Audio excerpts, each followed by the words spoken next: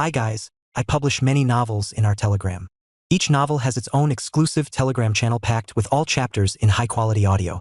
Plus, if the novel is ongoing, you'll get all future updates and releases automatically, no extra cost, no monthly payment. Just make a one-time payment via PayPal or Ko-fi and enjoy unlimited access forever. Don't miss out on the ultimate audiobook experience. Links in the description. If you can't support me financially, just like and subscribe our videos. Thank you guys, your support means a lot. And as always, enjoy Shadow.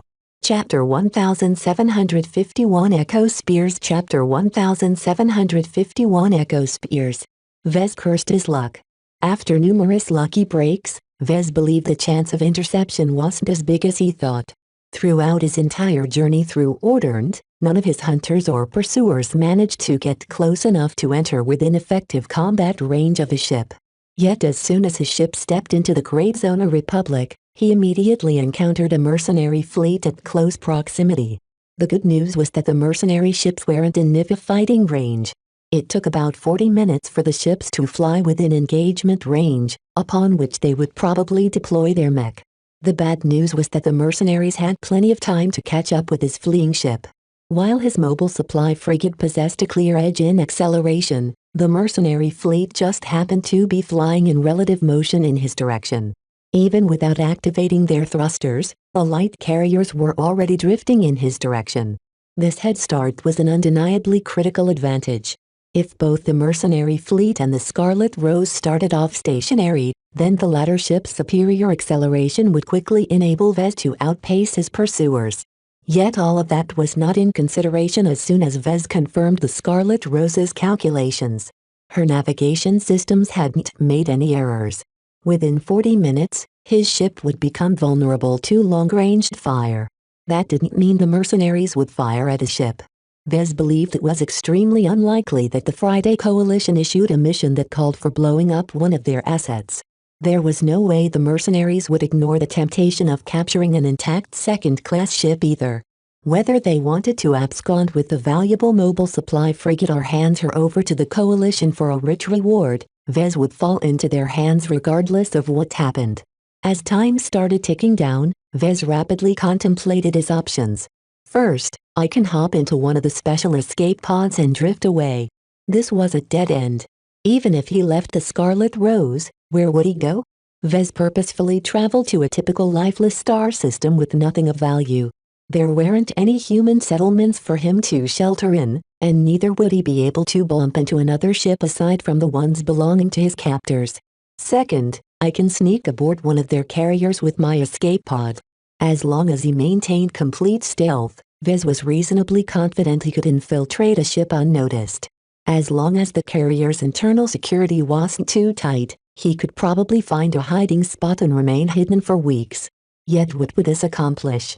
Even if he repeated his earlier feat and killed every crew member of the carrier, what could he do against the other 4 carriers? The moment the rest of the fleet noticed anything wrong, they would doubtlessly disable and corner their compromised ship with their mech. At most, he would be able to keep himself hidden while the mercenaries took their prize ship all the way back to the hub system of some sorts. There, they could process their new acquisition or make arrangements to hand it over to the Fridaymen. The chance that Vez could re-enter the Scarlet Rose and flee all of the presences at the hub system was comically small. Vez had no choice but to rely on his personal capacities to navigate a foreign planet or space station and find some way to find passage away. This was not an unacceptable outcome to him, but it entailed abandoning the Scarlet Rose. Is a second-class mobile supply frigate really worth all of the risk? If Vez still remained in his rational state, then he would likely choose this option. It was one of the best ways to preserve his life and make it back to safety. The truth was that the Scarlet Rose was way too valuable and high-profile for Vez to succeed in bringing her all the way to the Ilvain Protectorate. Once Vez got rid of this eye-catching space jewel, he could probably rely on himself to blend in the crowd and board some sort of ship that traveled away from the Friday Coalition. Yet Vez was no longer as listless as before. Enough time had passed for most of his spiritual energy reserves to recover to full. His grand dynamo had worked hard to return him to his normal state. While it still took at least a day or two for him to get topped off, Vez pretty much regained most of his emotions. Right now, Vez felt very possessive about his new acquisition. If it was possible, Vez did not wish to lose his new ship. It will take years for me to earn enough money to commission a comparable ship, he lamented. How can I miss this opportunity to surpass Gloriana by bringing in a ship that's superior to her stellar chaser? Vez often felt inadequate when he compared his piddling Barracuda with her larger ship. Now that he captured the Scarlet Rose, Vez would be damned before he gave her up. There had to be a way for him to retain the vessel he so painstakingly killed off an entire crew to obtain. He set aside the previous option and quickly moved on to his other options. There is no way to outrun or hide from this mercenary fleet. If there was some kind of satellite or asteroid belt in the vicinity, then he could have tried to shake off pursuit by taking advantage of the complex stellar terrain. Yet this red dwarf system was so pathetically empty that there weren't any asteroid belts within a couple light hours of his current position. Only empty space surrounded his ship in each direction, ruling out any possibility of breaking detection. Then, maybe I can negotiate. Though Vez did not feel very hopeful about this option, he might as well give it a try. He hailed the approaching ships. It took a brief amount of time before someone on the other end accepted the transmission. An elder man in a black mercenary uniform appeared in view. His short gray beard and his short cropped hair reminded Vez of the military. His mood instantly sunk as he took in the opposing mercenary commander. The leader's straight, ramrod posture and his well-honed air of authority suggested that he was a really tough bone. Mr. Vez Larkinson, the old commander began. I am glad you have reached out to us. You have saved us the effort of figuring out whether we are chasing after the right ship. It appears you already know. Could you introduce yourselves? Why certainly. I am Leonard Quint, commander of the Echo Spears. We are a rather notable mercenary corps of the Great Zona Republic. We specialize in bounty hunting and punishing pirates. I see. Could you please go elsewhere? Your ships are getting uncomfortably close to mine. I'm sorry, Mr. Larkinson, but that ship iced yours. We have accepted a mission to return the Scarlet Rose to her rightful owners. As for you, the Coalition has offered a rich bounty for your capture. You're all alone on that ship, correct? Who knows? Don't lie. There is no one on the bridge except for you. If you want to prove otherwise, then feel free to expand your projection. Vez tried his best not to grimace. This was a very clever way of confirming that Vez hadn't picked up a crew along the way.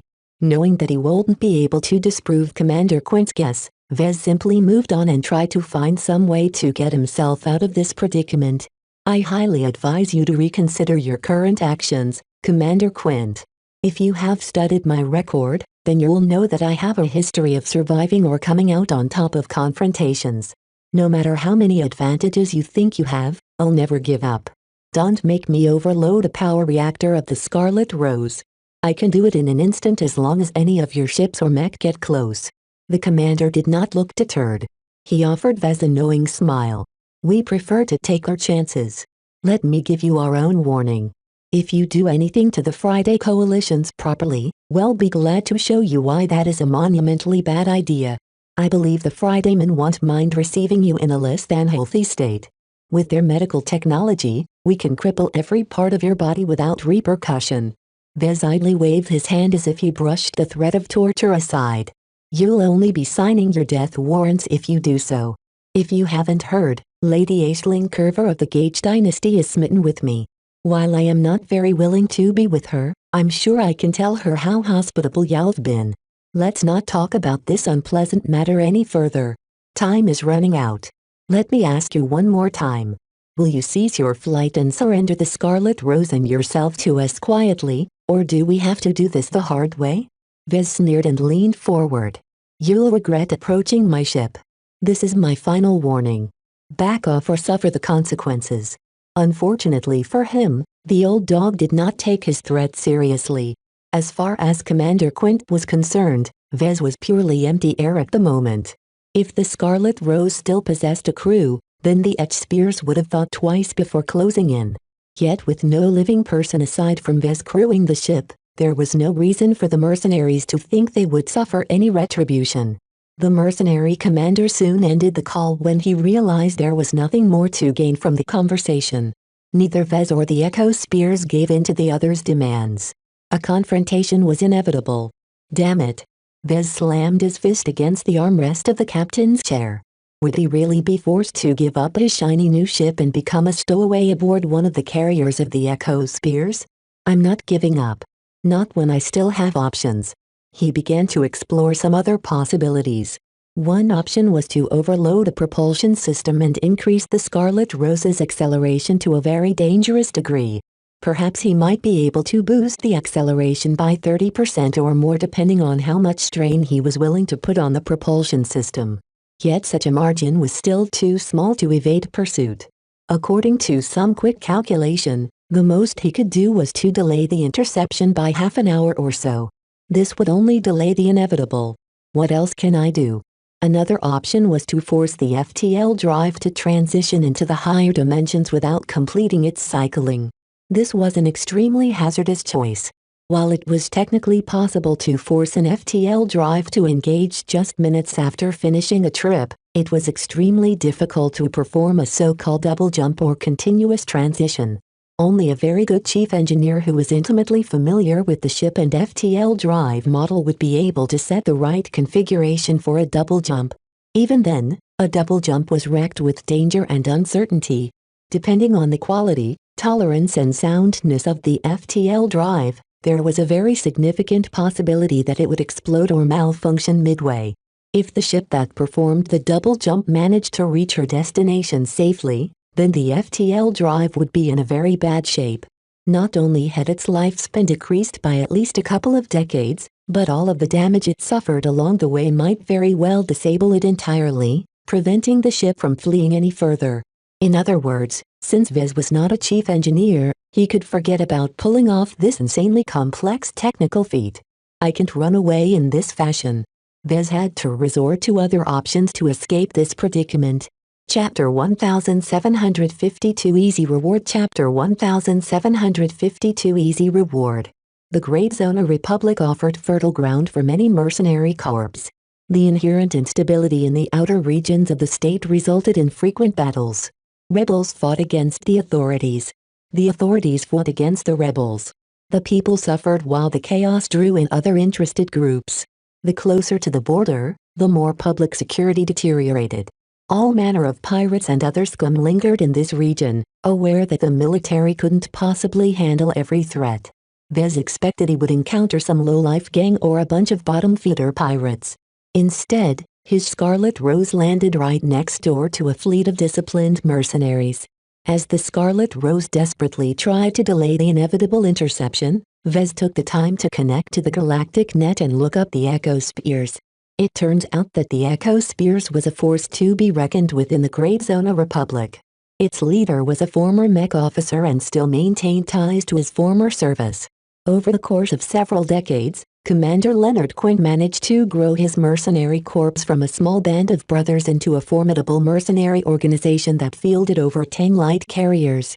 That was a remarkable growth trajectory. All of this sounded familiar to Vez. In the Bright Republic, many veterans tended to form or join a mercenary corps when they were discharged from the Mech Corps. The veteran Sterned mercenaries were a cut above other mercenaries who never underwent military training.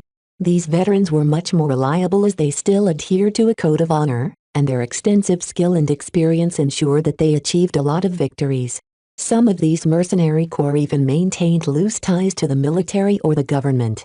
With such solid backing, these mercenary corps gained an edge over the competition, thereby preventing other mercenary corps owned by less desirable groups from dominating the local mercenary industry. Though the record and the news articles on the Echo Spears did not mention anything about a military connection, Vez found many subtle clues. The mercenary corps developed far too quickly to have grown without backing. 10 light carriers and hundreds of mech can't come from nowhere. Vez muttered in a depreciating tone. The mercenary business isn't that profitable. It cost a lot of money to acquire mech and ships. It cost even more money to service and to replace them in the event of suffering losses. It was actually very hard to make a profit in the mercenary business. Too many business illiterate mech pilots ran their outfits to the ground while being mired in debt. For an outfit like the Echo Spears to expand their forces so rapidly and consistently was a very good indicator of their competence in battle. These guys are tough, Vez concluded. There's no way to defeat them easily. He won't be able to resort to cheap tricks such as nagging them until they left like he did with the blind prophets. With time running out and few viable options available to him, Vez felt as if a net was closing in on him. If he didn't do something, he might get caught. I have no choice. Vez gritted his teeth. He issued some commands to the ship before departing the bridge. He had some preparations to do, and he didn't have a crew to do it for him. If he wanted something done, he had to take care of it himself. Lucky. Where are you? Get back to me. Are you going to help me or are you going to keep emptying my materials storeroom? Half an hour passed by as the fleet of 5 light carriers indomitably caught up to the Scarlet Rose. The latter ship accelerated faster than the mercenary ships. There was no doubt as to why. The Scarlet Rose was significantly smaller than the carriers designed to accommodate up to 40 mech. She also incorporated much better tech and materials as a second-class vessel.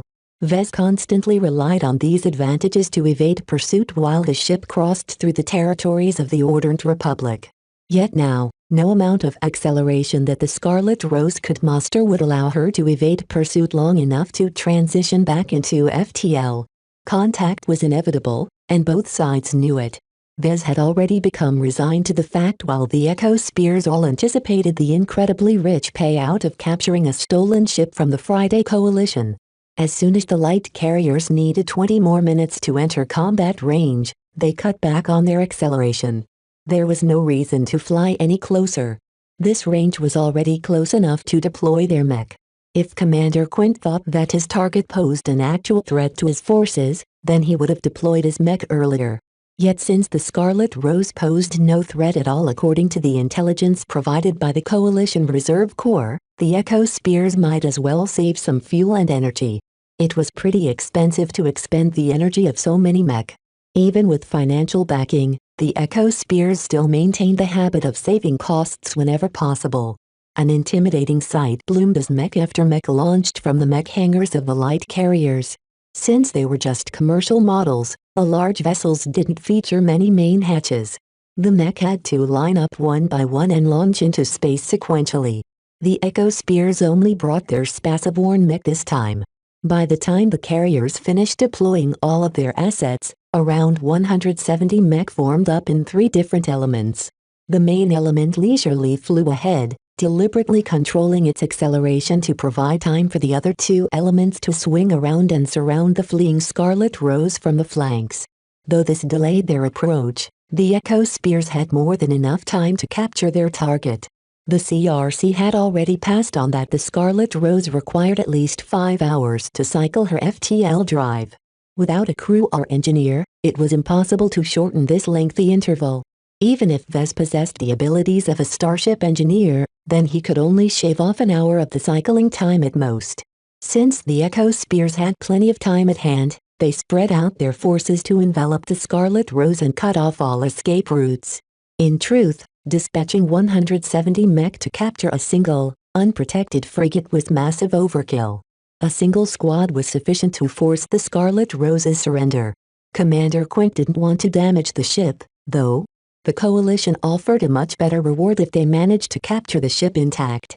For this reason, he chose to adopt an overwhelming approach and induce a surrender without firing a shot. Anyone sane would never think to resist against so many mech. Unfortunately, the Echo Spears just happened to bump into someone who was less than sane. As Commander Quint calmly instructed a squad of his more junior mech pilots to break from one of the main elements and close in on the fugitive ship, the command center suddenly sounded an alarm. Commander, the mech hangar hatch of the Scarlet is retracting. What? Confirm that. We have a direct optical view of the mech hangar retracting its hatch. The sensor operator activated a projection that showed the Scarlet Rose in all her splendor. Her thrusters burned bright as the ship vainly attempted to outrun her pursuers. A hatch large enough to fit a medium mech with some room to spare slid open, giving Commander Quint and every other observer a clear view of the interior of the mobile supply frigate's mech hangar. What is Mr. Larkinson up to? The mercenary commander wondered.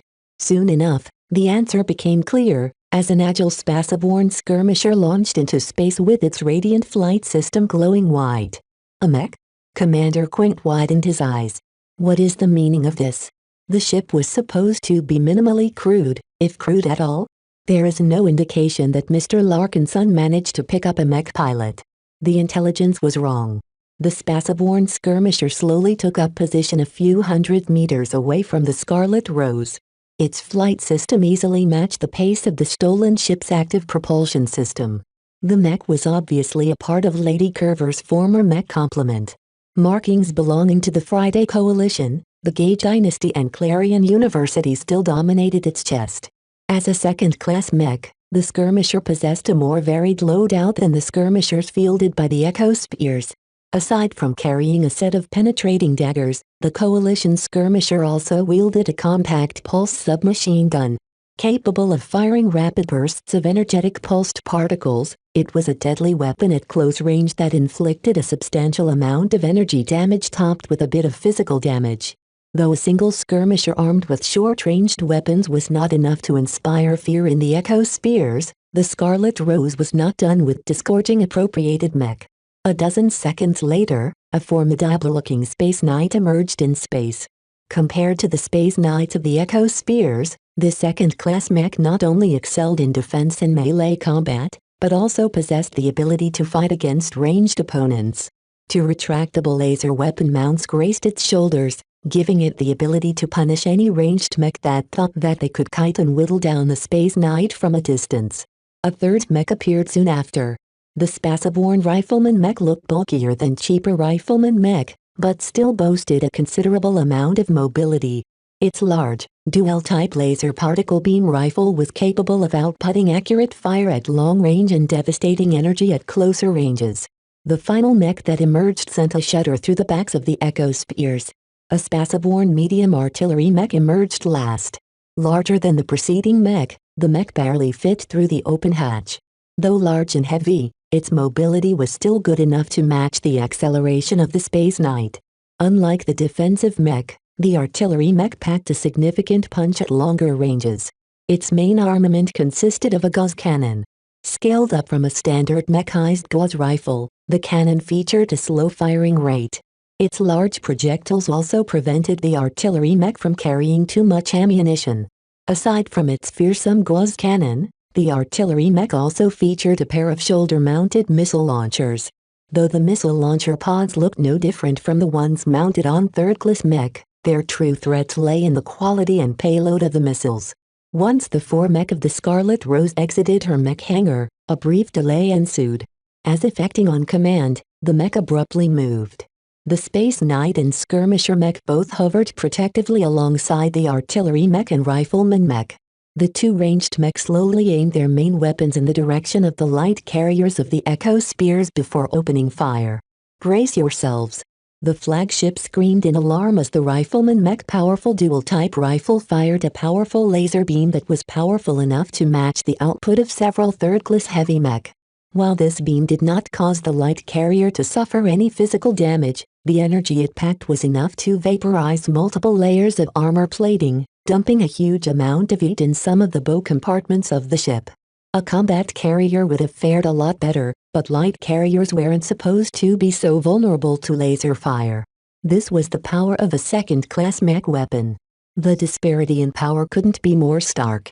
Just after the laser beam opened up a gap in the bow section of the carrier, a hyper-accelerated Gauss cannon projectile quickly slammed into the cavity, causing the ship to suffer a substantial collision. A large amount of debris sprayed into space as several compartments broke up in an instant, pulverizing plenty of bodies as the light carrier forcefully endured the sheer amount of kinetic energy crashing onto her hull. Just 2 hits was enough to inflict major damage to one of the motherships of the Echo Spears. Though this was far from enough to cripple the ship, the damage the second-class mech inflicted was enough to shock the mercenaries who expected an easy reward. Within the mech hangar of the Scarlet Rose, Vez erupted into laughter as he stood in front of a large, improvised control panel. "Did you think I was lying? Not this time." The control panel was split into multiple sections. 4 of them just happened to project the control interfaces of 4 different mech. Let's give them another lesson. Fire. As soon as Vez pressed a couple of buttons, the rifleman mech and artillery mech fired another salvo at the enemy flagship. Ha ha ha ha. Do you regret chasing after me? It's too late. Chapter 1753 Firepower Disparity Chapter 1753 Firepower Disparity. In the time it took for the Scarlet Rose to pass through the territories of the Ordered Republic, Vez hadn't been spending his time in vain. As someone who always indulged in paranoia, Vez never assumed the best-case scenario happened all the time. His temporary rational state did not diminish this aspect of his. Instead, he became just as paranoid as any casual probability analysis concluded that Vez would surely encounter a situation like this where the Scarlet Rose couldn't shake off her pursuers. If not now, then later. Vez had to pass through too many star systems, giving his pursuers plenty of opportunities to prepare an ambush. Aware that fleeing was not always a viable solution, Vez had to prepare another countermeasure. If he was a qualified starship engineer with many different ship-related competences, then he would have decided to tinker with the Scarlet Rose. Perhaps he might be able to boost the propulsion system of the ship to provide her with a temporary doubling in acceleration. If Vez happened to be very competent and in a gambling mood, then he would have taken his chances by performing a ruinous double jump. Sadly, Vez only possessed a shallow understanding of starship engineering. While he could have spent some time by studying some of the textbooks in Aisling's comprehensive library, it would take months or years to become competent enough to manipulate the Scarlet Rose's complex engineering systems. Trying to master the Scarlet Rose by himself was a waste of time. Vez wasn't an engineer. He was a mech designer. Rather than attempt to mess with something outside of his expertise, he should rather be leveraging his strengths. And what better could he apply his expertise to than the 4 dormant second-class mechs stored in the mech hangar of the Scarlet Rose? When Vez first visited the mech hangar in person, the cleaning bots already took away the bodies left by Lucky's rampage. A bit of scars signifying weapon discharges still marred some of the portions of the mech hangar, but by and large everything was fairly intact. The mech hangar wasn't actually very big. The Scarlet Rose had to devote a significant amount of internal volume to provide enough space to accommodate 4 battle-ready mech. Each of the 4 mech shared the same orange coating and markings of any mech affiliated with Clarion University. Evidently, Aisling managed to replace the standard CRC mech complement with 4 of her personal bodyguard mech. The design schematics and other files that Vez retrieved from her personal desk terminal proved to be extremely helpful in figuring out the mech. Without them, Vez would have wasted precious time and effort in deciphering the mech. Yet now that he possessed all of Aisling's notes about her own work, Vez rapidly understood the essence of the 4 mech. These mech are all reflections of her design philosophy. She designed and built these mech for herself. This was different from designing mech for external clients, who all possess different demands. Aisling's aim in designing these bodyguard mech was to form a team of mech that exerted as much strength as she could manage. The secret ingredient is neural interconnectivity. Grouping 4 random mech together did not necessarily yield greater results. The challenge was to form 4 complementary mech who each amplified each other's strength. The goal was to achieve a level of performance that was stronger than the sum of its parts. This happened to be something that Lady Curver excelled in. By employing a group of 4 very close mech pilots and pairing them up with custom mech that each connected to a neural network, the mech pilots were able to exert a level of coordination that was a level beyond what elite teams could manage. While Aisling's application of neural interconnectivity was still immature to the more dramatic applications of Master Huron, it was enough for her 4 mech to exert the effective strength of 6 or 8 uncoordinated mech. Of course, all of that was rather moot to Vez. With no mech pilots on hand, particularly those who possessed the necessary training to pilot second-class mech, Aisling's specialty couldn't be leveraged. In fact, without any mech pilots, how could Vez even make use of these powerful machines? Surprisingly, Calibus came to the rescue. Part of the software and data packages she included in her transmission consisted of programs meant to take control over Coalition mech. Though it required a bit of hacking and hardware modifications, Vez and Lucky easily managed to follow the steps outlined by Calibust's instructions.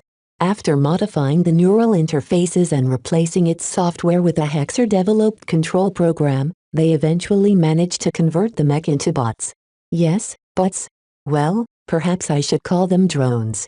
Regardless of how he called them, after a lot of modifications spanning an entire week, Vez managed to turn the 4 second-class mech into unmanned fighting machines. Ordinarily, Aceling's bodyguard mech did not come with any automation. If Vez wanted to convert the mech into bots without any assistance, then he would have taken at least a month. He would have been forced to spend most of the time on programming and configuring the AIS and control systems. Calibust's timely gift provided him with a reanimate solution, allowing him to finish the conversion even before the Scarlet Rose left the Ordned Republic. The end result made Vez excited. The 4 unique mech that used to be piloted by humans now turned into a quartet of battlebots. Of course, these battlebots only exerted a fraction of their original effective performance. The automation of the mech was fairly limited and lacked a lot of ingenuity. While it was no problem to command them to perform standard tasks, as long as they encountered formidable opposition, then the AIS controlling the mech could easily be fooled. This essentially meant that the 4 battlebots would certainly lose in a battle against 4 proper mech if all else was equal. In fact, the battlebots would still lose if they faced just 2 second-class mech piloted by competent human mech pilots. However, the Echo Spears that managed to corner the Scarlet Rose did not come from the Friday Coalition. The Mercenary Corps was a homegrown outfit from the Great Zona Republic. Their economical light carriers and their large number budget mech with a handful of mid-range and premium mech all indicated that they were not swimming in money. The chance that the Echo Spears were capable of fielding second-class mech was practically nil. This gave Vez the confidence to deploy his new battlebots. Even though it was rather ridiculous to think that 4 battlebots could defeat a force comprising of 170 mech, the quality disparity was very significant. Why did the Coalition Reserve Force dispatch monitors to foreign states without any escorts? That was because they didn't need it in most cases. 4 second-class mech was enough to deter every opportunistic attacker who drooled over capturing an expensive ship from the Coalition. Though Vez was forced to make do without any mech pilots, the AIS and remote control system were enough to breathe new life in the pilotless mech. As the 2 ranged mech fired their second salvo, Vez instructed them to sustain their fire on the light carrier that he identified as the flagship. Both visual observation and tracking the source of the earlier transmission confirmed that the light carrier flying in the center was the flagship of the Echo Spears. Commander Quint must be feeling really uncomfortable right now. Vez gloated as the 2 ranged mech kept hammering the ship in question with an unrelenting staccato of laser beams and gauze cannon projectiles. The former might not be too impressive, but the latter inflicted a devastating amount of damage to large but lightly armored targets. The Kraven, which was the name of the former artillery mech, was not very good at attacking mech. Its gauze cannon packed a huge punch, but it wasn't very good at tracing swift, mobile targets such as light skirmishers. Instead, the Kraven was designed to take care of larger, more strategic targets such as space stations, fortified bases and starships. The light carriers of the Echo Spears soon responded to the unexpected threat. They no longer flew mostly straight but adopted a very chaotic zigzag pattern.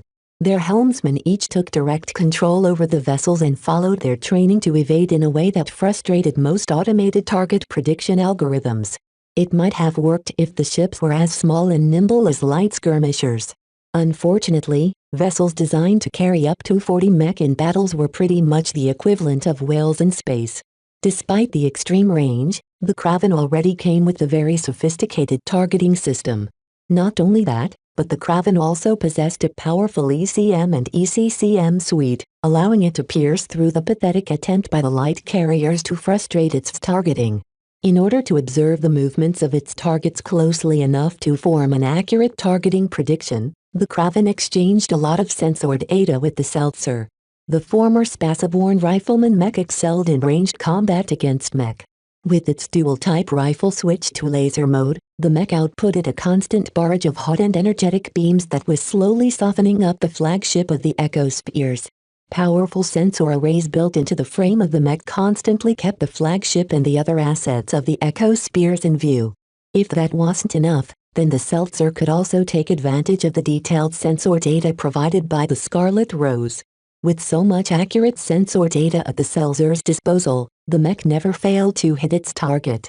Laser beam after laser beam continued to melt a hole at the exact section of the flagship. The Seltzer's long-ranged accuracy was much higher than that of the Kraven. Recognizing the threat, the flagship slowed down and turned her hull until the damaged portions no longer faced the battlebots. Ha ha ha. I was waiting for this. Vez grinned. He manipulated the interface to adjust the targeting priorities of the Kraven and the Seltzer. Instead of firing upon the solid exterior hull plating, the two mech instead started firing on the exposed main thrusters of the light carrier. When the enemy flagship rotated on her axis to turn her heavily damaged bow away, she inevitably exposed her thrusters and vulnerable rear. This decision made in desperation was a big mistake. Soon, the Seltzer fired first. A laser beam instantly impacted a section of the rear hull that squeezed just between the main thrusters of the light carrier. Vez knew that there was little use in firing energy weapons directly in the thrusters. These components were built to be extremely resilient against heat. Therefore, he instead opted to soften up the rear hull plating in preparing for the main attack. Shortly afterwards, the Kraven finally fired its gauze rifle cannon. A projectile larger than the rounds fired by the Deliverer's executor rifle traveled faster than anyone could conceive. Vez had deliberately held back the power of the Kraven's main armament in order to increase its firing rate. Now, the artillery mech fired a heavy round accelerated to greater speeds than before. The gauze cannon round closed the distance so fast that the helmsman barely had the time to juke the ship. Too late. With the help of predictive targeting, the gauze rifle round managed to hit one of the main thrusters at an angle. As a sensitive component, most forces did everything possible to avoid exposing the stern of their vessels to the enemy. The reason why quickly became evident.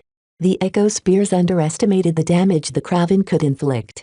The round not only bore through the thrusters, but also penetrated deeper while transferring a cataclysmic amount of kinetic energy to one of the most sensitive sections of a ship, the engineering compartments. A soundless explosion erupted from the stricken light carrier as her entire stern blew up.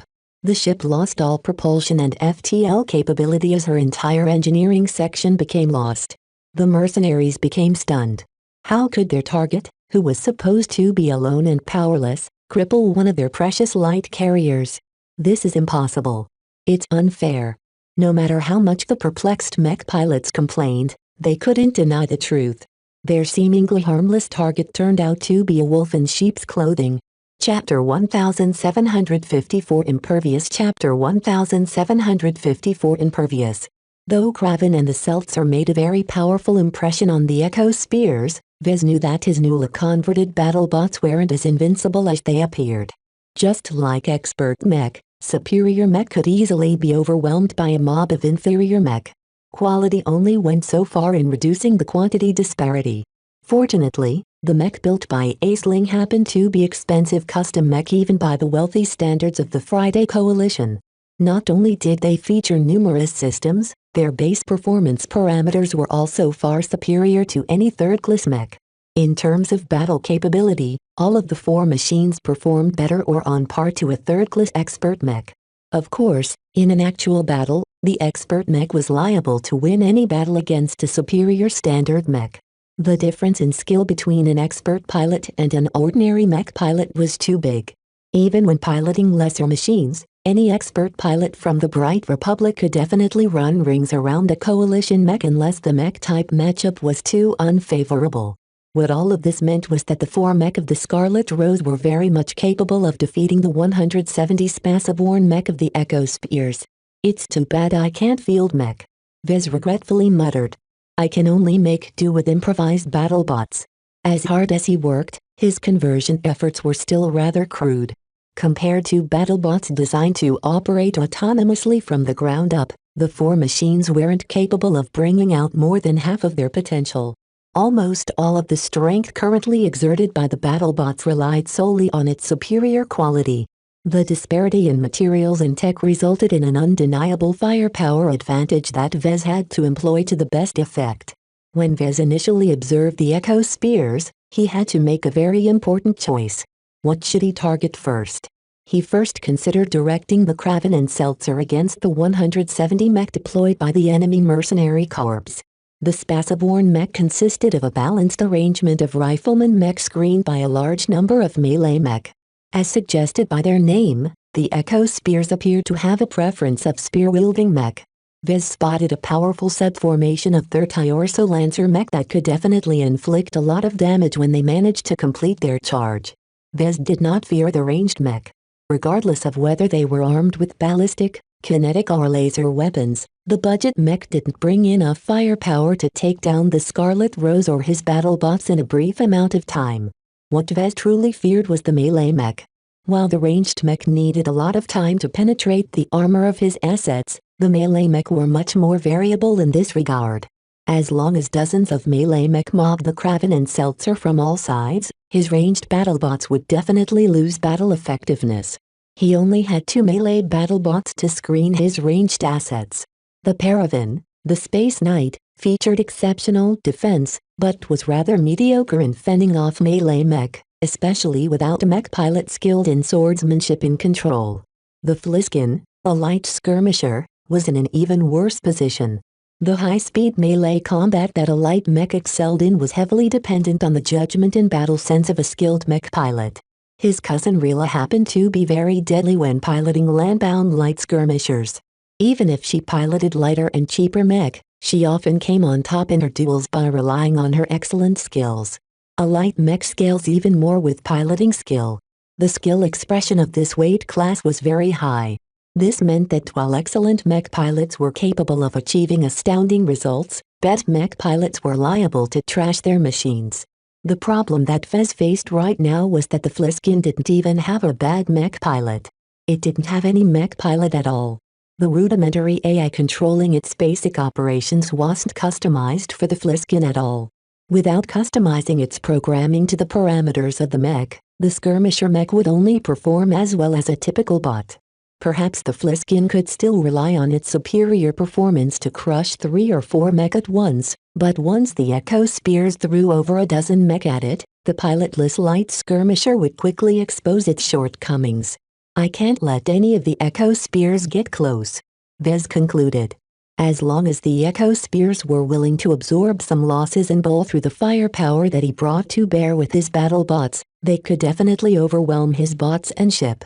This was why he directed the Kraven and the Seltzer on the enemy ships rather than mech. He wanted to discourage the Echo Spears from pursuing him any further. His goal wasn't to defeat the Echo Spears or kill Commander Quint. Vez could care less about these Zonin mercenaries. What he truly wanted was to get away. To achieve this goal, it was enough to force the Echo Spears into a retreat. As long as they gave up the chase, the Scarlet Rose's FTL drive would finish cycling and allow him to jump away from this star system. What better way than to distress a mercenary corps than by attacking their ships? He grinned.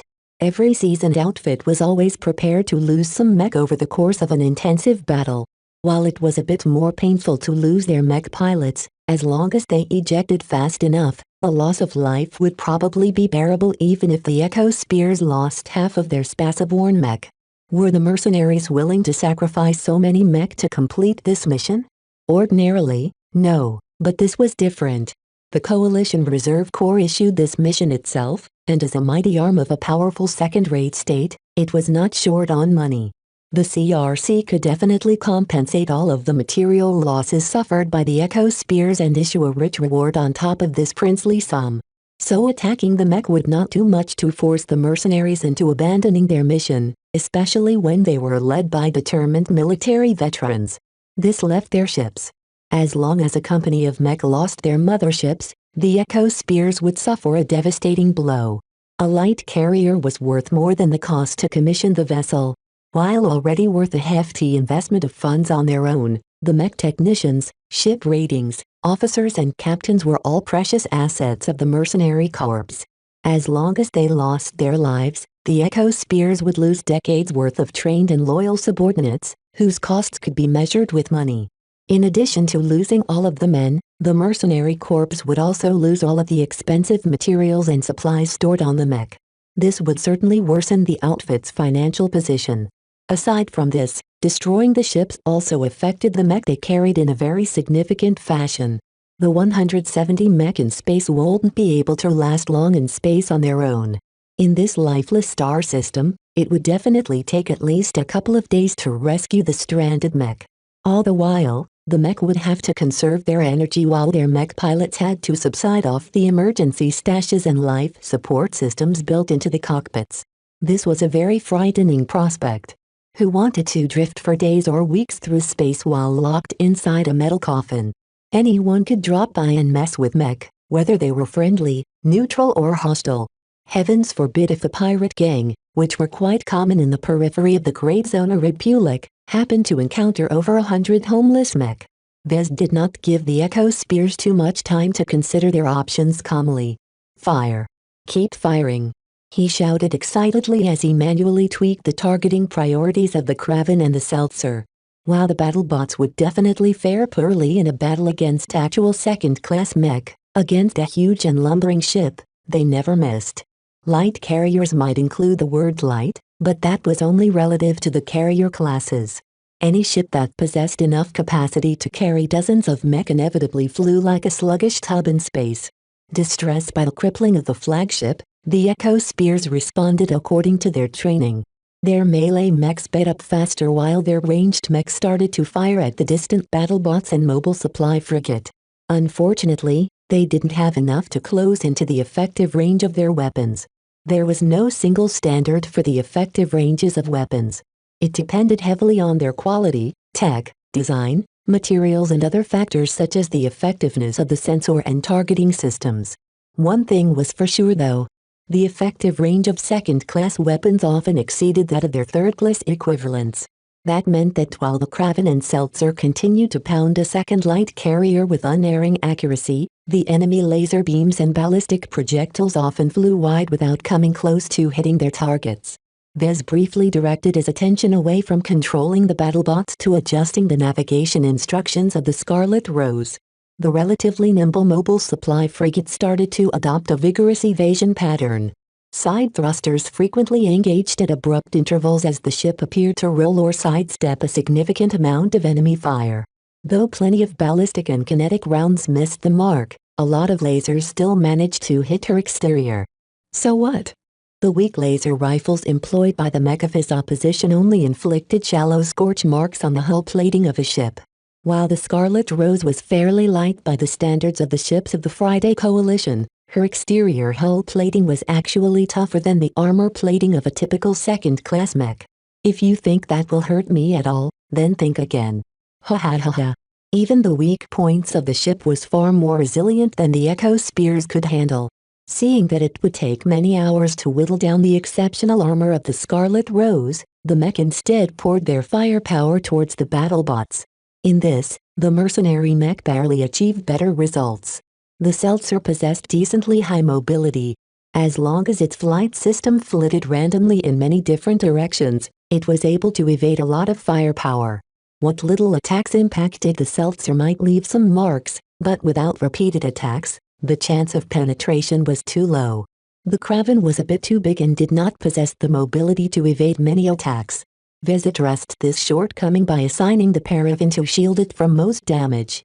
The Paravan's large kite shield withstood or absorbed countless attacks, many of them leaving just tiny marks on its surface. Even if an errant laser beam or ballistic shell impacted the frame of the mech, the damage was likewise superficial. However, Vez quickly noticed that the quantity of it was a little distressing. 1,000 pinpricks could still destroy the Space Knight.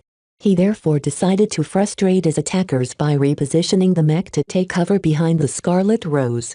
Most of the attacks started to impact the almost impervious exterior of his ship, preventing his battlebots from enduring the attacks directly. With the safety of his battlebots guaranteed, the Kraven and Seltzer completely let go and pounded the second light carrier until all of her bow sections turned into scrap. Though the Echo Spears hesitated to change the ship's orientation, they soon had no choice. When the targeted ship rotated a little bit on her axis, Vez pounced on the tiny opening.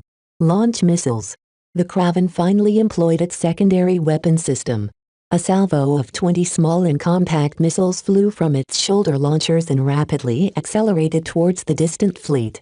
Chapter 1755 Tech Disparity. The battlefield became the canvas of an unequal exchange of fire. The full Spaceborne mech contingent of the Echo Spears desperately poured their firepower at the Scarlet Rose in an attempt to stop the battle bots from threatening their ships. Yet the bulk of the mobile supply frigate shielded the bots too well. The ship's though armored surface was designed to withstand a decent amount of firepower from Hexer mech units. While the might of 100 ranged mech was a sight to behold, the Scarlet Rose danced around in space and evaded much of the incoming fire.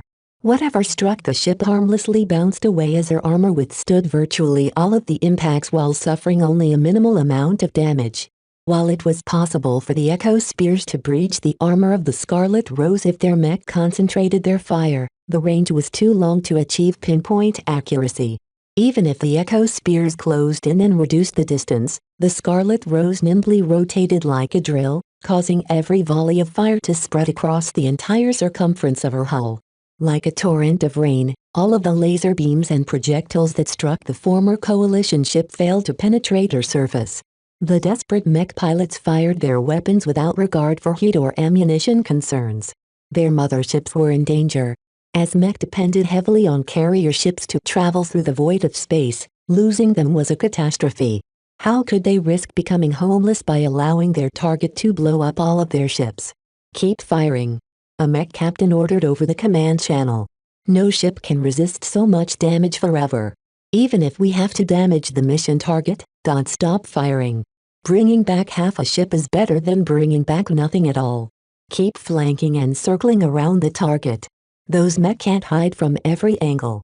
The plan of the Echo Spears was sound. As long as their mech caught up to the Scarlet Rose and surrounded her from every direction, there was no way the more vulnerable mech could avoid their attacks. Compared to a large and sturdy vessel like the Scarlet Rose, the four mech were much more susceptible to their attacks. There was no way the artillery mech and the rifleman mech would be able to last for long against a sustained bombardment. While Vez was aware of this threat, he did not exhibit any panic at all. Instead, he grinned as the battle proceeded exactly according to plan.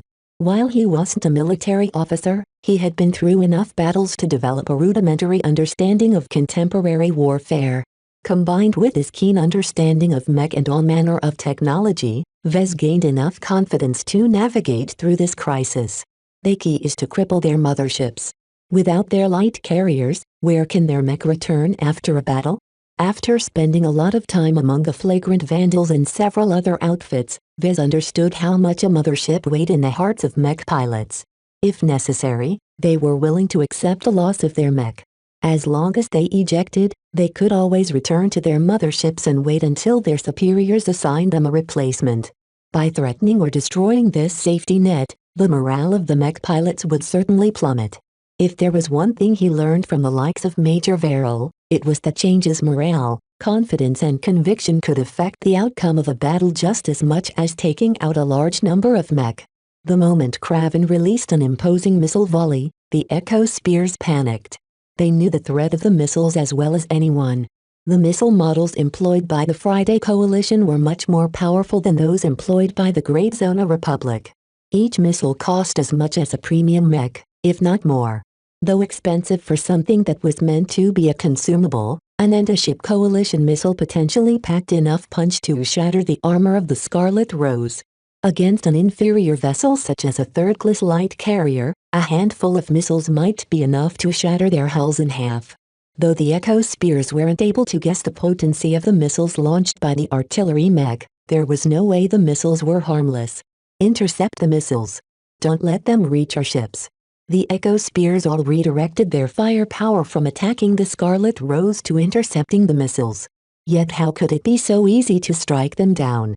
Vez programmed the missiles to spread out and disperse like a net, making it harder for them to be taken out simultaneously.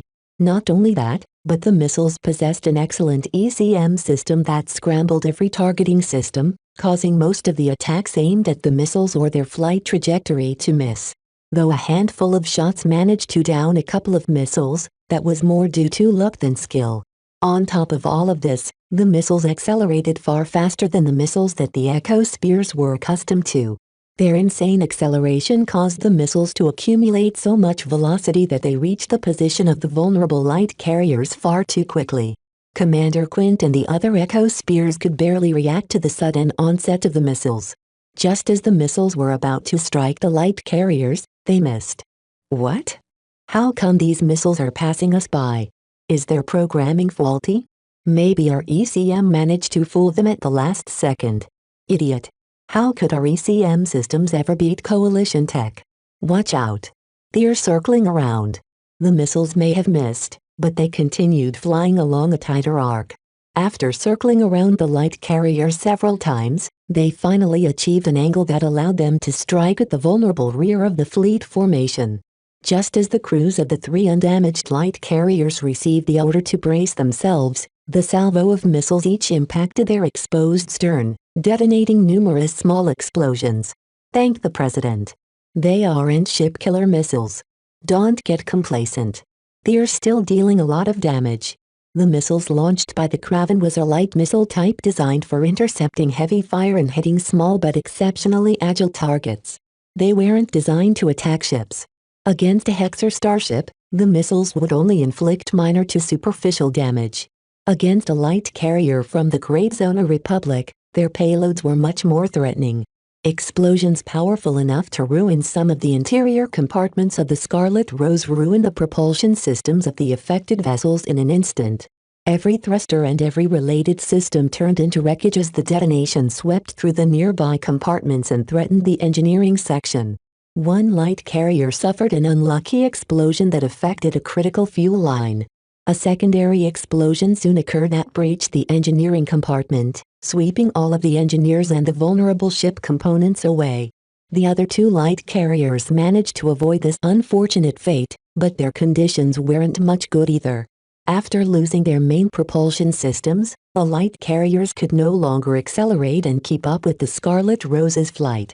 After crippling the flagship, heavily damaging a second light carrier and disabling the propulsion systems of the remaining 3 vessels with a single missile volley, the mobile bases of the Echo Spears all turned into sitting ducks. Vez widened his eyes as he witnessed the results. The missiles performed much better than he anticipated. He only expected a small portion of the missiles to make it through, and he did not dare to dream that he would be able to cripple all 3 targeted ships. The disparity in ECM is too big. The countermeasures built into the missiles of the Coalition completely negated the targeting systems employed by the mercenary mech. Their mech pilots had been forced to aim their weapons manually without benefiting from aim assist or accurate sensor data. It's too bad I don't have enough missiles. He sighed. The Scarlet Rose was not on a combat mission, after all. She only carried a standard amount of ordnance, and none of them were impressive by Coalition standards. While the Scarlet Rose possessed enough supplies to sustain a couple of more battles, eventually Vez would run out of missiles. He could not afford to squander his limited assets. Fortunately, the effect of this singular missile volley had been good. After continually shocking the Echo Spears, this final strike appeared to be the straw that broke the camel's back. On board the crippled flagship, Commander Quint no longer maintained a controlled and confident demeanor.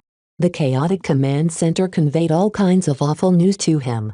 Each and every light carrier sustained severe damage. Aside from a single ship, all of his other ships were no longer able to keep up the chase. The Scarlet Rose continued to burn her thrusters, accelerating further and further away from the crippled mercenary fleet. Commander Quint had to make a very difficult decision. Should he recall the mech deployed to intercept the Scarlet Rose? If he let the mech continue their mission, then they would only fly further and further away from the light carrier. If they expended too much fuel or energy, then they might not have enough juice to return to their motherships. If he recalled the mech, he would essentially have to give up on the mission and miss a huge payout. Not only that, but he would also have to force the Echo Spears to go in the red in order to raise enough funds to repair the damaged light carriers. This was very expensive. The mercenary commander contemplated whether he could have it both ways, but the intimidating firepower from the ranged mech of the Scarlet Rose instantly doused this option.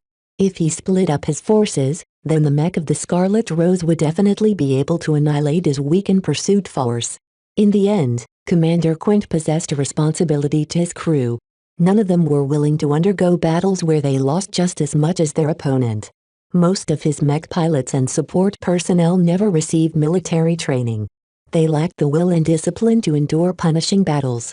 Even if the mech pilots managed to eject their cockpits from their broken mech, with the light carriers stranded in space, how long would they have to wait for rescue? Thinking of all the damage his mercenary corps would suffer if he pushed through with the mission, Commander Quint finally issued the order that was best for the Echo Spears instead of his clients. Cease fire recalls our mech. Stop the pursuit and let the Scarlet Rose go. Mr. Larkinson has won this battle. Though his announcement cut deep, many of the Echo Spears inwardly sighed in relief. Who knew what kind of other deadly surprises the Scarlet Rose and her mech would show off next?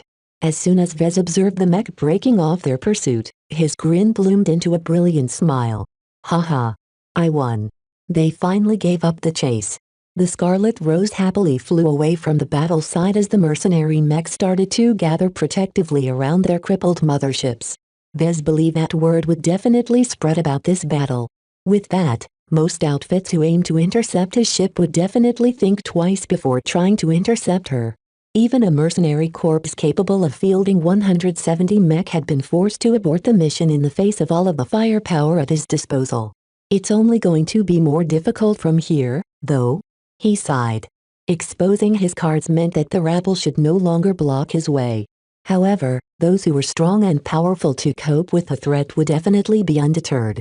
Out of all of the possible enemies that might pursue him, Vez never discounted the possibility that a force dispatched by the Friday Coalition would manage to intercept his ship. In this case, Vez would no longer be able to crush his opposition by virtue of his tech disparity. Chapter 1756 Damage Accumulation. After giving up the chase, the Echo Spears no longer had any chance of completing their primary objective. The distance to their mission target constantly increased until it was far too late for the mech to catch up no matter how much power they dumped into their flight systems. The fleeing ship's FTL drive calmly continued its cycling process as if nothing special happened. Without any engineers to optimize this process, Vez had no way to hurry up this highly regulated process. After a total of 5 agonizing hours had passed, the FTL drive finally became available.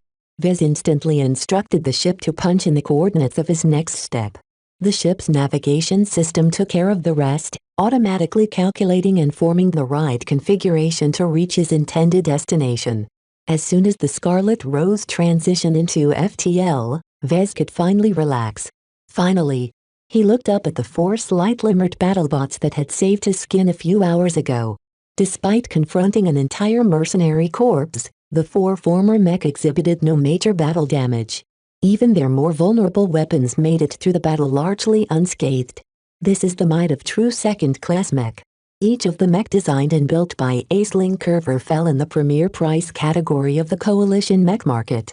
Vez did not even dare to guess the exact market price of these mech. He feared he would faint at the amount of calls it took to build or buy one of these custom mech. At the very least, Vez would have to fork over billions of Coalition credits to obtain mech of comparable quality and performance. It felt nice having all of this might at his disposal. Though the lack of mech pilots meant that most of their potential remained dormant, what little he could bring to bear was already enough for him to fend off opportunistic outfits like the Echo Spears. Now that he gained some self-preservation against weaker opponents, Vez believed his journey through the Great Zona Republic would not be as fraught with peril as he initially expected. The performance of his battlebots exceeded his expectations. These are some really good machines. If possible, Vez wanted to retain them and bring them back to his new base and take the time to study them from top to bottom. There was much that Vez could learn about the characteristics of second-class mech.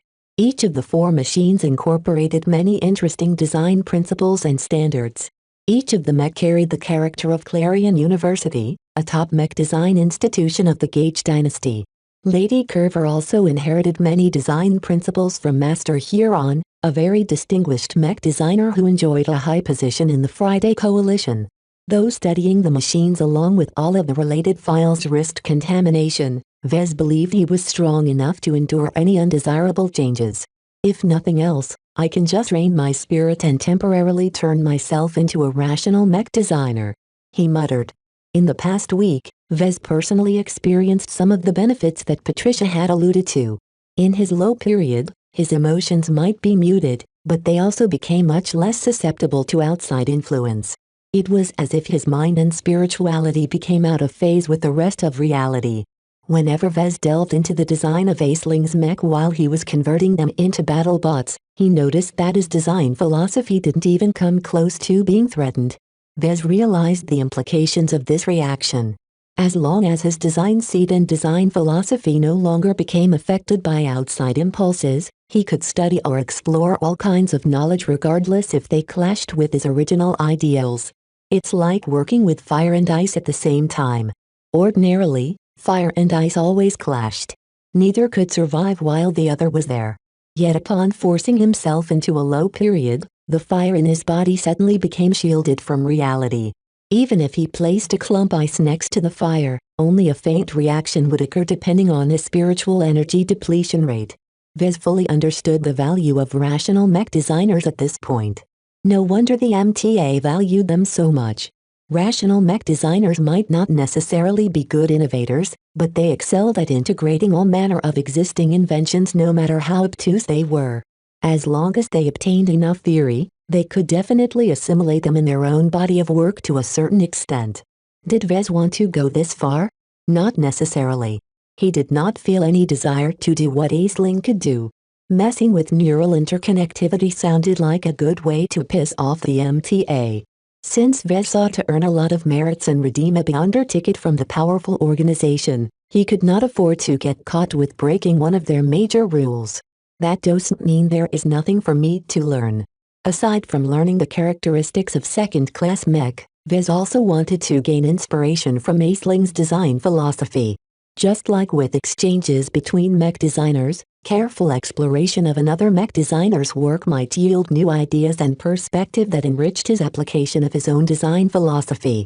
In recent times, Vez became somewhat intrigued by the possibility of replicating the effects of a neural network on a spiritual level. From his limited understanding of spirituality, Vez believed it was possible to facilitate a spiritual connection between two different mech pilots. After all, his design spirits were already capable of maintaining connections with many different mech. Yet a human was different from a powerful spiritual entity. How could any human mech pilot, particularly those who lacked spiritual potential, be capable of forming a spiritual connection with a fellow comrade in arms? Vez lacked the answer to this question, hence why he became so interested in exploring Aisling's works in depth. He hoped he might gain some inspiration that pointed him towards a possible solution. What would it be like to form a network between mech pilots that transcends the man-machine connection? He could scarcely imagine the results. By forming a spiritual web of connection between mech pilots, they would become capable of exchanging all manner of thoughts and information. If the mech pilots took advantage of this exceptional state, they would be able to fight and move as a single entity. Even better, the mech pilots might be able to achieve resonance between each other that amplified their effective piloting performance. Of course, Vez did not believe that such a strong result would emerge on the first attempt. Without the physical bond of a neural interface, the spiritual network would likely be weak. Perhaps only a trickle of data could be exchanged between mech pilots. Yet that was already enough to make a difference in battle. Vez shook his head. Every unknown innovation is a double-edged sword. Leaving aside the question whether it is even possible for me to form such a network, the potential risks are exceptionally great. Just like how reckless experimentation with neural interface technology often led to fatal outcomes, messing with spirituality was also fraught with peril. The crude form of spiritual surgery he performed on William Urbush was already proof of how bad things it could get if he played with forces beyond his understanding. I'll have to limit my experimentation to test subjects rather than my customers. Despite the risks, Vez seriously wanted to explore this avenue. Not only would he be able to add another application of his design philosophy to his arsenal, he also wanted to achieve something greater. He already formed a tentative but ambitious plan to strengthen his fighting forces and grant them a unique edge. While a spiritual network wasn't necessary, if he managed to pull it off, he could definitely achieve a lot of synergy by combining it with his next idea. Just thinking about the mech that incorporated these innovations practically sent him over the moon. As a mech designer, he loved nothing more than to turn the impossible into the possible. These will be my next research directions. He indulged himself for a few minutes longer before returning to reality. He could leave them for later once he passed the immediate crisis. Now that his ship transitioned into FTL, he was safe for a couple. Before my Scarlet Rose emerges back to real space, I have to make sure my assets are ready for battle. Vez proceeded to inspect the battle bots and tally the damage they incurred. He also ran a diagnostic of the ship in order to find out if any of her systems sustained any damage. Fortunately, the Scarlet Rose only suffered minor damage. Aside from some surface components such as sensor modules and other fragile devices, the mobile supply frigate managed to make it out of the battle unscathed. Though she endured a lot of enemy firepower, her exterior armor was largely intact. Part of that was because the ship's constant rotation spread out the damage across her entire hull, thereby preventing any single exterior section from accumulating too much damage. Even so, the minor cracks and chips represented a permanent reduction in armor integrity. As long as the Scarlet Rose kept bumping into enemies, the damage would continue to accumulate until a breach finally occurred. Given time, Vez might be able to patch up the holes. Yet Vez did not possess the expensive exotics required to fabricate replacement armor that was up to standard. He could only settle for the materials he had on hand to fabricate inferior replacements. The same went for the mech. Each of them only suffered light damage, but the dearth in materials made it difficult to repair any damage. Lucky was partially to blame for his poor logistical circumstances. The moment he stepped in the exotic storeroom, he found an rinse and sit gem cat lying in a pile of hell-feeding minerals as if he was sleeping on a bed of money. "Wake up, you thieving cat." Vez kicked the sleeping cat, causing Lucky to yelp and bounce against the bulkhead of the storeroom. Meow. Lucky hissed indignantly at his owner. "Oh, don't be so dramatic. With all that you've managed to devour, a kick against your bottomless stomach is the least you deserve." When Vez gave permission for Lucky to eat the Scarlet Rose's exotic stash, he expected his cat to take a while to digest his food. Yet as he approached some of the locked drawers and pulled them out, he encountered nothing but an empty cavity. Every sample of a critical material was gone. Vez inspected multiple drawers and found that some other valued materials had disappeared entirely. As for the lower-grade exotics, Lucky only sampled occasionally. "Lucky." Vez gnashed his teeth. "While I didn't set any limits on what you could eat, I thought you'd be sensible enough to leave some to repair my stuff.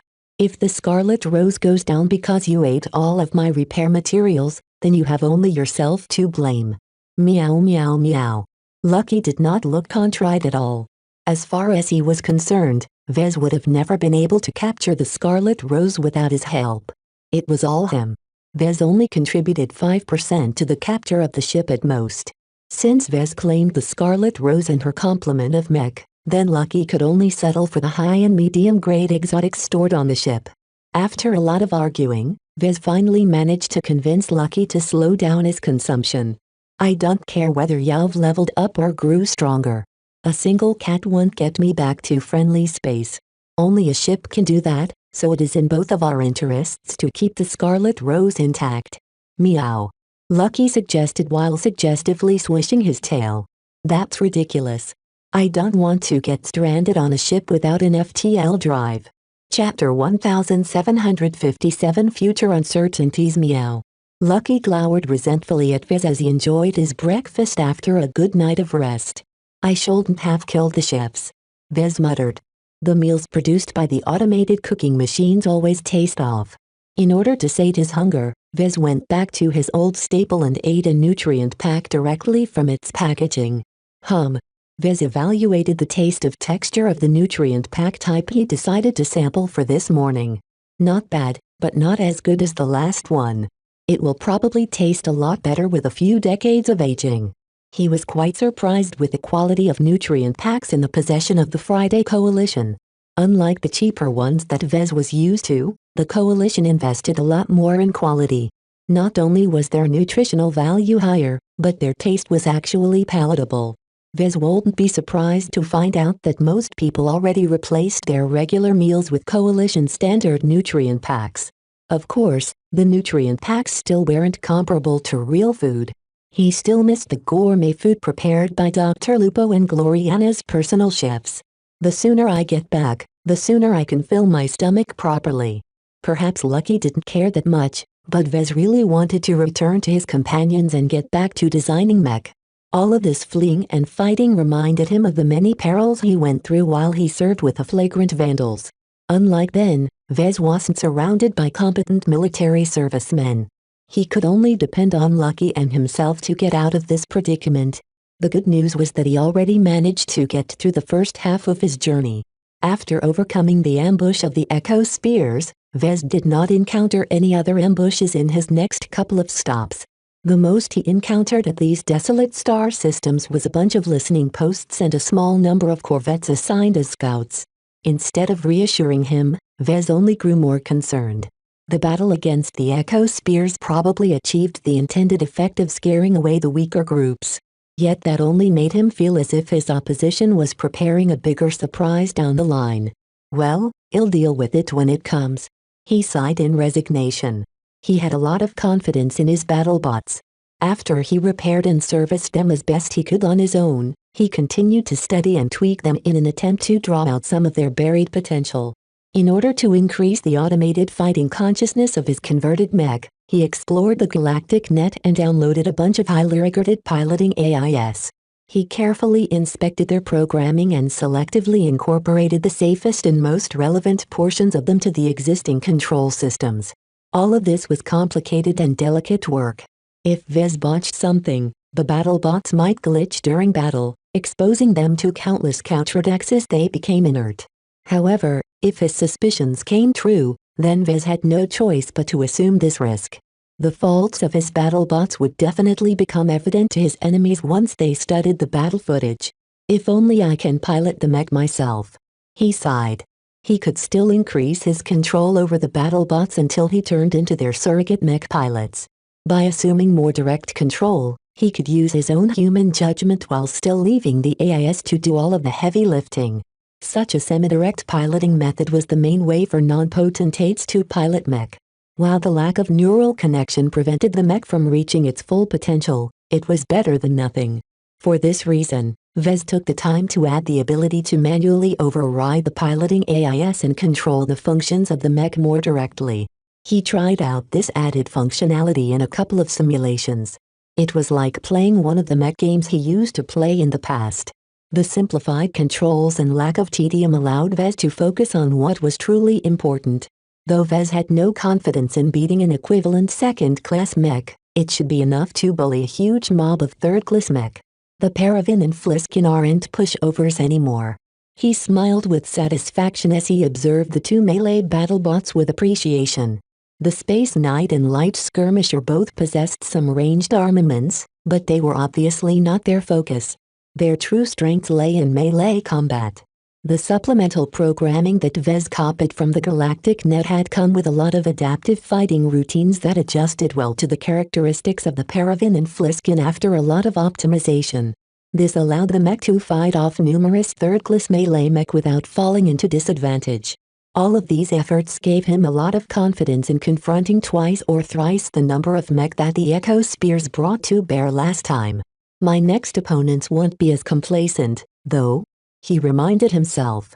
Anyone ambitious enough to hunt down a stolen coalition ship protected by a bunch of powerful battlebots should not be incompetent.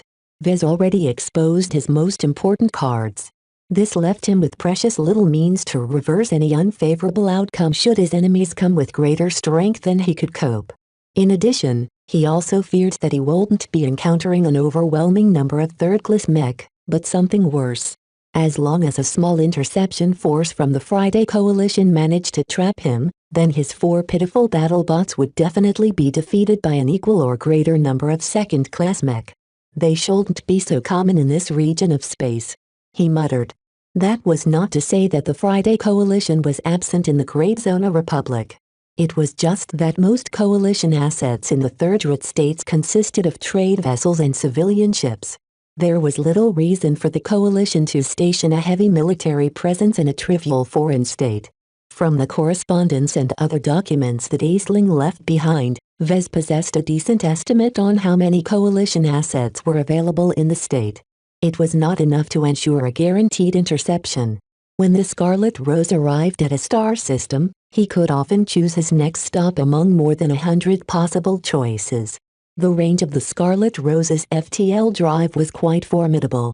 Though it was limited when Vez limited himself to traveling to dimmer star systems, he still had plenty of desolate star systems to choose from in order to avoid a prepared ambush. Though the listening posts and scout ships always tracked the Scarlet Rose's orientation as she transitioned into FTL, it took time to scramble enough assets to lay an ambush at her next destination. Even if the ambushers arrived at the estimated destination in time, the emergence zone often encompassed a volume that stretched for at least a quarter light hour or more. That was a humongous amount of distance. A mech firing a laser weapon would have to wait 15 minutes until it struck its target. With that much time, the randomized pathing of a ship or mech would have definitely deviated from the projected trajectory. In space, no one was stupid enough to travel in a straight line. While traveling straight minimized waste and maximized efficiency, following a predictable trajectory allowed any hooligan to accelerate a small asteroid to relativistic speeds and collide with the unsuspecting vessel. In any case, with such a large emergence zone, the chance that the Scarlet Rose would enter the range of prepared ambush fleet was not very large. What complicated the matter even further was the relative positions and velocity between the two elements. Nothing in space truly sat still. Everything was constantly on the move depending on which frame of reference someone adopted. Even the emergence zones moved according to the relative motions of the star systems and the gravitic tides raging in the higher dimensions. It all depends on chance. Whether he would be lucky enough to avoid a confrontation at his next destination was not set in stone. Vez was forced to roll another dice after arriving at each subsequent stop. As long as he suffered one unlucky roll, then all of his prior efforts were for nothing. Once he ended up in the hands of the Lady Curver and the Friday Coalition, he doubted they would treat him as well as they did before. He not only proved himself to be dangerous, but also had a lot of Fridayman blood on his hands. Killing the crew of another CRC was not a crime that could be brushed away. And considering how much the Echo Spears already knew when they confronted Vez, he figured out that the Friday Coalition hadn't kept his exploits secret. My notoriety has probably shot through the roof after this news became known. Vez groaned and held his head. What of his reputation? What of the LMC's standing in coalition-aligned states? The LMC should be safe for now. The Sand War still isn't over. My desolate soldiers and deliverer mech are still too essential to the survival of many states. That did not preclude the possibility of betrayal once his products no longer became vital. As soon as the Sand War ended, Vez and the LMC had to tread very carefully when doing business with coalition-aligned space. I can't stay in the Ilvain Protectorate, he concluded. It was pretty much an island in an ocean of coalition-aligned states. Staying there would only put a bigger target on the Protectorate. Vez did not wish to taunt the Fridayman into overrunning his benefactors. The Protectorate isn't suitable for me and my organization anyway. The Ilvanian culture didn't appeal to the members of the Larkin Sun family who decided to follow him. He couldn't imagine Melker, Raymond or Clinton turning into devout Ilvanian believers at all. In order to escape the reach of the Friday Coalition and provide his relatives and subordinates with a more compatible living environment, Vez needed to settle in a different state.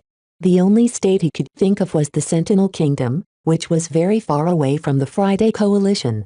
With the entire hegemony in the way, Vez didn't believe that Lady Curver and the CRC could dispatch forces to kidnap him again. Yet just thinking about staying in a state that was in close proximity to the Nixon Gap sent shivers through his spine. He would only be exchanging a lesser threat for a greater threat. Vez frowned and crossed his arms. Escaping coalition pursuit was not the end of his troubles. The hasty evacuation of the LMC from the Bright Republic had doubtlessly produced a lot of problems. Yet even if he had to leave the mech nursery and all of his accumulations in the Bright Republic behind, he didn't regret his choice.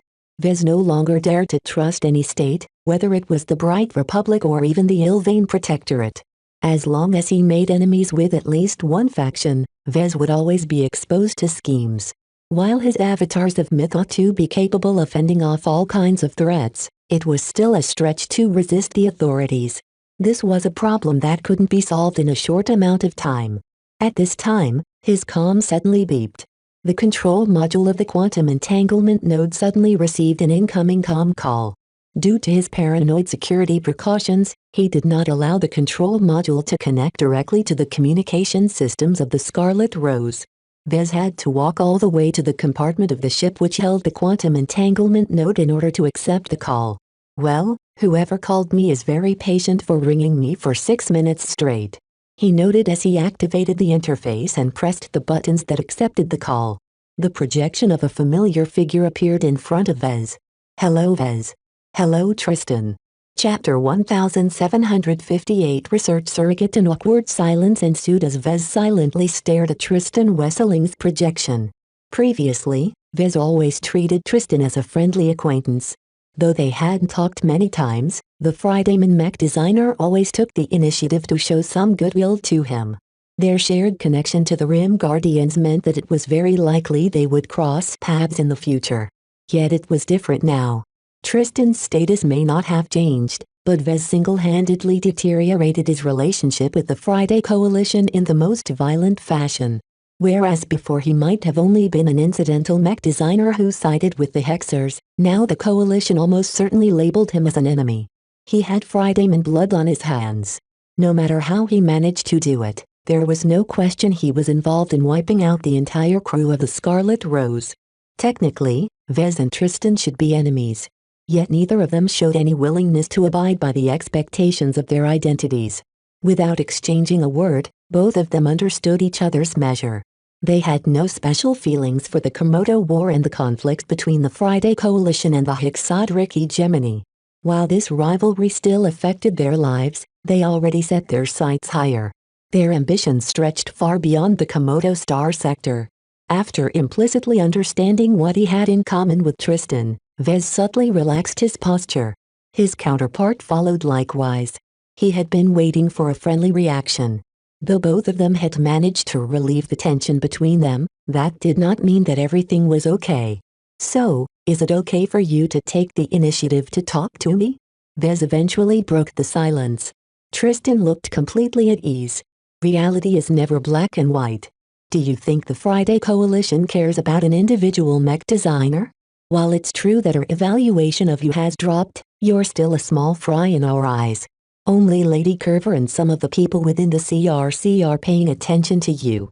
As for the rest, the war against the Hexers is a big greater priority.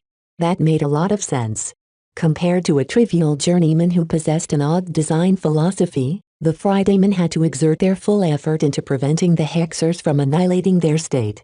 One was just a stain on their dignity, while the other threatened their entire existence.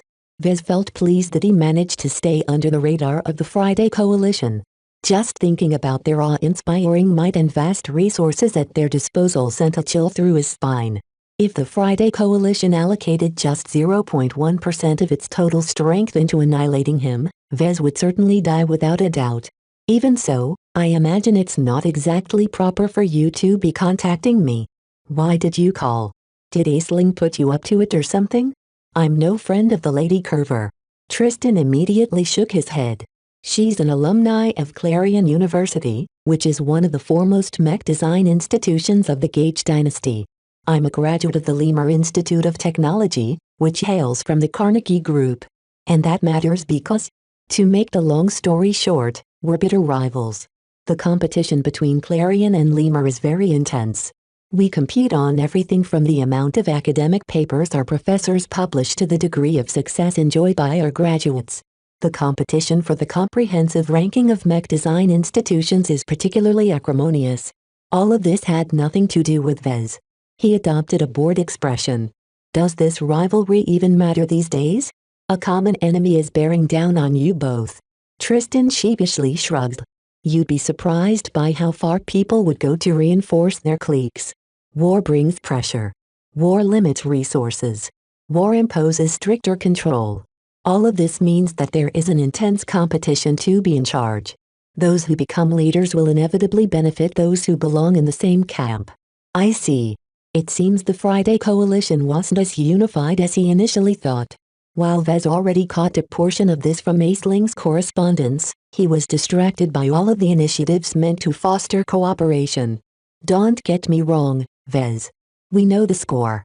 We are still capable of getting along when it truly matters. It is just that the Carnegie Group is situated directly in the path of the Hexers. My state is under a huge amount of pressure as Hexer raids and invasions frequently destroy or deprive us of our infrastructure. This was the misfortune of being one of the partners of the coalition that directly bordered hegemony space.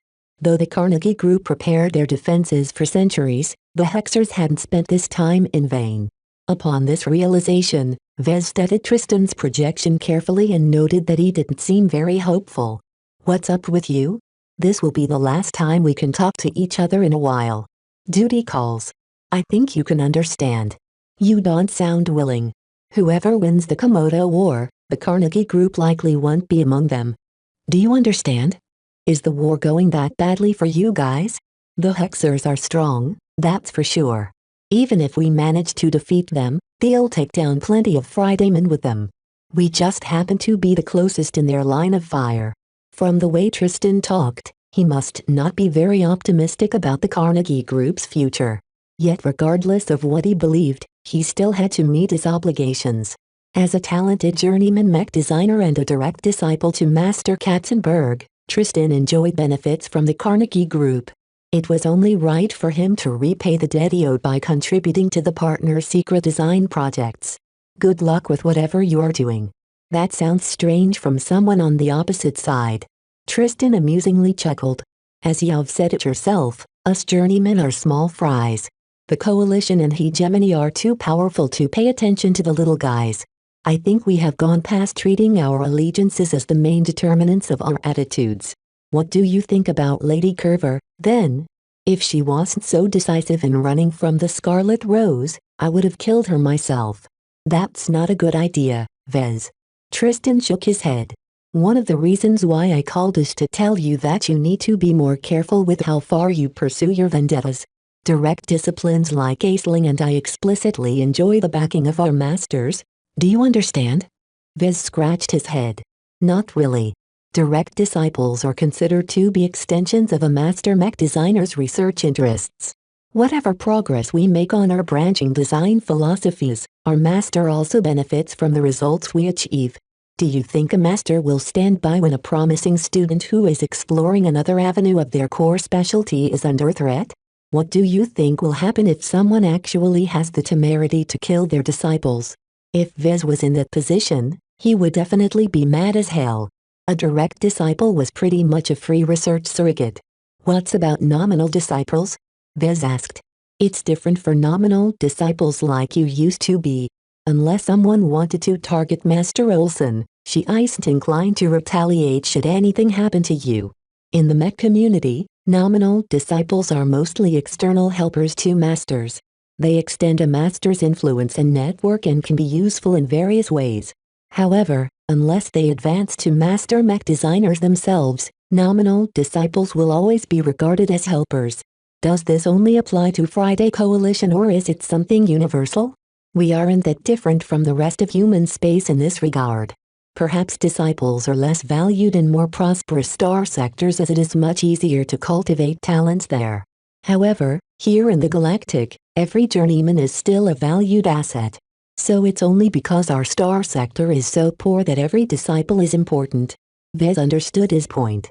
Due to various reasons, many people with a talent in mech design never got to study it or make something out of their career. The mech industry simply wasn't prosperous enough to accommodate so many talents.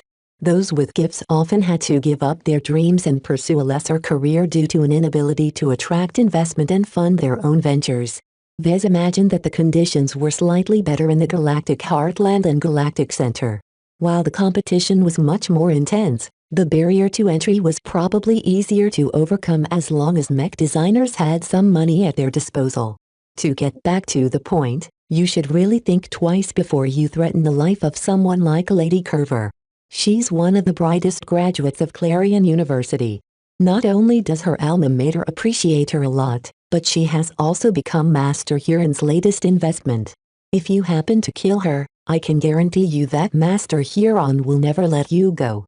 He's a very sentimental mech designer and values his relationships very highly. Killing Lady Curver is not only an attack on himself, but also an attack on his sensibilities. He noted the difference between the two. Officially, Lady Curver was Master Huron's direct disciple. According to Tristan's explanation, killing her would materially affect Master Huron's research interests.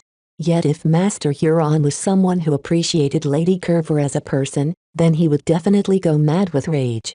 After a bit of thought, Vez recalled that Master Huron specialized in neural interconnectivity. This specialization probably warped his personality into valuing relationships to an extreme degree. This meant that killing Aisling would definitely provoke an irreconcilable enmity with a powerful master mech designer. Sweat poured down his back.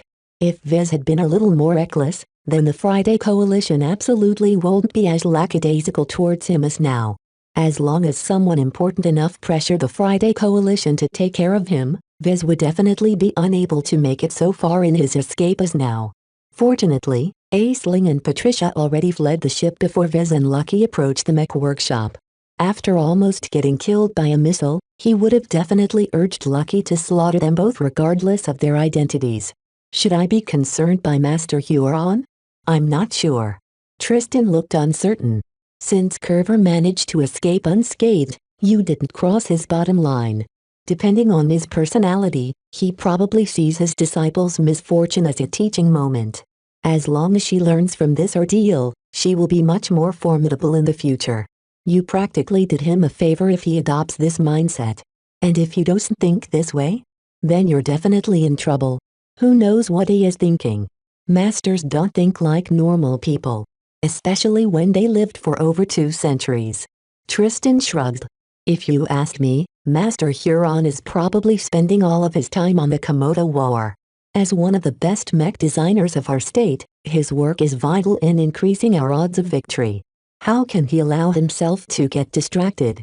At the very least, my own master is like this. Every important Fridayman has become incredibly busy since the outbreak of the war. The two chatted some more about the conditions in the Friday Coalition. The state had entered into a total war footing. Life changed drastically for every Fridayman as they couldn't afford to lose the war that decided the future of their state. Compared to this pivotal conflict, the border struggle against the Sandmen attracted no attention at all. Even as many beleaguered states called for help, the Fridaymen completely turned a deaf ear on them. At this stage, they only cared about themselves.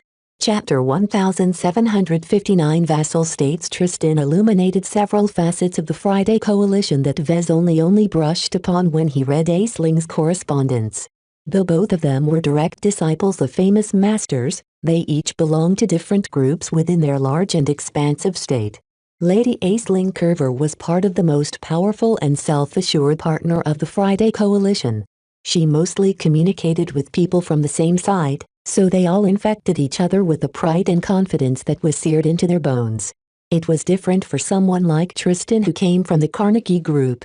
As a partner who bore the brunt of Hexer aggression, he not only stood to lose the most, but also possessed a much greater understanding of the enemy. The lack of confidence exhibited by Tristan sent a very depressing message in itself. Not that Vez particularly cared. The Carnegie Group and the Vermeer Group, which Master Olsen hailed from, could go to hell for all he cared. He long cut ties with both partners. Instead of worrying about the Friday Coalition's precarious internal situation, Vez paid a lot more attention to their external moves. Since he had a friendly Fridayman on the line, Vez might as well take advantage of him to answer some of his doubts. What is the deal with monitors like Lady Curver? If the Friday Coalition truly wanted to keep an eye on foreign states, why not send a diplomat or a spy? There are several reasons for that. Tristan replied without hesitation. First, diplomats and spies have already been dispatched. The former are high profile while the latter are low profile. Regardless of their responsibilities, they are doing most of the actual work in keeping tabs on a foreign state. Then what is the purpose of dispatching mech designers like Aisling? The answer should be obvious. The Fridayman replied. As mech designers, what do we do best? Designing mech. And building them. Have you taken a good look at the material stockpile aboard the Scarlet Rose? It's not enough to build another second-class mech. Vez instantly replied.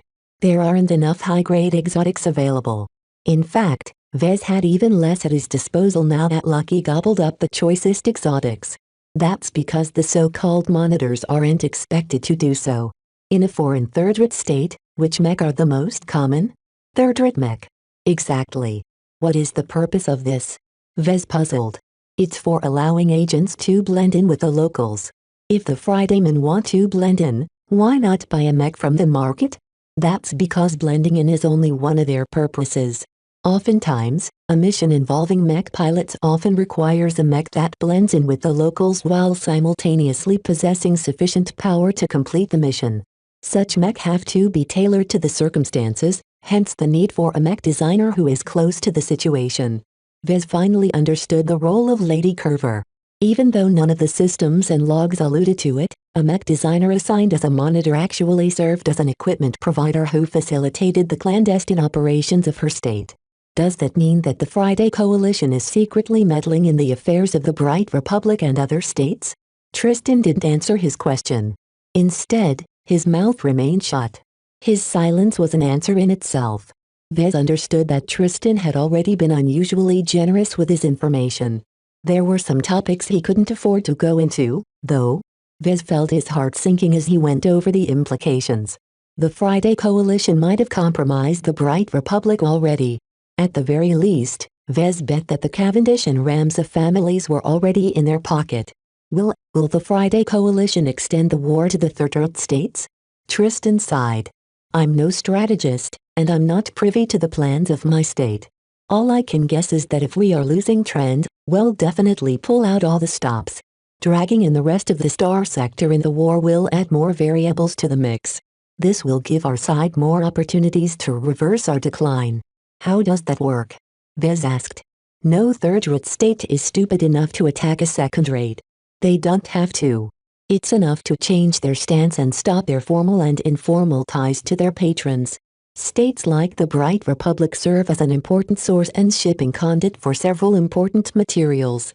They encompass both bulk goods such as titanium and palladium to strategic materials such as high-grade exotics. Stopping this trade means weakening a second-rate state. Is that right? You got it, Vez. The idea that the Bright Republic and the other third-rate states are bystanders in the Komodo War is incorrect. While your weaker states all like to bury their heads in the sand and pretend that they are neutral, from our perspective you are already vassals to us or the Hexers. The revelation came as a very disconcerting surprise to Vez. Though he already suspected as much on some level, Tristan's confirmation still discomfited him a lot. If his words were true, then the Bright Republic and the Ilvain Protectorate would definitely get dragged into the conflict in time. Does that mean that our states will soon be home to battles between Fridaymen and Hexers? Tristan pressed a lip against his finger. I doubt it. All of our best fighting assets are still needed at the front lines. What will most likely happen is that the third-rate states will be pressured to double down their commitments to their respective patrons and wage war against the states aligned with their enemies. What? Really? I'm not sure it will happen this time. In past conflicts, it only happened occasionally, because you can't predict how well the third-rate states aligned to you will fare against the opponent's vassals. How likely do you think the Friday Coalition will resort to this solution? It's probably likely. It's no secret that the Friday Coalition enjoys a broader base of support in the Star Sector. Vez smiled sardonically. The Hexers didn't exactly make for attractive allies. Their overbearing culture and well-known biases against men made it really hard for foreigners to form a good impression of the female supremacists. The only lesser states that maintained friendly relations with the Hexadric hegemony had no choice. Religious states like the Ilvain Protectorate simply didn't get along with the secular Friday Coalition. Secular states like the Sentinel Kingdom were much more compatible with the Fridaymen, but because they were situated too far away from Coalition space, it was already foreordained that they would focus on building ties with the hegemony. In both cases, the third-rate states really wanted to pick another patron, but were forced to play nice with the Hexers. The ties between the Hexers and their vassal states were anything but warm. Vez realized that the Friday Coalition would definitely be able to take advantage of this disparity and force its vassals into strangling the states that supported its archenemy. Does that mean the Bright Republic will attack the Ilvain Protectorate? It's possible, but I really can't say for sure. Tristan slowly answered, reluctant to say anything more lest he come across as a traitor. However, with the Sand War battering your states, I can imagine that your leaders will be very resistant to yet another war. The Friday Coalition must be seen as benevolent, so it can't be too heavy-handed in forcing its vassal states to act as its thugs. All of this sounded way above their heads. Tristan was mostly speculating at this point, but what he said so far was enough to make Vez concerned. Though Vez no longer held any affection for his home state, many of his relatives still pledged loyalty to the state. As for the Ilvain Protectorate, Vez strongly appreciated its support. The transcendent messenger, holy soldier and deliverer designs cemented his friendship with the Ilvanian people. If war ever broke out between the two states, Vez could not bring himself to support either side. Because that would mean going against the other side. What a mess. He groaned. That's war for you. The Sand War has already done a number on your states. Our own war might engulf you all as well. You should take that into account, especially since you've become a person of interest to our state. The two talked some more about the Friday Coalition's attitudes towards external states. Vez gained a few more insights on how people like Tristan regarded the lesser states. Even without any treaties, the second-rate states truly regarded the lesser states they maintained relations with to be their vassals. What was worse was that there was no way to fight back against such an arrogant disposition. If the Friday Coalition declared the Bright Republic to be their little brother, then the latter state had no choice but to smile and bear with the pronouncement. The power disparity between the two was similar to the differences in power between his battlebots and the Echo Spears. Thanks for telling me all of this. Vez spoke appreciatively. You didn't have to reveal so much to me. I feel like I'm taking advantage of you. Do you need anything from me? As a mech designer, Vez was uncomfortable with unequal exchanges with his fellow peers, especially those he respected. He had no problem with screwing Lady Curver over and stealing her assigned ship. She had it coming. Yet for Tristan, Vez had truly taken too much advantage of him without paying anything back in return. The debt that weighed on his mind constantly rose with no sign of stopping. Though Tristan wanted to dismiss the offer, he halted and fell into thought. This was the last time they would speak for some time. I have a question that has been bugging me for some time. Your design philosophy has always been a mystery to me and anyone who has paid any notice to it. I think I figured some of the gist of what you are doing. It has to do with the word, right? Tristan emphatically tapped the side of his head with his finger, thereby alluding to the phenomenon known as psionics. His guess came awfully close to the truth. Vez really didn't want to confirm Tristan's guess, especially since he suspected that the call might be monitored by the spies of the Friday Coalition and all manner of other groups, including the MTA. Yet, was it still a secret? Anyone who studied his mech designs in detail such as Gloriana already guessed that Vez found some way of leveraging psionic power to form the sources of his glows. Since the cat was already out of the bag, Vez might as well own up to it. The more he exposed, the more he could leverage his design philosophy in the open. It's very complicated, but your guess is very close to the truth. Vez carefully answered. I thought so. You must possess a very unique mindset to be able to do what you can do. Is there anything I should take note of when I perform my own work? Vez pressed his lips into a thin line. While he was more than willing to give Tristan some pointers, he didn't want to give his eavesdroppers any freebies. He decided to issue some general advice that he didn't mind leaking out. It was not as if many people took him seriously. One of my central ideas has always been that mech are alive. I think it's a mistake to see your mechas dead and lifeless machines. You don't have to go as far as me, though. As long as you alter your mentality towards mech and treat them with respect, I think you'll definitely be surprised when they pay you back. Interesting. Tristan looked intrigued. With how sincere Vez sounded, he didn't dismiss this strange advice out of hand. He'll think about it. My design philosophy doesn't really go into this direction at all, but I'll see whether I can benefit from your view. Thank you, and goodbye. Goodbye. Chapter 1760 Great consumption. An empty field of stars suddenly became the backdrop to a massacre. Hundreds of mech, many of them bearing the colors and markings of several different mercenary outfits, swarmed towards a single point in space. That point happened to be the position of the Scarlet Rose. All manner of missiles, lasers and projectiles slammed against the surface of the mobile supply frigate like hail impacting the roof of a house. Though the ship's exterior armor withstood the rain of attacks well enough, the outer layer slowly deteriorated, signifying that the ship couldn't remain impervious forever. Opposing them were Kraven and the Seltzer. The artillery battle bot fired its gauze cannon at a far higher firing rate than before in order to damage as many opposing mech as possible. Its missile launchers emptied its ammunition canisters without any notion of conserving them for later. As for the Seltzer, the rifleman mech desperately fired laser after laser at the vulnerable ranged mech. With the power of its rifle, the mech only needed a couple of shots to down a mech. Some even succumbed after suffering just a single hit. Neither of the two ranged mech bothered to threaten the carriers that brought these mech into battle. The ambushers learned from the previous attempt.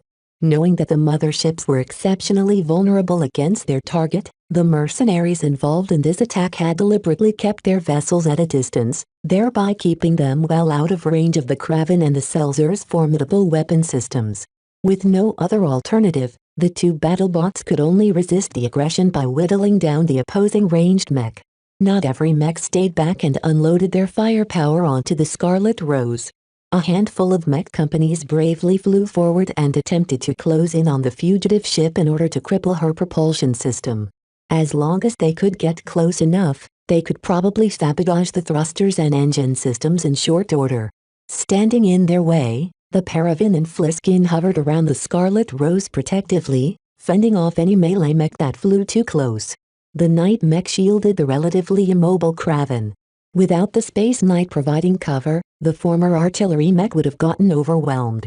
As for the Fliskin, the swift and agile light skirmisher covered the rear, preventing any mech from attacking the stern of the Scarlet Rose. Both melee battlebots exhibited superior strength, speed and defense. Compared to their third-rate counterparts, the second-class machines soundly crushed their opposition without any contest. Although the bots did not fight in an imaginative and crushing manner, the superiority of their specs was enough to compensate for their shortcomings. The Paravan and Fliskin did not succumb at all even when they were surrounded by dozens of mech. A single crushing sword chop bisected an attacking mech in an instant, prompting it to let go of its spear even as some of its components exploded, engulfing the exposed cockpit portions to the deathly aftermath. The pilot didn't even have the opportunity to eject. The Fliskin fought much more insidiously. Lacking the strength and reach to cut mech in half with its superior specs, it instead took advantage of its superior mobility to dance around its opposition. No matter how hard the mercenary mech tried to surround the Fliskin with a sphere-like formation, the mech cleverly flew through the cracks before the net closed in on it. Not only that, but the mech swiftly turned around and attacked the clumsy formation from the rear by stabbing its sharp and nigh unbreakable daggers straight through the thinly protected rear of the mech. Though it was a lot more efficient to attack the flight systems of the enemy mech to end their participation in the battle, the Fliskin acted on much different instruction. It unflinchingly stabbed its daggers in the positions that best ran the blade through the cockpit. The Fliskin moved so fast and attacked so quickly that its targets hardly had the time to eject. Even if they did so, the mech still reacted within milliseconds and made sure to stab the escaping cockpit cabins before they got away. A shudder swept through the backs of the mech pilots assigned to attack the Scarlet Rose and her escorts. The casualties suffered by the coalition of mercenaries exceeded everyone's imagination. In their prior battles, the mercenaries rarely lost too many mech pilots. Most mech were resilient enough to grant their mech pilots enough time to eject. Mercenary mech pilots tended to value their lives very highly, so many of them already had their fingers on the ejection buttons or levers. Yet even then, the two melee battlebots showed no regard for their attempts to preserve their lives. Instead, they harvested them one by one as they rapidly overwhelmed every mech foolish enough to challenge their might. With so much blood being shed, The Zonin mercenaries quickly lost heart. The ambush wasn't supposed to proceed this way. According to the plan their mercenary commanders had formed, they should have just swarmed and overwhelmed the 4 powerful machines by sheer weight of numbers. Ideally, they would be able to defeat the 4 second-class mech and gain possession of the Scarlet Rose. If the mercenaries failed to do so, then they hadn't necessarily lost. The Friday Coalition already offered them a rich reward for consuming the strength and resources of the Scarlet Rose. The powerful state offered enough money to compensate the mercenaries of the losses they suffered and added even more money as an appreciation for their efforts. With such rich remuneration, no mercenary corps lost out even if they were defeated in the end. It was too bad that Vez already saw through their plan. I won't allow you to enjoy a lossless transaction.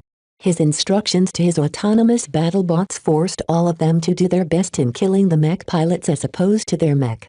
Since material losses were meaningless in the eyes of the enemy mercenary corps, Vez instead targeted the one asset that money couldn't easily replace: mech pilots. In particular, loyal and skilled mech pilots. Many of the mercenary corps participating in this ambush consisted of outfits operating for several decades. Each of them were led by seasoned mercenary commanders who completed all kinds of difficult and bloody missions. They might have experienced much, but Vez doubted that they encountered an enemy with the might of second-class mech and the ruthlessness of an unscrupulous mech designer. To prevent the mercenaries that heavily outnumbered him from overwhelming his meager forces, he had to hit them where it hurt. Such ruthlessness was very rare on the battlefield. Most mech pilots were more concerned with defeating enemy mech rather than aiming at the lives within. Even if the mech pilots wanted to kill their counterparts, they didn't have the power and skill to accomplish such a difficult objective. Therefore, after encountering the depraved battlebots that breached cockpit after cockpit, several mercenaries already exhibited cold feet. Halt! Let's not go in too fast. Let the other guys go first. Those cowards want to drive us to our deaths. Don't fall for their trap. Retreat. Our boys won't be a part of this anymore. We've already lost over 30% of our mech pilots. We've suffered enough. Too many mech pilots became deterred by the show of force from the Scarlet Rose. Though the mech captains and the mercenary commanders knew that they brought enough mech to overwhelm the 4 deadly machines, who wanted to send their brothers and sisters to the meat grinder? Continuing the assault resulted in nothing but death until the mech went down. Seeing as how the 4 battlebots only suffered scratches and surface damage so far, they probably won't go down until at least 100 mercenary mech pilots consumed their strength. This was a very brutal calculus. If the outfits in question were part of the military, then their mech pilots and commanders would definitely pay the price as long as the mission was important enough. Yet even if the outfits shared some ties to the military, most of their mech pilots and support personnel consisted of civilians. With no military training to speak of, their discipline and willingness to pay the ultimate price was very shaky. After harvesting over 120 lives, the mercenary mech all backed up. Not a single mercenary mech pilot retained the courage to continue the costly assault. Even as their mercenary commanders or other mech officers ordered them to resume the assault, not a single mech pilot dared to confront the seemingly godlike war machines. Vez did not let the mercenaries linger in the vicinity of the Scarlet Rose. Redirect fire towards the melee mech. The Kraven and Seltzer stopped firing their weapons at the distant ranged mech and instead brought their weapons to bear against the stagnant melee mech. Mech exploded and entire parts vaporized as lasers and gauze cannon rounds impacted the exposed mech. Retreat. Abort the assault. When the first mercenary corps decided to give up on the mission and recall their surviving forces, the ones who remained came under a lot more pressure.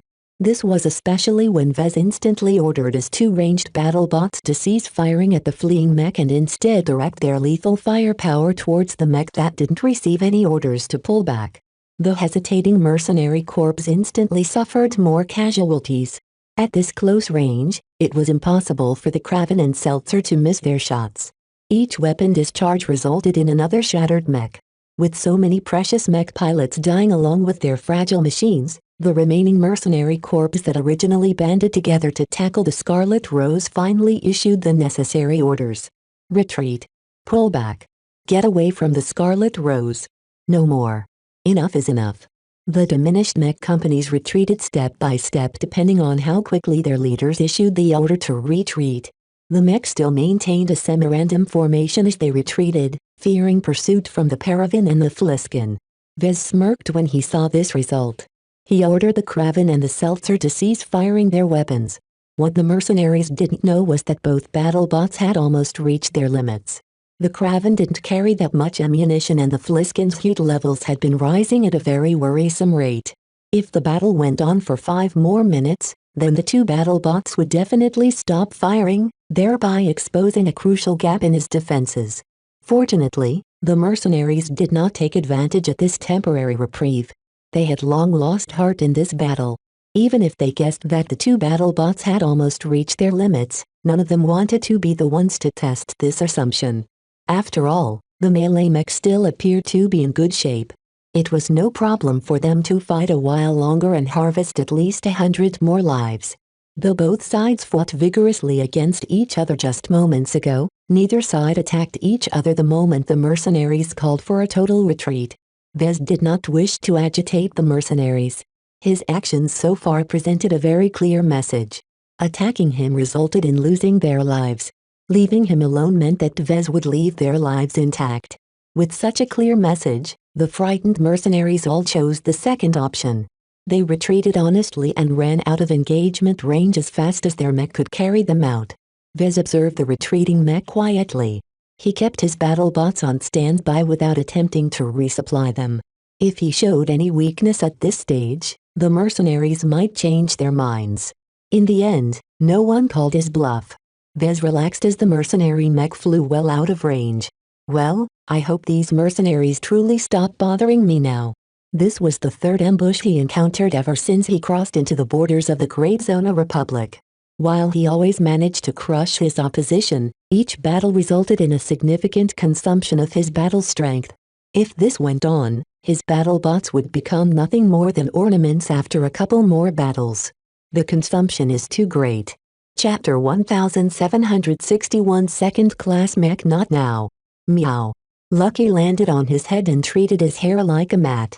Are you getting fatter? You're heavier than last time. Meow. Vez no longer bothered with this misbehaving cat and turned his attention back to the 4 battle bots he almost finished servicing. A large number of workshop bots were installing the parts he disassembled and repaired.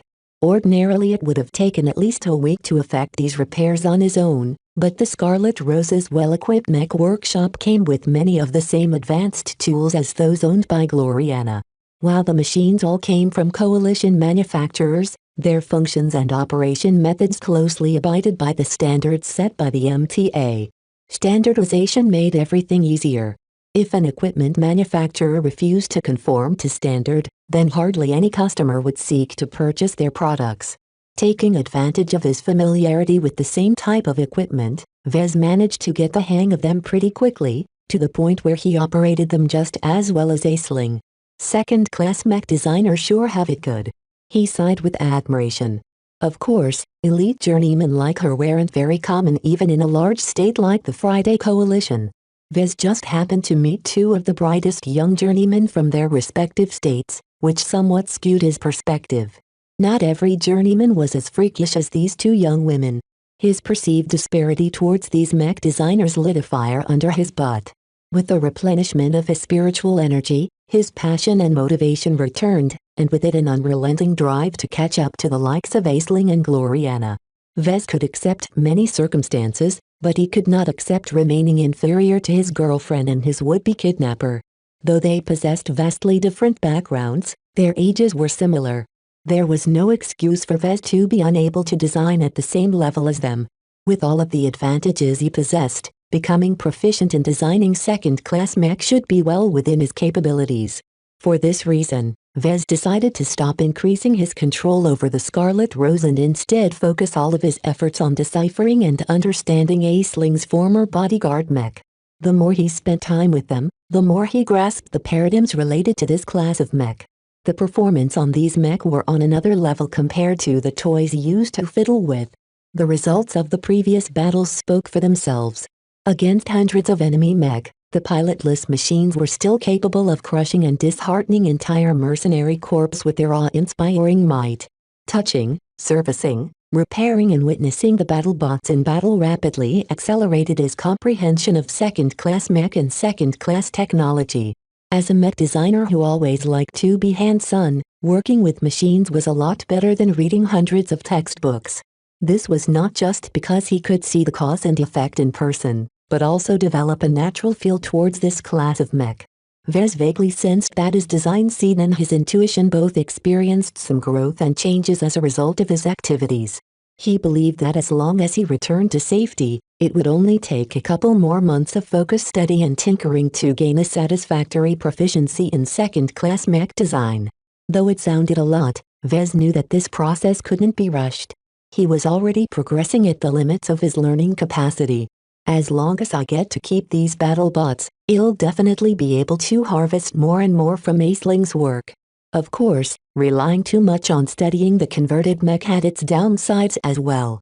Vez had to be careful not to get swept up in Aisling's approach to her work. By studying her design choices, Vez would doubtlessly copy some of them without making sure they conformed to his own design style.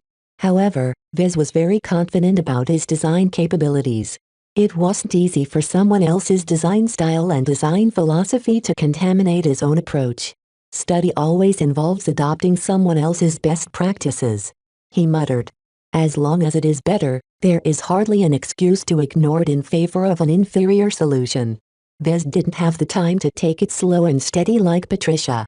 With Gloriana's mother expecting him to prove himself in less than 3 years, he rapidly needed to master a higher class of mech design.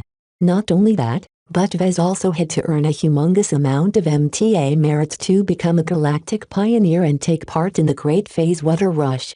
He would definitely feel regret for the rest of his life if he missed the first waves of humanity's invasion of this new and exciting dwarf galaxy. Vez had always been someone who worked better under pressure. With so much on the line, his passion burned hotter, stimulating his emotions and causing him to be utterly consumed by his determination to master this class of mech. What aided him a lot was that the 4 pilotless second-class mech each consisted of a different archetype.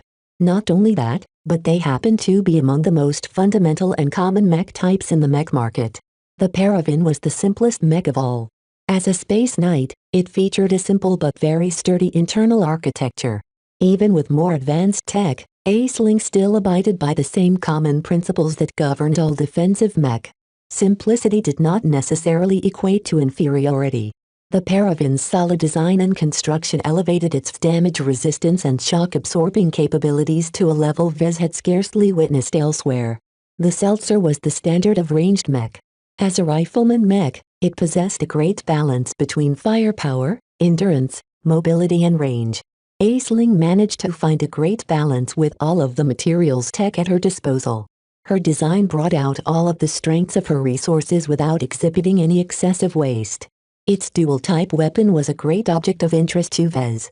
The commonalities between laser weapons and particle beam weapons meant that it was not impossible to design a weapon that accommodated both weapon types. As Vez was very familiar with laser weapons, he only studied this aspect for a brief period of time before he thoroughly comprehended how they could be scaled to second-class standards. Particle beam weapons are much more interesting, he muttered. Particle beam weapons were basically weaponized particle accelerators. They electromagnetically propel charged atomic or subatomic particles to relativistic speeds. Though the mass of these particles were almost trivial, when their speeds approached the speed of light, the kinetic energy they carried was incredibly powerful. Upon hitting a target, all kinds of detrimental effects occurred. The energies involved in a collision dealt both physical and energy damage that was extremely damaging against any manner of defense, but worked especially well against physical armor. Of particular interest the type of particles the weapons accelerated. The Friday Coalition's particle beam weapons mostly accelerated ionized atoms, which was a lot easier to work with compared to subatomic particles. It seems the Friday Coalition can't easily make use of more sophisticated particle beam weapons, he observed. The Seltzer was already a fairly advanced mech in the standards of the Friday Coalition. Yet its particle beam rifle simply didn't compare to the positron beam weapons utilized by the first-class multi-purpose mech that Vez witnessed during one of his mastery experiences. A positron was a subatomic antiparticle. In simple terms, it was the mirror version of an electron. When a single electron and a positron met together, they annihilated each other, converting all of their matter into energy. The release of energy was incredibly tremendous and surpassed that of a nuclear reaction of the same scale. Compared to this awesome destruction, Vez felt a bit underwhelmed by the modest parameters of the weapon wielded by the Seltzer. It probably doesn't help that the rifle also has to fire laser beams. He muttered. Particle beams were incredibly destructive, but they differed from pure energy weapons by their dependence on particles. Incorporating a backup option that purely relied on energy extended the deployment time of the Seltzer, as its heat and energy capacities were quite formidable for a machine of its size. Vez already designed multiple rifleman mech.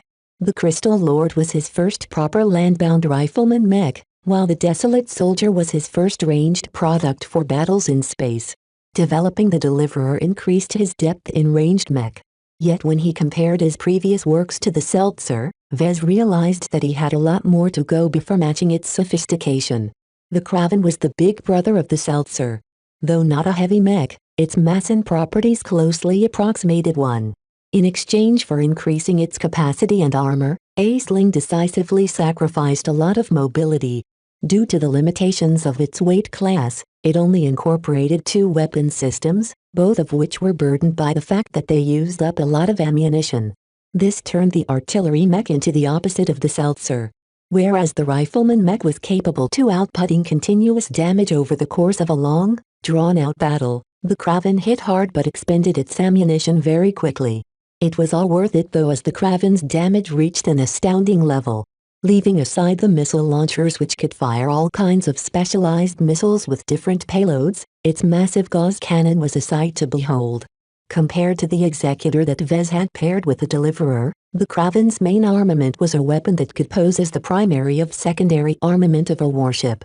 It was too bad that a weapon of its power and potency was too advanced for Vez to reproduce. Just the materials capable of handling the forces the weapon had to withstand were too difficult to obtain. Compared to the size and bulk of the Kraven, the Fliskin was a lot slimmer and smaller. As a spaceborne light skirmisher, its armor was the worst out of the 4 machines, but its insane mobility made it even harder to destroy than the Paravan. As long as the Fliskin possessed enough energy, it could dance circles against almost any foe. It's too bad that energy is also its main limitation. He sighed. As a small and compact mech, the Fliskin really didn't have much room for energy cells and other essential components. Vez could practically sense Aisling's pain as she had to make many unsatisfying compromises in order to avoid making the Fliskin too uneven.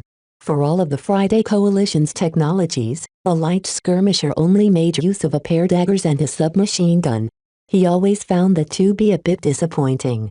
Couldn't a mighty second-rate state manage to achieve anything more? Yet once he delved into the Fliskin's design, Vez realized that Aisling didn't want to bite off more than she could chew. Just like with the Paravan, instead of stuffing too many systems and modules in an already compact mech, she instead focused most of her efforts on elevating its fundamental specs. For a light skirmisher, nothing was more important than its acceleration and agility. As long as its comprehensive mobility attributes were high, the mech fulfilled an indispensable role in the team of 4 mech. What's not important is how these 4 mech perform in isolation. Instead, what matters more is how well they work together. He couldn't help but be intrigued by Aisling's design philosophy. Her paradigms partially overlapped with his own, and he always exhibited an interest in increasing the coordination between the users of his products. Any method which improved the performance of mech without increasing their cost was of great value to mech designers. Those who merely relied on expensive materials to improve the performance of their products were the laziest mech designers of all. If Vez wanted to gain a foothold in the second-class mech market, then Vez had to refine his own specialty and design style to compete against mech designers who were just as good if not better than Aisling. Chapter 1762 Strange entry. Though Vez missed designing mech, he benefited from his forced respite. By taking him away from his previous routine, Vez essentially returned back to basics. Crossing through the territories of the Ordnance Republic and the Great Zona Republic in almost complete isolation put him in a calmer state of mind. The days he spent in his low period temporarily suppressed his emotions and caused him to reflect on his prior decisions from a more rational perspective. Though Vez eventually recovered, he felt he had become more self-aware of himself. He knew that many of his decisions were mainly driven by his urges rather than any rational considerations. He could no longer believe in the lie that he was a rational and enlightened mech designer. Compared to a true rational mech designer like Patricia, Vez was pretty much a brat who was very prone to mood swings. While that didn't sound very flattering, Vez believed this weakness also served as his strength. Only when my emotions are the strongest will I be able to design my best mech. He believed in Patricia's description that passionate mech designers were able to achieve great feats as long as they were determined enough. In his mind, no amount of logic and rationality could ever match the sheer motivation of a driven mech designer. The lack of doubt and second-guessing often led to mistakes, but also resulted in unimaginable successes that no one could have ever predicted.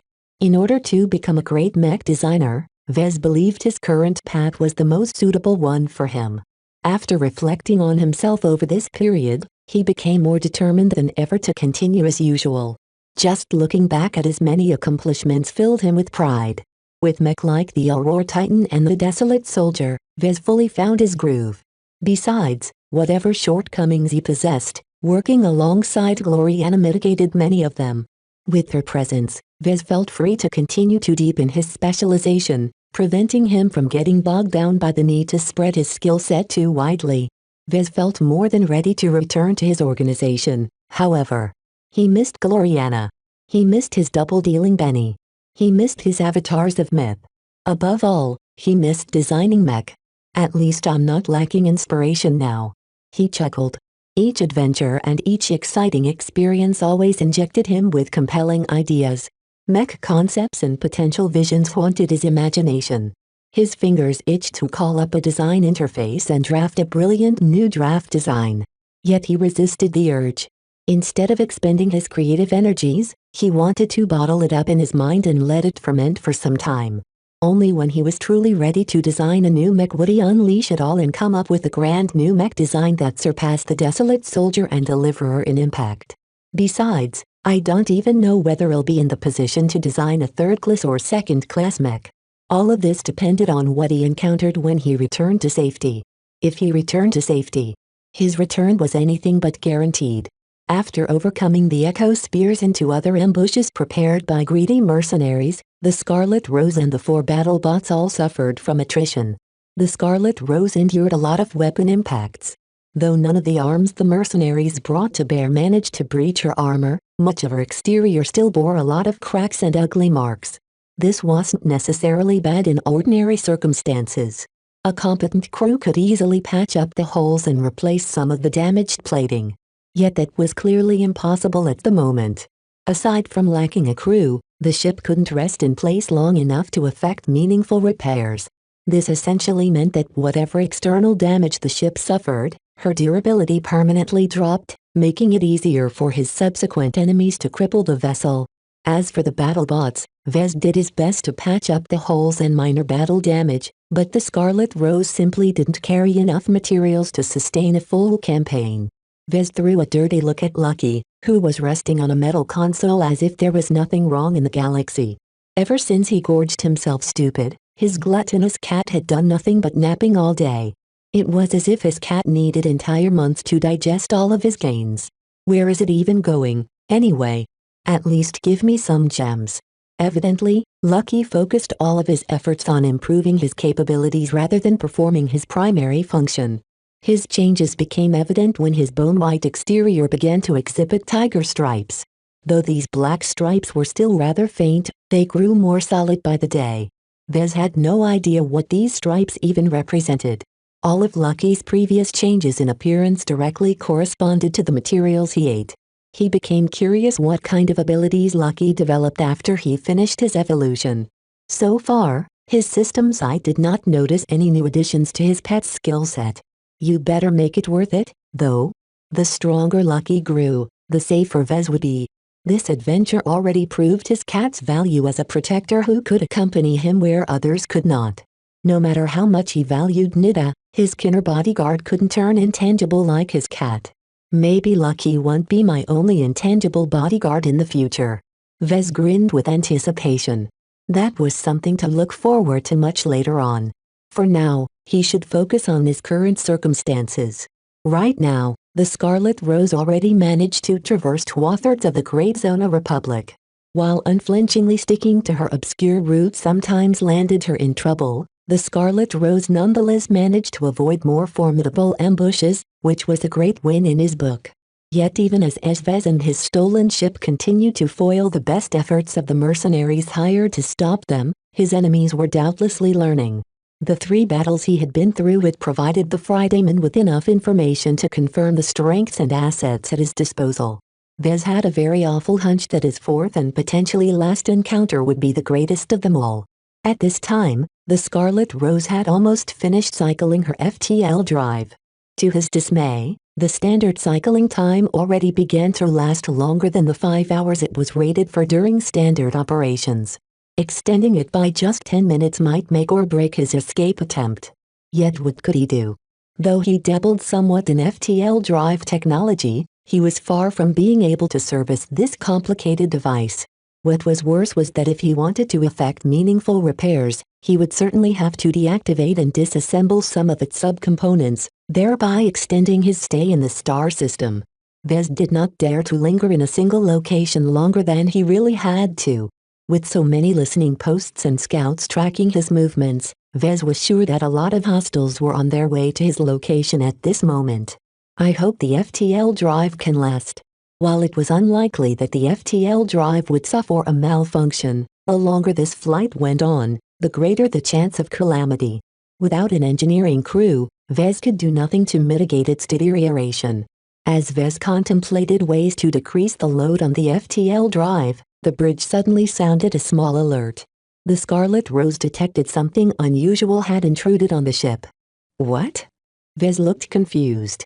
How could anything sneak on my ship? All of her anti-stealth sensors are running at full blast. Though the load on those sensors was great, Vez did not hold anything back on that end.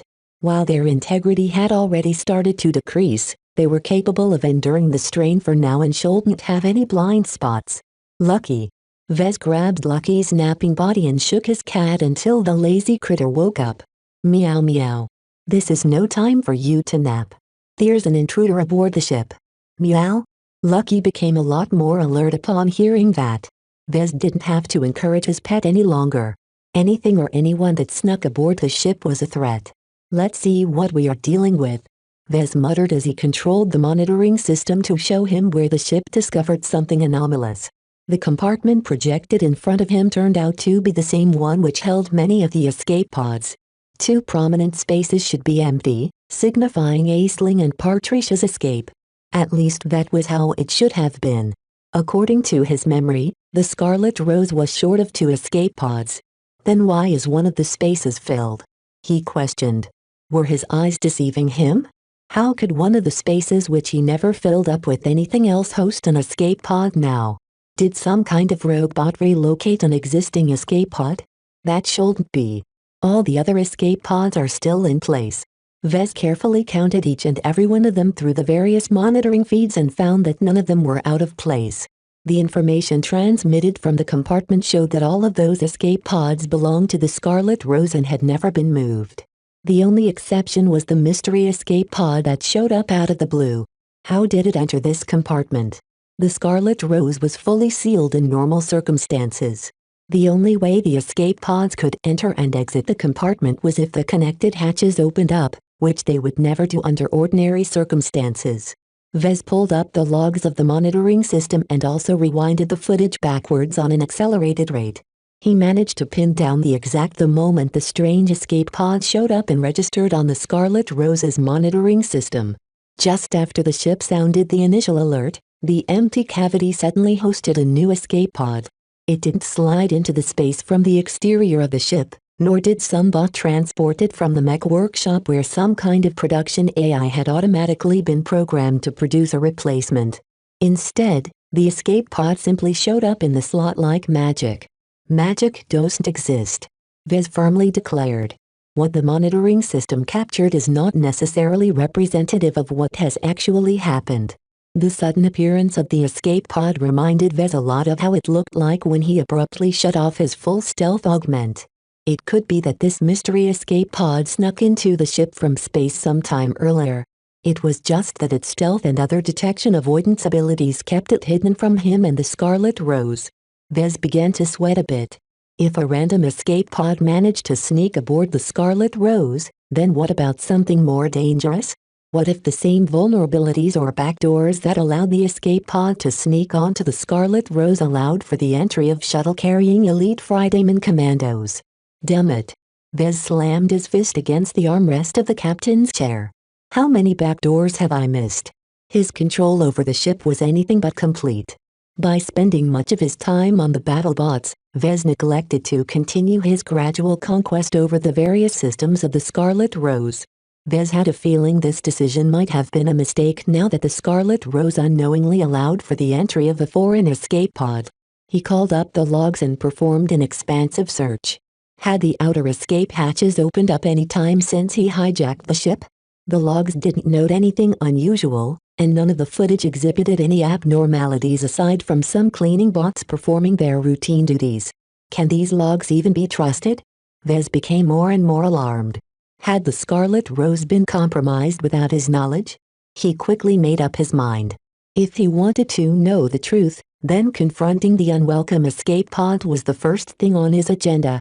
Chapter 1763 Misplaced. Vez did not race down to the compartment in question without preparation. Fearing a trap or a plot on his life, Vez resisted his immediate impulses to make some preparations.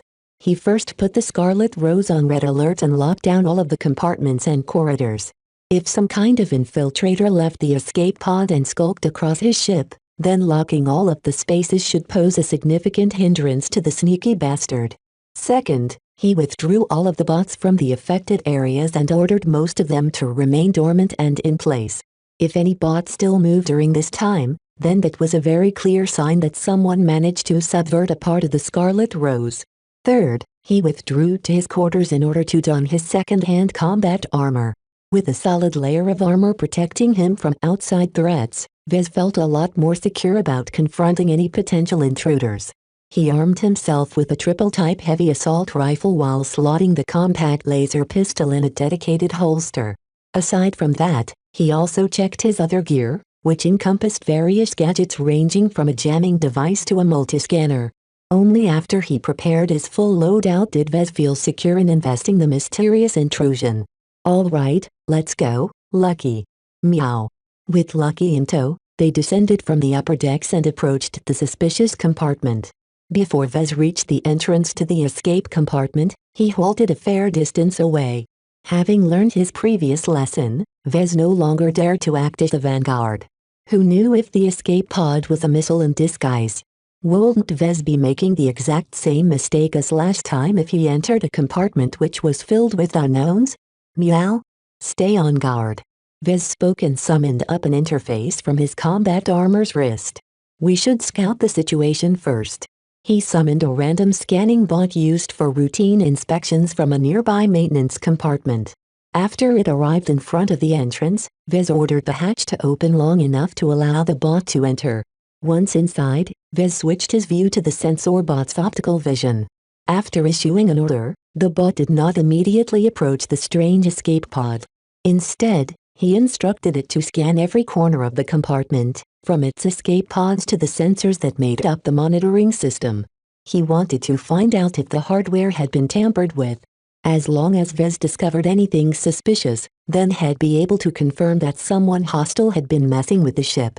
Surprisingly, Vez encountered nothing amiss. It was as if the sensors and alert systems hadn't been touched at all. Nothing else had been touched as well.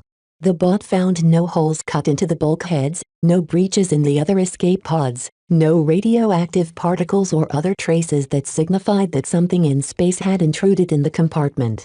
This was actually the weirdest observation of all.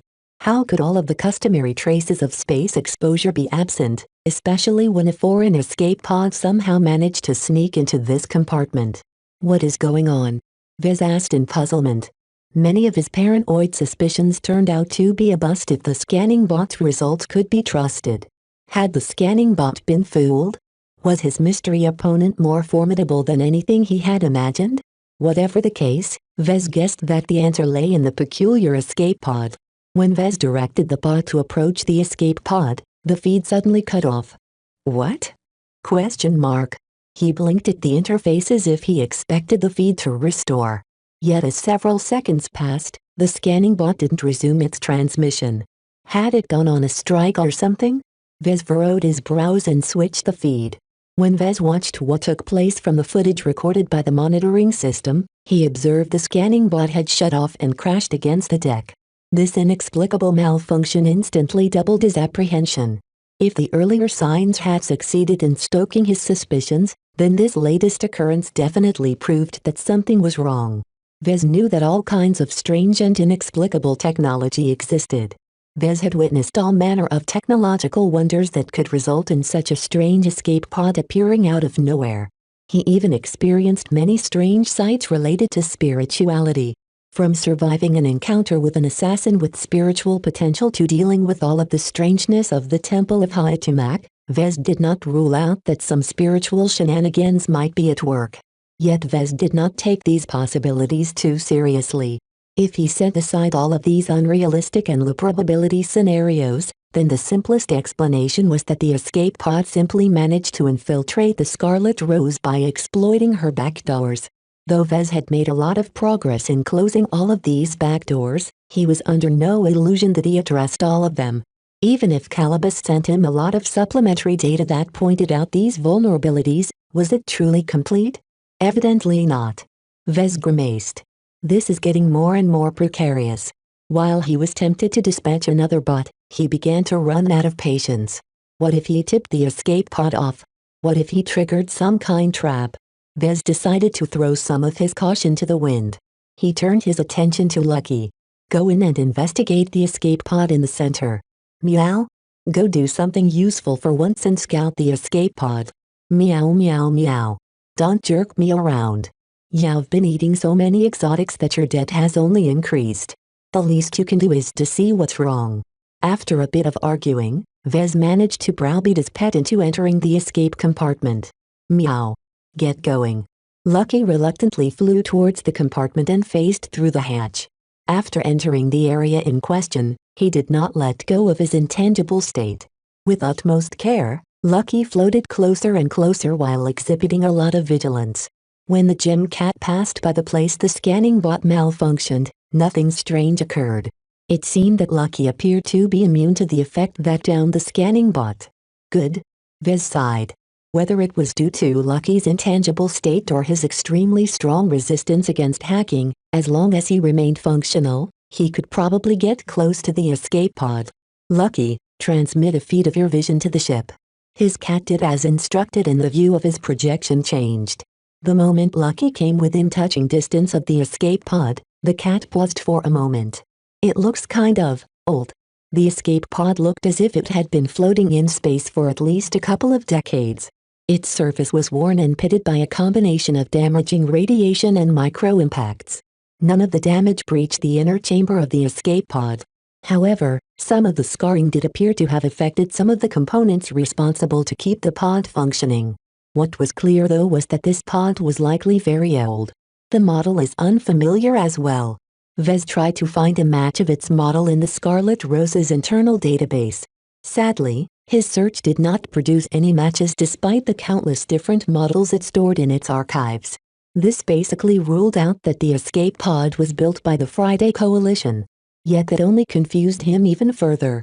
If it's not from the Friday Coalition, then how can it access the back doors of my ship? Did he guess wrong? Did the escape pod sneak onto his ship using other methods? His doubts continued to grow along with the questions in his mind. An inexplicable sense of fear grew within his heart as he began to contemplate various frightening possibilities. What is wrong with this escape pod? After a bit of observation, Lucky finally gathered the courage to touch the surface of the escape pod. He reached out with a paw and materialized it long enough to bump the surface. Nothing happened. No bomb exploded. No commando jumped out of the pod. Lucky grew a little more courageous when he found out that no threat was forthcoming. After a bit of sniffing, he took advantage of his intangibility to dive into the escape pod. The feed temporarily darkened before showing off a screaming face. AAAH. Vez practically jumped in his combat armor as Lucky panicked and floated out of the escape pod. What the hell? Meow. Lucky zipped out of the compartment and returned to Vez and clung on the surface of his armor. Meow meow meow. Vez ignored his panicked cat and his own distress in order to rewind the footage. The moment he locked the frame which displayed the screaming face, Lucky jumped again. Stop being a scaredy cat, Lucky. How can you even be afraid of this sight? The moment Vez repressed his primordial instincts, he finally saw the truth of what was locked inside. It's just a dead body. The escape pod contained the body of a dead woman, one who was wearing nothing but a worn-out vac suit whose markings and identifiers had faded due to some erosion that shouldn't be happening. In fact, the wear and tear on the vac suit contrasted remarkably with the condition of the body, which had completely dried up and turned dark. The mummified state of the body made it seem as if the escape pod had actually been used as a coffin. Yet if this was true, why did this coffin sneak aboard his ship? If it's an honorable space burial, then it should have been hurled into a star. If it's a less than honorable burial, then it should have been flung into the nothingness of interstellar space. Anything thrown into the void of space between star systems should have been floating for millions of years before ending up in another star system. The aging of the mummified corpse and the escape pod did not suggest that they spent entire eons in space. Vez was no forensic scientist, but as someone who worked with mech, he could glean several clues from the appearance of the escape pod. First, while its model, manufacturer and origin was still in question, the standards governing escape pods mostly remained the same barring some minor updates. Vez happened to know some of these changes. When Vez inspected the damaged and pitted surface of the escape pod, he found out some outdated implementations that had been phased out in modern escape pod models. Some of these modules stopped showing up around 150 years ago. That meant that if this escape pod wasn't some kind of historical reproduction, it might be around this age. Yet how could this be? Any escape pod that lingered in space for some time should have been picked up by rescuers or flown off in the middle of nowhere. Vez had never heard of instances where escape pods casually lingered in space for at least a century before automatically entering ship while its occupant was long dead. What is even going on? A complication like this was the last thing Vez wanted to deal with. He had a feeling that the arrival of this escape pod heralded something very significant. This isn't the time for me to indulge in mysteries. The rational part of him wanted to minimize any unexpected incidents that did not facilitate his escape. The chances that this mystery escape pod would aid him was extremely small. There was nothing about this strange occurrence that signified that it was meant to aid his escape. Yet, another part of him grew curious. What was the secret behind this escape pod? What was the story of the mummified corpse? Why did the escape pod choose to enter the Scarlet Rose? Did it even have a choice at all, or did some outside influence manipulate its entry onto his ship? Vez needed answers, and it seemed that he had no choice but to investigate in person.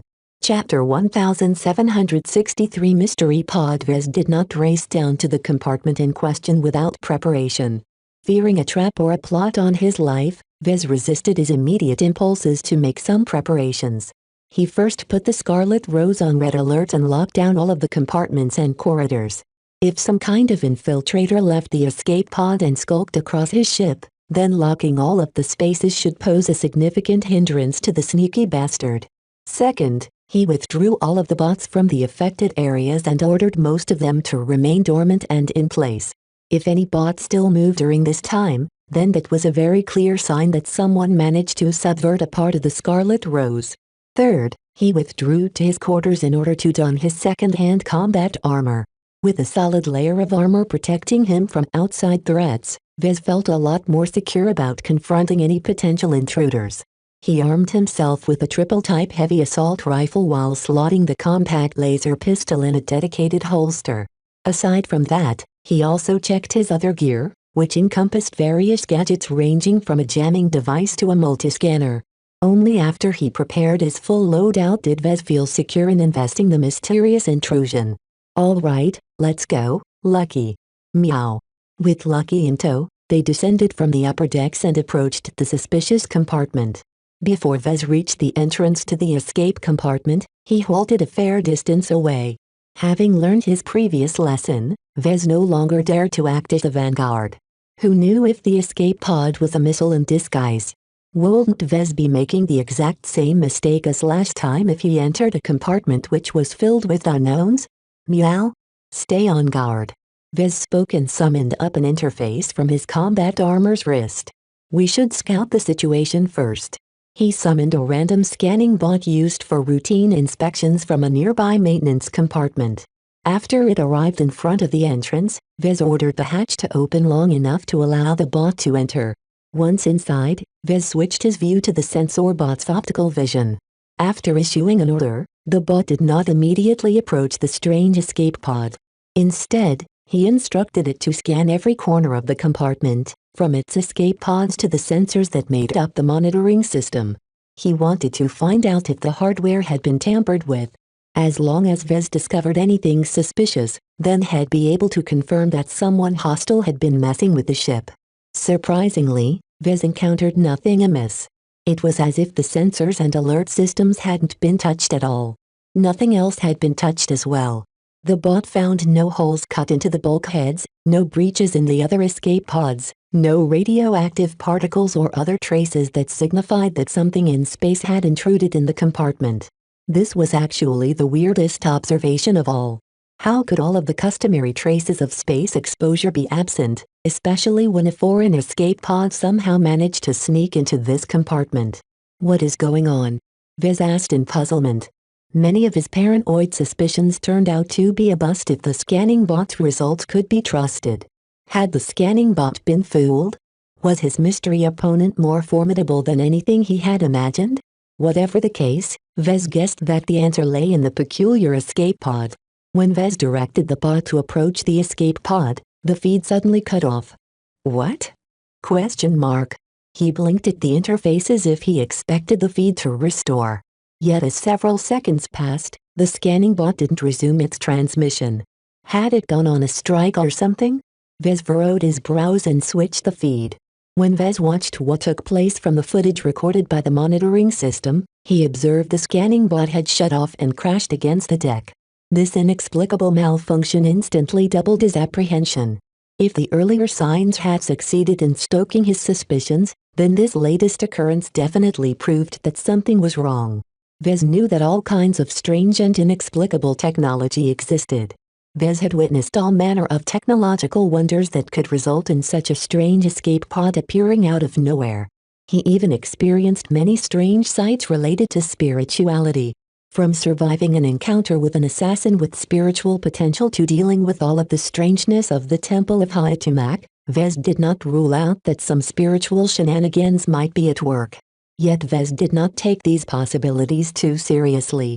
If he set aside all of these unrealistic and low probability scenarios, then the simplest explanation was that the escape pod simply managed to infiltrate the Scarlet Rose by exploiting her back doors. Though Vez had made a lot of progress in closing all of these back doors, he was under no illusion that he addressed all of them. Even if Calibus sent him a lot of supplementary data that pointed out these vulnerabilities, was it truly complete? Evidently not. Vez grimaced. This is getting more and more precarious. While he was tempted to dispatch another bot, he began to run out of patience.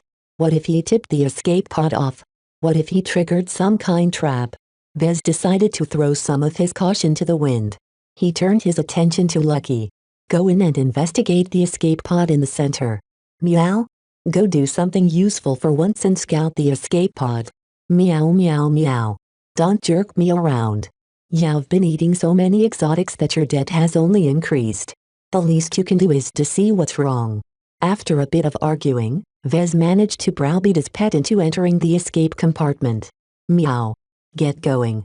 Lucky reluctantly flew towards the compartment and phased through the hatch. After entering the area in question, he did not let go of his intangible state. With utmost care, Lucky floated closer and closer while exhibiting a lot of vigilance. When the gym cat passed by the place the scanning bot malfunctioned, nothing strange occurred. It seemed that Lucky appeared to be immune to the effect that downed the scanning bot. Good. Vez sighed. Whether it was due to Lucky's intangible state or his extremely strong resistance against hacking, as long as he remained functional, he could probably get close to the escape pod. Lucky, transmit a feed of your vision to the ship. His cat did as instructed and the view of his projection changed. The moment Lucky came within touching distance of the escape pod, the cat paused for a moment. It looks kind of old. The escape pod looked as if it had been floating in space for at least a couple of decades. Its surface was worn and pitted by a combination of damaging radiation and micro-impacts. None of the damage breached the inner chamber of the escape pod. However, some of the scarring did appear to have affected some of the components responsible to keep the pod functioning. What was clear though was that this pod was likely very old. The model is unfamiliar as well. Vez tried to find a match of its model in the Scarlet Rose's internal database. Sadly, his search did not produce any matches despite the countless different models it stored in its archives. This basically ruled out that the escape pod was built by the Friday Coalition. Yet that only confused him even further.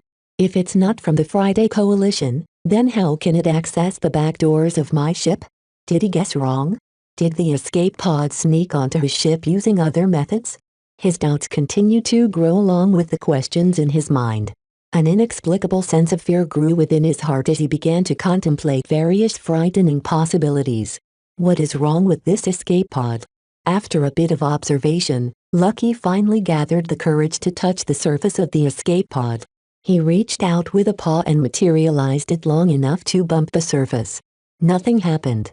No bomb exploded. No commando jumped out of the pod. Lucky grew a little more courageous when he found out that no threat was forthcoming. After a bit of sniffing, he took advantage of his intangibility to dive into the escape pod. The feed temporarily darkened before showing off a screaming face. AAAH. Vez practically jumped in his combat armor as Lucky panicked and floated out of the escape pod. What the hell? Meow. Lucky zipped out of the compartment and returned to Vez and clung on the surface of his armor. Meow meow meow. Vez ignored his panicked cat and his own distress in order to rewind the footage. The moment he locked the frame which displayed the screaming face, Lucky jumped again. Stop being a scaredy cat, Lucky. How can you even be afraid of this sight? The moment Vez repressed his primordial instincts, he finally saw the truth of what was locked inside. It's just a dead body. The escape pod contained the body of a dead woman, one who was wearing nothing but a worn-out vac suit whose markings and identifiers had faded due to some erosion that shouldn't be happening. In fact, the wear and tear on the vac suit contrasted remarkably with the condition of the body, which had completely dried up and turned dark. The mummified state of the body made it seem as if the escape pod had actually been used as a coffin. Yet if this was true, why did this coffin sneak aboard his ship? If it's an honorable space burial, then it should have been hurled into a star. If it's a less than honorable burial, then it should have been flung into the nothingness of interstellar space. Anything thrown into the void of space between star systems should have been floating for millions of years before ending up in another star system. The aging of the mummified corpse and the escape pod did not suggest that they spent entire eons in space. Vez was no forensic scientist, but as someone who worked with Mech, he could glean several clues from the appearance of the escape pod. First, while its model, manufacturer and origin was still in question, the standards governing escape pods mostly remained the same barring some minor updates. Vez happened to know some of these changes. When Vez inspected the damaged and pitted surface of the escape pod, he found out some outdated implementations that had been phased out in modern escape pod models. Some of these modules stopped showing up around 150 years ago. That meant that if this escape pod wasn't some kind of historical reproduction, it might be around this age. Yet how could this be? Any escape pod that lingered in space for some time should have been picked up by rescuers or flown off in the middle of nowhere. Vez had never heard of instances where escape pods casually lingered in space for at least a century before automatically entering ship while its occupant was long dead. What is even going on? A complication like this was the last thing Vez wanted to deal with. He had a feeling that the arrival of this escape pod heralded something very significant. This isn't the time for me to indulge in mysteries. The rational part of him wanted to minimize any unexpected incidents that did not facilitate his escape. The chances that this mystery escape pod would aid him was extremely small. There was nothing about this strange occurrence that signified that it was meant to aid his escape. Yet, another part of him grew curious. What was the secret behind this escape pod? What was the story of the mummified corpse? Why did the escape pod choose to enter the Scarlet Rose? Did it even have a choice at all, or did some outside influence manipulate its entry onto his ship?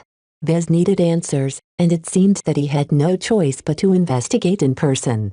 Chapter 1764 Mummy. When Vez approached the compartment holding the escape pods, he slowed his pace while keeping his heavy assault rifle pointed forward. With all of the weirdness surrounding the escape pod that inexplicably entered his ship, Vez couldn't afford to take anything for granted. What if this was just a ruse by some infiltrator with a sick sense of humor? Though he felt tempted to dump the escape pod from the ship remotely, Vez nonetheless felt a little bit curious about the occupant of the derelict escape pod. He could still remember the frightening face that Lucky transmitted.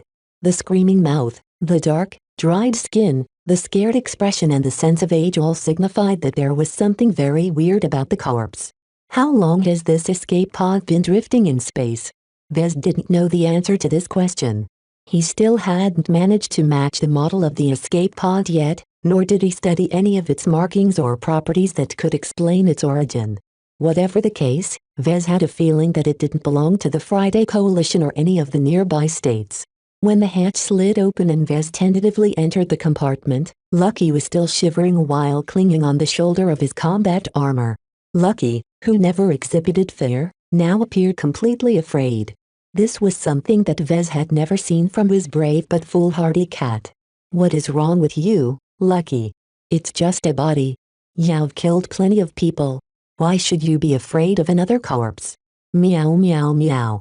Vez ignored his cat and slowly shuffled over to the escape pod resting in one of the center spaces left open by the departure of another escape pod. His rifle muzzle aimed straight at the center of the pod, ready to fire a deadly particle beam if a threat ever happened. The moment he passed by the scanning bot that shut down for some reason, Vez felt as if he entered into a strange field. He quickly checked his combat armor and rifle's telemetry and saw that they were still running at normal power. Whatever affected the scanning bot didn't appear to affect his gear. Strange. Very strange. His apprehension towards the mystery escape pod increased and his vigilance rose to a greater height. There was definitely something suspicious about this escape pod. The moment he came within reach of the escape pod, Vez paused and waited for something to happen. Nothing. Seeing that he failed to elicit a reaction, Vez slowly put down his rifle and whipped out a multiscanner.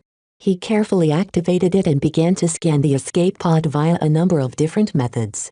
He quickly encountered an anomaly. No results. Aside from optical scans and some other scanning methods, his multiscanner failed to pick anything up. It was as if there was a chunk of indescribable matter in front of it that they simply failed to grasp. Vez became a bit alarmed. Either the escape pod was wrapped in some kind of anomalous energy field that interfered with the scans, or its materials were naturally resistant to scanning methods. Whatever the case, Vez knew that he wouldn't be able to obtain any usual data from his scanning efforts. It looks like he'll have to take a closer look. He felt very leery about investigating the odd escape pod in person, but the corpse resting inside the escape pod was simply too strange to be left alone. Once he put away his multiscanner, Vez held his rifle at the ready while slowly examining the surface of the escape pod for any control panels. He eventually found a small and damaged cover which had become stuck to the surface. Vez had to leverage the strength of his combat armor to pry off the cover. After he did so, Vez spotted a few buttons which no longer worked and a simple lever that served as a backup option to open the escape pod. Vez slowly grasped the lever and pulled it with a forceful jerk. The pod seemed to come alive for a bit. A few surface lights that hadn't been destroyed by all of the micro-impacts began to light up in a strange pattern. After a few seconds, the front surface of the escape pod abruptly slid open. At least that mechanism still worked. The front cavity exposed a tube-shaped interior that held enough room for a single person and some supplies. What the? Meow. Vez expected to encounter a mummified woman locked in a frightening scream. He did not expect to see a pristine body of a woman sleeping peacefully in the pod. Where did you come from? Vez jerkily jumped back and brought his heavy assault rifle to bear on the body. Had Lucky been pranking him? No. His cat looked just as scared and confused at this unexpected turn of events. The dried, mummified corpse turned out to be a living human body. Not only that, but the woman didn't appear to look dead at all. He carefully perceived her slim chest rising and falling at a very gradual pace, as if she was deep in hibernation. Even as his heart started to beat faster, Vez studied the woman's appearance as carefully as he could in order to figure out her identity. She was a slim woman with a thin figure and a face that emanated classical beauty. There was an indescribable charm to her, as her pallid white skin made her out to be a ghost. Was she a Spaceborn clansman, or was she pale for some other reason? The strange thing about her skin was that it appeared to be completely healthy and moisturized, as if the image that Lucky transmitted was completely false. Her hair was lustrous brown that seemed to shine in an eerie fashion underneath the harsh light of the escape compartment. Her hair trailed down her face in curls so bouncy that it seemed as if her hair was as lively and vibrant as a living person. Her vac suit, which should have been aged and eroded to the point of becoming unidentifiable, now appeared to be factory new. Vez could immediately tell that the quality of the vac suit was something else. He failed to identify its materials, but he could tell they were all very high quality. The gray vac suit also came with all kinds of modules that assisted in various survival scenarios. Unfortunately, it didn't come with any markings, emblems or serial numbers that could help him identify its provenance. This was very strange. The same went for the escape pod. The interior should have contained a bunch of information such as the manufacturer of the escape pod, the company who purchased it, the date when it was launched and so on. This was a widespread custom meant to identify escape pods in case they met with calamity. Losing one's life in space was very depressing for those who have been left behind. The fact that the completely intact interior did not print out this information meant that there was definitely something wrong with the escape pod and its occupant. As Vez began to get over his latest shock, he carefully investigated the sleeping body by poking it with the muzzle of his rifle. It was like poking an actual human body. The woman's skin bent and springed like the skin of a living person as opposed to a mummified corpse. Vez began to doubt whether Lucky observed a dried corpse at all. However, he refrained from dismissing Lucky's prior observation. He still trusted his cat to an extent. Take a sniff, Lucky. Is there anything dead about this corpse? Meow. No smell at all? Meow. How can that be? Almost every body releases an odor. Meow meow. This exploration just got odder and odder. Acting out on a suspicion, Vez concentrated his mind and attempted to find out whether the dormant woman or the escape pod was affected by spirituality. The moment he switched to his spiritual vision, he discovered to his horror that a lot of spiritual energy wrapped around the escape pod. Little of it affected the body, but Vez noted from the flows that it appeared to be the source of all of the spiritual energy. Though Vez hadn't touched it directly, it became clear that the quality and strength of the spiritual energy was beyond his own level. This sleeping woman was definitely capable of beating him on a spiritual level. His discovery immediately prompted him to re-evaluate the risks of dealing with this anomaly. Despite his superiority in arms and equipment, he began to doubt whether he could gain the upper hand in the event the woman woke up and turned hostile for some reason. Without sufficient leverage, Vez wouldn't be able to remain in control, and that was very bad. Since he already fell victim from a loss of control, Vez did not relish the prospect of falling into the same trap. Vez no longer wanted to delve into the secrets of the escape pod and its occupant. Whatever was behind its mysterious appearance on his ship was clearly above his ability to cope with the situation. Though Vez often liked to gamble every now and then, even he realized what a loser's bet it was to continue his investigation. Besides, he was already in a very precarious situation. With the Coalition Reserve Corps breathing down his neck, he had to do his utmost to evade pursuit. He didn't have the time or desire to delve into this matter any further. Since the risks vastly outweighed the potential gains, Vez made the only choice that minimized the risks. He pulled a lever on the escape pod again to close its cover. Once he did so, he punched a button on a control panel on the side, activating an emergency measure that automatically flushed the cavity of the escape pod. A suction occurred as the escape pod rapidly shot through a tube and emerged back in space. Good riddance. Meow. Both Vez and Lucky became a lot more at ease once the weird escape pod left the ship. The relief was palpable. Vez relaxed and holstered his rifle on a mount on his combat armor. Lucky stopped clinging onto him like a scaredy cat and began to float leisurely in the air as if he never shamed himself. Let's forget about this, Lucky. This is one anomaly that is best left forgotten. Both of them exited the escape compartment and returned to the bridge. There, Vez settled down and inspected the condition of the Scarlet Rose while she was slowly distancing herself from the ejection site of the escape pod.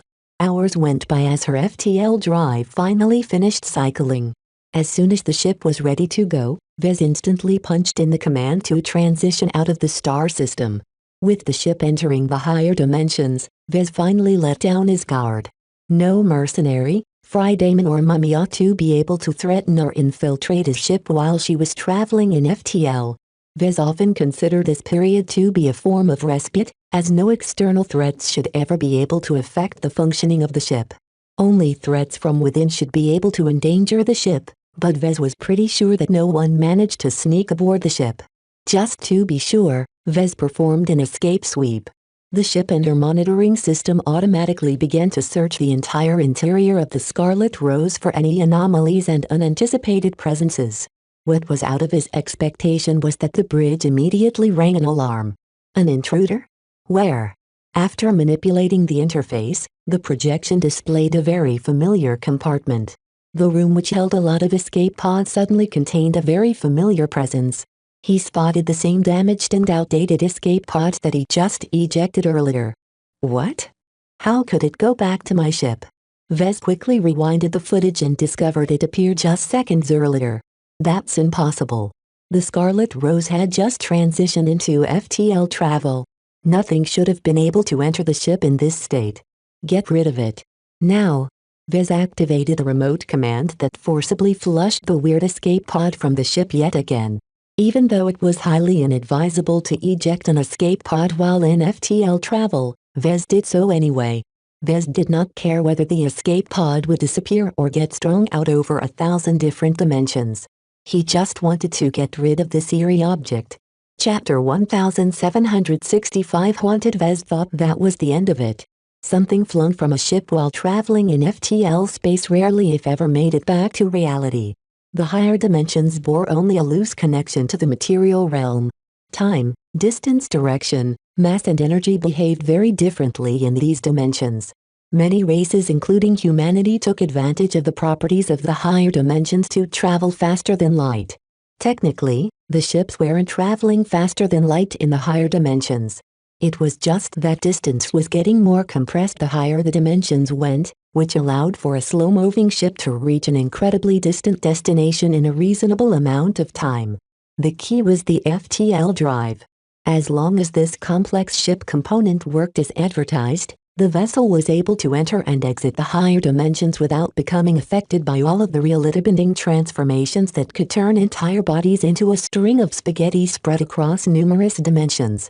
As soon as the Scarlet Rose ejected an escape pod while traveling in FTL, the object should have disappeared.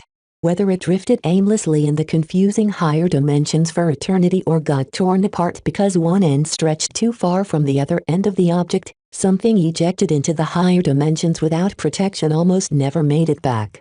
Of the countless times this occurred, only a rare couple scraps ever made it back to the material dimensions, let alone bump into another ship traveling through FTL. Vez was almost sure he got rid of the mystery escape pod. To see it return into the same space as before spooked him to no end. This is impossible. This can't be done. Barring perhaps the big two in the first Earth states, no one should ever be able to retrieve something lost in the higher dimensions. Even if it was possible, then at the very least the object in question should have its own FTL drive. Yet the escape pod contained nothing that suggested that it incorporated a means to travel through FTL. It was too small to carry a full-sized FTL drive, and even a mini drive that had recently been announced by the MTA was a little too big to fit the interior of a typical escape pod. Vez suspected that he wasn't dealing with anything technological at all. Instead, he encountered an anomaly that was likely related to the spiraling spiritual energy empowering the escape pod in some unknown fashion. Whatever the sleeping woman was doing, she had accomplished something that only high technology should be able to do. For her and her escape pod to literally cross through space and maybe time and emerge onto a ship again without passing through any barriers was incredibly freaky. What is going on?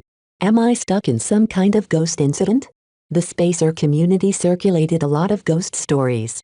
Many people who traveled in space sometimes encountered some strange anomalies and other unexplainable phenomena. Whether they were true or merely the figments of a drunk spacer's imagination, plenty of stories got passed around. Some people treated them as entertainment. Others considered these tales to be superstition. Only some spacers truly bought into the tales no matter how outlandish they sounded. Vez refused to believe that he was caught up in a so-called ghost incident. He was merely the victim of some kind of spiritual stalker who chose to sneak aboard his ship for some reason. There shouldn't be any ghosts involved. Get out. I don't want you here. Go find some other to haunt. Vez activated the same commands as before and flushed the escape pod into the ravages of the higher dimensions without any hesitation. An escape pod shouldn't be able to surface exposure to the higher dimensions without the support of an FTL drive. He didn't leave the bridge during this time. He forgot about every other task on his agenda for the day and carefully observed the feed of the escape compartment like a hawk. Nothing appeared out of the blue. The space which formerly held the escape pod remained completely empty as if nothing was about to sneak into it. Several hours passed by until hunger eventually affected his stomach. I should grab a bite. Though he wasn't sure whether he and his ship was in the clear, he still had to take care of his needs. He left the bridge and entered the mess hall where he cracked open a nutrient pack and dumped its contents in his mouth as quickly as possible. With everything that happened, Vez wasn't in the mood to savor the unique tastes of Coalition standard nutrient packs. The moment he finished his meal, he reflexively activated an interface on his combat armor and called up the feed to the escape compartment again. What he saw almost caused him to spit out a mouthful of nutrient mush. Why are you back? The familiar old escape pod was alive and well. Even after ejecting it into the higher dimensions multiple times, this clingy space derelict kept returning to the Scarlet Rose over and over again. Vez became incredibly angry. Who asked to be haunted by a ghost? If I can't get rid of you, I'll just kill you first before I throw you out. Vez raced down the compartment in question in his full battle loadout. Once he entered the chamber, he approached the escape pod, ripped off the cover, pulled the lever and aimed his rifle at the sleeping beauty resting peacefully inside the pod. Ordinary people couldn't bear to ruin such a pretty image. The hibernating woman possessed a charm that reminded him of some of his mech. He knew that this was one of the side effects of strong spirituality. Yet even without this indescribably quality, the woman was still beautiful enough to attract a lot of appreciation. Vez wasn't sure whether the woman was wearing makeup or not, but she hardly looked like she needed the help. Who cares if you're pretty or not? I'm telling you once. Leave my ship and never go back. The woman did not wake up. The flows of spirituality spiraling out of her body did not exhibit any changes either.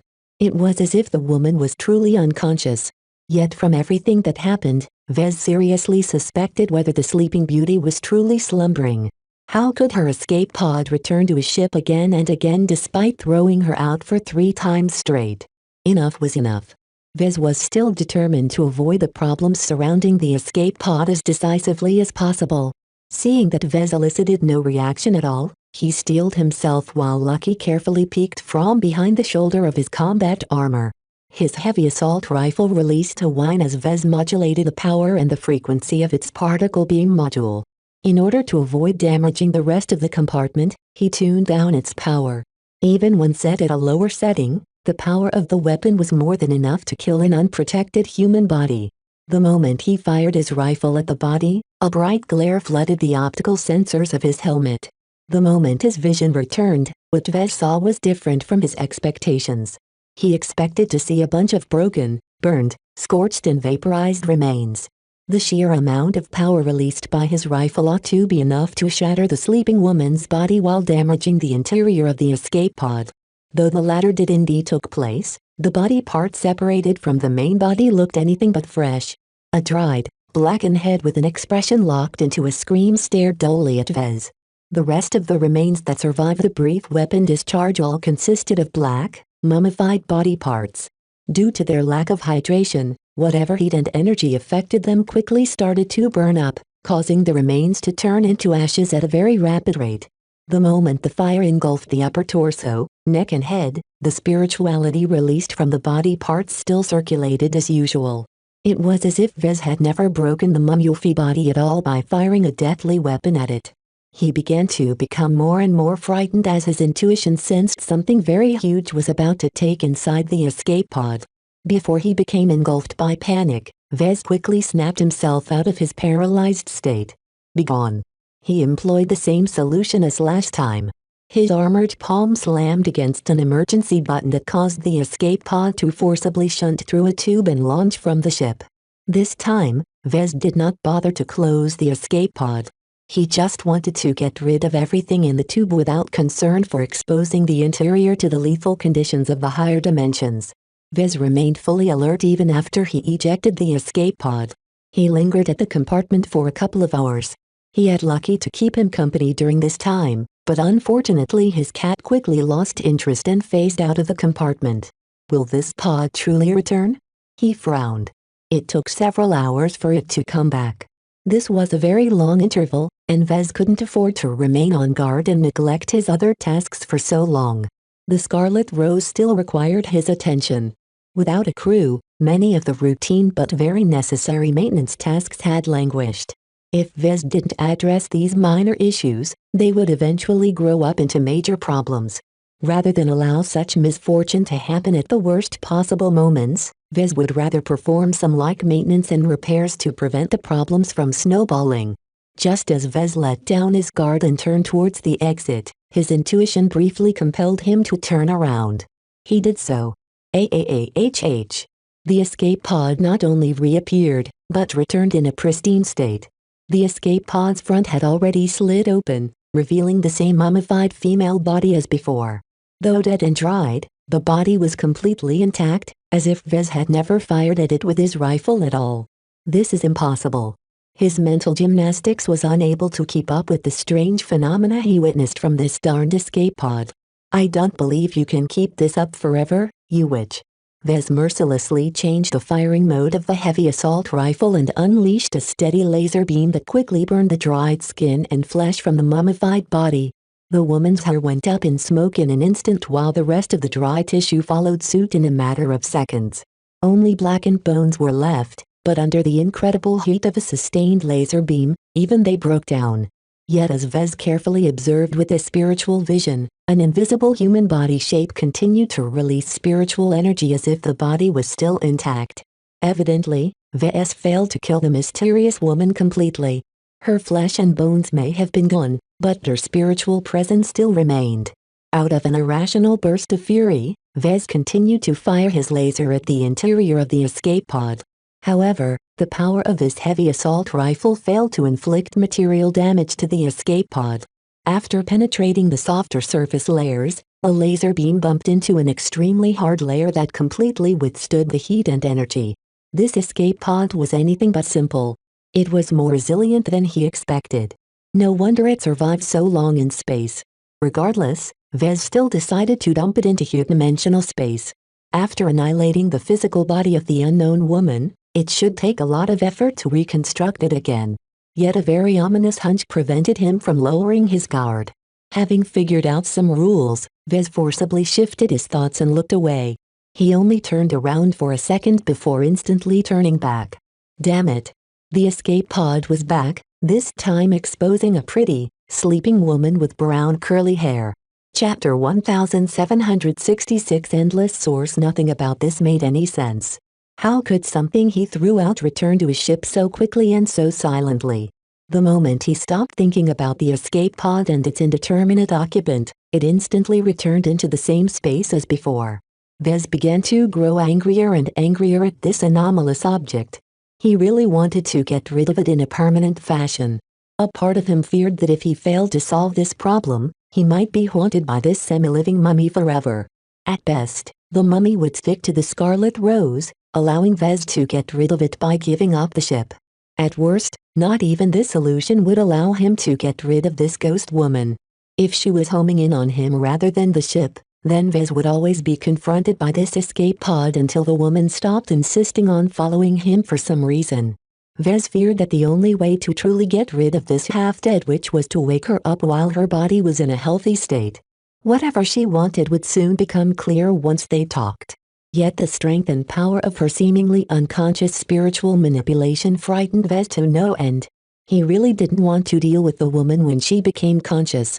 If Vez was really unlucky, then the woman might be aware that Vez attempted to throw out her escape pod and destroy her body several times. No one would forgive such an affront. Vez shuddered in his combat armor in fear. Despite gearing himself up with second-class equipment, he suspected that it was completely useless against an opponent who manipulated reality to such an extreme extent. It didn't make any sense. Against such a powerful and inscrutable entity, Vez would rather deal with her while she was dormant rather than awake. The chance of an amicable conversation was too small in his eyes. This woman was definitely targeting him. Otherwise, she wouldn't be haunting him so persistently. Though everything about the mummified woman and her escape pod confounded him to no end, Vez firmly stuck to his conviction that it couldn't be repeated forever. There has to be a price. Whatever magic this witch had cast must expend some energy each time she restored and relocated her body and escape pod. Vez would just have to find a way to consume this energy until he scared her off or drained her empty. Since getting rid of you isn't working, what about crushing you entirely? A devious idea entered his mind. He stepped back and activated his integrated comm.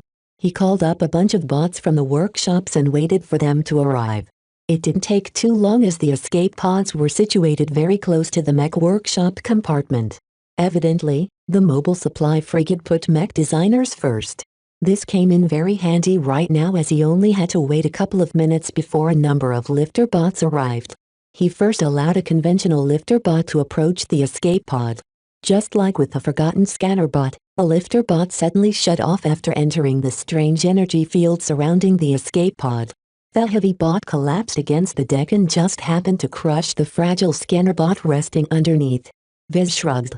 He expected something like this. The energy field didn't seem to do anything but prevent bots from coming close. Fortunately, he also called in a different bot. A mech workshop always came with a variety of production equipment, production tools and production bots. Because mech were so big and heavy, many of the bots and equipment were rated to handle very heavy loads. For a typical escape pod, just a regular magnetic or gravitic lifter bot was sufficient to elevate it from a distance. The bot that Vez pinned his hopes on halted 10 meters away from the mystery escape pod. The air became more charged as the lifter bot activated its remote gravitic lifting system. The gravity affecting the escape pod suddenly disappeared. Not only that, the gravity also started to shift further, allowing the lifter bot to retract the escape pod from the launcher tube and carry it out of the compartment while continuing to maintain the distance. Vez followed after the bot and its cargo. The bot crossed the corridor and entered the mech workshop. He approached a forging machine that was ordinarily used to process very difficult metals. He had already sent a remote command to activate it and warm up its chamber. Let's see, 7,000 degrees Celsius. Still not hot enough.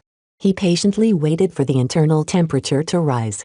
While the maximum temperature limit of the forging device reached an astounding height, the amount of energy it expended and the amount of waste heat generated in the process made it very troublesome to sustain. Vez also had to wait several hours for the temperature inside the forging machine to reach its limit, so he merely waited for 15 minutes before making his move. This should be hot enough to process the metal of the escape pod. Vez had already noticed that the core structure of the escape pod was made of extremely resilient compressed alloy. Such metals were often utilized as armor plating for mech and ships. Ordinary production equipment wouldn't be able to process this kind of material once it had been set. Fortunately, the mech workshop was equipped to a very high standard. The Friday Coalition often handled comparable materials, so the forging machine they utilized should still be capable of handling this grade of materials. Here goes nothing.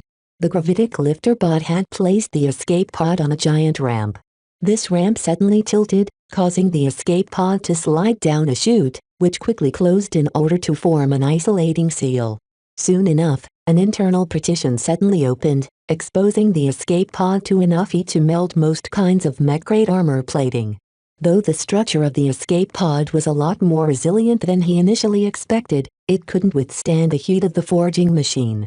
According to the internal sensors, the escape pod quickly melted and deformed.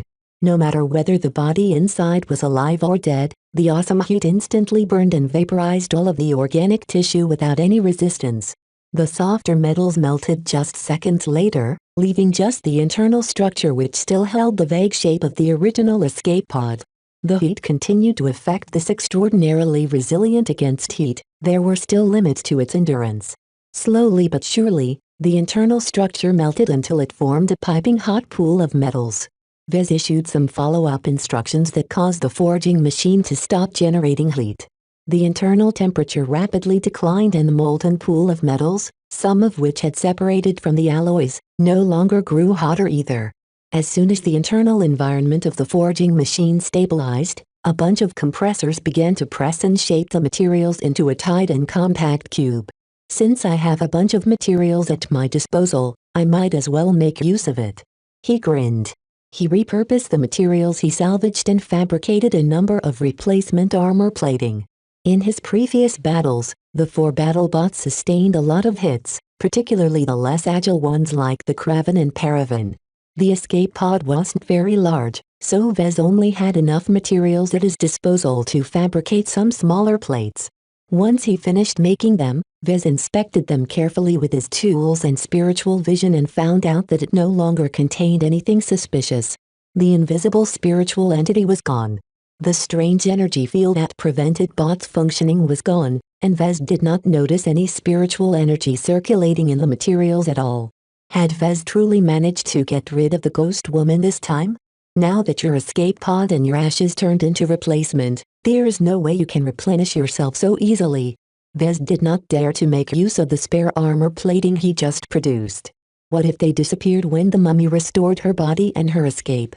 Even now, Vez did not rule out the possibility that this ghost woman managed to defy time and space yet again. She had already done so too many times for Vez to remain confident. Let's see what happens. He relaxed a bit and tried to think about something else rather than the escape pod. Once he believed enough time had passed, he revisited the escape compartment. The closer he came, the more his apprehension grew. The moment he opened the hatch, his heart suddenly shrunk. The escape pod and the woman had returned, just as he feared. This time, the open front cover displayed a mummified corpse with a face locked in a scream. Perhaps it was his illusion, but the empty eye sockets seemed to glare at him as if the woman despised his actions. Vez shook his head inside his helmet. You should be dead. Seeing that the escape pod and its occupant had returned despite what had happened, Vez quickly left the compartment and returned to the mech workshop. To his astonishment, the replacement armor plating he made out of the materials of the escape still remained. This doesn't make any sense. Vez knocked the knuckles of his gauntlet against the surface of the armor plating. Ding! The metal still remained completely real.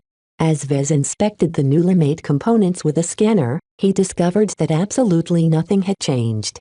The armor plating still retained the same mass, density, toughness and other parameters. It hadn't lost anything. Wait a minute, does this mean I can produce an unlimited amount of high-quality alloys? The moment he considered this option, his mood suddenly turned. What if he kept this up? What if he could keep taking advantage of the ghost woman until she eventually ran out of energy? As long as the ghost woman's reappearances didn't affect the materials he extracted from the continually duplicating escape pods, he could probably produce enough supplies to supplement his fighting strength. I can fabricate enough armor plating to upgrade the defense of the Paravan and Kraven. I can produce enough high-quality gauze cannon slugs that are tough enough to penetrate the thickest ship hulls. I can even produce some hull plating that can reinforce the exterior defense of the Scarlet Rose. Though Vez still feared the seemingly immortal ghost woman, The practical benefits began to outweigh his common sense. Instead of fearing the escape pod's continuous renewals, why not treat it as a renewable material source? As long as this escape pod kept coming back, Vez could potentially sustain this extraction cycle forever. A greedy grin appeared on his face. Ha ha ha ha, changed my mind. Keep haunting me. Don't ever stop. Vez returned to the workshop and inputted an elaborate set of instructions in the forging machine and a number of gravitic lifter bots. Once he finished his preparations, he activated the routine, causing the lifter bot to leave the mech workshop and return minutes later with a mystery escape pod in tow. The bot placed it in the forging machine, which soon began to melt it down and extract the valuable metallic exotics, this time segregated by material, allowing Vez to form alloys with different properties. No matter what he repurposed the materials for, Vez bet that he could definitely profit immensely from this renewable source. As for the mummy woman, Vez was completely uninterested in engaging with her. He didn't even bother to instruct his bots to remove her body from the escape pod before chucking it inside the forging machine. At most, the forging machine just had to expend a bit more effort to separate the impurities from the rest of the metals.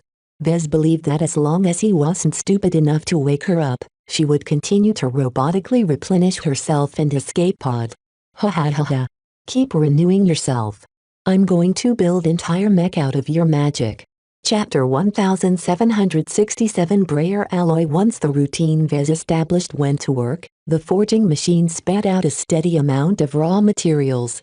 Like an assembly line, the gravitic lifter bot kept retrieving the mysterious escape pod from the escape compartment and brought it into the mech workshop. From there, the bot threw the object into the forging machine, which carefully melted it down and separated the various high-value exotics and metals left behind. Wary of the power of the mummified woman, Vez remained alert and stayed awake for the entire night in case anything changed. The moment the woman did something to escape this loop, he would immediately shoot her dried corpse down with his heavy assault rifle. To his relief, no deviations occurred. Even if the escape pod and its half-dead occupant continually underwent a brutal transformation inside the forging machine, Vez saw no break in the pattern. It seems that I can really sustain this loop indefinitely, Vez uttered with astonishment. He really had no idea what was going on. Stuff did not materialize out of nowhere for free. Reality simply didn't work this way. Yet what he witnessed all night seemed to defy what was possible. Gloriana would probably call this miracle. Of course, Vez did not let his ignorant and gullible side take over. From a rational perspective, just because he didn't understand what was taking place didn't mean it was a miracle. Just like how ancient humans looked up at the sky and witnessed a thunderstorm, many people had a tendency to believe such might and power came from gods rather than nature.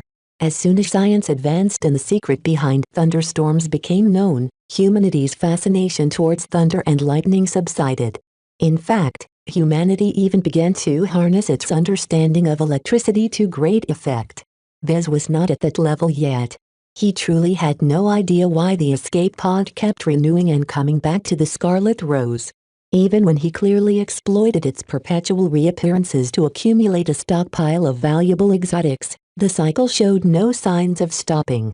Observing the escape pod and its sometimes living, sometimes dead occupant was an exercise in futility. No sensors or scanners aboard the Scarlet Rose noticed anything unusual about its appearance. It simply materialized in place at an instant as long as the old escape pod disappeared or broke down. Studying the pod and the body inside with a spiritual vision yielded a bit more results, but not as much as he expected. Something was clearly going on at the spiritual level. Careful study revealed that the flows of spiritual energy followed along a large number of very mysterious patterns. These patterns reminded him of the grand dynamo inside his mind, but of a different nature. It was as if he was observing a form of spiritual circuitry. Many patterns showed up in different places, reinforcing his suspicion that the corpse or underlying spiritual entity actively maintained some sort of spiritual process. Due to the potency of the spiritual energy emanating from the woman, Vez did not dare to investigate too carefully. He mainly relied on his spiritual vision and passive observation methods to avoid triggering a counterattack or disturbing the process. He would feel endless regret if his spiritual prodding inadvertently interrupted the loop and ended his source of free exotics. As long as this process continued, Vez could build all manner of fantastic machines out of these high-quality materials. It's really absurd. Vez muttered in confusion. Am I being delusional, or can I really repeat this process ad infinitum? He really couldn't believe such a powerful witch whose spiritual strength rivaled or surpassed that of Kalanxo could fall victim to his trivial scheme. Was she really dead? Did her powerful spiritual remnant lack consciousness? Or was she stuck in some sort of semi-dead coma? Vez indulged in all kinds of speculation, but without any solid proof, he had no way to tell for sure. He tried to identify the woman. In the moments before chucking the escape pod and the body in the forging machine, Vez took many samples and performed many scans. When handling the corpse, Vez did not dare to touch it directly anymore in case of waking her up. He doubted the witch would be pleased to find out that Vez mistreated her and her powers for his own gain. In fact, before he took an organic tissue sample from both the dead and living to the infirmary, he stopped and reconsidered his actions. Does it matter if I know her identity? Do I really find out who she is or where she comes from? The woman obviously carried a lot of mysteries, and as a curious mech designer, Vez felt compelled to figure out the answers. Yet Vez also dreaded the woman. Why did she come in the form of both a dried husk and a living woman? Which was fake and which was real? Why did she decide to haunt him? Was she calling for help, or was she attempting to recover by siphoning his powers? Whether she was friend or foe, Vez did not think he would benefit by finding out the answer. If she turned out to be a malicious enemy who wanted to take advantage of him, then it was in his best interest to keep her suppressed. It was a bit more complicated if the opposite turned out to be true. What if this woman was some sort of ally or friendly entity who could offer him all kinds of benefits in exchange for rescuing her? Perhaps he could trade all sorts of favors with her in order to learn some of her spiritual tricks. Yet, regardless of whether she was friend or foe, the chance that she would overpower him when she woke was very significant. The strong had no patience for the weak. Just comparing their respective spiritual strength and prowess was enough to make him understand that he would definitely be the disadvantaged party in any interaction. She's way too strong. Even in her supposedly dormant state, she's already strong enough to sustain this renewal process. Vez had no idea how her powers even worked. Whether she manipulated time, space, causality, or other fundamental forces and concepts of nature, it appeared she wasn't running out of energy anytime soon. Perhaps her spiritual powers had reached a more advanced level, allowing her to sustain this continuous renewal process by drawing her energy from some other source. For a brief moment of time, Vez entertained a very dreadful possibility. What if the body belongs to my mother? His mind almost blanked out. What would his mother think if she found out he treated a part of her as a renewable exotics mine? Let's stop here. Though he didn't consider this possibility to be likely, he nonetheless decided to cease all attempts at investigating the woman any further. The risks were too great while the rewards were too uncertain. Rather than risk losing control and put himself at the mercy of a wrathful spiritual sorceress, Vez would rather maintain the status quo and secure his current arrangement. Besides, someone who tried to deceive him by camouflaging her ugly, mummified corpse with the visage of an attractive, living body was bound to be untrustworthy. Whether she was a helper or not, whether she came to assist him in some way, Vez did not wish to follow along someone else's arrangements. Compared to the potentially wondrous opportunities he missed out on, he would rather follow his current trajectory and climb to power through his own efforts. Only by relying on himself rather than others would he be able to maintain control over his own life. Neither the Bright Republic, the Ilvain Protectorate, the Friday Coalition, or the Hixodric Hegemony had the right to dictate his life. For this reason, Vez resolutely threw out any desire to investigate the woman or wake her up. Even if he was making a colossal mistake, he trusted in his judgment and his belief that it was better to rely on himself. Sorry, woman, but if you came with good intentions, then it was a mistake to come to me. I don't need your help. He disassembled the escape pod after annihilating the corpse in order to see if he could spot any serial numbers, manufacturer markings, and the like. He also retrieved the advanced processors that were tasked with regulating the escape pod's many functions. Since the escape pod was still somewhat functional, Vez finally managed to retrieve some useful information. After supplementing his investigation by referencing some information from the galactic net, he finally figured out its origin. A company called the VZI Corporation used to produce the escape pod model over 170 years ago. What interested Vez the most was that the VZI Corporation exclusively operated in the galactic heartland. There was a huge distance between the Komodo star sector and the area of operations of the VZI Corporation. The escape pod model only sold for a couple decades, and according to the production date embedded in the operating system, the pod that fell into his hands had been manufactured roughly 150 years ago. Curiously enough, Vez did not find any data about the ship that carried the pod or the people or organizations who bought it. He also didn't find any information regarding its occupant or any human for that matter. Someone scrubbed this data. Barring some marginal tidbits, the only data the escape pod's operating system retained were those related to its functioning. Without this essential data, the escape pod would cease to function. Still, Vez was happy with what he learned so far. The escape pod was a standard product from the galactic heartland instead of some mysterious creation that originated from some alternate universe. Pinning down the concrete origin of the escape pod helped demystify it in his mind. Vez feared the escape pod and the unknown female corpse a lot less now that he could definitely conclude that their origins were less than magical. After learning all he could know about the escape pod model, Vez directed his attention to the valuable materials he stood to gain. The escape pod produced by the VZI Corporation had to meet all kinds of industry requirements.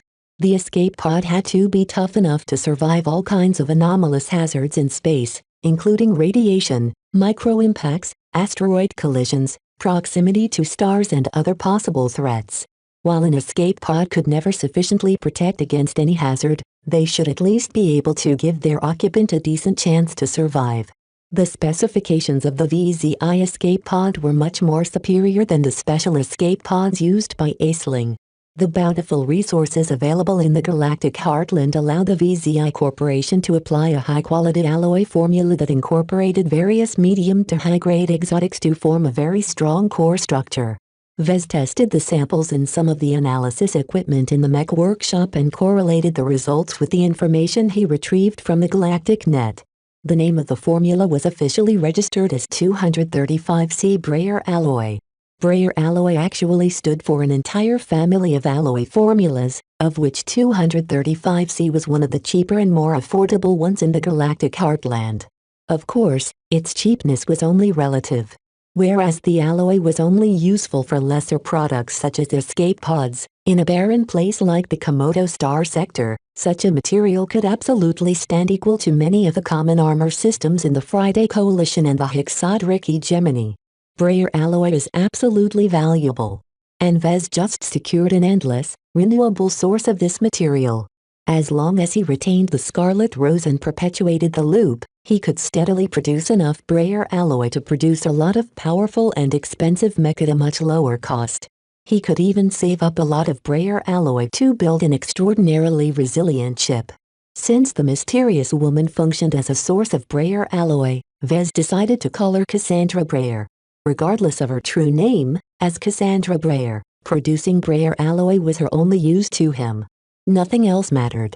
Chapter 1768 Valuable Exotics. Vez developed a very warped appreciation for Cassandra Breyer. Not only did her appearance solve the Scarlet Rose's shortage of tough, metallic exotics, she also had the potential to empower his organization and fund many of his future endeavors. He no longer questioned the absurdity surrounding her endless duplication.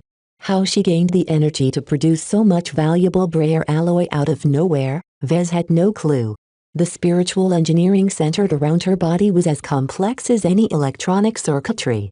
Without a comprehensive foundation in spiritual engineering, Vez couldn't even begin to decipher all of the wondrous spiritual interactions and mechanisms. He suppressed his greed to master this ability for his own. He was far too weak to perform such a reality-defying feat. Rather than aim for the minuscule chance of winning the jackpot, Vez would rather keep his modest but guaranteed gains. Adopting a risk-averse solution was very uncharacteristic for Vez. However, anything related to spirituality always succeeded in stimulating his greatest fears. Vez was a mech designer. He understood technology. He excelled in many disciplines related to mech. For this reason, when it came to taking risks in mech design, Vez always possessed the confidence to succeed when failure was probable. Yet when it came to this inexplicable ghost woman and her horribly frightening visage, Vez did not feel assured at all. His Larkinson blood completely cooled when he considered the prospect of waking a very angry and powerful woman. It's better to let sleeping dogs lie. Meow. Lucky comfortably perched on a table while he munched a bar of solid caucus iron. Aside from Vez, Lucky benefited from the current arrangement as well. The endless amount of exotics produced from the loop essentially meant that Lucky would never go hungry. Vez did not forget about his current circumstances. He still had to run through the territories of the Great Zona Republic and the Krishi Republic in order to reach the Ilvain Protectorate. While the production loop resulted in a continuous supply of fairly dense Brayer alloy, accumulating too much of it increased the total mass of the ship. Vez still had a lot of use for the materials in repairing and reinforcing the Scarlet Rose and her complement of battlebots. As long as he could make good of the Brayer alloy, he didn't mind paying a price. However, Vez could not afford to go too far.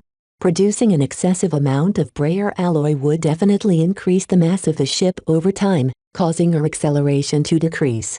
The slower the acceleration, the greater the likelihood that pursuers would catch up to the Scarlet Rose. If Vez had his way, then he would order the gravitic lifter bots to stop feeding the escape pod to the forging machine.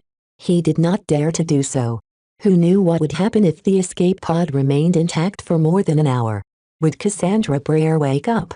Would her body resuscitate and bring her back to life? Fearing a complication, Vez insisted on destroying her body and her escape pod on a continuous basis for good measure. Ejecting the escape pod out of the ship was not a good idea. Who knew what happened if it was thrown in the higher dimensions or the material dimensions? Rather than risk the witch waking up in space, Vez would rather destroy her body and her accompanying escape pod entirely. The question therefore moved on to determining what he should do with the excess materials. Throwing it in space after he processed it seemed wasteful. It also risked exposing his renewable Brayer alloy mine. After all, there was no native source for the constituent materials of Brayer alloy in the Komodo Star sector. While it was possible to import the materials, it was not economic to do so. If someone found a lot of Brayer alloy chucked into space, Vez might inadvertently attract a lot of unwelcome attention. Therefore, aside from slowing the production process and dumping the materials from the ship while she was engaging in FTL, Vez found another outlet for his excess materials. Keep eating, Lucky. Vez grinned. There is enough caucus iron and lesser geonode to stuff yourself, stupid. Meow meow. Lucky blinked his eyes as if he was in bliss. His teeth effortlessly crunched a chunk of lesser geonode as if it was nothing but a crispy snack. Although 235C Brayer alloy blended over a dozen different materials, the forging machine aboard the Scarlet Rose could extract 4 of the most important materials. As for the other exotics, they simply lost effect and broke down entirely due to the destructive recycling process. While it was a shame to lose those valuable trace materials, what the forging machine managed to retrieve intact was enough to make Vez ecstatic. The most abundant material was a medium-grade exotic called caucus iron. Making up 67% of the alloy, the iron-like material was responsible for most of its basic properties. Without its hardness and toughness, Brayer alloy could never be as resilient. The second most abundant material was lesser geonode, which made up 29.4% of the alloy. Though this was a very large proportion, the medium-grade exotic did not actually strengthen the Brayer alloy. Instead, it mostly served as a binding material that allowed the caucus iron to play nice with other potent exotics without provoking an undesirable reaction.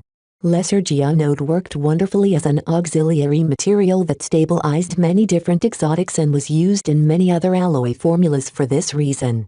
The third most prevalent material was Taman metal, which was a high-grade exotic that patched up the main weakness of caucus iron. Though caucus iron was very hard and tough, thereby making it very resilient against physical damage, it did not fare very well against heat and energy damage.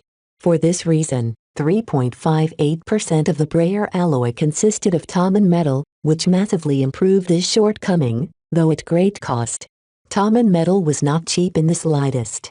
The fact that 235C Brayer alloy only incorporated so little of it was already a very generous proportion.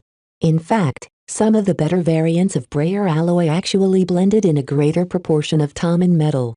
The last important material in the alloy formula was a high-grade exotic called amyris, consisting of just 0.02% of the alloy that made up the main structure of the escape pod. Just a little bit of it significantly improved the shock absorbance attribute.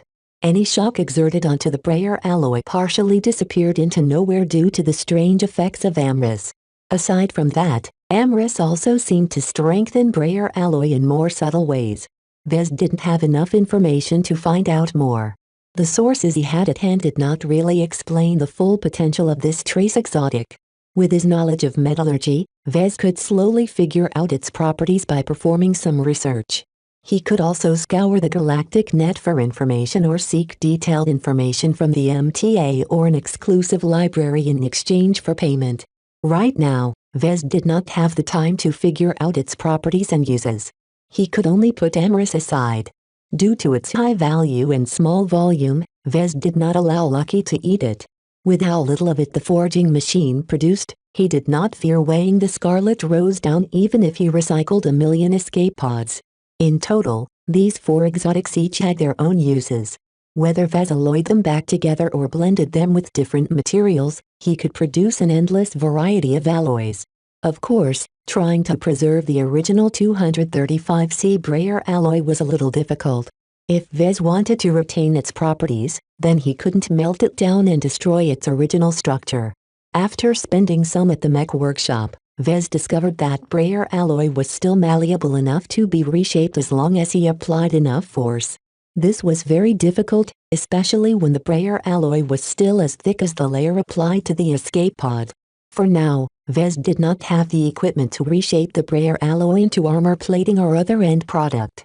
He would have to take care of this after he ended his flight. Regardless, just the 4 exotics is enough to form all kinds of resilient alloys. Perhaps the best use he found was producing a large batch of Gauss cannon projectiles. Such products often came in the form of solid slugs made out of very hard materials. The rounds produced from this new supply of materials were absolutely better than the conventional ammunition. Almost nobody could bear to waste high-grade exotics on a consumable product. Yet the effect of doing so often yielded greater results. With his new batch of Gauss cannon projectiles, the Kraven became a lot more deadly. Against very tough targets, the rounds wouldn't shatter as easily. The armor-penetrating properties of the new batch was at least multiple times better. If Vez had more time, he would have incorporated some of the materials in the missiles, but that was far too much work for him to accomplish on his own. The benefits were also a bit too marginal as missiles generally relied on their payloads to deal damage. Time passed by. As Vez and Lucky became obsessed with Brayer alloy, the Scarlet Rose quietly made it through the Great Zona Republic without encountering another prepared ambush. Whether his enemies gave up or failed to catch the ship at the right star system, the Scarlet Rose managed to escape trouble for 2 weeks. By the time the mobile supply frigate left the Great Zona Republic, Vez had entered the final stretch of his flight. As long as the Scarlet Rose managed to pass through the territories of the Creshi Republic, Vez would be safe. The chance of encountering hostiles in the territory controlled by the Ilvain Protectorate was minimal. Just as Vez started to hope for a safe and quiet return, the Scarlet Rose finally bumped into a hostile force. The alarm that rang from his comm in the mech workshop shocked him to no end. After realizing what was going on, he dropped his tools, pulled Lucky away from his perch and ran to the bridge. Once he arrived, he seated himself on the captain's chair and called up the data gathered by the sensors. The threat just arrived at the same emergence zone that the Scarlet Rose had entered a few hours ago. With 2 hours to go until his ship finished cycling her FTL drive, Vez did not expect any dangers to occur once a sensor sweep revealed no starships in the vicinity. For a new ship to arrive in the same emergence zone was very alarming. This was especially the case when the new arrival also happened to be close enough to intercept the Scarlet Rose within an hour. The new arrival did not hide her identity. Her transponder not only broadcasted her ship identity, but also her allegiance. The ship just happened to belong to the Coalition Reserve Corps. Damn it. He cursed. The Fridayman finally caught up. I knew the good days wouldn't last. The CRC did not dispatch some harmless scout ship either. The ship that emerged happened to be a frigate that was somewhat similar to the Scarlet Rose. This explained her speed and ability to catch up to his flight. Unlike his own ship, the new CRC vessel did not appear to be a mobile supply frigate. She looked sleeker, faster and much more oriented towards combat action. Her mech hangar compartment looked a bit larger as well, which hinted that the hostile ship probably carried more mech as well. Because of the lack of mech pilots, his battle bots weren't capable of fending off an equal number of mech. If his battle bots happened to be outnumbered by a bunch of second-class mech, then defeat was almost assured. Chapter 1769 Taranak. The doom that hung over his head never went away. Vez just forgot about it when he became obsessed with exploiting the production loop. He came up with a lot of ideas on how to make use of this seemingly endless source of Breyer alloy. After several weeks had passed, the loop showed no signs of stopping. Whatever technique Cassandra Breyer performed, its programming obviously did not account for the absurdity that Vez subjected her to. If she was conscious, there was no way she would approve of his exploitation. Fortunately, she never showed any signs of waking up after the forging machine burned her body up over 1,000 times. Just like a cleaning bot that kept bumping into a wall after its programming glitched, Cassandra Breyer seemed incapable of changing her current fate. Perhaps she wasn't even aware of her current circumstances. Vez was especially surprised when her spiritual energy levels remained constant despite the constant creation of Breyer alloy. Matter didn't come out of nowhere. Vez believed that not even gods were capable of circumventing this fundamental truth. Matter was energy and energy was matter. The human race had long invented ways to convert energy into matter and vice versa. It was just that this process was extremely inefficient. A humongous amount of energy was needed to generate a modest amount of matter. Tech constraints also made it impossible or impractical to create valuable exotics. Otherwise, the Big Two wouldn't have needed to launch an invasion of the red ocean dwarf galaxy.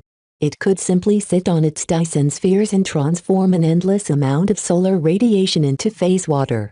This was why Vez continued to find the current situation absurd.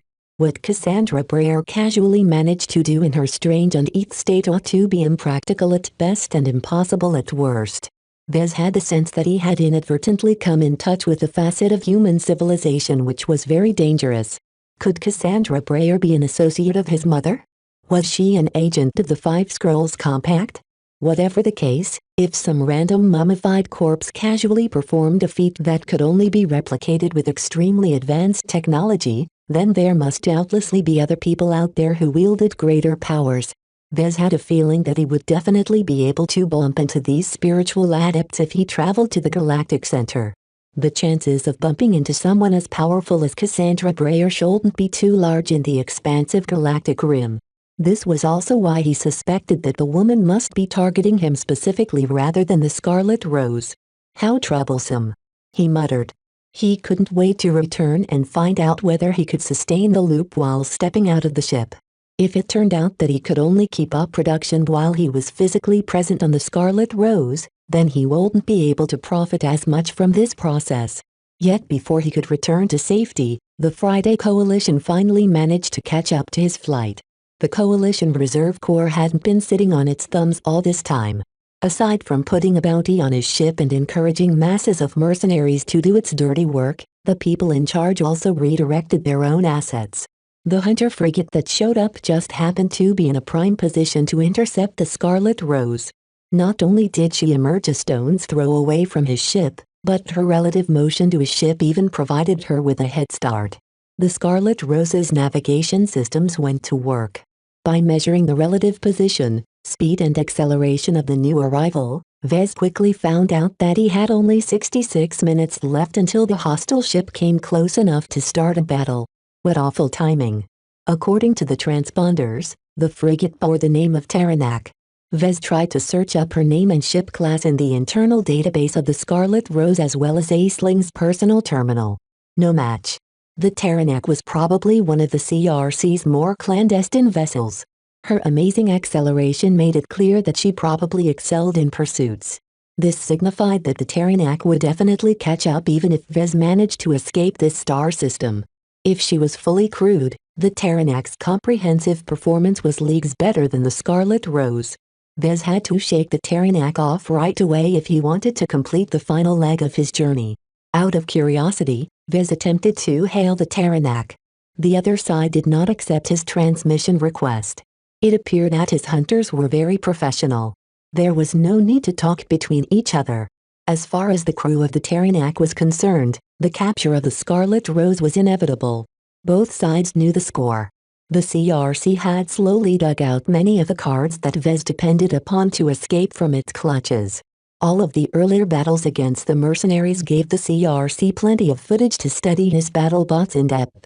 With Aisling Curver, their original designer, in their employ, the CRC probably figured out all of the weak points of her former mech. Vez briefly grinned. Many of those weak points aren't as vulnerable as before. With a steady supply of Brayer alloy, Vez did not hold back in strengthening the overall structure of the battlebots. He not only supplied the Paravan with a brand new tower shield that consisted entirely of Brayer alloy, but also modified the structure of all 4 battlebots to vary their existing structure. By and large, Vez substantially added a lot of armor plating to strengthen their resilience. While their mobility dropped, the boost in defense was more than worth the trade-off in his eyes.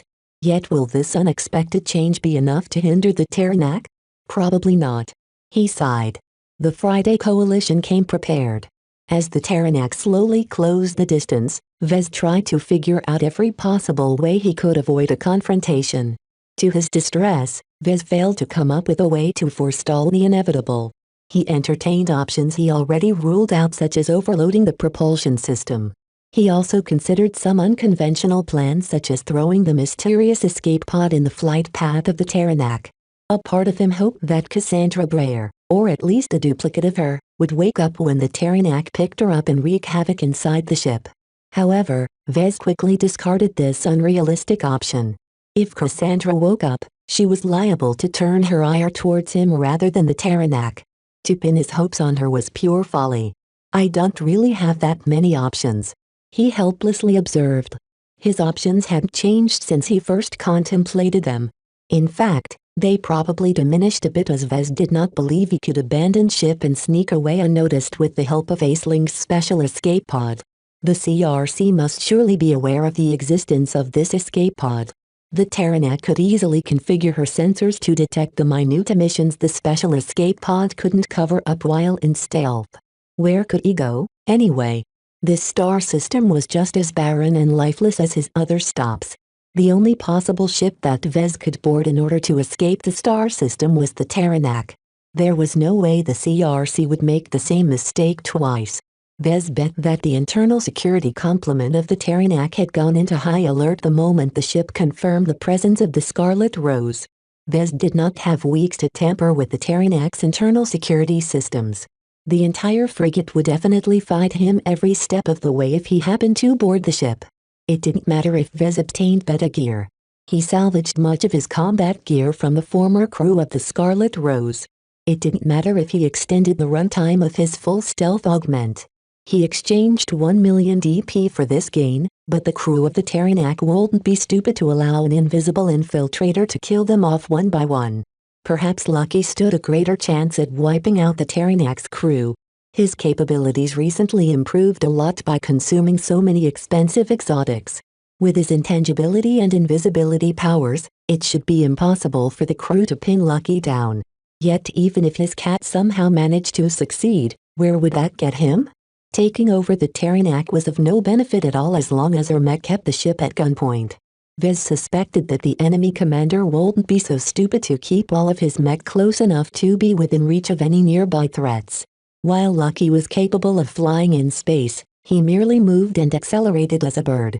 It was too impractical for him to cross the vast distances in space and attack all of the mech. As Vez ruled out option after option, he finally couldn't escape the unfortunate fact that only a frontal battle between his battlebots and the Terranak's mech would allow him to overcome this crisis. "Looks like we're at the end of our rope, Lucky." "Meow. Yeah. We might as well try." Seeing that he could do nothing else, Vez left the bridge and entered the mech workshop. He methodically activated his BattleBots and put them on standby while he inspected the machines. All 4 machines exhibited a bit more armor plating. The Brayer alloy added to their frames ruined their aesthetic contours, turning them into machines that significantly diverged from Aisling's original vision for her bodyguard mech. Vez had no choice but to place his faith on these tainted machines. Compared to facing hundreds of third-rate mercenary mech, he held little confidence that his BattleBots would succeed this time. Yet, he did not give up. He had come too far to stop at this point. Even if I'm defeated, it's not the end. As long as the Terranak was out to capture him, Vez would still be able to bide his time and attempt another escape, especially if Lucky stayed hidden. Of course, the Friday Coalition wouldn't be as complacent as last time. Now that he became known as an escape artist, they'll probably keep him confined until the Terranak brought him all the way back to the Warsaw Giant system. Does Aisling even want me still? He frowned. If not, then Vez was in big trouble. As time continued to pass, the time to deploy his BattleBots had come. He stepped behind a familiar control panel. 4 separate projected interfaces came online as the BattleBots launched into space one by one. Each of the machines lined up next to the Scarlet Rose in order to greet the appearance of the enemy mech. Soon enough, the Terranak showed some activity. Vez directed the Scarlet Rose's optical sensors to observe the opposite ship carefully. A second-class mech appeared into space. Vez instantly studied its visual design and figured its basic properties. 1 offensive space knight. Armed with a lance as well as a sword. Excels in charges. Secondary systems and known as of now. 2 light skirmishers. Their models are identical, with only small divergences to account for the preferences of their mech pilots. Armament unknown, but likely consists of daggers. 2 riflemen mech. Both armed with powerful Gauss rifles. Good choice. Energy weapons take too much time to penetrate the armor of my BattleBots. Too bad they didn't account for my Brayer alloy. 1 striker mech. Armed with some sort of energy projector rather than a shotgun. Extremely deadly in close range. Forms an extreme deterrent against my melee BattleBots. 6 second-class mech. Each of them also looked formidable. At the very least, their quality did not lose out from Aisling's bodyguard mech too much. Chapter 1770 Battle Modifications 1 Space Knight, 1 Striker Mech, 2 Rifleman Mech and 2 Light Skirmishers formed a fairly small but effective team. As Vez studied their appearances, energy signatures and other data captured by the Scarlet Rose's sensors, he continually discovered new aspects and nuances that distinguished their designs. They're not civilian designs. They're built according to a higher standard. Not military, but reasonably close to it. Their designs also don't share anything in common. Each design was the product of a different mech designer, or rather design teams. All of the mech featured mature designs with hardly any pronounced weaknesses aside from the ones inherent to their mech types. The degree of optimization in their technical makeup caused Vez to feel a lot of professional respect for their designers. These are some really great mech. Their designs were definitely the work of seniors, which only increased the disparity between the mech and his BattleBots. Though Vez modified the Kraven, Seltzer, Paravan and Fliskin considerably, they still retained the characteristics of their original designs. Lady Aisling Curver designed and built each of the mech. Though she employed some of the best tech and materials a direct disciple had access to, her design style still showed many traces of immaturity. Her professional experience simply couldn't catch up to those seniors who were predominantly over a century old.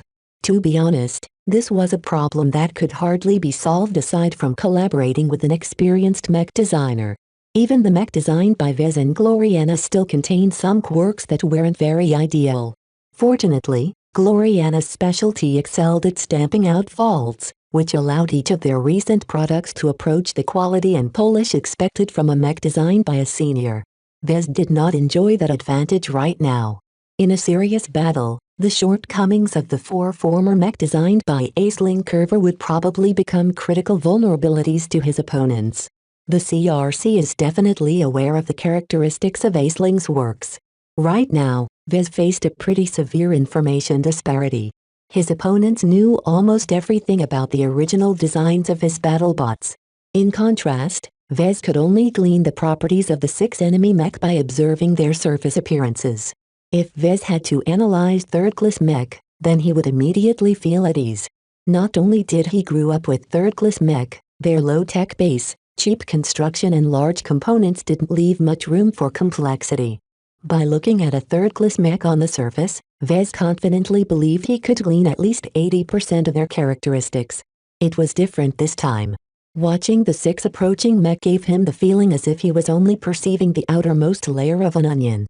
His lack of fluency with regards to second-class mech and their inherently higher complexity prevented him from making solid judgments about their internal characteristics. He did not forget the lessons he learned from Gloriana, Tristan and the textbooks left behind by Aisling. Second-class mech rarely featured only one main system. Due to their higher tech and material base, many essential components had been miniaturized, thereby freeing up a considerable amount of internal volume that could be filled with all kinds of offensive and auxiliary systems. His 4 battle bots each incorporated multiple weapon systems and auxiliary systems, so the mech deployed from the Terranak should be no different. While Vez had to painstakingly tease out the secret capabilities of the enemy mech, his opponents held no such burden. The 6 mech formed into a loose formation and steadily sped up to the vainly fleeing Scarlet Rose as if the outcome was already set in stone. Though Vez felt affronted by the arrogance radiating from the Fridayman mech, he had no right to speak at the moment. I should focus on the battle instead of depressing my confidence. He knew that if he continued to lament his inferiority, the Fridayman didn't have to defeat him. He already defeated himself in his mind. In order to remain stable, Vez concentrated his mind and started to cast out most of his unnecessary thoughts. Only the battle mattered. It was time to enact his plan. Deploy defensive fixtures, he commanded. The mech hangar disgorged a pair of containers, which the battle bots quickly grabbed hold of. Under his direction, the machines placed the containers on the hull of the Scarlet Rose, upon which the magnetic nodes installed on their bottom surface anchored them against the surface of the ship. The bots carefully opened the containers and began to pull out moderately thick metal sheets before pressing them against the hull. The bots continued to place more and more metal sheets against the hull, each of them shaped in a way that allowed them to slot together like puzzle pieces. Within minutes, a very clear shape came into existence. The 4 battle bots pieced together a bunker. The bunker stuck on the hull of the ship like an ugly pimple. The aesthetic of the Scarlet Rose was completely ruined by this crude metal bunker made out of modular sheets. Vez tried to guess what his opponents thought about his actions. They must be scratching their heads right now. He already guessed from the configuration of the team dispatched by the Terranak that his opponents aimed to capture him and ship intact. As long as they destroyed his battle bots, they could easily restrain the Scarlet Rose long enough to transfer over a team of commandos. Since they wanted to avoid damaging the ship, Vez did not have to worry too much about the Scarlet Rose suffering an excessive amount of damage.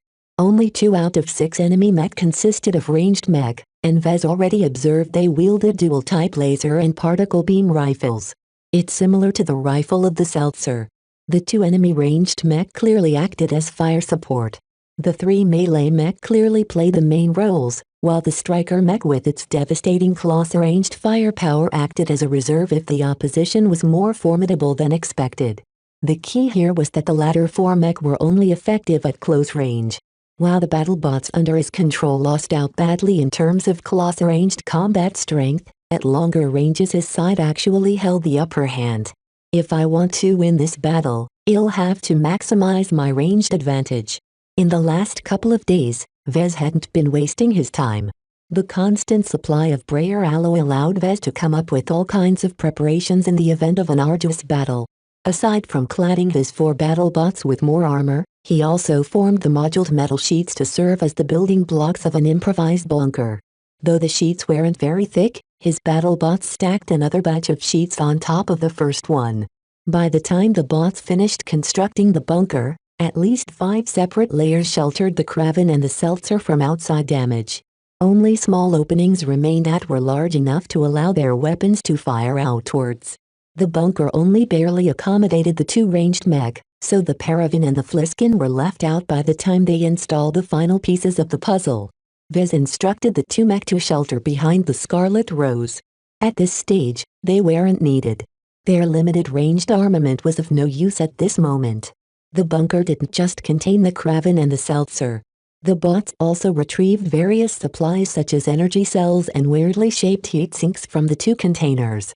Right now, the Seltzer picked up one of the heat sinks, which happened to consist of the same material as the bunker, and slotted it onto his dual-type rifle. The Kraven held its gauze cannon upwards and slotted it through the hole directly above the bot. The Seltzer followed suit, the heatsink attached to the rifle sticking very prominently from the weapon. Fire. The range was a bit too far, but Vez didn't care about wasting ammunition and energy. This was the most difficult battle of his journey so far and he could not afford to hold anything back. The gauze cannon fired first. The bunker and the rest of the ship shuddered as a considerable portion of its recoil transferred to the Scarlet Rose. The projectile that the Kraven fired was not the conventional slug it fired previously. Not only had Vez fabricated a large batch of gauze cannon rounds out of brayer alloy, but he also modified them in a special way. If Vez tried to hit the Terranak or the 6 mech with a single slug, the chance of hitting them was too small. This was why the Kraven released something other than a normal slug. When the round reached medium range, its outer shell suddenly broke apart. Several dozen shards slowly diverged and spread out as if fired by a shotgun. Although their angles didn't diverge very much, their extremely high speed and the huge amount of distance they traversed quickly caused them to spread out across several hundred meters by the time they reached their targets. One sharp shard dug into the shield of the Space Knight with considerable force, surprising the Friedman sent to recapture their property. Active countermeasure. The team of mech quickly responded to this unexpected offensive. Ports built into the exterior of the two riflemen mech abruptly opened and released several jets of particles. These jets quickly bloomed around the loose formation, engulfing the mech in a particle dust cloud that hindered many sensor types from distinguishing what was hiding within. Damn it! Vez slammed his fist against the console. The sensor arrays of the Scarlet Rose and the BattleBots completely failed to penetrate this masking cloud. The particles deployed by the two ranged mech just happened to be tailored against the configuration of his own hardware. This was the advantage of going up against their own machines. The Coalition Reserve Corps used their information advantage to maximum effect. Nonetheless, the particle cloud only encompassed a decentralized area of space around the formation. As the Seltzer began to fire random laser beams, Vez had the sense that none of them hit their intended targets. It was too difficult to land a hit in this obscuring cloud. This happened to be very effective against the Seltzer, which mainly fired concentrated beams that absolutely had to hit in order to deal effective damage. Vez grimaced, but quickly recovered. His fingers danced over the control panel. Defocused the laser beam. He minutely adjusted the Seltzer's rifle to fire a laser beam that minutely expanded as it traveled through space. Though the angle only expanded by a tiny fraction of a degree, at longer ranges the beam quickly expanded into a cone that stretched up to 100 meters by the time it reached the cloud. While Vez failed to see any results, his intuition told him that at least some of these laser blasts managed to hit the mech. The problem is that the energy is too dispersed. Even if a portion of the expanded laser blast managed to clip a mech, the dispersal of energy meant that the affected target only suffered a small portion of damage. The Seltzer had to fire its weapon hundreds of times in order to damage a mech this way. Vez briefly grinned. Heat and energy are of no concern this time. Rather than letting the Seltzer control its fire rate in order to avoid depleting its energy, Vez forcibly ordered it to fire its dual-type rifle as fast as possible. Ordinarily, this would have heated up the rifle and the mech rapidly, but the heatsink made out of brayer alloy just happened to absorb a decent amount of heat. When the heatsink started to reach a limit, the Seltzer detached the heatsink and just threw it out of the bunker before slotting in a new one. Heat management was no problem this time. As for energy, the Seltzer had to worry even less. Vez already prepared plenty of spare energy cells. Even if the BattleBot consumed much of their charges in earlier battles, Vez had already replenished them by tapping in the energy provided by the ship's power reactor. Energy weapons were extremely convenient to use in extended battles and campaigns for this reason. Now that Vez solved the heat problem, The Seltzer could fire its rifle without any risk of overheating its weapon. The enemy mech already started to note the abnormalities. They never expected to meet such vigorous resistance at this range. Chapter 1771 Exchange of Fire. Hidden beneath a bunker installed on the surface of the Scarlet Rose, the Kraven and the Seltzer unleashed a lot more firepower than their opponents anticipated. The Kraven fired rounds that splintered off into deadly shards. The Terranak did not expect to encounter this type of ammunition. What surprised the 6 mech pilots from the Friday Coalition the most was that these shards were not as trivial as they thought. The shield of the Space Knight and the exterior of the other mech bore various scars. In the worst cases, the shards managed to dig deep enough to remain embedded in the material. Suffice to say, the Terranak quickly figured out that these shards actually consisted of high-quality materials. Where did this come from? Did Lady Curver withhold any information? The crew of the Terranak formed all kinds of guesses. Perhaps the Scarlet Rose picked up a shipping container during her flight. Perhaps Fez managed to make a black market transaction back in the Great Zona Republic. Perhaps Lady Curver secretly used her mission to smuggle a batch of high-value materials. Whatever the case, the Kraven posed a lot more threat than before. Obscuring their formation in a particle cloud didn't help much at all, since the spread of the shards was already beyond the Kraven's control. Though getting hit by a shard did not immediately spell disaster, the frequency of it would soon take a toll on the mech if they got it. The light skirmishers that ordinarily would have tried to avoid getting hit by taking advantage of their superior mobility had to take care the most. Vez estimated that their defensive prowess was similar to that of the Fliskin. While this granted them superior mobility, there was no meaningful way to cheat the random spread pattern of continuous bursts of shards. Therefore, hidden inside the particle cloud, the light skirmishers all converged behind the Space Knight. The mech hid their slim profiles behind the larger and thicker Space Knight and its prominent shield. Even though the shield featured numerous shards, it was resilient enough to hold out for a long time against this dispersed bombardment of shards. However, the Space Knight and the other exposed mech did not just have to contend against this rain of shards. The Seltzer also outputted a considerable amount of firepower. Though its expanding laser blasts only transferred a minute amount of damage to the stricken mech, its large area of effect basically guaranteed that all of the mech barring the hiding light skirmisher endured some heat and energy damage. This was not that much of a problem at the start, but the continuous absorption of heat began to burden their own heat management systems while beginning to melt some of their surface layers. The damage dealt by the Kraven and the Seltzer was considerable when taken in isolation, but not enough to threaten the integrity of the Coalition mech. However, when the damage dealt by the 2 mech overlapped, the enemy mech pilots started to feel some discomfort. The constant heat and energy damage applied to the exterior of the mech softened up the surface layers of their armor coverage.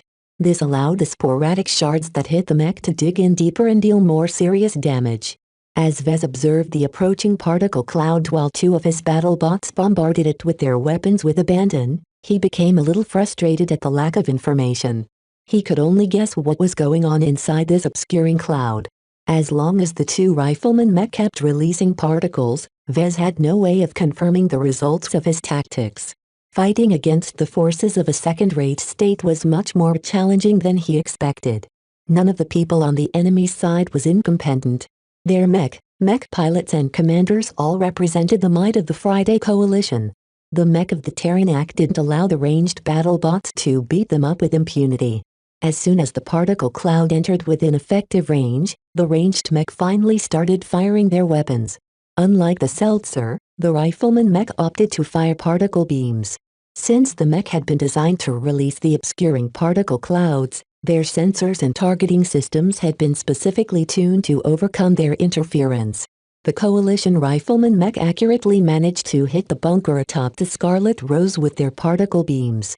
A pair of bright blue beams impacted the top of the bunker in an instant, causing its upper sheets to endure a considerable amount of physical and energy damage. However, as the beams sputtered out, only a few surface layers exhibited some damage. Brayer alloy was just as tough as the high-quality compressed armor plating of a second-class mech. While the Friday Coalition used better alloys, they were incredibly expensive. The advantage held by Vez was that he was not short on Brayer alloy. Even though the particle beams managed to penetrate some of the sheets after repeating, the bunker consisted of 5 layers of alloy sheets, which basically made the bunker as thick as a defensive mech shield. Though it was not impossible for the bunker to get breached, it would take a long time before the 2 enemy riflemen mech got through all of the layers. Even then, his enemies still had to defeat the Kraven and the Seltzer as well. It's all moot if those melee mech managed to close the distance, though. Vez replaced his grin with a frown. The enemy rifleman mech were just meant to soften up his battle bots, which Vez managed to forestall by installing a bunker. The true threat still lay in the Space Knight, Striker mech and light skirmishers. The interception continued. Because the coalition mech were chasing a fleeing target, it took quite some time for the former to catch up to latter. Vez made the most out of this window of time by ordering the Kraven and the Seltzer to fire their weapons with abandon. The Kraven's Gauss cannon came under an increasing amount of stress as Vez did not hold back in maximizing its firing rate. He had studied the weapon carefully and already knew exactly how far he could push without breaking the weapon. Each shot consumed a considerable amount of energy, causing the Kraven to go through a lot of energy cells in a short amount of time. What was worse was that the Seltzer turned into an energy hog as well. The huge buildup of heat and the frequent swapping of heat sinks was a very obvious indicator to how much energy the mech consumed. The energy expenditure got so bad that the stash of energy cells rapidly ran out. It's a good thing I've already anticipated this outcome. A couple of lifter bots emerged from the mech hangar, sneaked through a hole built into the side of the bunker, and dropped the recharged energy cells they carried onto a magnetic plate. The bots then picked up the energy cells that the Kraven and Seltzer already expended and flew back into the mech hangar. From there, the bots hooked up the energy cells to a dedicated charging machine that rapidly replenished their reserves.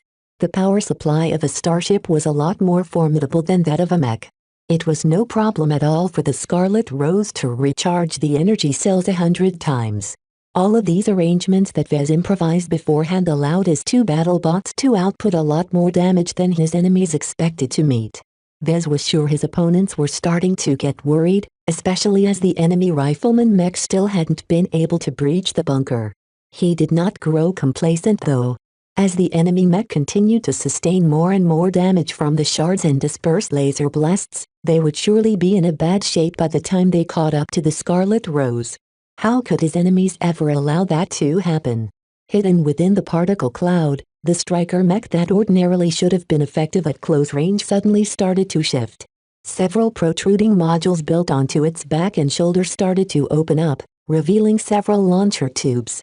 40 missiles suddenly launched out of the Striker mech. Several more salvos followed until the mech released 160 missiles in total. The 4 salvos diverged from each other and arced towards the Scarlet Rose from 4 different directions. Their acceleration varied minutely in order to ensure that all of the missile salvos impacted their targets at the same time. Vez cursed when he noticed the missile launch. I knew their mech weren't so simple. Missiles were some of the most thorniest weapon systems he could face. Almost every missile looked the same, but their payload and other properties varied enormously. Vez had no idea how dangerous these missiles were. At best, the missiles were standard issue and contained just enough power to fracture a single sheet of Brayer alloy. At worst, their payloads actually consisted of a tiny amount of antimatter, which was enough to crack the Scarlet Rose in half. The missiles shouldn't be so potent, though, he muttered. Because the missiles had been launched from a secondary weapon system, it was unlikely for them to be too powerful. It was too uneconomical to supply extremely potent missiles to mech that didn't specialize in missile weapon systems. Vez also guessed that the Coalition Reserve Corps shouldn't enjoy a budget that was extravagant enough to supply their mech with such excessive firepower. While the missiles rapidly boosted towards the Scarlet Rose, Vez tried to glean their details by scanning them as best he could manage. Unfortunately, the missiles came with a very sophisticated ECM system that just happened to be tuned against the Scarlet Rose's sensor array. It was impossible for him to glean any details out of the missiles, let alone trying to intercept them before they struck their target. Since you like missiles so much, hey, race mine. The Kraven boasted missile launchers as well. After positioning them over some narrow slows in the bunker, the mech fired its own missile salvos. A lesser amount of missiles closed in on the enemy mech. Because they were continually closing in on the Scarlet Rose, the missiles released by the Kraven happened to reach them first. Soon enough, the missiles reached into the particle cloud, where they soon disappeared. The high amount of interference from the particle cloud also rendered the missiles blind and deaf once they got inside. The chance of any of the missiles hitting their targets was minuscule. Vez regretted that he didn't have the time to modify the payloads of the missiles. If he could have just 1 or 2 weeks, he could convert several salvos of missiles into releasing shrapnel made out of brayer alloy upon detonation. As it was, the missiles launched by the Kraven could only act on their programming and explode randomly as soon as they entered the particle cloud. No damage? The enemy rifleman mech still maintained the particle cloud, but its density suddenly dropped in half. Yes. At least some missiles managed to score a hit. One of the rifleman mech definitely sustained some damage. Not only did it stop releasing particles, its rifle also fell silent.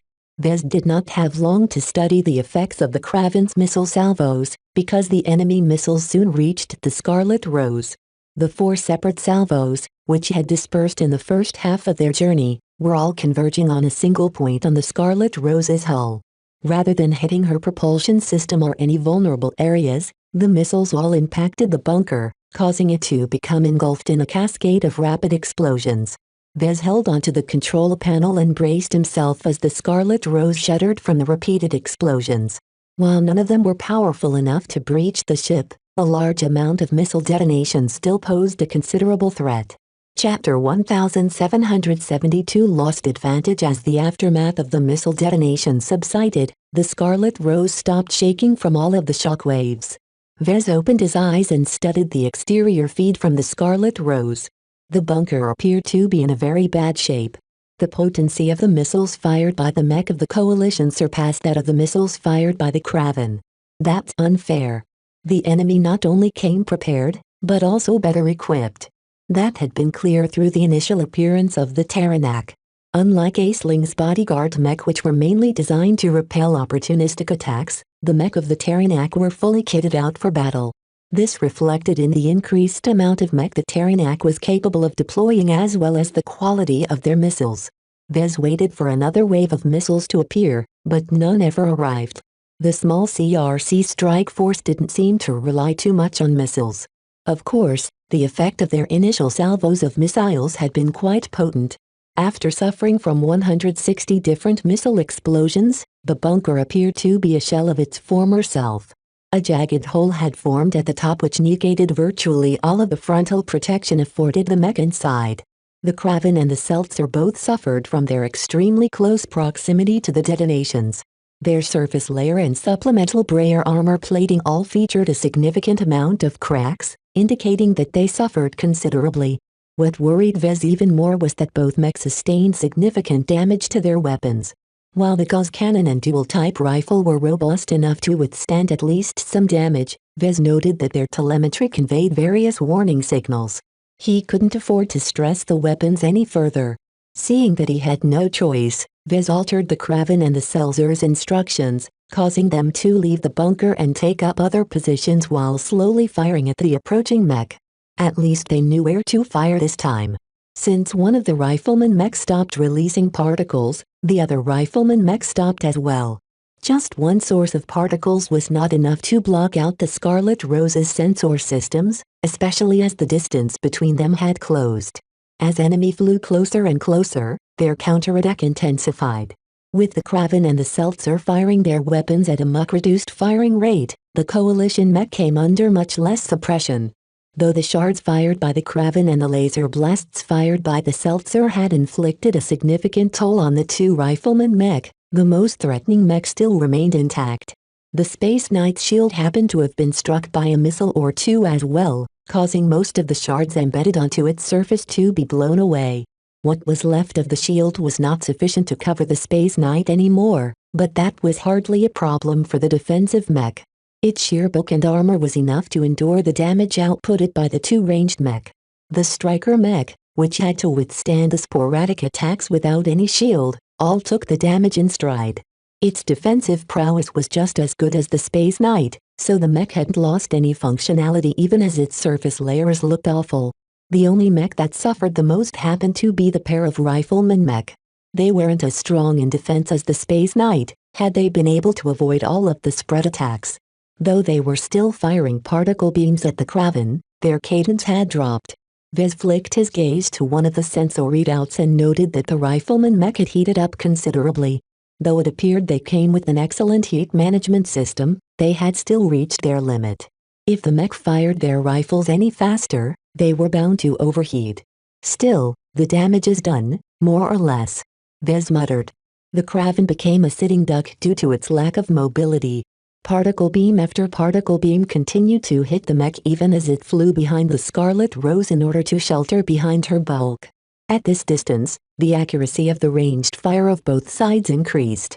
Even if they didn't fire as frequently, the hits kept on coming. Knowing that there was only a short time left before the enemy melee mech reached the Scarlet Rose, Vez issued 2 commands. First, the Paravan and the Fliskin stopped hiding behind the Scarlet Rose and started take position while firing their secondary armaments. While neither mech were very strong at ranged combat, at least they contributed a little bit in making the enemy ranged mech a little uncomfortable. Second, the Kraven and the Seltzer concentrated all of their remaining firepower on the Striker mech. As a mech type designed to counter melee mech, Vez dreaded it the most. If its energy projector released plasma or some other potent matter, the Fliskin wouldn't stand a chance. For this reason, he did not hesitate to order his 2 ranged mech to concentrate their fire on this mech as opposed to the other possible targets. The enemy rifleman mech had already expended much of their firepower while the Space Knight had already lost its shield. The 2 light skirmishers remained the biggest threat, but Vez had no way of getting at them as they continued to shelter behind the Space Knight. Though the Striker mech already endured a lot of damage, the defensive mech hardly incurred any damage to the internals. This soon changed as the Kraven started to pound the mech with solid gauze cannon slugs. Since the range between the 2 sides had decreased, Vez no longer bothered to chamber the Kraven's gauze cannon with fragmenting rounds. Instead, the former artillery mech soon started to fire solid slugs at the Striker mech. As a defensive mech whose bulk rivaled that of the Space Knight, the Striker mech was not very agile. Its evasion pattern wasn't too impressive, though its ECM system was enough to ensure that most of the slugs missed the mech. However, even as only 10% of the shots hit their mark, the damage dealt was extremely considerable. The full might of the gauze cannon not only shattered the damaged armor of the Striker mech, but also damaged some of its internal components. The slugs made out of brayer alloy were just as tough as the armor of the Striker mech, which meant that they wholly succeeded in transferring all of their kinetic energy onto the target without wasting any of it by shattering. The high-quality ammunition made a huge difference at this time as each infrequent hit broke down the armor of the Striker mech step by step. As the mech flew nearer and nearer, the accuracy of the Kraven continued to increase. The Striker mech ECM system started to have less and less of an effect as the Scarlet Rose's powerful sensor arrays forcibly overpowered it through brute force. No matter how sophisticated a mech ECM system worked, it could not compare against the power of an entire starship. The decreasing effectiveness of the enemy's ECM systems also benefited the Seltzer. Though it had already overheated by quite a bit, Vez did not hold back and finally commanded it to switch its dual-type rifle's firing mode to particle beams. The bright blue beams kept hitting the Striker mech with unerring accuracy. At this range, there was little challenge in hitting a relatively immobile target with a large energy signature. Even a bot could reliably land a hit. Under the sustained attacks, the Striker mech finally incurred significant damage. Even without firing its short-ranged weapon even once, the mech plainly lost battle effectiveness as an awful tear in its abdomen area caused its internal power systems to be thrown into chaos. Yes. It's useless now. The mech pilot of the Striker mech still managed to retain control, but that was only because the mech featured a lot of redundancy. Without all of these backup systems, the Striker mech would have been inoperable by now. While the mech was still capable of keeping up with the formation and participate in the battle, the commander of Terranak evidently thought better. There was no need to sacrifice an entire mech. Soon enough, Vez noted that the half-crippled Striker mech as well as the 2 spent rifleman mech withdrew from the formation. Vez managed to take out at least half of the coalition mech deployed against him. This was an incredible success, especially considering that none of his mech had been paired with skilled human mech pilots. Yet, is it enough? Though Vez managed to inflict much greater damage onto his enemy than either side expected, his advantage wouldn't last for long. They're getting close. Vez always possessed a decisive advantage in ranged combat. With the help of his preparations, he managed to make the most out of this advantage. Yet the Terranax still retained 3 mech. The heavily damaged Space Knight might have lost its shield, but it was still a considerable threat to the ship. Even now, Vez directed the Kraven and the Seltzer to direct their remaining firepower against this hardy mech, but there wasn't much time left to disable it completely. I'm out of time. The 2 light skirmishers that the enemy team had protected up to now finally reached the Scarlet Rose. Vez hastily directed the Paravan to entangle the opposite Space Knight. There was no use in directing this cumbersome battlebot against a light mech. To deal with the 2 light skirmishers, Vez directed all 3 remaining battlebots against these agile target. The Kraven and the Seltzer both functioned as fire support. While the Kraven's Gauss cannon was too cumbersome to hit the light skirmishers, at the very least it added to the pressure. Vez placed a bit more hope on the Seltzer. Though it was reaching its limits, Vez disabled all of its safety limits and forced it to fire its rifle regardless of all of the damage it sustained by overheating its systems. He would rather wreck the Seltzer than lose this battle. Vez did the same for the Fliskin. Since it lacked a human mech pilot, the mech was able to perform maneuvers that surpassed the tolerance of its inertial dampeners, allowing it to accelerate more abruptly and perform more extreme maneuvers. Yet as the Fliskin finally met one of the light skirmishers in battle, his battlebot instantly incurred a huge cut.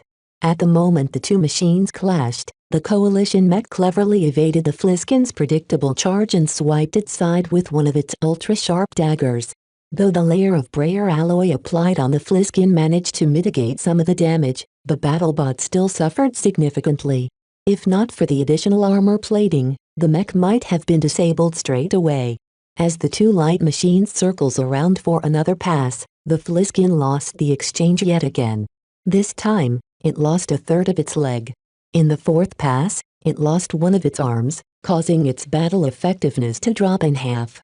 Finally, the enemy light skirmisher managed to circle behind the faltering Fliskin and damage critical parts of its flight system. No.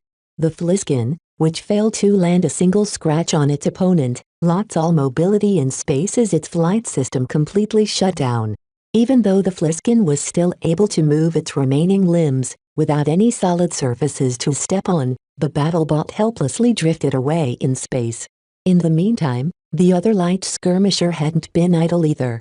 It rapidly flew towards the Kraven and instantly circled around the cumbersome former artillery mech and stabbed out in various places. As if knowing exactly where to strike, the mech pilot of the light skirmisher quickly managed to force the Kraven to lose power entirely. The machine soon joined the Fliskin into drifting off from the battlefield. The 2 light skirmishers, having disabled half of the battlebots, both approached their remaining targets. Vez practically saw 2 daggers of doom each striking out at his remaining protectors. There was nothing he could do to stop these attacks. Chapter 1773 Display of My The Paravan and Seltzer were practically sitting ducks against these supremely agile mech.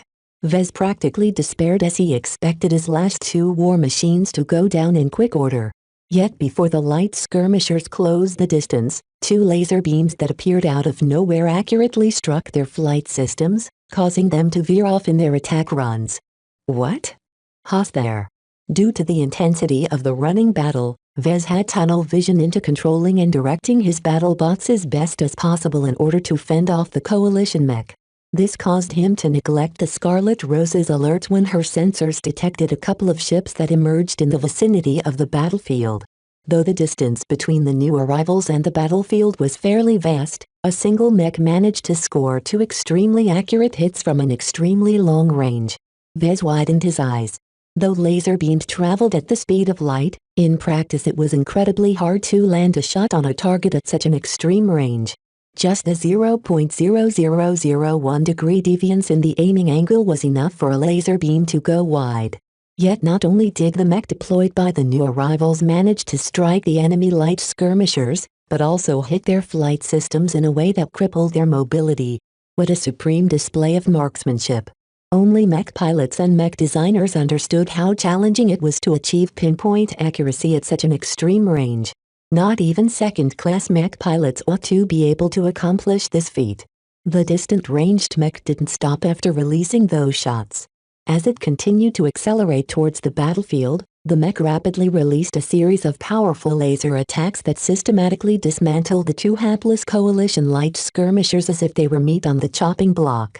Just a dozen seconds later, the light skirmishers finally succumbed when the new mech struck their cockpits and instantly killed their mech pilots. Vez stood frozen behind his control panel as he witnessed a single defeat the two mech as easy as drinking water. After finishing off the two swift targets, the approaching mech quickly directed its firepower at the enemy Space Knight. Though the coalition mech did a good job at beating up the Paravan, the moment the distant mech attacked it, the Space Knight fared no better than the light skirmishers. The power of the laser beams increased, yet the firing rate hadn't declined. Powerful rays of lights continued to strike the various weak points of the Space Knight, causing it to lose a limb with every shot. This is incredible. How can a laser beam dismember a Space Knight so easily? The power of those laser beams was beyond comprehension to Vez. A defensive mech should never succumb so easily. Even if his battle bots managed to destroy the Space Knight's shield and soften up its surface armor, it would still take dozens of concentrated attacks for his seltzer to separate the limb. Yet this new mech easily destroyed the Space Knight with a handful of high-powered shots. The Seltzer's rifle would quickly blow up if it attempted to fire such an overpowered laser attack. There was no sign the distant mech suffered from any overheating or other damage. In fact, the Scarlet Rose had a lot of difficulty trying to observe the distant mech. Even its CCM is powerful. Vez gasped. Once the new arrival wrecked the three mech attacking the Scarlet Rose, the mech quickly redirected its flight and quickly struck down the retreating rifleman mech and striker mech that Vez had damaged earlier. Due to their awful conditions, the remaining three mech dispatched by the Fridayman went down without a fight. All 6 hostile mech met their end within a single minute. Vez turned numb at the ease and speed in which these Fridayman mech fell like dominoes. Even if Vez weakened them considerably, a single mech shouldn't have been able to topple them over so easily. The battle situation changed at an instant due to the intervention of a third party. The Taranak, which lost all of her mech, instantly turned around and overloaded her propulsion system. The Fridayman knew they faced a fearsome opponent. Though the Taranak fled a lot faster than Vez thought, her acceleration paled in comparison to the new mech. Vez watched with astonishment as the Scarlet Rose tracked the movements of his savior with difficulty. What is this acceleration? The mobility of this rifleman mech is insane. The blue and black mech sped up towards the fleeing Taranak like a shark smelling blood. While its powerful ECM system prevented Vez from studying the mech in detail, he could still observe its acceleration and compare its mobility to other mech. Vez made an astonishing conclusion. Its acceleration is multiple times greater than that of the Fliskin. The Fliskin was already a premier light skirmisher designed by Lady Curver. It was incredibly difficult to design a mech that accelerated just 20% faster, yet this new mech overpowered to such a degree that Vez suspected that it might be first-class mech. Did the MTA's compliance department come and save him or something? Why would they ever intervene in this battle? No. It's not the MTA. Once he got over his shock, he stopped trying to observe the powerful new mech that would assuredly intercept the Taranak.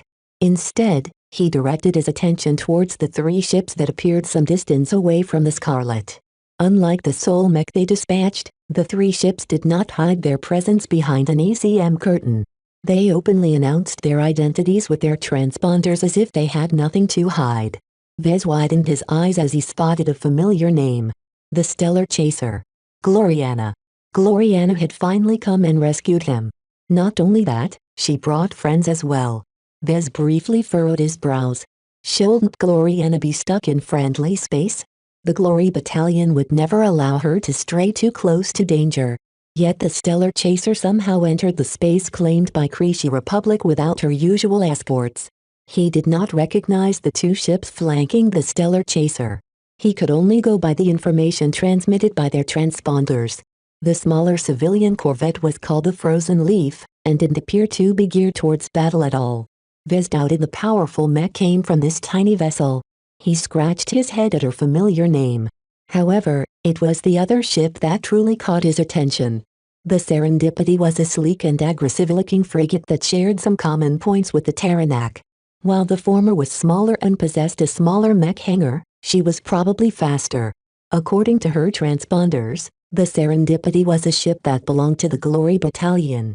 Vez understood why Gloriana left her usual escorts behind in favor of the Serendipity. The combat carriers that accompanied her to the Bright Republic were too large and cumbersome to sneak through unfriendly space. All three ships that showed up in this star system were all fast and agile enough to evade most Fridayman hunters. Yet what if they met in ambush? What gave them the confidence to traverse the potentially dangerous territories of the Creasy Republic while possessing hardly any space to carry any mech? Vez knew that the Stellar Chaser could only carry a couple of mech at best. The Star Dancer probably resembled the Barracuda in that she could only bring along a single mech. The Serendipity was a little better off since she was designed for combat like the Taranak, but her mech hangar could only fit 4 mech by his estimate. This meant that the 3 ships could only bring 8 or so mech in total, which was an extremely precarious number. Vez couldn't help but glance back towards the sole mech the Hexer fleet deployed.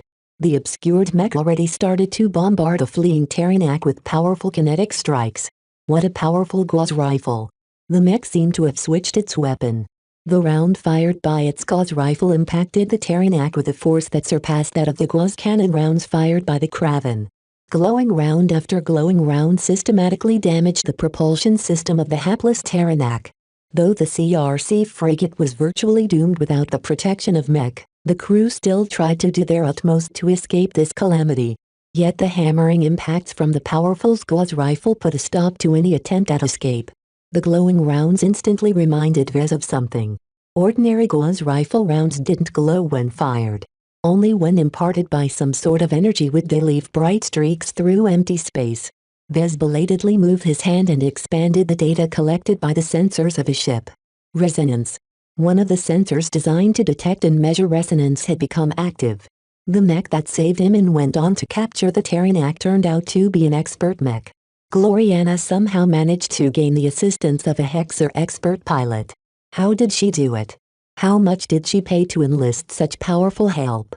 Expert pilots ought to be precious even to the Hexodric hegemony. With the Komodo War raging in the border regions of the 2 second-rate states, Vez could scarcely imagine why the Hexers allowed one of their expert pilots to travel so far away from the front lines. Yet no matter the circumstances, Vez felt incredibly relieved that his ordeal had finally come to an end. With Gloriana here, he could finally let down his guard. With an expert mech under their wing, no Fridayman raiding force stood a chance against its might. At this time, the Scarlet Rose finally received an incoming communication request from the Stellar Rose. Vez instantly accepted the call. "I'm here." Gloriana's projection brilliantly smiled. "I'm so sorry I couldn't be in touch with you for so long. I had to work hard to convince my stubborn family to go out and meet you halfway. We also had to restrict our communications once we set off in order to avoid giving the Fridaymen too many clues." "It's fine." Vez held up his palm. "I managed to do fine on my own for so long. Don't underestimate me. I do appreciate your arrival. How did you manage to get an expert pilot, by the way?" She sighed, though she still looked incredibly pleased. "It's a long story. Let's talk it over when you transfer to my ship. I have missed you so much. It was unbearable for me to be away from you for an entire month." Vez felt incredibly warm when he heard her words. He sensed no duplicity from her at all. She was truly sincere with her feelings.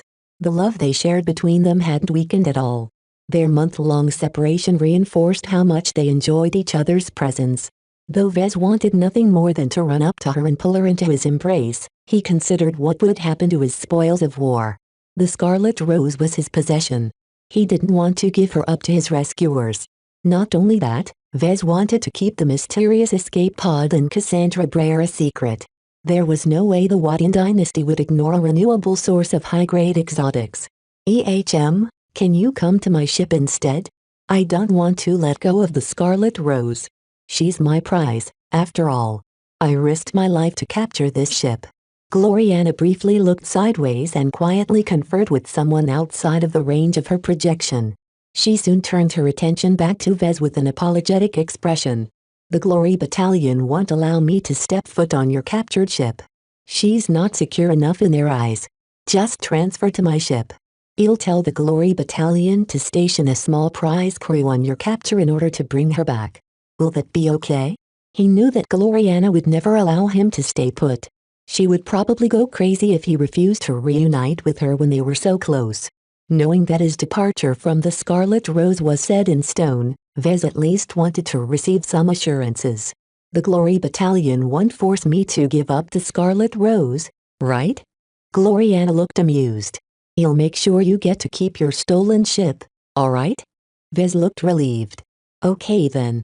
Can you give me some time? I have to wrap up some matters here." "Fine, but don't take too long." Chapter 1774 Disdain. It took some time for the small Hexer fleet to reach the Scarlet Rose. Vez took advantage of the delay to deal with the aftermath of the battle. He first retrieved the racks floating in the vicinity of the ship. Before the Hexers arrived to the rescue, Vez lost 2 of his 4 battle bots. The Paravan and the Seltzer still remained functional, but the enemy light skirmishers made short work of the Kraven and the Fliskin. Vez bled his heart out at the sight of the 2 broken machines. Fortunately, the light skirmishers disabled them by relying on finesse rather than overwhelming force. The Kraven's frame was still in one piece. The enemy light skirmisher that attacked the artillery mech merely managed to cut all of its essential power lines with high precision. Since Lady Curver designed the Kraven, she probably taught the CRC how to disable the mech as efficiently as possible. The Fliskin was in worse shape. As a former light mech, its armor coverage was really too thin, and its limbs could easily be separated by an opposing mech. Just as Vez predicted, a pilotless light skirmisher stood no chance against an identical machine piloted by a skilled mech pilot. Battlebots are really too ineffective against piloted mech, Vez helplessly observed. Fortunately, Vez could still restore the Kraven and the Fliskin as long as he retrieved them. He could also convert the battlebots back into proper mech, thereby adding 4 valuable second-class mech to his arsenal. Second-class mech are very hard to come by to Vez. He especially valued the quality and comprehensive documentation on the 4 bodyguard mech. As long as he could retain possession of the machines, he could derive all sorts of benefits from tinkering with them. Due to the urgency of his flight, he hadn't studied them as much as he wanted. As long as he could examine their construction at his leisure, he would probably comprehend the essence of second-class mech design in a couple of months. That wasn't all. Once Vez was done with them, he planned to pass on the 4 restored mech to the avatars of myth so that they could gain some valuable experience in piloting second-class mech. Simulation training is all well and good, but all of my avatars should have the opportunity to train with the real deal. It was incredibly hard for third-class mech pilots to learn how to pilot second-class mech. Without any practical experience in piloting the mech, the avatars wouldn't be able to tell whether they were truly qualified to pilot these powerful machines. The 4 second-class mech neatly solved this problem for his avatars of myth. Though Vez did not intend to rely on Lady Curver's products to outfit his avatars of myth for battle, they still served as excellent training mech. "I have to make sure I get everything I can salvage off this battlefield." He passed on instructions for the Paravan and the Seltzer to salvage remains of the Kraven and the Fliskin. He also ordered them to salvage any pieces of the Fridayman light skirmishers while they were at it. The mech hangar and the cargo bay still offered enough room for some extra spoils. Once he did so, Vez turned away from the control panel and threw a glance at the stacks of Brayer alloy a short distance away. Knowing that a prize crew would come and take command of the Scarlet Rose, Vez needed to clean up some of the traces. There was no way Vez wanted to give up this endless source of Brayer alloy. "Let's get to work." He began a very hasty cleanup. First, he halted the loop and let the mysterious rest in the tube. To avoid attracting any attention, Vez ordered all of the tubes to seal themselves, thereby blocking access to the escape pods. While this wasn't exactly standard, Vez hoped that the prize crew would pay attention to other aspects of the Scarlet Rose. There shouldn't be much of a reason for them to inspect the escape pods. Afterwards, Vez accessed every button system in the vicinity and wiped out the logs and archival data related to the loop he formed. To be absolutely safe, he even opened up the forging machine in order to pull out the data chips containing the logs and destroyed it entirely. No hard proof should be left that this machine managed to process a large amount of identical escape pods in the last week. Vez wasn't entirely satisfied, though. While he managed to clean up all of his traces, he wasn't sure what Cassandra Breyer would do if she was by herself for an extended amount of time. Would her mummified body eventually resuscitate after being left alone for a few days? Would her escape pod disappear from the Scarlet Rose and instead begin to the Stellar Chaser? Would she somehow manage to find out what he had been doing towards her and take revenge? He had no idea what would happen. He really didn't want to leave his ship for this reason. If Vez had his way, he wanted to stay aboard the Scarlet Rose and keep the Glory Battalion away. Yet that would not make any sense at this time. Vez may have taken over the Scarlet Rose, but he hadn't subverted all of her systems. Much of her running still depended on Fridayman programming. Not only that, but the ship had been operating without a crew for almost a month. This inevitably caused some of the components of the mobile supply frigate to degrade. The increased time required to cycle her FTL drive was just one of many indicators that the ship was deteriorating due to lack of maintenance. The chance of malfunctions would drastically increase if Vez insisted on running the Scarlet Rose without a crew. Since Gloriana was a mech designer, she should know the risks. She would never allow Vez to have his way. While he didn't mind telling her about Cassandra Breyer if he had to, Vez did not trust the other Hexers. The chance of leaks was too great. I'll just have to keep my mouth shut and hope for the best. Perhaps the Hexers would find out about his secret anyway. Vez still wanted to do his best to secure his spoils. Some time passed by for the 3 Hexer vessels to reach the Scarlet Rose. Before they arrived, the Stellar Chaser already dispatched a shuttle that flew ahead and docked alongside the Scarlet Rose to transfer over a prize crew. Vez held Lucky in his arms while the passenger hatch opened up to reveal a number of Hexers in the familiar gold and blue uniform of the Glory Battalion. A female officer led the small procession of engineering and ratings. She immediately commanded them to secure the bridge and engineering section before turning to the person responsible for capturing the ship. She looked at him with a mix of respect and disdain. The former likely came from her admiration towards his seemingly impossible feat.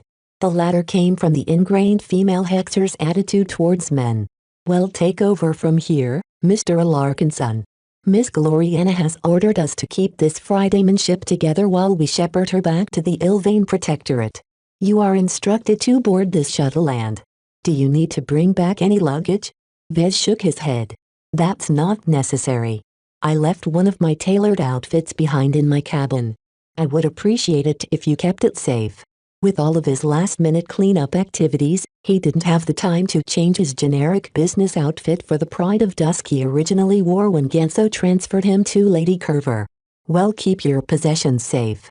Miss Gloriana specifically instructed us to that end." The officer nodded dismissively before turning away to head to the bridge. The Hexer's imperious attitude rankled Vez a bit. He clearly sensed the woman looked down on him because he was a man. The only reason she talked to him at all was because he was Gloriana's lover. Vez shook his head and obediently stepped into the shuttle.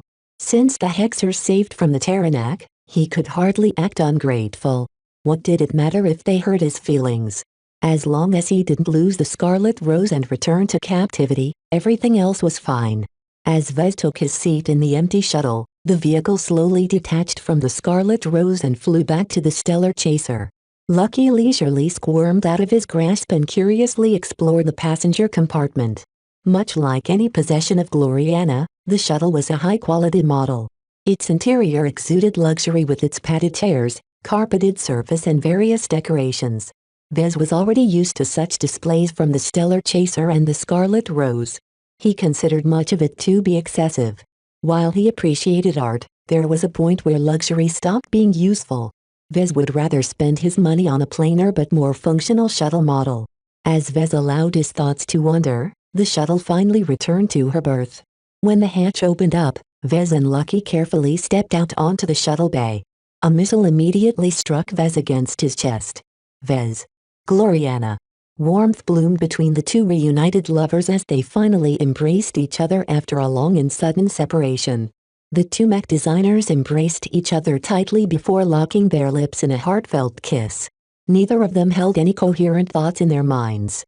Only pure emotion remained as they drank in each other's presence. "Wow, Gloriana," a skeptical female voice interrupted their passionate kiss. "Is this the boy you set your sights upon?" The unknown woman forcibly ruined the moment. Vez awkwardly straightened up while Gloriana angrily turned towards the offending woman. "Ranaya, we talked about this. It's my choice who I want to share my life with. I already made a deal with my mother, so don't think of spoiling my relationship with Vez. He's much more impressive when you get to know him. Just give him a chance." A very remarkable-looking woman accompanied Gloriana to the shuttle bay. She immediately caught his attention due to her very sophisticated white lab coat and odd green hair that seemed to wave in the air. Vez already recognized her even without Gloriana calling her name. This was Dr. Ranaya Wadin, a young exobiologist and biotech expert that Gloriana invited to Cloudy Curtain some time ago. She was supposed to work together with Dr. Lupo to implant the Archimedes rubal in his head. He never expected her to show up at this time, and with powerful company as well. While Vez studied Dr. Ranaya, his girlfriend exchanged tepid words with her cousin. Dr. Ranaya didn't seem to have a good impression of Vez. "You're really letting the Wadin dynasty down by association yourself with a third-rater like Mr. Larkinson here." She shook her head in disappointed. "While I admit that his accomplishments are impressive for a boy of his background, he is a mutt compared to the purebreds of our state. Just look at what happened. He couldn't even take care of himself. He needed your brother to save his skin. You're being unfair." Gloriana shouted back while clutching Vez even tighter as if she was afraid he would disappear. "You can't expect a mech designer to defend himself like a mech pilot. Don't forget he managed to turn the tables against the crew of the Scarlet Rose by himself. That's something that neither you and I can do. For a brave third-rate citizen like Vez to overcome those odds, he at least deserves some appreciation." "Well, see." Ranaya crossed her arms across her chest. "Bring him to the infirmary. Since you care about him so much, let me check up on him and make sure the Fridaymen haven't left any unpleasant surprises in his body." She turned away and headed towards the exit without another word. Vez and Gloriana looked at each other with a bit of helplessness in their expressions. Chapter 1775 Girl Gossip. In the next hour, Dr. Ranaya subjected Vez to a comprehensive examination at the Stellar Chasers Infirmary. The compartment held a lot of sophisticated medical machines, many of which looked nearly identical to the ones aboard the Scarlet Rose. Ranaya demonstrated a high proficiency with the machines as she manipulated their settings with ease. The machines went to work by scanning and injecting various chemicals in his body. Vez worried a bit about his impromptu treatment, but Gloriana was watching her cousin carefully. "Your boyfriend's body is remarkably tough, but his internal organs still show signs of recent damage," Ranaya commented while her fingers danced over a control interface. "It seems he suffered from a very severe blow when he fought the Fridaymen and took over their ship. What is really impressive about your boyfriend is that while he is smart enough to subject himself to an automated treatment regime, he stupidly interrupted it and relied on his physique to heal his lingering wounds. I couldn't afford to lay low.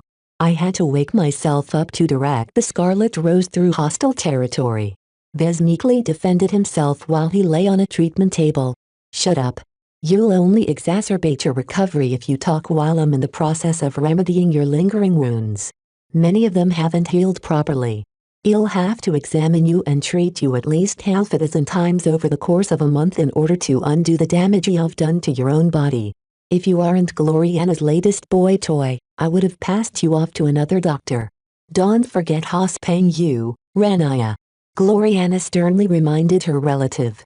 "You'll have plenty of funding to support your research on exoplants as long as you take good care of Vez. Haven't you made some breakthroughs recently?" "I did.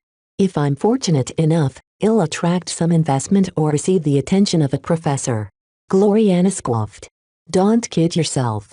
No one wants to play with plants while our state is locked in a war against the Friday Coalition.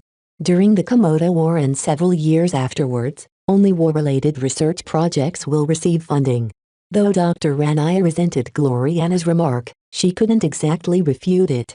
Unless her research projects were capable of affecting the Komodo War, the biotech industry didn't have any reason to pay attention to her work. For a young exobiologist who harbored ambitions of her own, this was an extremely unfortunate outcome. If she happened to graduate and launch her career at any other time, then she probably would have been able to achieve some success by now. Yet because the Komodo War just broke out, the Hexadric hegemony entered into a full war footing, which meant that the Hexers had to pour all of their resources into the Hex army, the mech industry and other war-related endeavors. I'm doing well enough on my own so far. Ranaya defended herself. Some of my products have caught on. You're not the only entrepreneurs among the Waddens. Don't think I don't know how you are earning a living these days. What will my mother say when I tell her that you've been supplying addicts with illicit stimulants? Ranaya immediately looked distressed. Cadence Wadden was the Minister of Security of Scimitar II. Part of her responsibilities encompassed policing duties, which meant that Ranaya would definitely be at fault. In fact, even if Gloriana's mother wasn't in charge of the police, Ranaya would still be afraid of catching her attention. You won't dare. Gloriana smiled in victory. I won't do anything to you as long as you treat Vez honestly. Don't try and harm him in order to sabotage our relationship. I promise you that you'll regret it if you lay a hand on my boyfriend. Sheesh, Gloriana. Who do you think I am? I'm a professional. I have taken an oath. As long as Mr. Larkinson is my patient, I'll treat him to the best of my abilities. I just want to make sure. Too many people disapprove of my relationship with him. You can't blame a girl for protecting what she wants. Time continued to pass as Vez felt more and more uncomfortable. Various machines continued to prod and poke his body. He could practically feel his body changing from the inside as various sophisticated medicines and tools messed around with his insides. Fortunately, none of the treatments brought him any pain. He only felt frustrated because he had no clue what was going. Ranaya didn't appear to be in the mood to explain her work, and Gloriana didn't seem curious either. Instead, Vez was forced to lie down and remain still while listening to the banter between the two Waddens.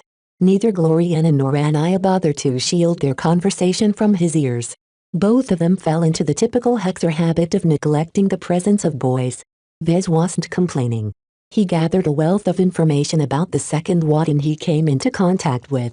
As the doctor responsible for installing his implant in his head, it would be prudent to know her better. If you think my reaction to your odd choice of lover is bad, you should see the responses from the folks back at home. I don't care about them. Gloriana dismissively said.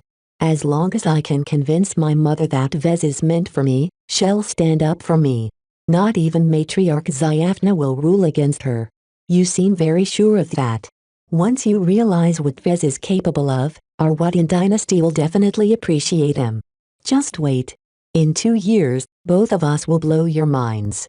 I'm not sure if any of us have the time to pay attention to your boyfriend at that time. The Komodo War will be in full swing by that time.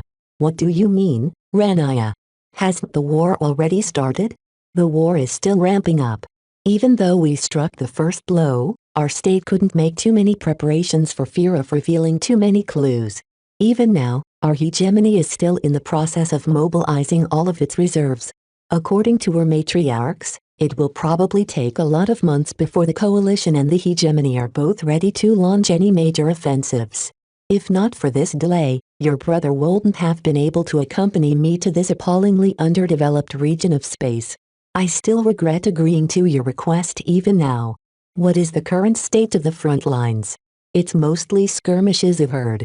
There's a lot of fighting, but not a lot of border systems are changing hands at the moment. That's all I know. It's not as if I have any relations to the military. You should ask your brother if you want to know the details. He promised to visit your ship as soon as he cleaned up the Fridaymen.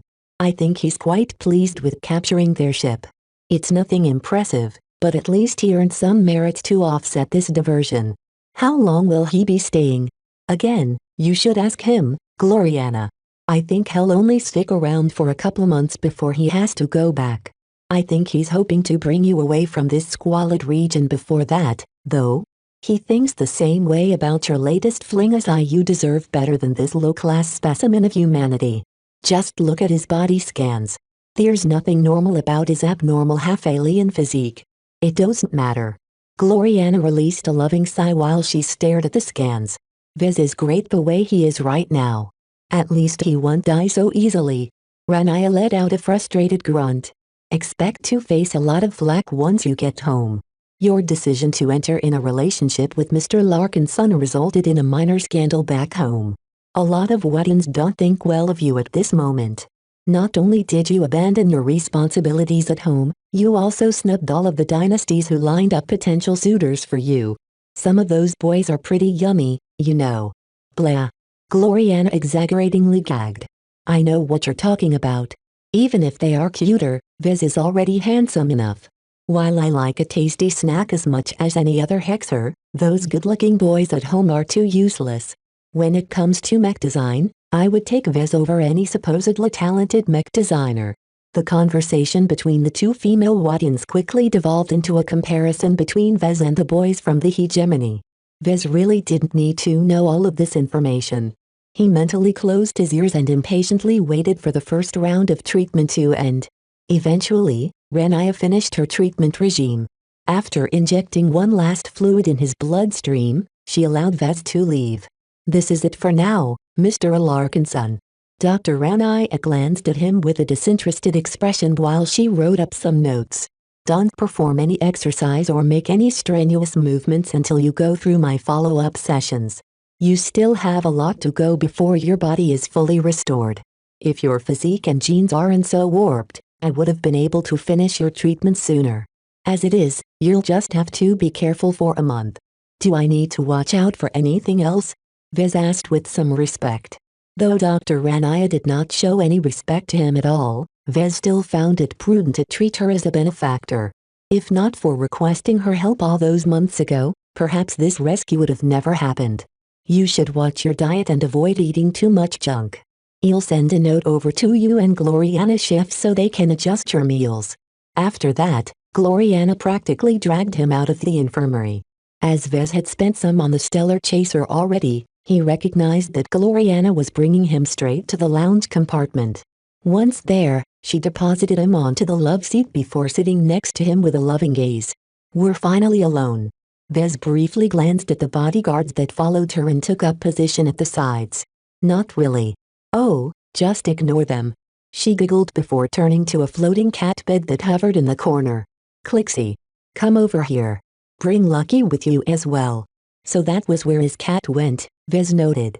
Lucky and Clixie curled up together on a circular cat bed and licked each other's necks for some reason. As soon as Gloriana called them up, they jumped from the bed and padded over and hopped onto their laps. Meow. Meow. Oh, look. Clixie missed you so much. Gloriana grinned while stroking her hand over Lucky's smooth back. She soon noticed his tiger stripes. Lucky looks different. Did you upgrade him, Vez? In a way. Vez vaguely replied. He's been very helpful to me. He's one of the main reasons why I was able to escape captivity. Gloriana immediately glowered. Those Fridaymen went too far.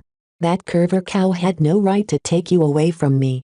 Tell me you didn't fall for her, Vez. Knowing how touchy she was on these matters, Vez answered her question seriously while looking straight into her eyes. I love you, Gloriana. I never wavered in my commitment to you. If I didn't love you anymore, I wouldn't have taken a huge risk and killed off all of the crew of the Scarlet Rose. I didn't hesitate in burning my bridges with the Friday Coalition to declare my devotion to you. I'll kill millions of Fridaymen for you if that is what it takes to prove my love to you. Oh Vez. Gloriana practically melted against him while she reciprocated his gaze. All of the tension in her body faded away as she finally realized that Vez was back and here to stay. For his part, Vez felt happier than ever to be reunited with his girlfriend. The trust they shared between each other was something he sorely missed. Chapter 1776 Mist Company. Two minds intertwined with each other as Vez and Gloriana blissfully enjoyed each other's company. After so many weeks of separation, the joy they felt when they finally got back together was indescribable. Both of them put down all of their concerns and simply basked in each other's presence. Touching each other, kissing each other and cuddling with each other cured the sickness that gnawed at their hearts. All of these weeks of spending their time alone taught them both a very serious lesson. It was a curse to remain alone, and a blessing to enjoy the company of their earnest lover. The love they held for each other hadn't diminished in the slightest. Neither of them had woken up or found any reason to reconsider their relationship. Instead, like junkies, they yearned for each other's company even more. Now that Gloriana returned to his side, she dropped all of her airs and turned into a happy girl who did not hold back in her delight. "I missed you, Vez," she sighed as she pressed her head on his chest. "I missed you too as well, Lucky." Meow. Lucky contentedly purred while he rested on her lap.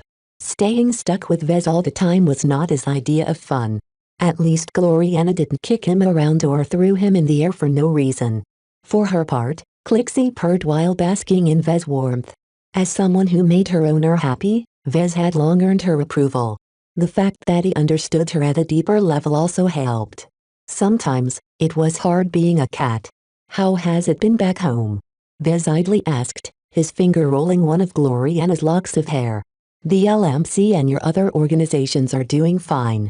The Bright Republic hasn't touched the Mech Nursery or any of your property. Both the LMC's tangible and intangible assets are still intact. In fact, with how much you matter these days, your home state has an even greater reason to make sure your rights are respected." Ha ha ha. Vez released a cynical laugh. "That's rich, coming from the government that allowed one of their generals to trade me away like I'm nothing more than livestock. If we didn't design such a pivotal mech like the Deliverer, the Bright Republic probably wouldn't have reversed its stance so quickly." Gloriana shared his opinion. "How is the Deliverer faring?" "It's doing as well as you expected. The Eye of Ilvain that the Protectorate has formed some time ago is making a name for itself throughout the region. Every hunter of Ilvain has become a welcome presence on the battlefield due to their ability to channel the will of Ilvain. While every Ilvainan piloting a Deliverer is able to do so to an extent, their prophet is slowly concentrating his power onto the Eye of Ilvain." This development came as a surprise to Vez. He hadn't given Ilvain's spiritual fragment any instructions to restrict his powers to this small, elite group of Kronan mech pilots. It made sense for the sentient fragment to restrict the bestowal of its favor. If the Deliverer kept excelling with its supernatural abilities, soon millions of Ilvainans would adopt the mech. What happened if all of those millions of devout Ilvainan mech pilots requested supernatural aid? The fragment would quickly exhaust itself. In order to keep the Deliverer relevant without running a spiritual energy deficit, Ilvain's spiritual fragment evidently decided to make its blessing exclusive to this small group of chosen Kronan mech pilots. How many mech pilots have joined Eye of Ilvain? There are about 5,000 hunters of Ilvain at the moment. It's quite a rapid expansion for the Ilvainans, as they don't have many Kronans who specialize in piloting Spaceborn marksman mech. It's not that easy to recruit more because those who aren't as good in marksmanship will largely waste Ilvain's blessing. Vez already understood this. Though 5,000 chosen mech pilots didn't sound like a great figure, it was enough to cover many important star systems in the region. The Ilvainans should have lent their hunters of Ilvain to other states by now, right? Gloriana nodded. That's right. Every other state has tried to make use of the Deliverer model, to no avail. Only true Ilvainans are able to make adequate use of our mech model, which is exactly what you intended. The Protectorate knows this as well, and has made great use of this advantage. Over the last month, they have been both smart and generous about their terms for assistance. Tell me what they have done. The Protectorate negotiated deals with the Bright Republic, Vija Kingdom, Reynald Republic and every other state pressed by the Sandmen. The contents of the deals are secret, but the press has done a decent job at guessing the concessions the latter states have made to the Protectorate. Did they bleed themselves? Almost certainly, but not as much as you expect. The Protectorate is being farsighted by all accounts. They aren't demanding the Brighters and Visions to give up their territories or empty their entire treasury. Aside from some direct transfers of wealth and resources, the Ilvainans mainly want to improve diplomatic ties, open up trade, and receive a guaranteed right to proselytize their faith abroad without any hindrance. I take it the states that are knocking on the doors of the Protectorate aren't entirely pleased about those concessions. Vez guessed. They're not very happy. She nodded. They acquitted, though? With the Sandmen constantly deepening their attrition, they have no choice but to beg the Eye of Ilvain for help. It sounds like the Protectorate could have taken more advantage of the distressed states. It's true that the leaders of the Protectorate have held back. Since the Deliverers have relieved a lot of pressure in their state, the three leading dynasties aren't fixated solely on the Sand War anymore. Instead, it's the Komodo War that is increasingly weighing on their minds. Both of them paused for a moment. Vez and Gloriana had always directed their efforts towards the Sand War because this conflict happened to be closer to where they stayed. It was also the conflict where their products would be best appreciated. The Komodo War was an entirely different beast. While Gloriana possessed the qualification to design second-class mech, Vez was not at that level yet. He still had much to go before he became confident his products would be on par with the mech designed by Hexer or Fridayman mech designers. Now that the Sand War reached its turning point, there was even less of a reason for them to design a mech for this market. The later stages of a war and the recovery period that happened afterwards always resulted in a drop in demand. Both the military and the private sector exhausted all of their reserves, and even went deep into debt. With the cessation of most fights, there were no good reasons to buy any mech at this time. In fact, many organizations would attempt to downsize at this time in order to cut costs and gain some liquidity. A lot of second-hand mech would flood the market after every war, making it even harder to sell pristine mech at their list prices. Therefore, the Bright Republic's mech market would enter into a very big depression period. Vez had no doubt that a number of struggling mech companies would either shutter their doors or get bought out by better-performing competitors. With all of this upheaval taking place, there won't be many opportunities for the LMC to do business in those hard-hit states. The states that survive the Sandman onslaught won't be in any shape to participate in the Komodo War. Vez remarked. If the Protectorate helps them win the war, they'll probably earn a lot of gratitude from those states, most of whom happen to maintain friendly ties to the Friday Coalition. Gloriana smiled. That's why the Ilvanans are doing their best to make those coalition-allied states grateful to them. When the Protectorate has literally rescued billions or trillions of citizens from complete annihilation, it would be very difficult for those states to turn around and attack their savior. That is if they have any forces left to threaten the Protectorate. The Briders and the Visions have pretty much exhausted almost every resource. Even the states that aren't affected by the Sand War will be reluctant to gang up on the Ilvain Protectorate. He cleverly noted. The Protectorate has acted very morally in extending their aid when they could have just let those states fall. The entire Komodo Star sector aside from the second-rate states will honor them for their contribution. Even the MTA will extend their appreciation to the Ilvanans for striking the critical blow against the aliens. While gaining the appreciation of many people was not a guarantee, it would be very hard for the Friday Coalition to persuade its vassal states to attack the Ilvain Protectorate. At the very least, doing so would inevitably tarnish their reputation and cause them to appear more tyrannical in the eyes of every third-rate state. Such an act might hand the hegemony an advantage in the longer term. For this reason, I think the Protectorate will be fine when the Komodo War heats up. She told him, as if to reassure him about the safety of his now favorite state. Vez wasn't sure whether he appreciated the Ilvain Protectorate or the Bright Republic the most. He still wanted both states to do well, though. He still cared for the Bright Republic because it was the state that the Larkinson family called home. Many of his family members still stubbornly stuck to the state despite the recent upheavals. For the good of his relatives, Vez could not wish his home state any ill. He felt a bit mixed about the Ilvain Protectorate as well. The Ilvanans had been very helpful to him, but that was predicated on the popularity of his work. The moment he stopped delivering the goods, he would stop gaining as much appreciation from them. Certainly, Vez could still coast along for some time by depending on his legacy, but that would probably fade in time. In truth, Vez did not wish to repeat his mistake by leaning too much on a single state.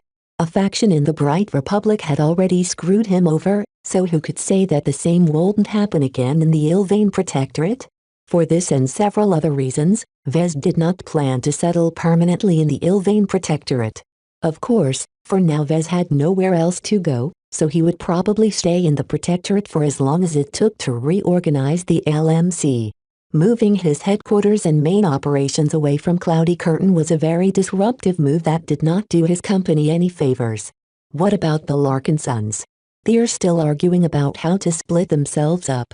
Now that you're back, you should get in touch with your relatives. Your lack of input is one of the biggest reasons why the talks within your family has stalled. Vez sighed and rubbed his hand against her thin arm. So the Larkinson family as we know it will come to an end. I almost feel guilty for precipitating this event. If you ask me, not every Larkinson deserves your patronage. I think it's good if you separate the chaff from the wheat. Your words have merit, but I doubt it will be that easy. The majority of Larkinsons have opted to stay with the old guard, right? That just makes it even better. She smiled. This means that only the Larkinsons who are truly committed to you will be left. All of those Larkinsons who have doubts or aren't willing to let go of their old ways are gone. You can do whatever you want with a family who are truly willing to follow you to the ends of reality. The way she framed the split sounded very compelling to Vez. He no longer felt as remorseful for splitting up the family. As long as I have some loyalists, it's not impossible for my branch of the family to surpass the one led by the guard. Chapter 1777 Second base. As much as Gloriana wanted to turn herself into a barnacle, she couldn't stick with Vez forever. She still had some responsibilities to attend to, though she didn't elaborate very much to Vez. It was for his own good, she claimed. Just because I've left the hegemony doesn't mean the hegemony has left me. Gloriana gently patted his head as if he was a puppy. Sometimes, a girl's gotta work. I still have many obligations to the audience, and the customers of my old products are still entitled to support. He smiled and briefly pulled her into an embrace. All right. Go do your thing, then. I have plenty of tasks to do as well. After separating from my company for so long, I'm worried whether it will fall apart if I remain absent for much longer. Your subordinates are doing a good job in keeping the LMC together. You don't have to worry on that end. They don't depend on your leadership as much as you think. That was probably because Vez delegated so many duties, he conceded. He had never been a hands-on leader when the LMC ceased to be a one-man operation. Regardless, I'm sure they'll welcome my presence. I'm pretty much the only mech designer aside from you who can perpetuate its success. Before they separated, Gloriana made one more remark. There's one more thing, Vez. My older brother wanted to meet you, but subduing the Terranak and putting it under our control has taken longer than we thought. While our Glory Battalion has managed to take control of the ship, our fleet must soon leave this star system before any rescuers from the Friday Coalition arrive to block our escape. They were still in the middle of unfriendly territory. While the Creshi Republic was by no means an enemy of the exotic hegemony, it still hosted several known and unknown coalition assets. Vez didn't look very concerned, however. Don't you have an expert pilot protecting you? Even if the Fridaymen somehow managed to scrounge two mech companies on short notice, your fleet won't come under serious threat. We can't underestimate the Fridaymen. Gloriana shrugged. Now that I have you back, I won't risk losing you again. Well, she had a good point. By the way, who is your brother and what is he like? Gloriana grinned. My brother is the one who saved you earlier today. He's the pilot of the Star Dancer. The expert pilot? Vez widened his eyes. Exactly. Didn't I tell you that there is an expert pilot within my family? If I didn't beg him to save you from the clutches of the Fridaymen, you would have become their prisoner again. He wants to meet you when we reach our next stop. Be nice to him, okay? Vez recalled the earlier conversation between Gloriana and Ranaya. Doesn't your brother think poorly of me? He pointed out. She waved her hand in dismissal. I'm sure the two of you will get along with each other. You're a mech designer and he's a mech pilot. I know you don't like to stay in the company of female hexers, so you should definitely be more comfortable with a hexer who shares something in common with you. He wasn't so sure about that. Vez recalled the time he inadvertently participated in the trials held by the Rim Guardians. He met his first hexer back then. The male journeyman was just as stuck up and dismissive towards Vez as the female hexers. What if we don't get along? Gloriana swiftly stepped up to him and held him tightly on both arms. Her face almost pressed up to him with an intense expression. You have to befriend my brother, Vez. If you can't even get along my brothers and sisters, how can you ever gain the approval of my mother? Our very relationship is at stake. Be serious and don't mess this up. I'll punish you if you make things difficult. I'll do my best. Vez hastily responded in shock. Gloriana had turned twice as frightening as the mummy that haunted him back on the Scarlet Rose. If he had a choice, he would rather deal with a century-old undead witch than an angry Gloriana. When she received the response she wanted to hear, Gloriana quickly regained her composure and gently kissed his cheek. It's for a good cause, Vez. We can't move our relationship forward until my family and my mother are okay with it. What I'm doing is already at the limit of their tolerance. If not for all of the promises I've made and the turmoil back home, my mother would have recalled me by now. I understand. We always knew it wouldn't be easy to get the Waddens to like me. If my contribution to the Sand War hasn't changed their minds, then it will probably take a huge effort for us to change their minds. It's not as difficult as you think. You know what we need to do to change their perception of you. She reminded him. As long as we make one good masterwork mech, everything will change. Vez hadn't spent all of his time aboard the Scarlet Rose for nothing. He already formed some ideas to improve his odds of fabricating a masterwork mech. He couldn't wait to put some of his ideas into action.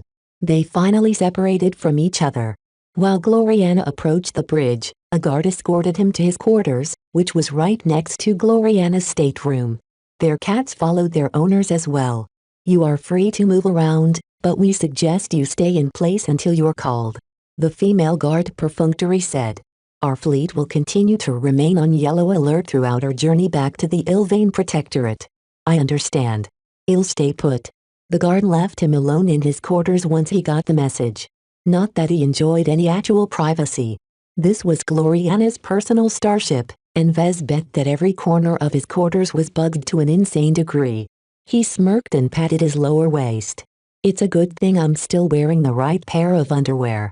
While it disconcerted him somewhat that he was still wearing the same article of clothing for more than a month, with the existence of advanced washing options, he was still able to maintain a satisfactory hygiene standard. It's not like my Synthra Umbra underwear has turned smelly. Vez sniffed the air just to be sure. Meow. Thank you. Meow meow. Are you happy that you reunited with Clixie? Meow. Ha ha ha, don't delude yourself. The two of you are completely different beasts. Meow meow. Vez ignored Lucky's complaints and sat himself down behind a desk. He activated its terminal and saw that Gloriana thoughtfully loaded it with his favorite software and settings. In fact, the configuration of the desk terminal was virtually identical to that of his old office at the Mech Nursery. Did she copy my files? Vez frowned. He shrugged. He didn't really store anything too important at the company. Vez always stashed the truly important data in his system com, which he already placed back in his intangible inventory. The com he was wearing now was just a generic device he fabricated on the fly. I should ask Gloriana for a replacement com. No. That's a bad idea. I should get one from another source.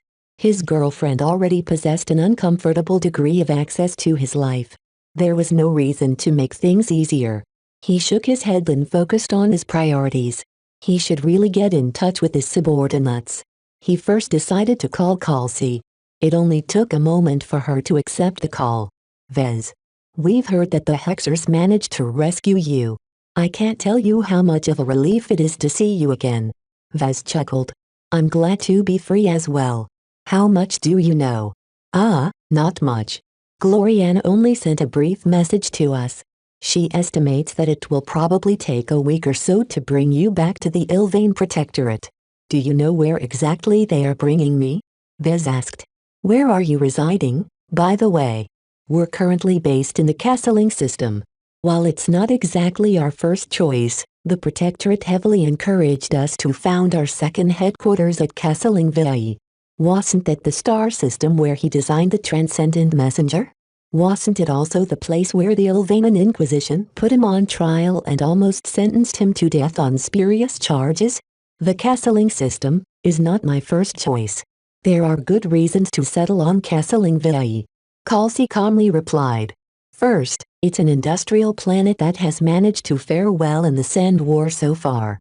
While it's not the biggest production center in the Protectorate, its significance is increased due to all of the events that took place in the past. It's becoming a real pilgrimage site, you know. Local support for the Bright Martyr is the highest here. You won't get a better reception elsewhere. That's not enough. Some of the companies there have also been contracted by the Kirin dynasty to produce the deliverers for the Eye of Ilvain. This makes it easier for us to partner up with or potentially acquire these mech companies in the future. That sounded viable to Vez, though he preferred to raise his own facilities rather than taking over someone else's company. What else? We already formed a branch office here. Do you remember the LMYC? The subsidiary you've formed between the LMC and Madame Cecily Kirin has grown significantly, to the point where it is able to materially assist our integration in the Ilvanan mech industry. Without their assistance, it would have been multiple times harder for us to root our company in a foreign state. Ah, he forgot about that. With Calabast pulling the strings through her holding company and her influence within the Ministry of Trade and Industry, she could provide a lot of assistance. So how is the current state of the LMC? We're building a second manufacturing complex in the outskirts of Krent, the capital city. It will be just as impressive as the mech nursery. There was some discussion within the company whether we should invest more or less in this complex, but we decided to stick to the same and wait for your input. Vez paused for a moment to consider his plans for the future. Try and make the second complex more secure, but don't invest too much in its production facilities. It's fine if you leave a lot of room for future growth, but don't sink too much money in too many production lines. How is the company holding up financially? We're doing very well, even if most of our cash reserves have dwindled in value due to inflation. Whether it's bright credits of Reinaldan marks, we've only earned a fraction from the sales of the Desolate Soldier and other mech. They're still worth something, though. It's more than enough to rebuild the LMC. She provided him with some figures and explained all of the foreign cash reserves the LMC accumulated during its peak. Even now, the LMC continued to make at least some business in selling its existing lineup of models. Plenty of states outside of the ones affected by the Sand War discovered the usefulness of the Desolate Soldier and its glow.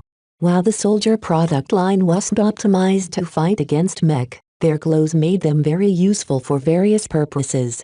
Its enduring popularity along with the modest sales of the other models of the LMC ensured that it earned plenty of money to sustain its operations. Best of all, the revenue earned from the more stable states came in currencies that weren't affected by hyperinflation. This will be the foundation for our second rise, Vez declared after he got the gist of Kelsey's explanation. Transmit all of the documents you think you'll need to read in order to get back up to speed. I've already formed some plans while I was away, but I want to study our exact circumstances before I make up my mind. Will do, sir. He ended the call shortly after she transferred the relevant documents. Vez still had several people to talk to before the day was over. After I call Benny and Raymond, I suppose it's time to talk to my grandfather, he mused. Chapter 1778 Points of Contention. Before Vez called his grandfather, he first sent him a message to see if he was available to talk. He also wanted to give his grandfather some time to prepare for their conversation. Fortunately, his grandfather wasn't asleep or restricted from talking to him. After setting a quick appointment, Vez soon moved on to call his other helpers. Benny. Vez smiled. How's my favorite assistant? Gavin's projection awkwardly smiled. Do you have any other assistants? Well, I've met several of them, but all of them seem more capable than you. How come you're the only Benny I know that can't fight? That's not my job description. That's the main reason you're my favorite assistant.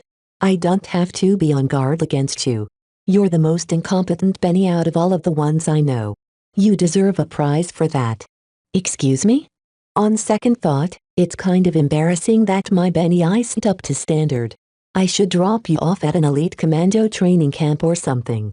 You should really pick up some of the necessary skills that is expected of someone in your position. If you can hijack a second-class starship with minimal assistance like me, you're qualified to call yourself a Benny. My name is Gavin, boss. The perplexed assistant reminded his employer with gritted teeth. I know, Benny. Your name is one of the most important parts about your identity. Cherish it well. For the next 10 minutes, Vez let go of everything and continued to ramble to Gavin like a demented teenager. He hardly asked any questions about the LMC other than to gain his assistant's perspective on the LMC's market position. Of course, what Gavin told him did not differ much from what Kelsey already mentioned. Vez truly felt he was back in the saddle now that he got in touch with Gavin again. It was too bad that Gloriana hadn't taken him aboard her ship when she mounted her rescue. After he finished getting back in touch with Gavin, he regained his composure and called Raymond Billingsley Larkinson. As the most senior executive of the LMC who actually ran the company, Raymond possessed a much more comprehensive understanding of its current condition. Vez first quizzed the COO about the areas which Kelsey already explained. He received both a confirmation and some elaboration on what he already learned. The LMC is running on autopilot pretty much. The business-minded Larkinson elder remarked. Even if you are absent for half a decade, our company will still be able to turn a profit. While our Mech catalog is still small, the Soldier product line is such an enduring success that it will continue to function as our cash cow for many years to come. So there is not a lot of financial pressure on the LMC, is that right? Raymond nodded. Part of that is also because we don't have that many expenses. While we are investing a significant amount of money in building our second base at Castlingville, our war chest is still replenishing. It's enough to expand our reach in every third-rate state that is open to using our products. Vez pressed his lips with his finger. That sounds nice, but I take it we don't have enough money to compete in a second-rate state, right? Is that what you plan to do? Expand the LMC to a second-rate state? It's in consideration. Vez vaguely said. I already told you that I intend to become proficient in second-class mech design. I'm still committed to this. In fact, if there is one benefit to my impromptu vacation, it's that I've made a lot of progress on this front. Who will you sell your mech to, Vez? The Fridaymen? Ordinarily, they should be quite receptive to your products once they discover the benefits of your glows, but... Vez chuckled. Slaughtering an entire crew of Fridaymen is a good way to block my access to their mech market. Quite. As for entering the hegemony mech market, will the Hexers even approve of your designs? From what I've learned, a panel of matriarchs must approve every design, and I doubt they will take you seriously. That's only in the cases where men are the lead designers. Vez added, showing little concern. Even if my involvement is problematic, one of my partners is already working on this issue. He'll let you know if we have made a breakthrough on this matter. If Calibust and Gloriana's arrangements somehow fell through, then Vez would just have to find another market to push his products. Vicious Mountain had always been known as a hotbed for low-level conflicts. Its odd culture of putting mech pilots in charge often led to spats between rivaling states and groups. While the warmongering states of Vicious Mountain generally didn't fight each other to the death like what was happening in his home star sector, the wars occasionally escalated into major conflicts that only ended when one side gained a significant advantage. This pattern persisted for centuries, which meant that its sector-wide mech market had grown very vigorous. Aside from mech pilots, mech designers also enjoyed a lot of respect there. Vez would probably be able to find a very willing audience if he decided to enter this market. Of course, Vez hadn't made his choice yet. He still had to find a way to get into the good graces of Madame Constance Wadden and the other Waddens in order to advance his relationship with Gloriana. This was why he still wanted to enter the hegemony's mech market despite all of the difficulties he faced. Vez continued to discuss some other matters about the LMC with Raymond until he became satisfied with what he learned. Before you go, I'd like to hear from you what you think about what is happening within our family, he said. What is your opinion on the impending split? The tension between the factions is irreconcilable, Raymond stated with absolute certainty. While your words managed to wake a lot of Larkinsons up, how they responded to your rant is different from individual to individual. Some have reaffirmed their old values and commitments. Others decided that following you is worth giving up outdated vows. Why have most Larkinsons decided to remain in the Bright Republic? Taking part in your ventures is considered a risk, Vez. Not everyone is willing to take a major gamble that will decide how they will live out the rest of their lives. It's mostly the younger and more restless Larkin sons who have decided to follow you to the Ilvain Protectorate. The Larkin sons who decided to remain in the Bright Republic are mostly those who are already content with their lives and station. They're not ambitious for anything greater and they're not in the mood for an adventure. Understandable. I take it many of them decided to stay for the sole reason they are already tied down by their families, right? Raymond nodded. When you're a husband with numerous young kids to take care of, uprooting your entire life in order to pursue an uncertain future is the last thing you want. This is actually the main reason why many Larkin sons who are neutral in the dispute within our family have decided to decline our invitation. How many true-blood Larkin sons have followed us? Those who share our blood, I mean. I'd say about 10% so far. Almost none have reconsidered, though. A steady number of Larkin sons in the Bright Republic who haven't joined us at the start are still signing up with us. I think this situation will persist over the next years as more and more younger Larkin sons grow up and want to take part in a more exciting venture. There's also the Larkin sons who are still serving their tours in the Mech Corps. Vez recalled. I imagine that some of them will likely defect to us once they finish their commitments. That's why I suggest that you keep our doors open to the other Larkin sons for the foreseeable time. None of the Larkin sons who approach us come with bad intentions. It behooves us to accept their applications as they come. Vez thought about it for a moment before nodding in agreement. That sounds fine. I'm about to talk to my grandfather Benjamin about the future of the Larkin son family. Do I need to know anything before I call him? What we'll decide will very likely affect our direction. Benjamin will tell you all you need to know. Just keep in mind that Ark and him are in the neutral camp who decided to stay where they are. Both of them have lived a full life in the Bright Republic, and they both feel they have a responsibility to lead the rest of the family. That was something Vez had already expected. Though disappointing, he agreed with their stance. Where Vez was taking his side of the Larkin son family was anything but stable and conventional. In this regard, he was more than happy to pick up the Larkin sons who were still young and retained their ambitions. At least Vez wouldn't feel guilty if he led them to disaster. He cut off his call with Raymond shortly afterwards. After a brief moment to collect his thoughts, he pulled the trigger and called his grandfather. Since he had already been notified beforehand, Benjamin Larkin's son picked up his call in an instant. His grandfather looked much more fatigued than before. His projection practically oozed exhaustion. His gray-white hair and wrinkles had grown even more intense, making him appear as if he was one step closer to the end of his life. Fortunately, seeing his grandson's projection lifted some of his weariness. Vez. I can't tell you how happy you're free again. You look overworked. Are you still hanging on, Grandpa? Don't worry about me. I still have plenty of years in my bones. I won't drop down tomorrow because of what has taken place. The Larkin sons still need a steady hand at the top to guide them through our current difficulties. Vez looked steadily at his grandfather's projection. Despite his age, his customary formal attire still conveyed a lot of strength. He was still the bedrock of the Larkin son family. What's your take on the split? I have already discussed this issue extensively with Raymond.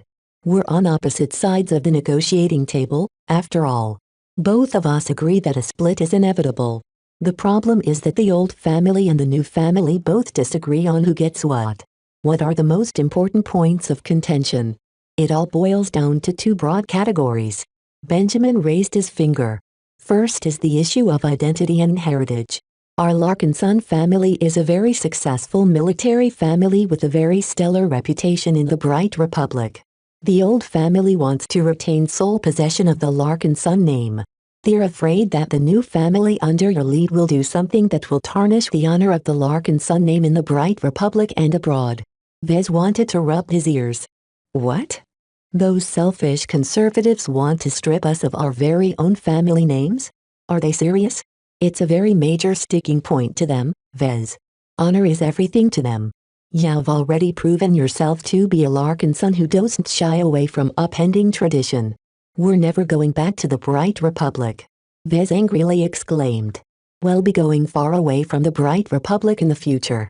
Whatever we do won't affect the old family at all. Plans can change. Let's not go into this right now.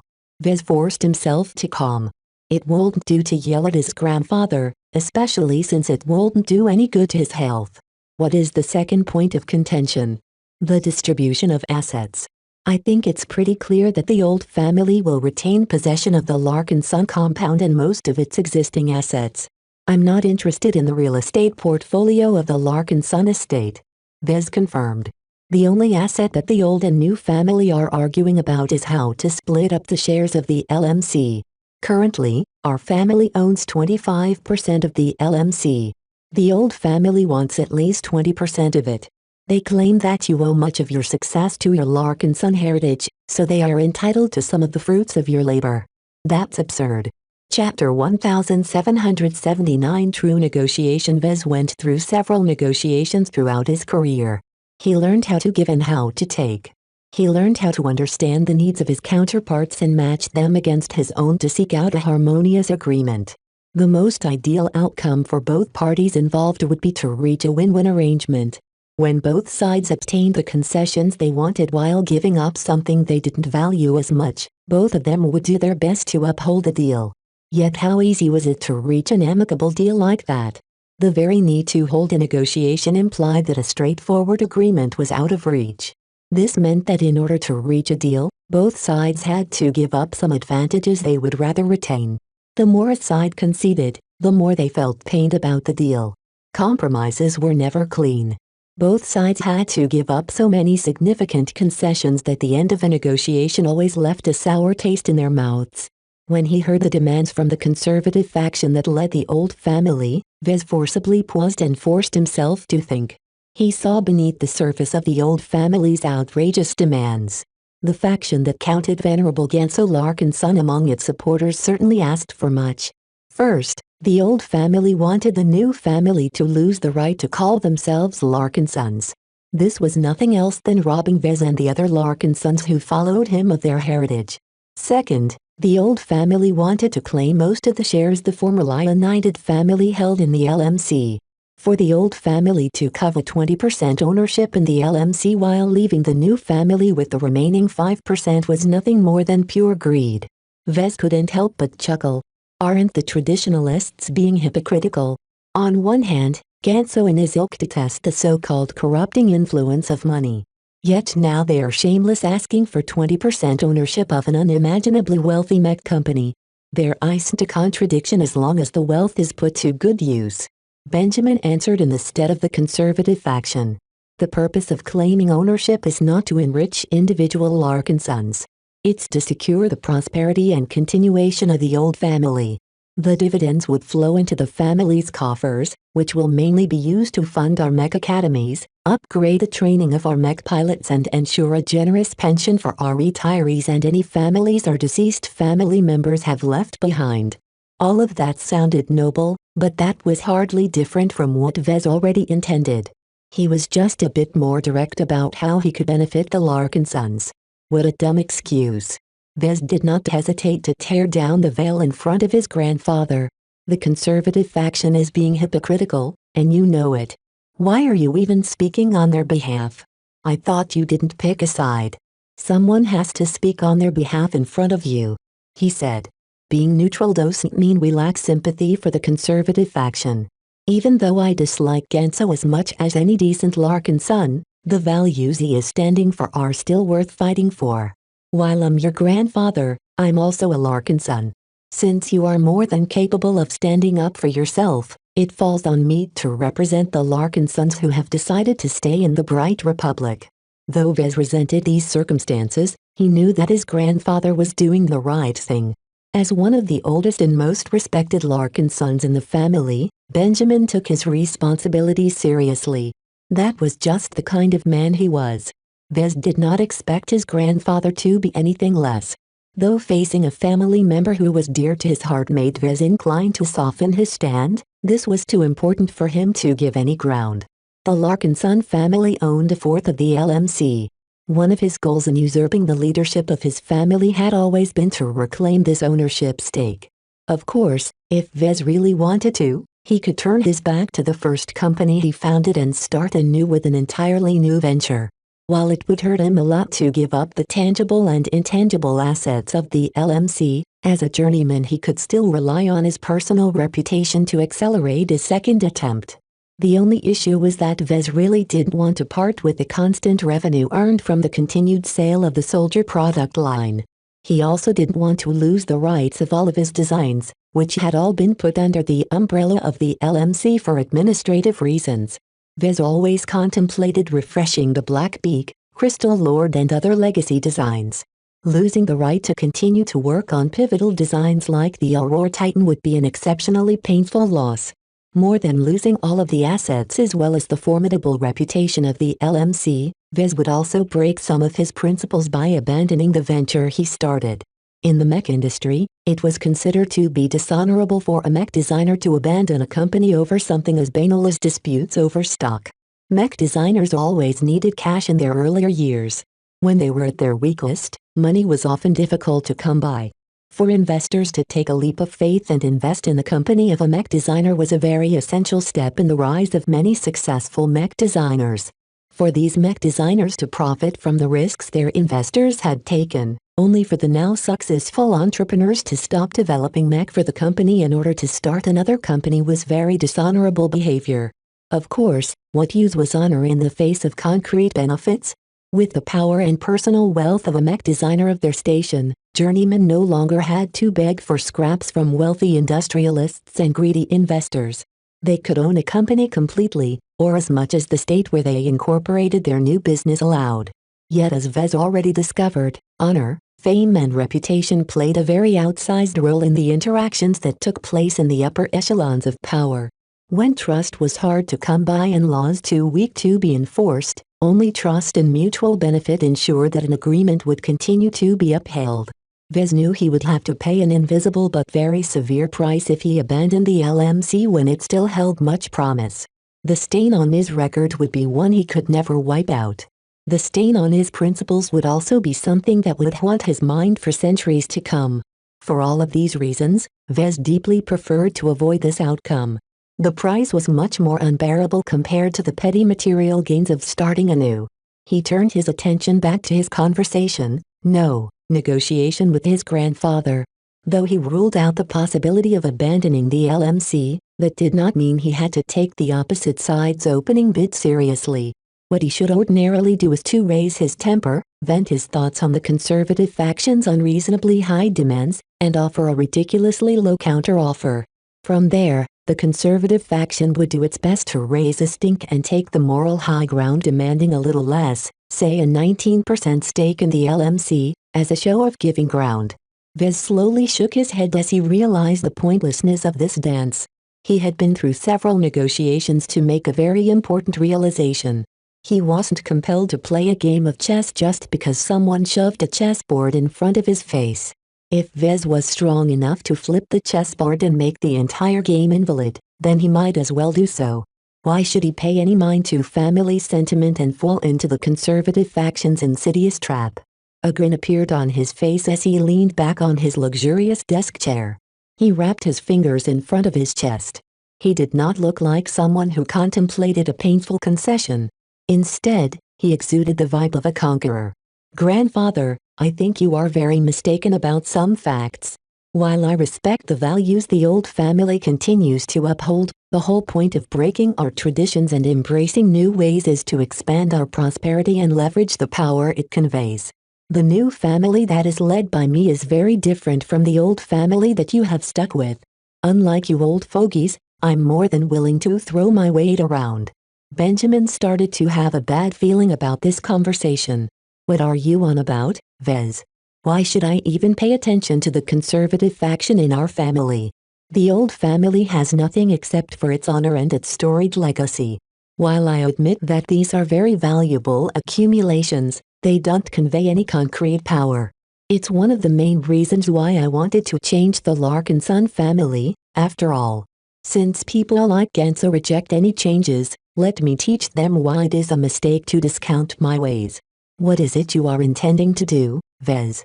His grandfather grew alarmed. Vez grinned. "The old family is not qualified to negotiate with me. You and the conservatives you shelter are too weak to decide your own fate. Since you continue to subject yourselves to the laws of the Bright Republic, I'll just switch to negotiating those who master these laws. Unfortunately, unlike you, the government doesn't necessarily have the old family's interests at heart. Wait. Don't be so hasty, Vez. I'm just conveying the initial stances of the most stubborn members in the family. Let me talk to them so that. Too late. Vez cut his grandfather off. I'll proceed to negotiate with someone who isn't as stodgy and hypocritical as Gans's ilk. He cut the connection before Benjamin could put in another word. Though he found it hard to treat his grandfather this way, Vez was acting as the leader of an entire faction of Larkin sons right now.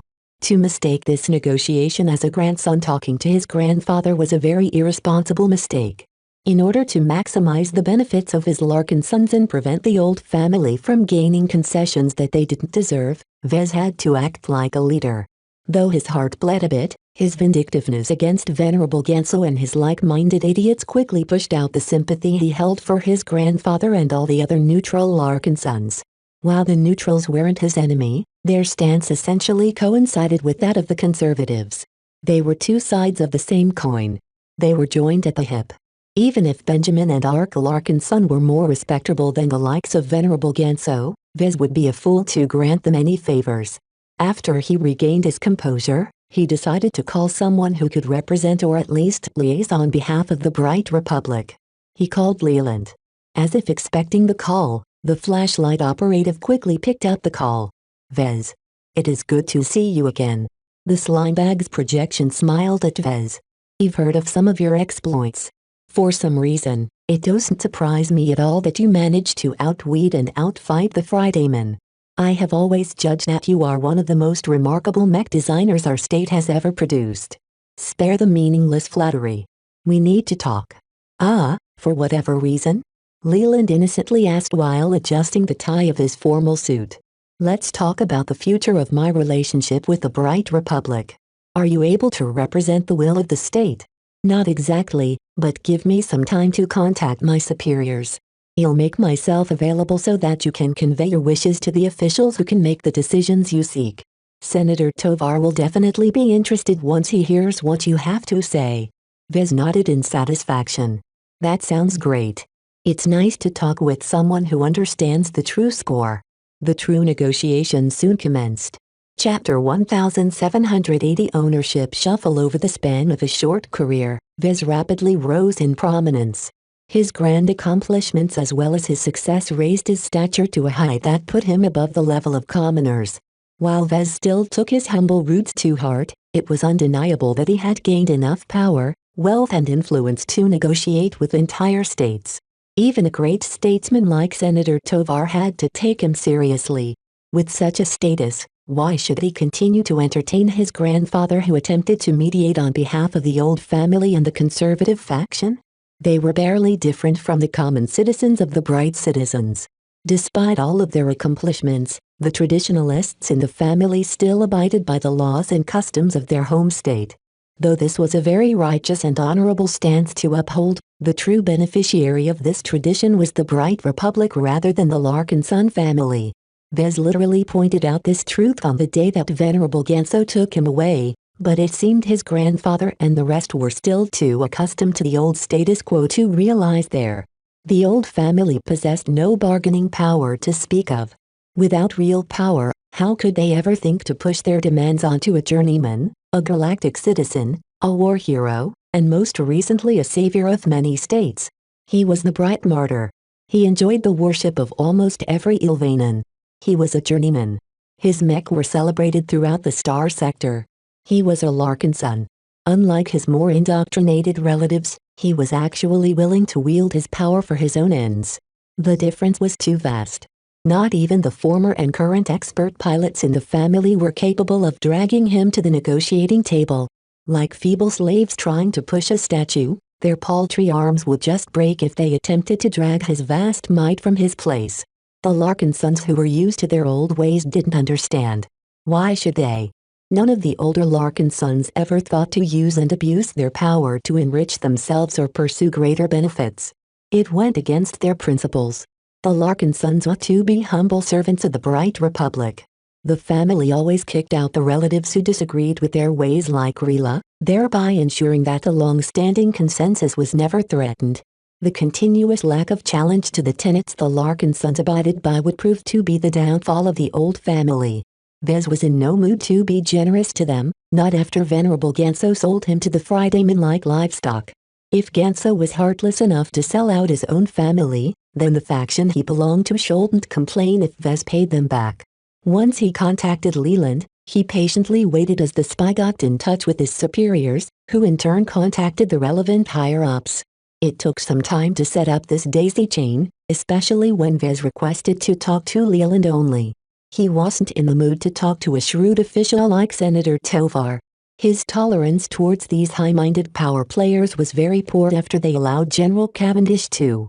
Knowing that Vez would react poorly if he faced a senior representative of the government, the state was okay with allowing Leland to be their spokesperson. The fact that the government readily made this concession to Vez was very telling. The Bright Republic still wanted to maintain relations with him. Perhaps it even wanted to repair the damage it had done in the last month.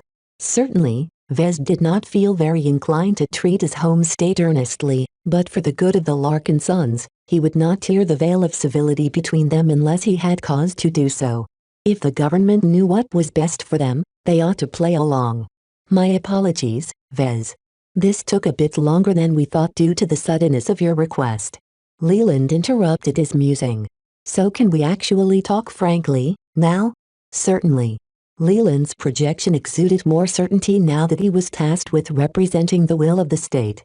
For his part, Vez did not only represent himself, but also the LMC as well, the new family. An unspoken understanding had formed between the two. The agreements they made today would have far-reaching consequences. Before we begin, let me inform you of some developments that pertain to the ownership structure of the LMC. In the weeks you were gone, some of the shares have exchanged hands. Oh, two major transfers have occurred. First, Cipriland Asset Management managed to buy out Marcella Bollinger's stake in the company.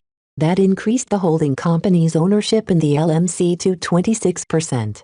Cipriland Asset Management was a front for Flashlight, which in turn represented the government. All of this basically meant that the Bright Republic's stake in the company had grown. Vez couldn't help but smile suspiciously at Leland. Mrs. Bollinger is a shrewd businesswoman.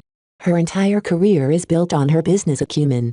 I can't imagine why she would ever relinquish her 5% ownership in a mech company that has already earned an astronomical amount of money and is on track to enrich her even more. Everything can be negotiated. Leland replied with a coy expression. After much persuasion, we have managed to convince Mrs. Bollinger to sell her stake in exchange for a rich reward. We made sure that she hasn't suffered a loss. That was pure nonsense. Vez did not have to think too hard to guess that the government essentially did the same to his old backer as he did to his grandfather. This was yet another lesson in why it was best to pursue greater power. If Vez was as powerless as the likes of Mrs. Bollinger, he would have never been able to drag the state to the negotiating table. They would merely take advantage of their power and dictate the terms as they did to other powerless people. So does that mean the state owns more of the LMC than the Larkin son family? That sounded very concerning. It essentially signified that the Bright Republic could potentially team up with the Larkin son family and gain total of the company. Vez, who owned 49% of the shares, could not legally go against the wishes of the holders of 51% of the shares in his company. The only caveat was that such an outrageous takeover would definitely burn the few bridges between them that still remained. Despite the damage to his reputation, Vez would rather turn his back to the LMC than subject himself to the control of a majority that did not deserve to profit from the fruits of his labor. Leland, Flashlight and the government knew that as well, Vez could tell. Their reaction wasn't as pushy as it could have been. The Larkin son family is not affiliated with Cipriland Asset Management. The two are two separate shareholders. I can't imagine that both will march in lockstep. Leland described. Openly, Leland didn't lie. Yet Vez did not believe the government was above co-opting the Larkin son family in order to influence their votes whenever a decision was brought up to the company board. Vez did his best to remain reserved and crossed his arms. What else has happened? The Bright Republic has recently signed a treaty with the Ilvain Protectorate. I'm sure you have heard of it, right? How could he not? He couldn't help but smirk. If General Cavendish hasn't driven me away, I would have facilitated this agreement myself. Leland looked a bit ugly. It's a pity that such a shameful event has taken place. In any case, the Ilvain Protectorate agreed to lend us their Hunters of Ilvain and their remarkable deliverers in exchange for a number of concessions. One of them happens to pertain to the shares owned by Sibilant Asset Management. Vez widened his eyes. Don't tell me. Your guess is on the spot. We have sold a portion of the shares to the Ilvainans. We've driven a hard bargain, from what I'm told. I won't tell you how these secret negotiations proceeded. I don't know the details myself. The result of these talks is that our government has agreed to relinquish 19% of our shares to the Transcendent Investment Authority, an Ilvainan sovereign wealth fund. That much. Vez didn't hide his surprise. The Ilvainans truly made good use of their superior bargaining position. With the power of the Deliverer Mech under their control, the Ilvainans succeeded in fleecing the Briders. Vez clapped. Bravo. It turns out the Ilvainan people are good at something other than praying to their prophet. Is that the tone that a bright martyr should adopt to the people who hold him in high regard? Leland asked with an intrigued look in his eyes. Oh, I have nothing but respect for them. Anyway, does this mean that the Ilvainans own 19% of the LMC while you're left with 7%? Not exactly. You're correct about our ownership stake, but from what I've been told, the Protectorate has already let us know that it intends to transfer a 10% stake to you at some point in the future. What? Why? Vez never heard of this. Neither Calcy, Gavin or Raymond informed him of this development. The Ilvainans are waiting for you to arrive at the Protectorate before approaching you with this matter. We believe that they are partially willing to offer you to buy back some shares out of gratitude for what you have done to their people.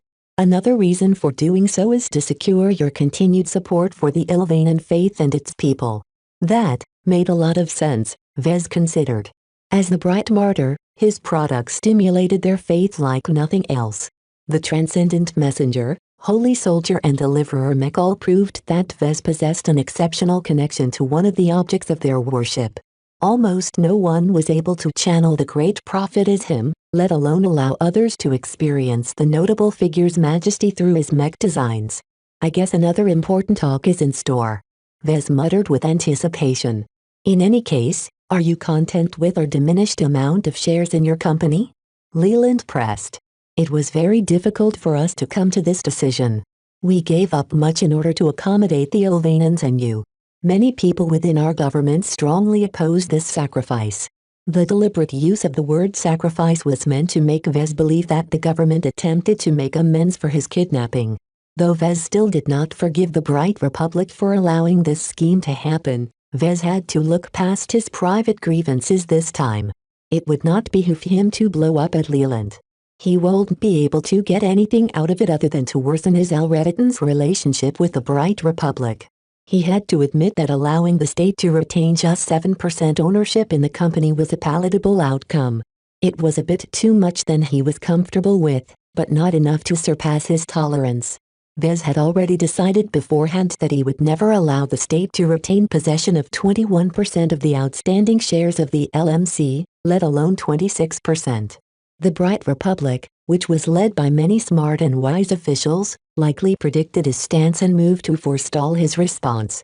Allowing them to keep 7% despite everything that happened was barely acceptable to Vez.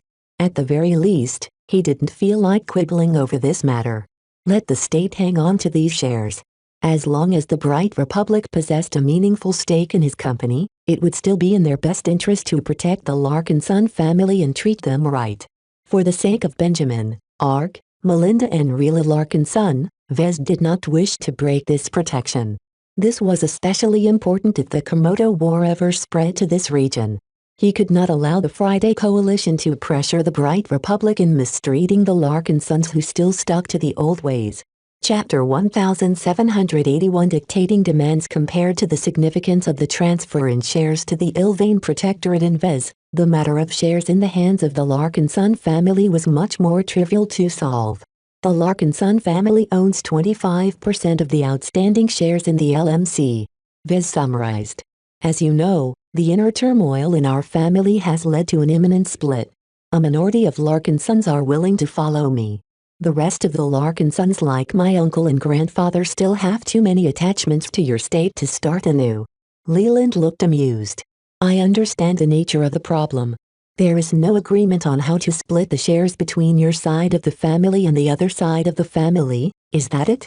There isn't any rule or existing framework that describes what must be done because your family never imagined that it would split. The spy hit the nail on the head. Well, I just had a talk with my grandfather. It was not a good talk. The old family, as I called them, is being very presumptuous. I can imagine. They are Larkin sons. For all of their bravery and confidence in battle, they are not as adept in the delicate art of business and politics. Of course, whether Vez shared this common flaw was still in question. While Vez was not as good as the likes of those born of higher station, he at least considered himself to be better in this regard than his Mulaha-aided relatives. The point is that rather than dealing with them further, I might as well bring my requests to the government. I hope you can facilitate our family's impending separation and manage the transfer of assets in our stead. Leland paused for a moment and looked at him in the eyes. You wish to go over the heads of your relatives who aren't inclined to follow you? That is, not a proper course of action, if I may say so. No matter what you think about them, they are still your family. We know that matters a lot to Larkin sons like you. I advise you to reconsider and seek a more amicable settlement with your relatives. Vez shook his head. He refused the advice out of hand. Our relations have deteriorated too far for us to have any amiability left between us. I don't have any patience left to deal with their obstinance and presumptiveness. Now, is the state willing to enforce a settlement or not? Tell me now so that I know I shouldn't waste my time any further. Oh, I am sure we can manage something as long as it is in the purview of our state. Leland immediately replied, though he showed a bit of hesitation. Both the LMC and the Larkin son family are within our jurisdiction, though our effective control only extends to the borders of our state. A matter like this is well within our means. However, just because we can, doesn't mean we should. Do you really want to deal with the other side of your family in this fashion? I'm sure. Vez curtly affirmed. What is it you wish to impose on the family? Vez took a deep breath. Our Larkin son family will split up. This is inevitable and I don't object to this in principle. There are two important points of contention. First is the right to draw on our heritage and continue to call ourselves Larkin sons. The old family wants to deprive the new family of this right. Suffice to say, I heavily disagree. This won't be a problem, Vez. I don't think the Larkin sons in the Bright Republic can even enforce such a demand. Our laws certainly won't, and the Ilvain Protectorate is likewise unsympathetic. I know the conservative faction of the family. Vez spoke, recalling Gantz's sulfurious words. They'll kick and scream about this issue if they don't get their way.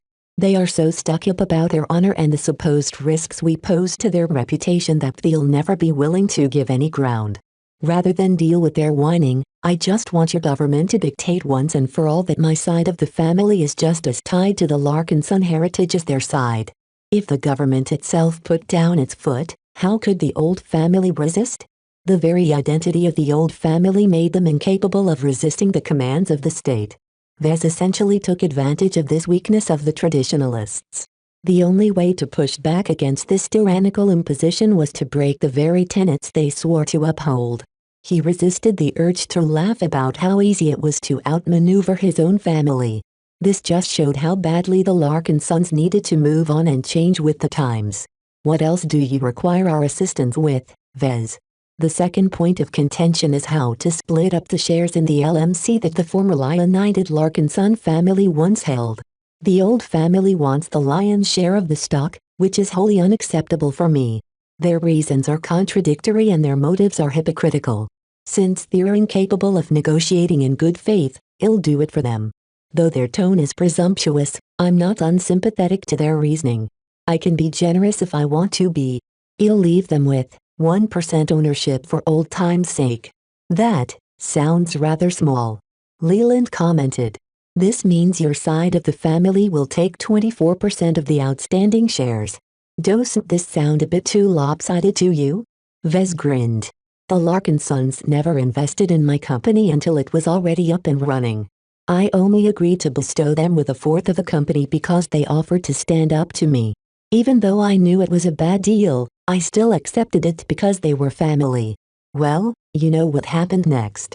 Since Venerable Gansel Larkinson himself stabbed him in the back, Vez already possessed the right to tear his covenant with the family. I won't comment on the contentions within your family. If you truly wish to proceed with this distribution, then we will do our best to facilitate this outcome. Leland carefully responded. Good. I expect nothing less from the state who has the old family at their mercy. Please don't misrepresent our state due to the actions of the few. No matter what you believe, our state still acts according to our laws. We would never engage in arbitrary meddling. Vez couldn't help but chuckle. The cynicism within him infused his laughter with resignation. What happened to me must have happened to countless brothers over the years. My respect for my home state is completely gone now, and it's all your fault. You made me like this. If you guys haven't acted duplicitous to me and simply uphold your end of our deals, I wouldn't have been forced to relocate to the Protectorate. You are making a mistake. The Bright Republic is not a single entity, and our government is not a monolithic whole. Our state would be a tyranny if we do not allow for a diversity of interests, opinions and representation to have a say in its running. It is unfortunate that our commitment to sharing and delegating power has led to an instance of abuse. We promise you that we will make sure this will never happen again. Oh, you'll meet your promise all right, because I'll never be in the position for the Bright Republic to take advantage of me again. He shouted before abruptly calming himself. I should thank you, actually. Your state has opened my eyes to the true nature of people and power. If I hadn't learned this very painful lesson, then I might have continued to be blind to threats from this direction. Leland truly looked perplexed this time, though Vez was certain the spy was still meticulously controlling his expressions. Vez, we are not your enemy. Not now, and only because you guys are remorseful for what you've done. Again, General Cavendish does not represent the rest of the government. Vez dismissively waved his hand. Blah blah blah. Whatever. You've already conveyed my main requests. I don't have any further demands. The old family can keep the rest for all I care. Now, will the government meet my request or not? I want it done quickly if possible. Leland paused as he seemed to listen to instructions passed through another channel. I can assure you that the Bright Republic will meet your requests as fast as possible. We will get in touch with the representatives of both sides of the Larkinson family and facilitate an accelerated settlement along the lines of your requests. There will be no problem in making the old family accept our terms. It was as if this was already a done deal. This was exactly the reason why Vez skipped negotiation with his grandfather in favor of approaching the government. Sure enough, as long as it was worth its time, the state was more than willing to intervene. Performing this favor would do much to lessen Vez's animosity towards his home state. This in turn allowed the Bright Republic to feel more confident that it could maintain hold of the 7% ownership in the LMC. The politicians and bureaucrats weren't stupid. They studied Vez and his possible growth trajectories in great detail and knew that he was definitely meant for greater things. Even if he failed to advance to master in his timeline, as a senior he would already be one of the most impressive mech designers of his rank. If the insanely wild success of the Desolate Soldier and the immense impact of the Deliverer were any indications, the LMC in a decade might grow to become a behemoth that spans several star sectors. With such bright prospects on the horizon, how could the Bright Republic ever allow itself to miss out on the party? For this reason, the state should be just as eager as the Ilvain Protectorate to maintain hold of some of the shares in his mech company. Vez knew what the Bright Republic was thinking. He could accept their desire to cling to the LMC. As long as they didn't mess with the Larkinsons who continued to support the state out of misguided loyalty, then Vez could fully put down his worries and set his sights higher. After discussing some lesser matters such as the future of the LMC's presence in the Bright Republic, Vez and the government of the Bright Republic finally forged a new understanding. Through Leland, Vez conveyed all of his wishes, and the government almost bent over backwards in order to meet his needs. It felt good to hold upper hand in a negotiation this time. Vez couldn't help but crack a smile as he considered the absurdity of imposing his demands on a powerful state. An ordinary journeyman would have never been able to make the government sit down and talk like this. Perhaps not even a senior commanded as much respect. The major difference between him and his fellow colleagues was the strength he possessed and the successes he accomplished. Reality-defying Mech like the desolate soldier and the deliverer served as the basis for his power. As long as he remained an exceptional mech designer whose products were enormously influential, Vez would continue to be treated with care and respect. Naturally, this also served a warning that he should never slack off and grow complacent. A continuous decline or an abrupt fall from grace would topple everything he built and strip him of the power he wielded with relish today. Vez was not a politician. He was not a head or state, nor was he adept at leadership. He was a mech designer. Everything he earned and everything he deserved rested on the basis of his ability to design fantastic mech. He had to continue to progress. Spending too much time on these distracting matters would only weaken him over time. To a mech designer, designing mech always came first. Chapter 1782 Reconnecting the Stellar Chaser, Serendipity, Frozen Leaf, Scarlet Rose and Terranax silently cut through the higher dimensions with utmost stability. As second-class ships, their FTL drives were rated to withstand much greater gravitic instability. Even the Scarlet Rose's unaddressed battle damage and recent lack of maintenance did not hinder the operation of her FTL drive too much. The prize crew dispatched by the Weddens expertly performed spot repairs and temporarily addressed many of the faults that had started to appear. During these days, Vez spent a lot of time communicating with his allies, partners and subordinates. Now that he was with the Hexers, he no longer held any scruples towards accessing the galactic net. He had been out of touch for a long time. Too much had changed, forcing him to devote all of his time to getting up to speed and arranging some urgent decisions. In the meantime, Bright Republic approached the two sides of the Larkinson family, which fell outside most people's expectations. The Larkinsons became even more shocked when the Bright Republic essentially imposed Vez demands. The state did not even bother to appear impartial this time. The government's actions chilled many people, especially the venerable Ganso and the traditionalists within the family. They did not expect the state they served for all these centuries to favor their side. However, the conservative faction at least assumed the government would stay out of their internal dispute or at least advocate for a middle ground. For the Bright Republic to disregard centuries of loyal service by countless Larkinsons in order to favor an upstart was a big blow to their beliefs.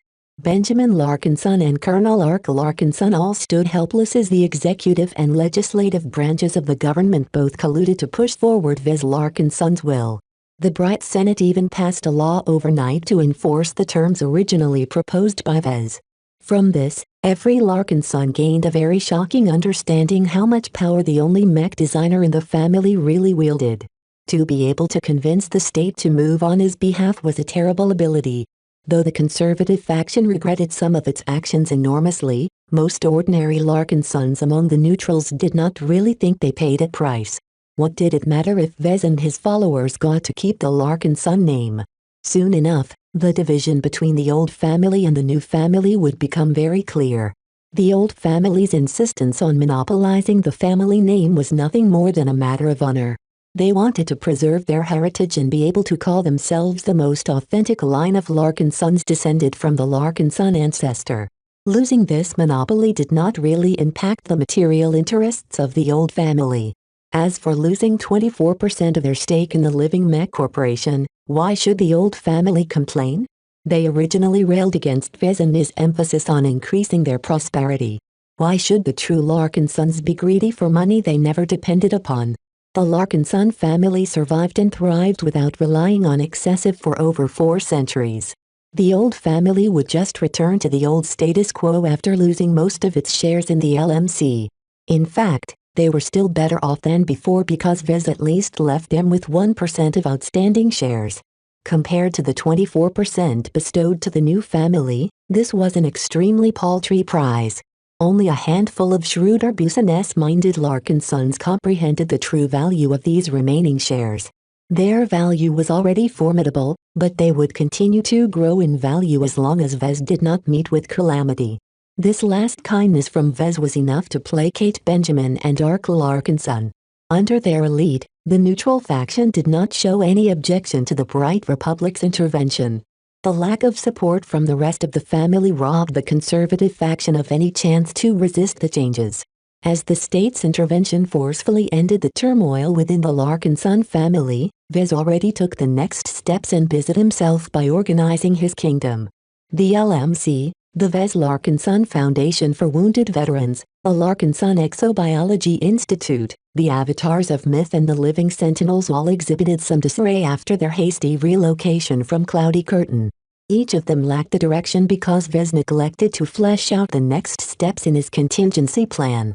Though Vez tired of the tedious discussions and arduous decision-making, he slowly reintegrated into his old place in the center of his expansive network. Even the battle criers finally returned from their months-long excursion to parts unknown. Vez's eyes lit up when he heard from Commander Cinnabar. He issued a lot of errands to his band of former Kinner mercenaries. Now that they returned, Vez looked forward to harvesting their gains. "Good job, Commander Cinnabar. Did you lose any men along the way?" "We went through a few scrapes and lost a couple of men," the bearded Kinner grimly responded. "We avoided battle whenever possible, but the Sand War has destabilized the surrounding regions. Many pirates, criminals and other troublemakers have taken advantage of the lack of patrols to threaten trade convoys and refugee fleets. Some of them were even crazy enough to attack my mercenaries. Oh, those are good Kinnermen we lost. Let's talk about how to replenish your ranks later when I arrive at Castle Ingvei, okay?" This was a fairly delicate issue as the battle criers predominantly consisted of the loyal Kinner bondsmen. While Vez was not averse to adding a few non-Kinners to their ranks like Dietrich Krotz, he wanted to maintain absolute trust in his second most important mech troop. To maintain his confidence, Vez seriously contemplated buying additional bondsmen from the Kinner tribe. With his reputation and prestige, there was no need for him to venture back to the Kinner tribe to pick up his new human products. He could just leave the matter to Gavin and have him contact one of the tribe's agents to arrange a shipment or something. Aside from reconnecting with the battle criers, Vez received another surprise when he finally talked with the representative of the Ilvain Protectorate. What Leland told him turned out to be true. The Protectorate's attitude towards him was filled with gratitude and worship. In return for all he had done for the Ilvainans as their blessed bright martyr, the Ilvainan government gifted him with 10% of the shares in the LMC. The paperwork was already done and the shares all came under his name. Vez was inordinately pleased that the Ilvainans bestowed these shares to him without any strings attached. They truly treated him with sincerity this time. Now that he essentially controlled 59% of the LMC, Vez finally felt he was truly in control of his own destiny. The arrangements imposed by the Bright Republic's Ministry of Economy Development had finally been undone. Now that Vez almost completely cut himself off from his home state, this artificial solution to restrict the power he wielded in his company had become completely meaningless. As the bright martyr who contributed immensely to the Ilvainan people, the three leading dynasties did not dare to push for a similar arrangement. Vez felt pretty good about this outcome. After all of the recent stock transfers, the new ownership structure of his company had been set. The Bright Republic and the Ilvain Protectorate owned 7% and 9% respectively. This turned them into minority shareholders with virtually no say in the running of the company. Vez did not have to pay attention to their opinions at all. The second largest shareholder after Vez was the new family. With a whopping 24% stake in the LMC, they became a shareholder who Vez could not easily dismiss. Luckily, the new family is completely in my grasp. Those shares are as good as mine. Vez exulted. Yes. Vez essentially controlled the branch of the Larkinsons that left the Bright Republic, which meant that he could do anything with the shares, including transferring them back in his own possession. He did not wish to do so, though. Those shares served as a foundation for the new family's commitment to the LMC and himself. If Vez selfishly took away those shares, what assets did the new family have left? They would have to directly depend on his charity to survive. I can't hog all of the benefits for myself, he judged. Not if I want to continue to borrow from the strength of my relatives. Though Vez felt tempted to buy back at least half or more of the shares in the possession of the new family, he restrained himself. While a 24% stake sounded way too extravagant in relation to its current and future value, Vez knew he couldn't do everything alone. He needed to follow the ways of other power players and cultivate his own power base. Of all of the choices available to him, relying on his own family was the best choice. Many other influences made the same decision because sharing the same blood offered an extra way to tie people together. The Larkinson family, the Tovar family, the Cronin dynasty, the Gage dynasty, the Wadian dynasty and so on were all examples of powerful groups who managed to maintain high cohesion. This allowed them to withstand the test of time and thrive for centuries where many other groups had fallen. Of course, that was not to say that relying on family was without flaws. Nepotism and decadence often infected the families that forgot the drive that propelled them to success.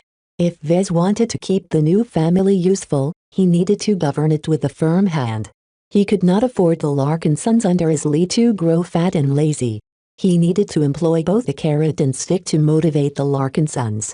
Those shares formed a very attractive carrot. As long as he dangled it in front of their faces, they would do anything to earn their reward.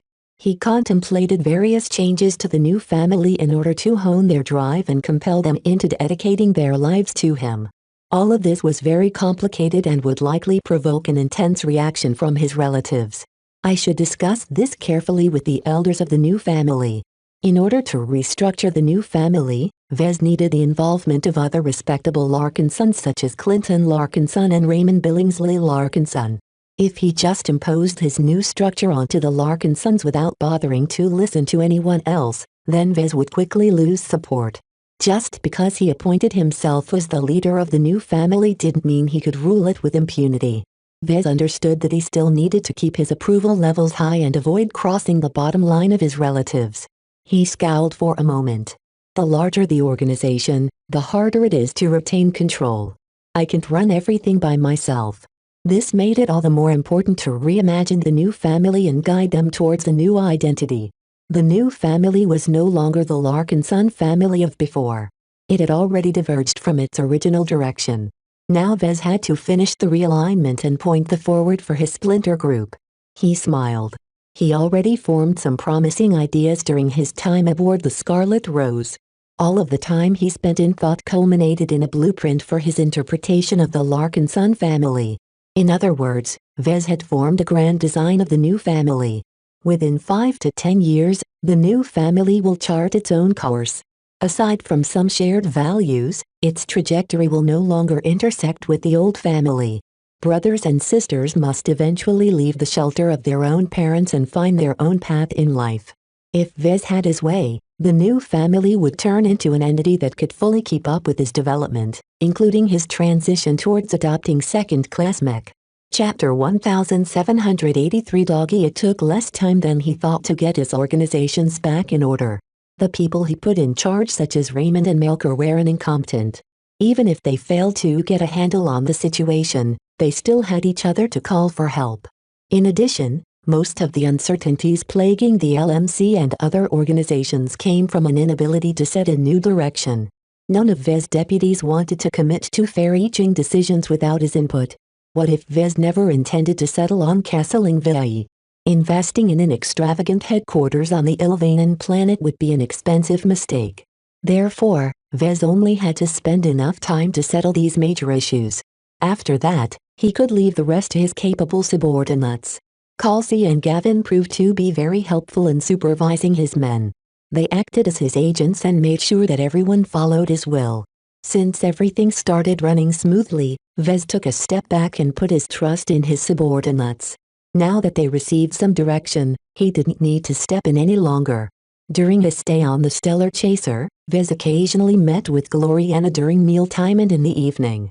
His girlfriend was very occupied these days, forcing her to work by herself. She never really explained her burdens to him in detail. She just brushed the matter off as make work and chores, but Vez didn't think it was so simple. Unfortunately, Gloriana was too strong-minded to let him help. "You should take care of your own business, Vez," she said while they were relaxing in the lounge compartment. "I'm a big girl, You know, I can take care of myself. It's just a bit of work. I won't be able to accompany you in designing another mech for some time." Her rosy scent wafted over his nose like poison, lulling him in a state of fascination. He dearly missed her presence during his time of captivity and couldn't get enough of Gloriana's company. "How long will you be preoccupied?" Vez asked. If Gloriana became indisposed, Vez would lose the advantage that their collaboration brought. Not only would he lose out on her specialty, but he would also lack the synergy that gave his designs an extra edge. "It depends. Don't worry. There aren't any urgent design projects on the agenda, right? The Ilvain Protectorate is in a decent shape these days. The Deliverer is already doing great work in repelling the Sandmen. That will only last until the Sandmen race evolves their fleets yet again," Vez cautioned. "They've already changed their methods several times over the course of the Sand War. What if they stop forming Sandmen swarms and instead rely completely on monolith configurations?" This was a very valid worry that weighed on everyone's minds. The Sandmen may not be particularly smart or quick in their thinking, but they weren't averse to change. Once the Sandmen switch gears and render the Deliverer's Ilvainablest abilities irrelevant, how could his latest mech design play a meaningful role? There was no need for accuracy or guidance to land a hit on a humongous, capital ship-sized monolith. Even the worst mech pilot could hit the broadside of a barn. "The possibility does exist," Gloriana conceded. "Yet the Sandman Emperor is dead now. Without their highest direction, are they still as capable? Who knows if they will appoint a new Sandman leader to the position."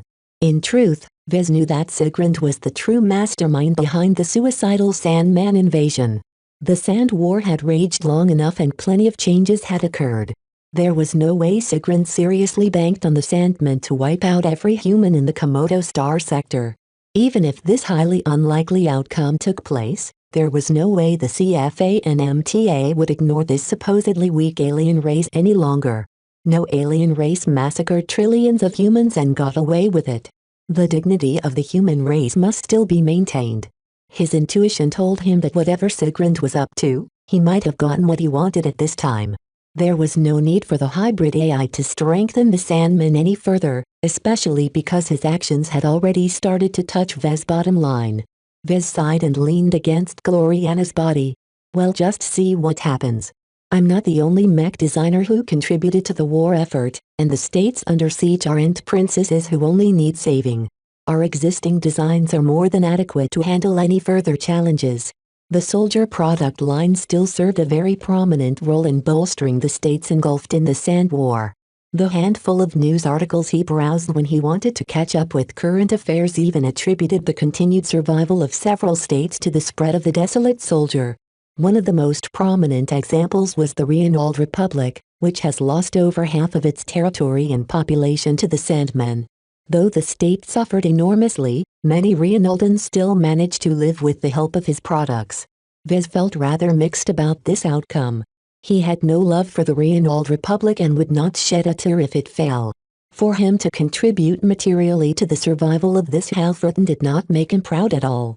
Even now, they were probably attempting to pirate his designs. Still, as much as he resented Reinald, the state had to survive, or else the other beleaguered states would fall. "It's a shame you don't have the time to work on a project with me," he sighed. "I was planning on embarking on a new and revolutionary design project, but I guess I'll have to wait until you are free." "Oh." Gloriana raised her eyebrow. "What strange idea do you have now?" "I was partially inspired by Aisling Curver's design philosophy. When I read some of the books and notes she left behind, I gained some inspiration from her research direction.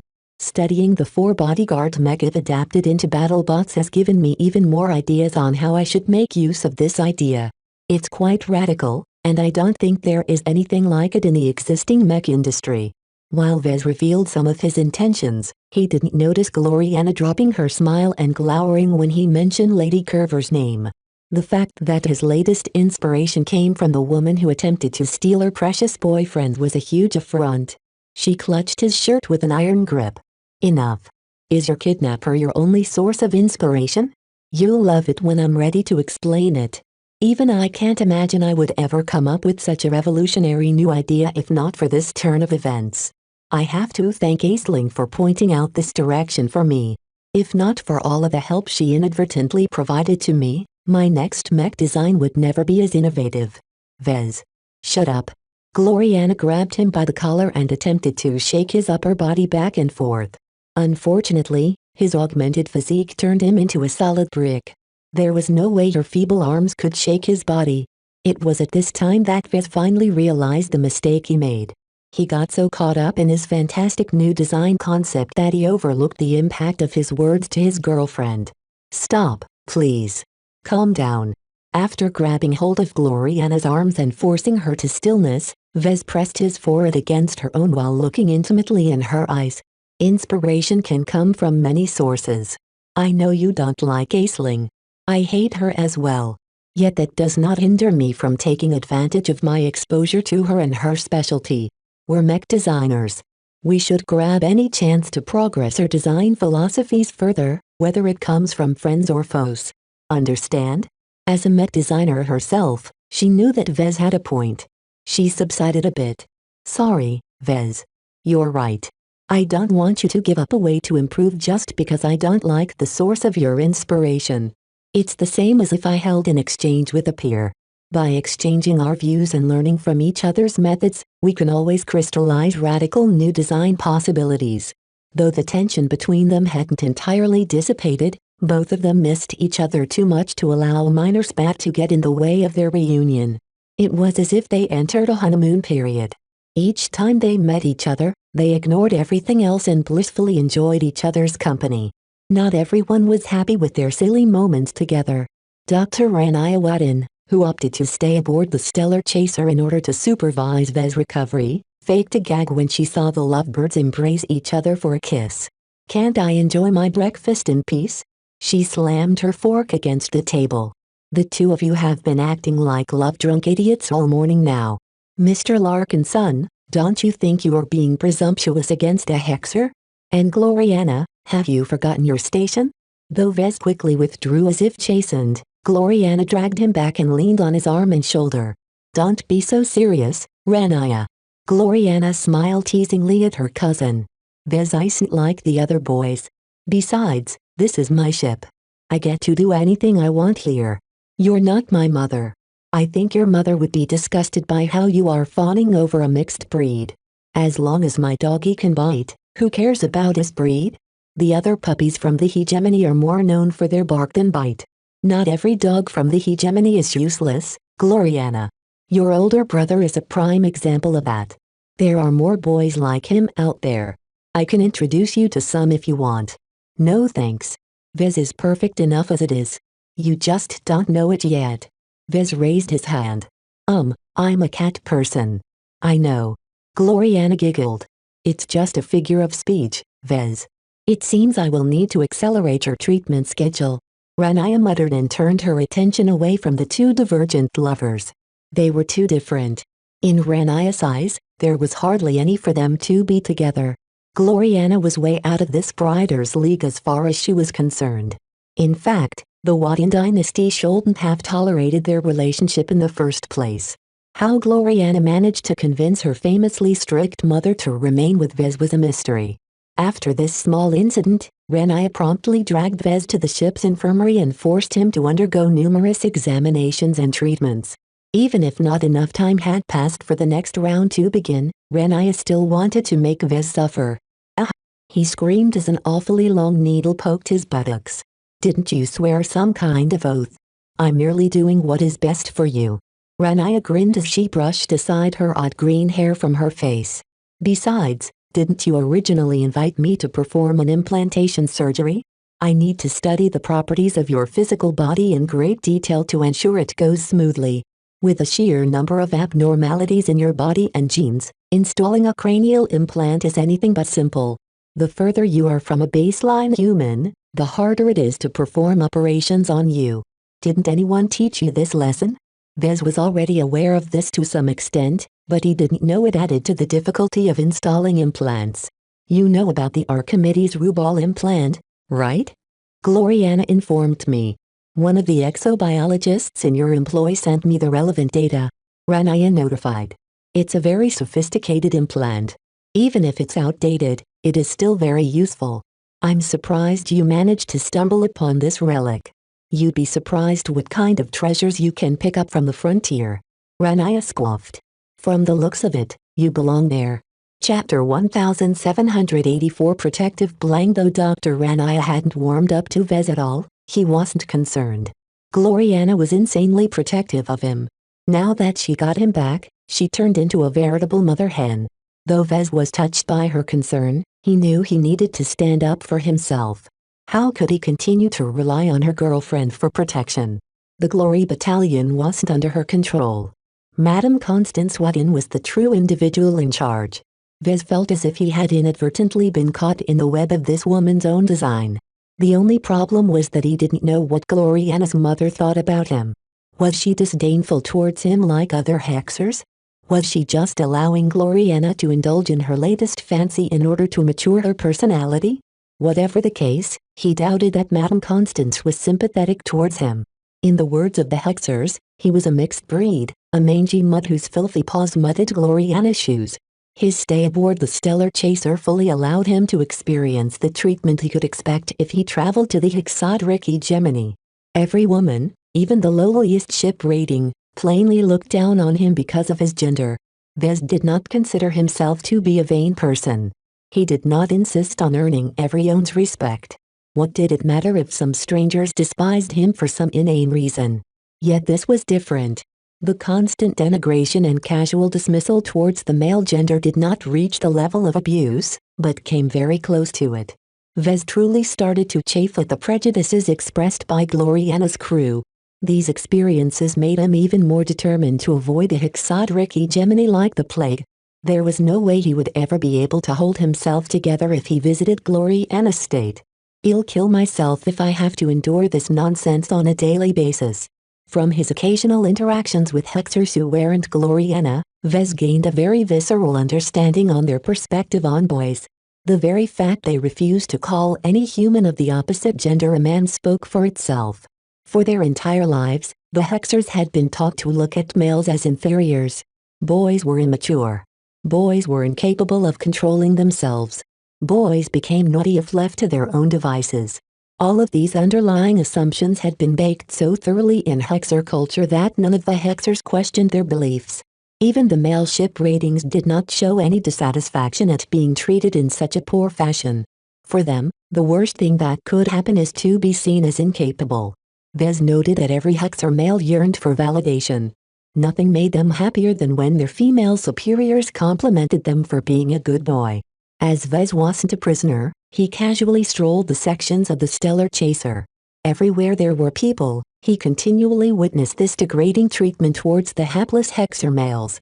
Even older males who developed numerous skills and competences over their careers were regarded as boys by female officers who were young enough to be their grandchildren. Witnessing all of these travesties made Vez sick. He dreaded the infamous hegemony even more. He swore to himself that even if Madame Constance Wadden summoned him directly, he would do everything to run away. Not even Gloriana's pleadings would deter him from avoiding her home state. Vez instinctively knew that if he ever dropped into the murky pool of the hegemony, he would definitely drown. At this time, Vez finally encountered a male hexer who was a little different from the spineless males who served as low-level crew members on Gloriana's ship. As soon as the small fleet of hexer vessels emerged from FTL, the hexers carefully scanned their surroundings as their FTL drives started cycling.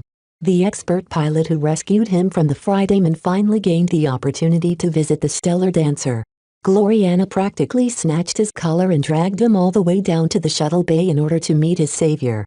In addition, Dr. Ranaya dropped by as well, but she didn't appear as ecstatic. Obviously, Gloriana possessed a lot of affection for her brother. Vez half expected that the stiff and powerful Waddens exhibited frequent internal competition. Perhaps he wasn't wrong, but it didn't appear to apply in this case. His girlfriend happily bounced on her feet as she waited for the arrival of the shuttle.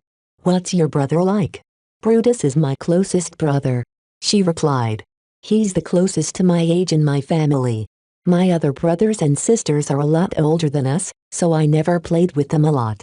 They were so busy with school or work that they weren't home very often." "Is he like the other boys in your state?" "Of course not, Vez. She slapped his arm. Not every boy is the same. There are differences between females. Why can't there be differences between males? What makes your brother different? He's of higher birth, for once. She answered. While our Wadian dynasty isn't as powerful as the 6 matriarchal dynasties, anyone born in our family is destined to become remarkable. Just because Brutus is a boy doesn't mean he's allowed to shame our bloodline. Seeing that he's not only a mech pilot, but also an expert pilot, I'd say he's pretty successful in that. The Wadians must be proud of him, right? Gloriana smiled with pride. Every expert pilot is useful, regardless if they are boys or women. We don't look down on male expert pilots if that's what you are thinking. Brutus has proven himself. He even took upon himself to be my protector. The amused twinkle in her eyes signified that she didn't take Brutus seriously in that regard.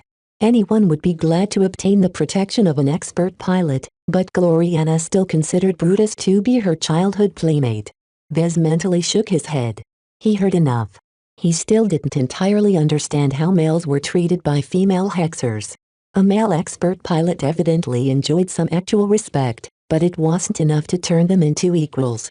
The shuttle finally arrived. Vez studied the shuttle carefully and noted that it was a vastly superior model from other second-class shuttles. Though its acceleration and maneuverability was not much better, its armor and protective measures were on a different level. Once the craft landed on the deck, the hatch opened up, revealing a single man in the blue and gold uniform of Glory Battalion. Compared to the other mech pilots of the Glory Battalion, the newcomer's uniform was decked with various decorations. Some of them immediately made it clear that he was an expert pilot. In truth, Vez did not need to read these markings to realize that the man was an expert pilot. A strong, protective wool radiated from the male hexer's mind like a bonfire in the night. The entire shuttle hangar became charged in a faint, invisible embrace. This was Venerable Brutus Wadian, the famous 5th offspring of Constance Wadian. He was several years older than Gloriana, but already exuded the spiritual strength of a seasoned expert pilot. His tall body and balanced physique immediately made it clear that he was a professional soldier. His strong, measured strides conveyed both strength and control. Vez was very familiar with this kind of cadence. He had heard it from enough Larkinsons to get a better sense of Glorian's brother. As soon as Brutus came near, Gloriana instantly left her boyfriend's side and threw himself onto her brother. Brutus. Welcome back. The expert pilot's serious face cracked into a smile. I was only gone for a few days, sister. I know. It's not about us this time. Let me introduce you to Vez. Gloriana cheerfully grasped her brother's arm and dragged him over to Vez. Even though her strength paled in comparison to her much bigger brother, Brutus never showed a hint of resistance. Vez. Meet Venerable Brutus Wadian. Brutus, meet Vez Larkinson. For Gloriana's sake, Vez pushed down his skepticism and offered to shake Brutus' hand. I'm pleased to meet you, Venerable Brutus. Thank you for coming to the rescue a few days ago. I appreciate your aid. Brutus stopped smiling as he turned away from his sister. His lips curled into a faint sneer. He stared at the offered hand as if it was covered in mud. Before this moment grew more tense, Gloriana forcefully intervened. She used her continued hold on her brother's sleeve to force his hand to accept the handshake. She clasped both hands and vigorously shook them up and down. Brutus. Be serious. Her brother was less than enthused about this meeting, that was clear to Vez. Just like Ranaya, Brutus looked down on him. Changing his opinion would be an uphill battle. Let's head up for a drink. Gloriana suggested. Under her lead, the two males followed her up to the lounge. Ranaya followed them as well and casually chatted with Gloriana. In the meantime, Vez walked alongside Brutus. He became unnerved when the expert pilot scrutinized him like a potential threat. This became clear when Brutus unconsciously applied pressure on Vez with his force of will. Vez was no vegetable. While he did not actively push back, he nonetheless showed no discomfort. He had seen his fair share of expert pilots, and Brutus was still too young to match the stronger ones. As excellent as he appeared, he wasn't necessarily better than his Uncle Ark or Venerable Relia Foster. This silent game served as an excellent opportunity for Vez to get a sense of Brutus' personality and core conviction. Every expert pilot developed a single dominant emotion or ideal to dedicate their lives towards. Vez experienced enough varieties to identify the direction of an expert pilot's focus. He immediately noticed some differences from the likes of Venerable Foster. The Vision expert pilot possessed an aggressive and domineering force of will. This turned her into an awful opponent against her enemies. Vez expected Brutus to adopt a similar force of will, but it turned out that the Hexer expert pilot followed the opposite direction. The force of will emanating from Brutus possessed a very protective component. Vez found it similar to Kalanxo and Janzi Larkinson's flavors. While their overall directions were similar, each of these protective individuals interpreted protectiveness in a slightly difficult fashion. These small differences often resulted in drastic differences in their personalities and approach towards conflicts. Kalanx's protectiveness was tinged with motherly love. As an ancient sacred god who lived for multiple centuries, she spawned many offspring, some of which grew up into formidable giant exobeasts. Her protectiveness towards her children had honed her spiritual character down to her very soul. Janzi, on the other hand, was not as old. She didn't possess the life experiences of her patron, nor did she have the experience of a mother.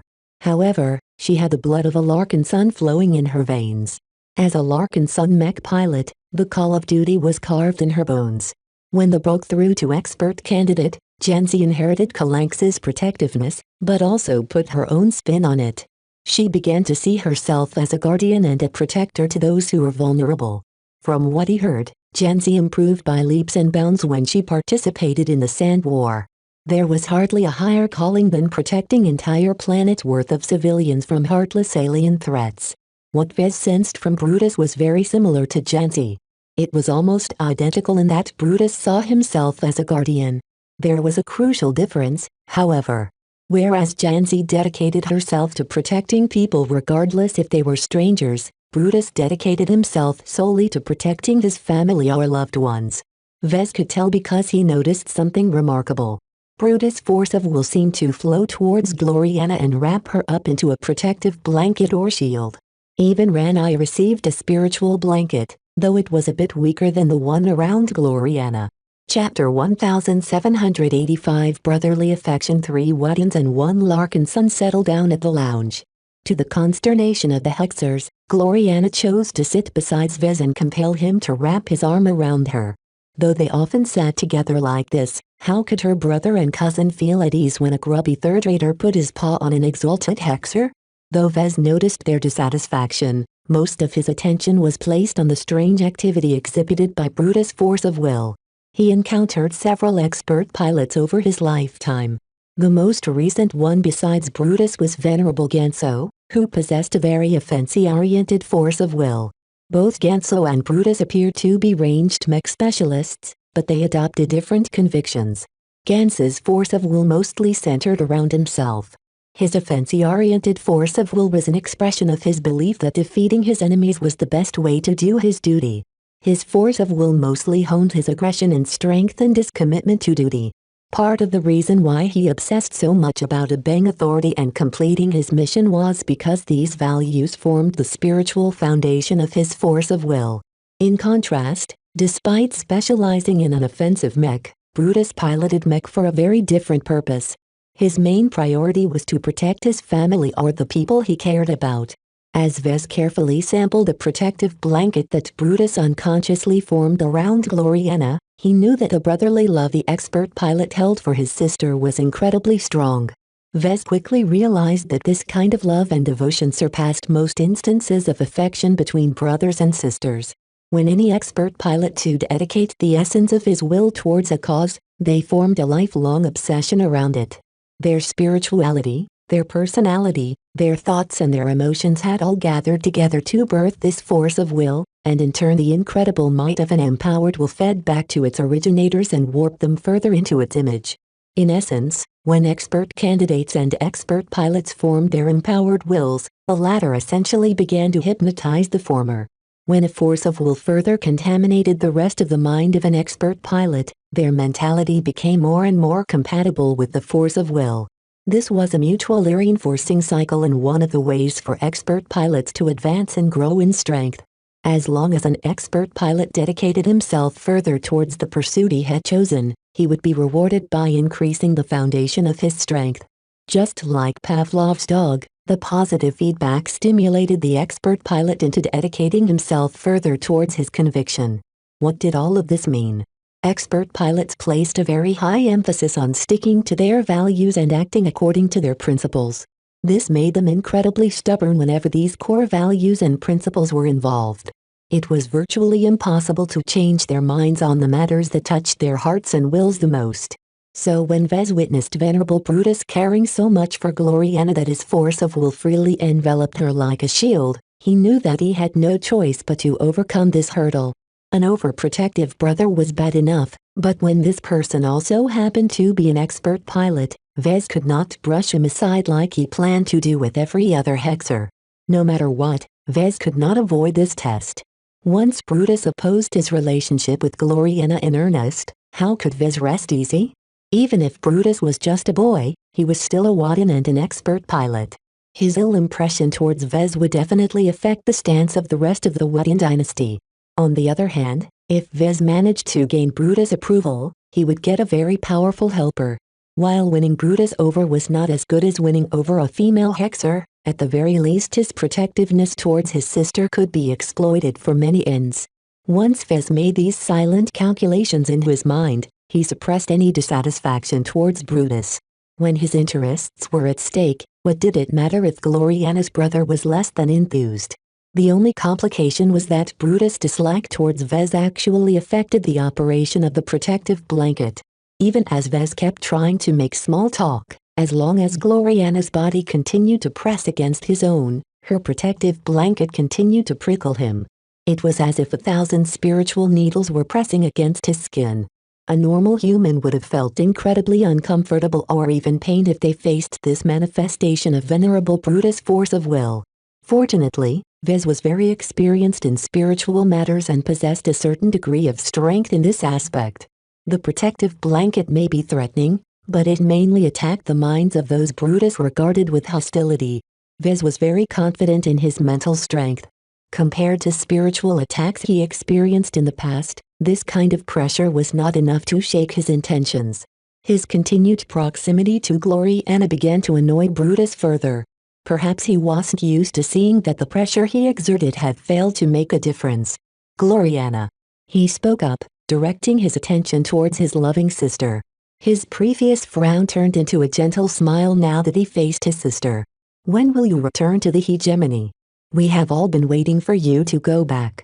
There is no point in continuing to meddle in the Sand War when the Komodo War will soon reach its peak.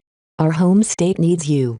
Continuing to play in this impoverished region and remaining vulnerable to Friedman predation is highly inadvisable. I already told you, brother. I'm staying with Vez until we are ready to return. Right now, we are still in the middle of exploring our synergies and finding ways to strengthen our specialties. You're not a mech designer, Brutus. You don't know what it's like to finally find a mech designer who can enable my passion. Let me show you what we have done in the last year. Gloriana enthusiastically activated a central projector and began to highlight all of their successful design projects, starting with the Desolate Soldier. Don't underestimate this work just because it's a third-class design. Underneath its plain exterior, this mech hides a lot of strengths. Let me explain it all to you. To his credit, Brutus sat calmly and listened to his sister in earnest. He showed faint surprise when Gloriana mentioned the Desolate Soldier's glow, but he quickly grew disinterested. As an expert pilot of a powerful second-rate state, he had encountered plenty of mech with strange and powerful features. The only notable part about the glows was that they seemed entirely unique. Perhaps mundane mech pilots might be more appreciative towards glows, especially if they experienced their effects in person, but expert pilots were not so easily shaken. Their strong conviction and their iron wills made them even less appreciative towards external means of influencing other people's emotions. Gloriana did not take notice of Brutus' dismissal towards glows. She continued to ramble on about her many collaborations with Vez.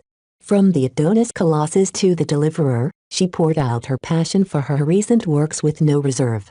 Against her boundless enthusiasm, Brutus slowly shifted his expression.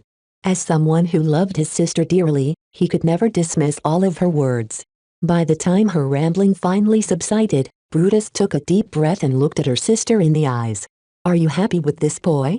You already know the answer to this, brother." She emphasized her words by pressing onto Vez even deeper. The happiness that overflowed from her could not be faked. "Why him? Why not a proper hexer? You know the answer to this as well. You know what I think about those other boys. Even if they're pretty, even if their breeding is impeccable, they're all useless to me. In fact, some of them are even hindrances if I pair up with them. I have searched half the hegemony and failed to find a single boy who pleases me. Why did you think I visited Center Point in the first place? And Vez, here is your answer? Brother, please understand that I'm not only a hexer, but also a mech designer. I will do anything to pursue my goals in mech design. Of all of the mech designers I've met, none of them can possibly help me fulfill my ambitions more than Vez. Without him, my chances of attaining my goals are poor. Now that I found a compatible partner, my chances have doubled or even tripled. I am absolutely certain that the two of us can achieve the wonders I've already dreamt about. I won't let alone, including you, spoil my opportunities." Brutus looked discomfited, and so did Ranaya. "Cousin, aren't you moving too fast?" the exobiologist questioned. "How long has it been since you met with him? A year's time is not enough to make up your mind." The lovesick hexer stubbornly shook her head. "It doesn't matter. My love for Vez is real, and so is my desire to collaborate with him. The two of us are made for each other. What does it matter if his breeding is poor? As a mech designer with as much potential as me, Vez can easily match or surpass all of the mech designers from the hegemony. This is why I've already made a promise to my mother for him to prove himself. Just wait, in about 2 years' time, he'll blow your minds with what he can accomplish with me at his side." Both Ranaya and Brutus were already aware that Gloriana's desire to be with Vez was more than a casual attachment, but now that Vez was back, she expressed her obsession in full. Her ferocity astounded her brother and her cousin. In the face of such a strong attachment, Brutus could no longer dismiss his sister's fascination towards Vez as a momentary crush. He knew his sister well enough that she was always serious when she became this committed. He decided to change his tack. "Sister, cousin, could you please leave me alone with Vez? I want to have a private talk with him. Please give us a moment to ourselves." Gloriana glanced suspiciously at her brother. "You aren't going to scare him away from me, are you?"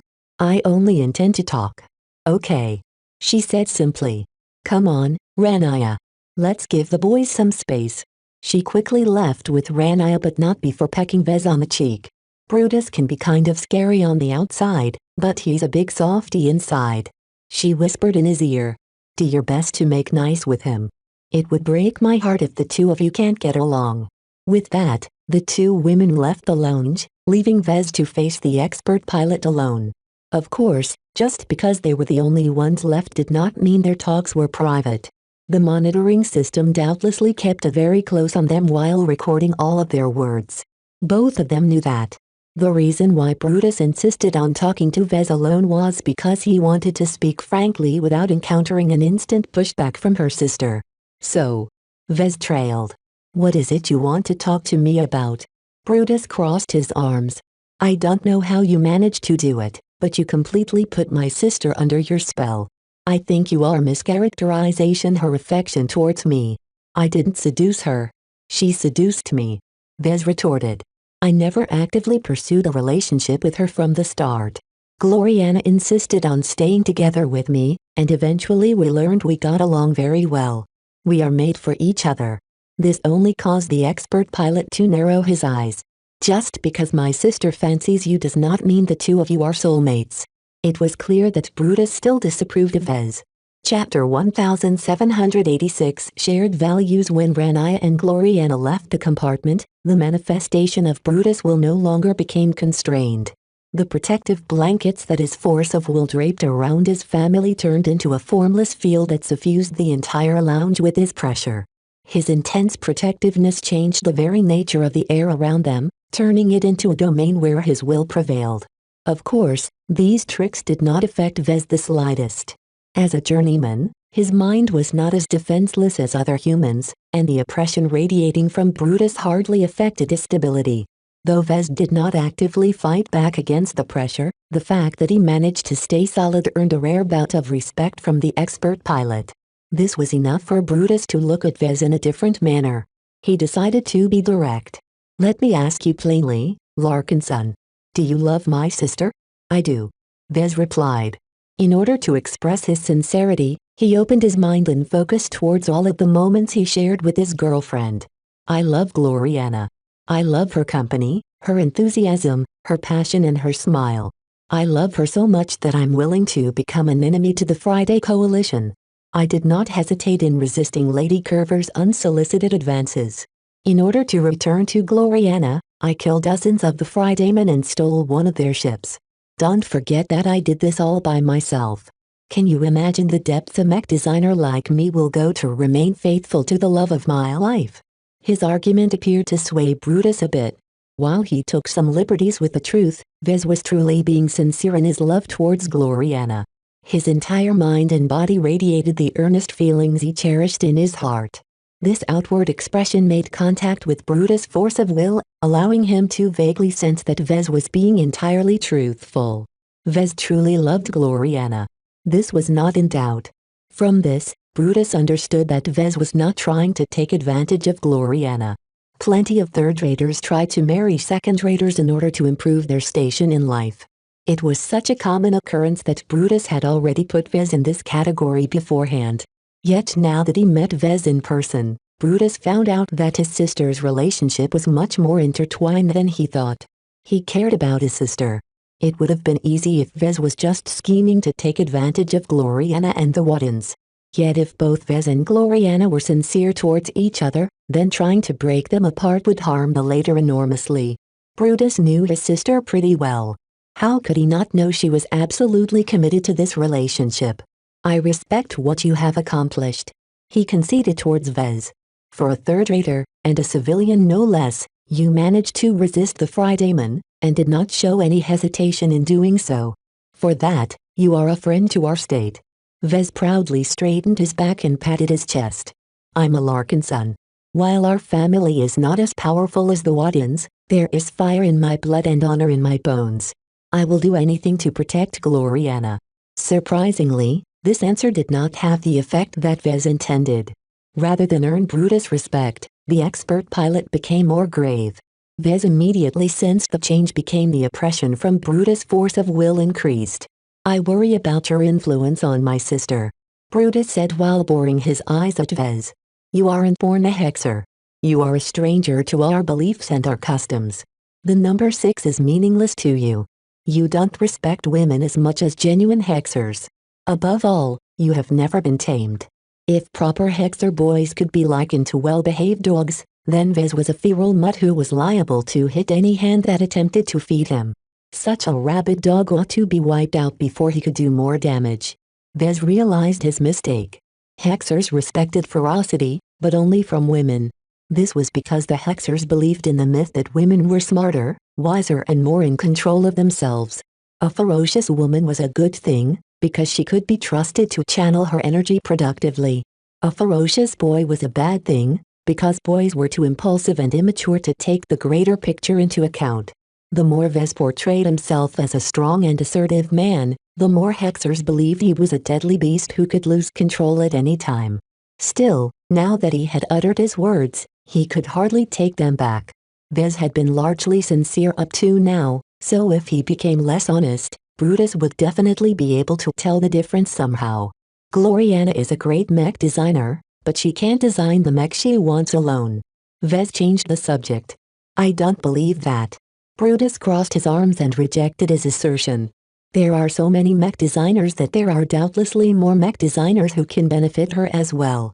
Even if it turns out you are the only mech designer in the Komodo star sector who complements her well, she can always find someone better from another star sector. There are a myriad of star sectors to choose from, and I don't believe there is no one in the entire galaxy who can fit her better than you. Even if there is no one suitable in the Milky Way galaxy, then I will not hesitate to find a way to bring her to the Red Ocean to continue our search." You Hexers aren't exactly popular outside your own state. No offense, Venerable Brutus, but many capable male mech designers who come close to meeting her standards will likely turn away once they learn about the Hexodric hegemony. That caused Brutus to scrutinize Vez even more. It sounds like you are sympathetic to them rather than to us. What is your stance on Hexers? Oh no. Vez dreaded this question. This was a very thorny issue for him, and if he gave out his unvarnished opinion, Brutus would definitely not let this contradiction go.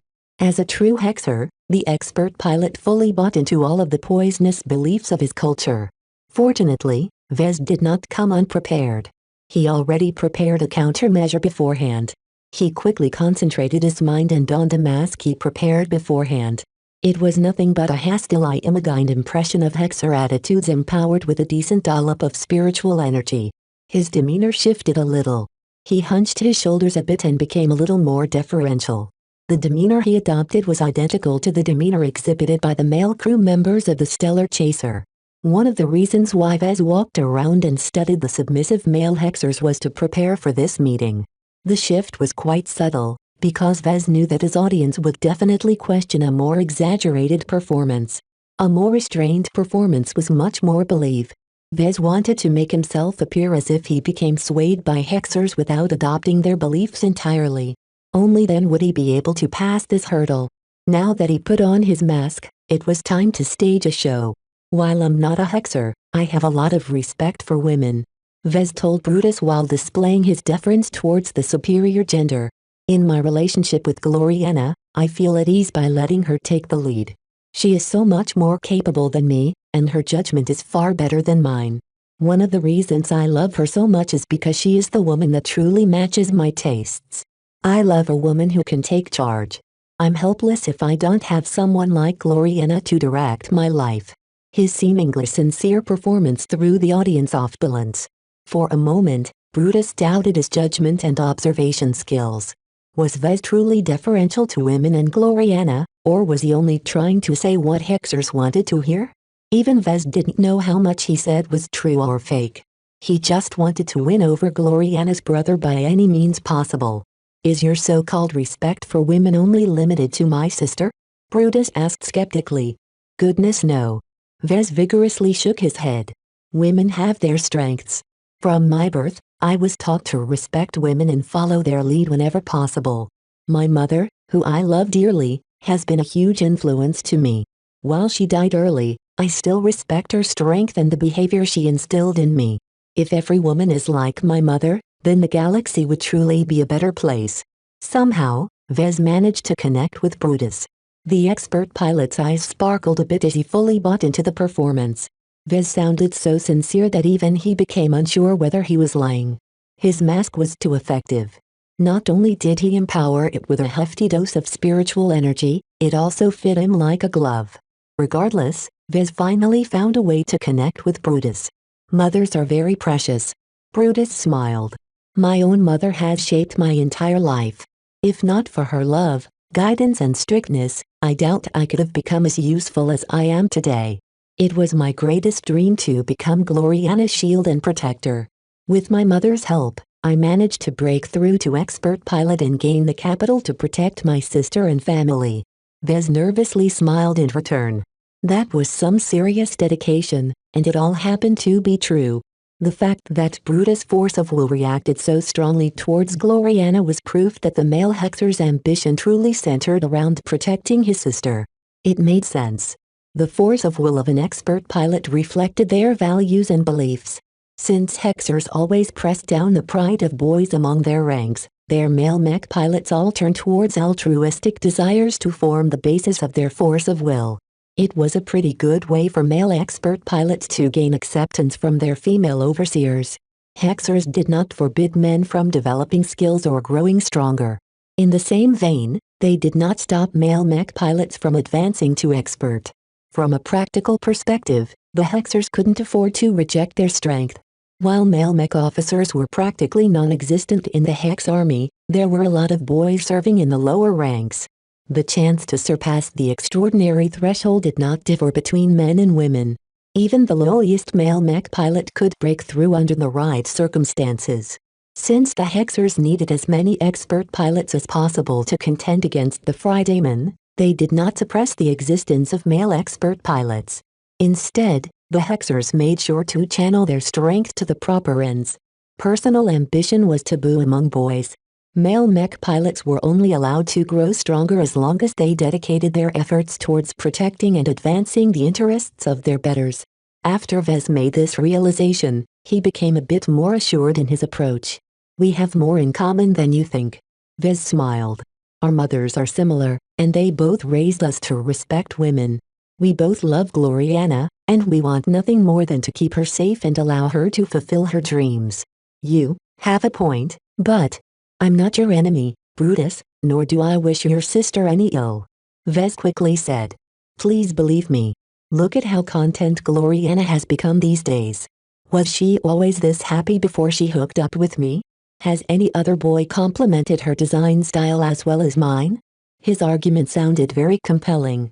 As Brutus compared the Gloriana in the past to the Gloriana who was bubbling with happiness, he could not deny he preferred the latter. Chapter 1787 Dalb. Even though Vez managed to charm Brutus by finding something they supposedly shared in common, that did not mean that Brutus reversed his stance in an instant. Expert pilots were never easily swayed. Regardless if Vez provided all of the right answers, he could never completely assuage the male Hexer's worries. While Vez noted that his altered personality managed to connect with Brutus, it was difficult to go any further. If Brutus ever asked him what he thought about Hexers rather than his mother, Vez would be placed in a difficult position.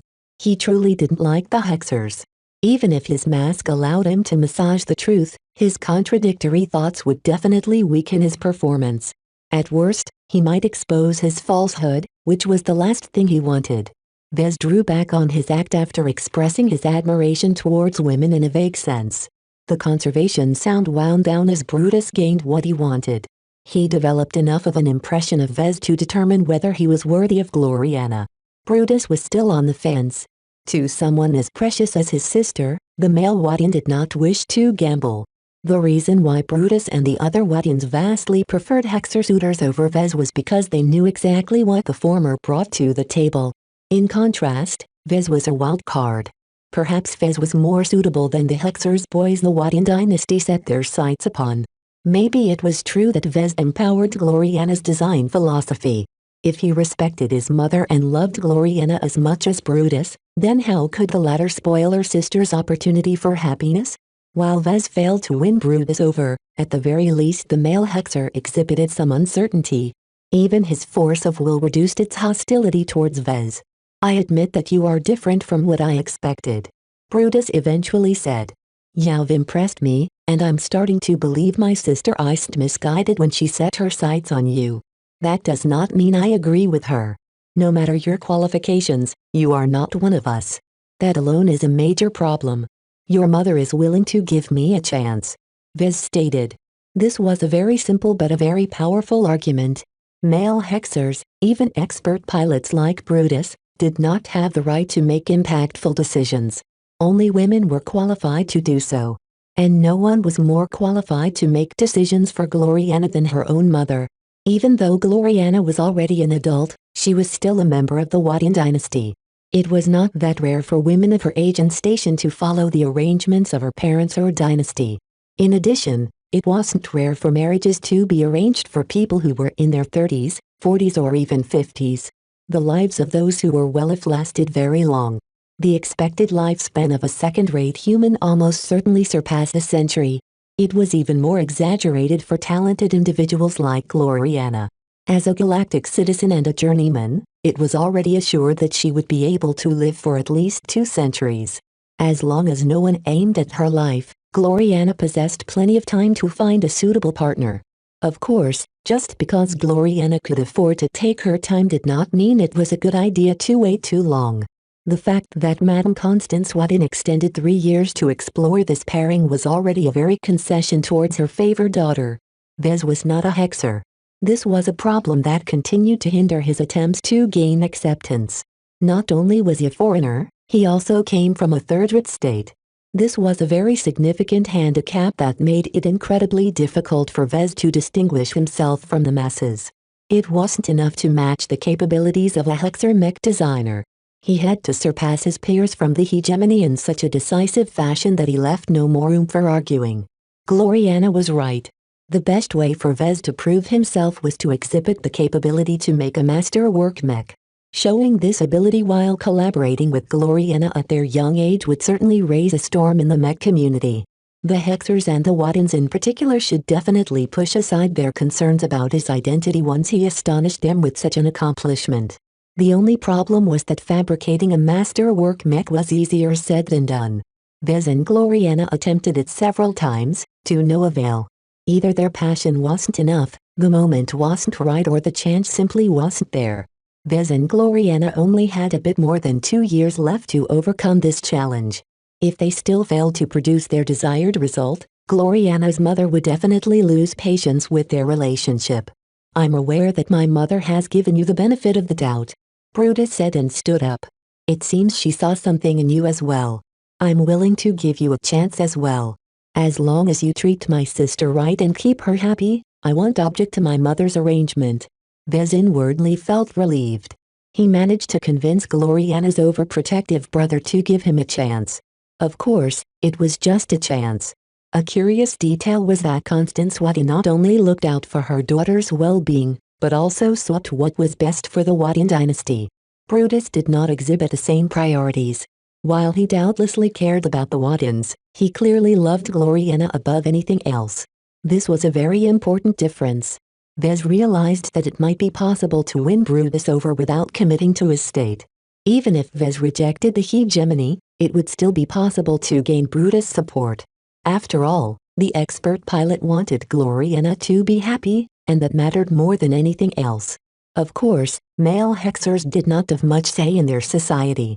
Even if Brutus supported Vez, his opinion hardly influenced the rest of the Waddens. Naturally, Vez did not look down on this accomplishment. While Brutus might not be of help due to his gender, he would be an awful enemy if he became hostile to the relationship. If Brutus thought that Gloriana was better off elsewhere, then he could probably take Gloriana away. He was an expert pilot after all. If he believed that Gloriana was under threat or something, he would definitely act according to his force of will. A few minutes later, Vez and Brutus emerged from the lounge. Gloriana and Rania waited right outside. Both women didn't seem to have listened in on the boys. "What do you think, Brutus?" Gloriana asked.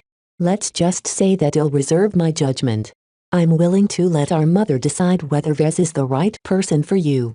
Gloriana grinned and clapped her hands. "Vez will definitely surprise you. Thank you for giving him a chance. I won't stop you from pursuing this relationship, but that doesn't mean our other brothers and sisters will follow suit.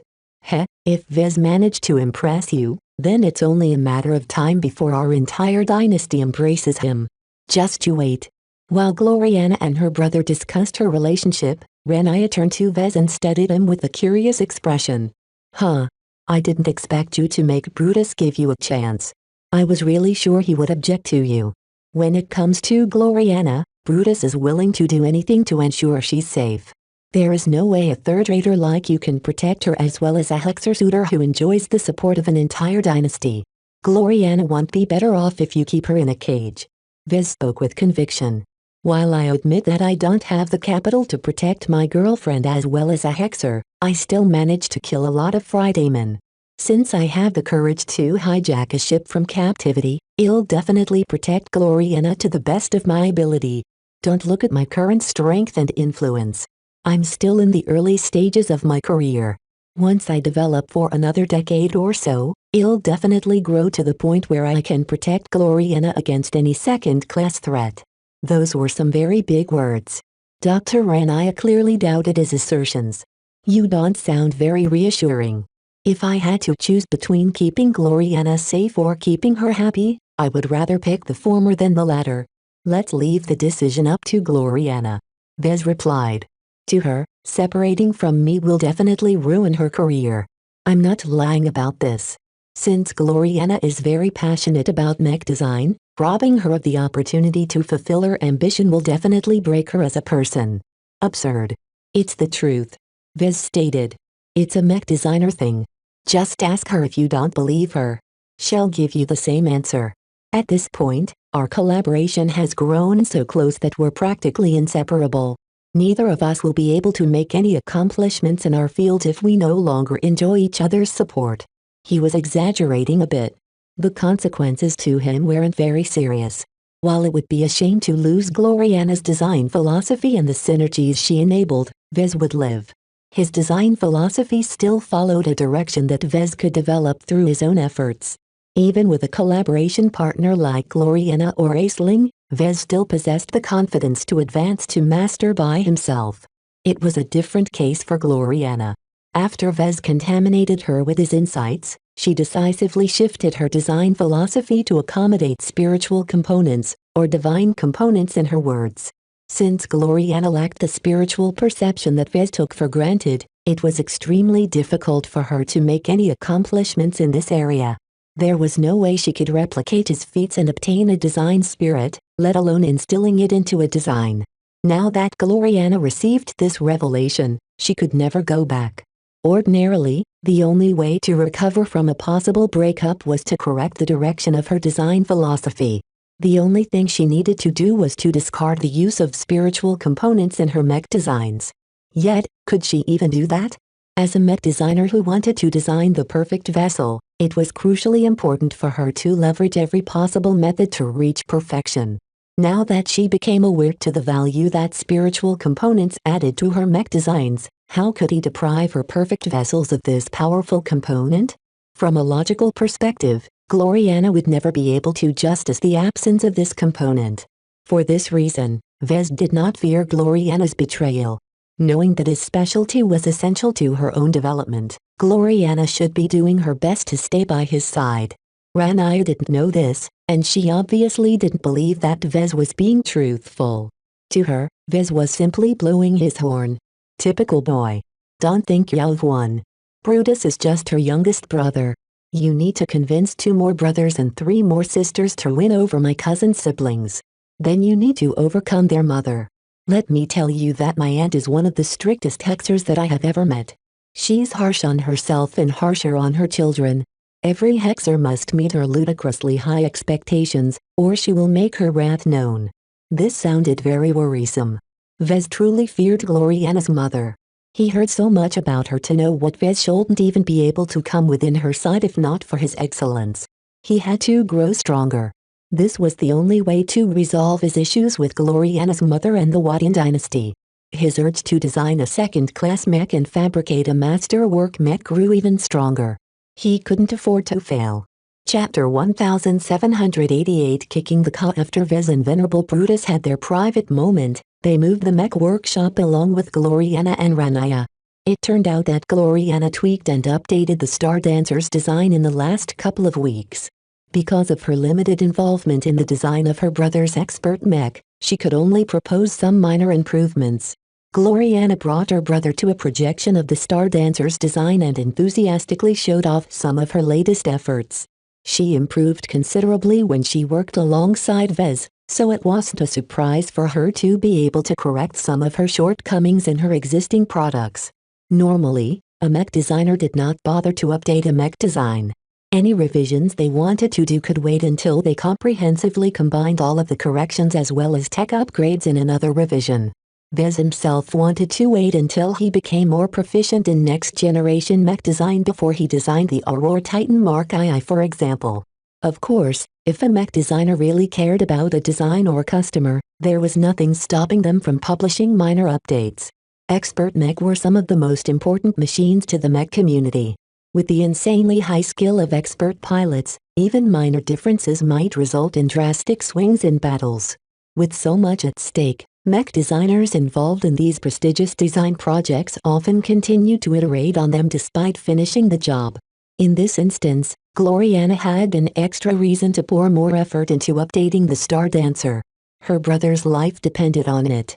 Since she possessed the capability to work on its design, she would do her best to draw out as much strength out of it as possible. Vez made sure to keep a distance from the siblings.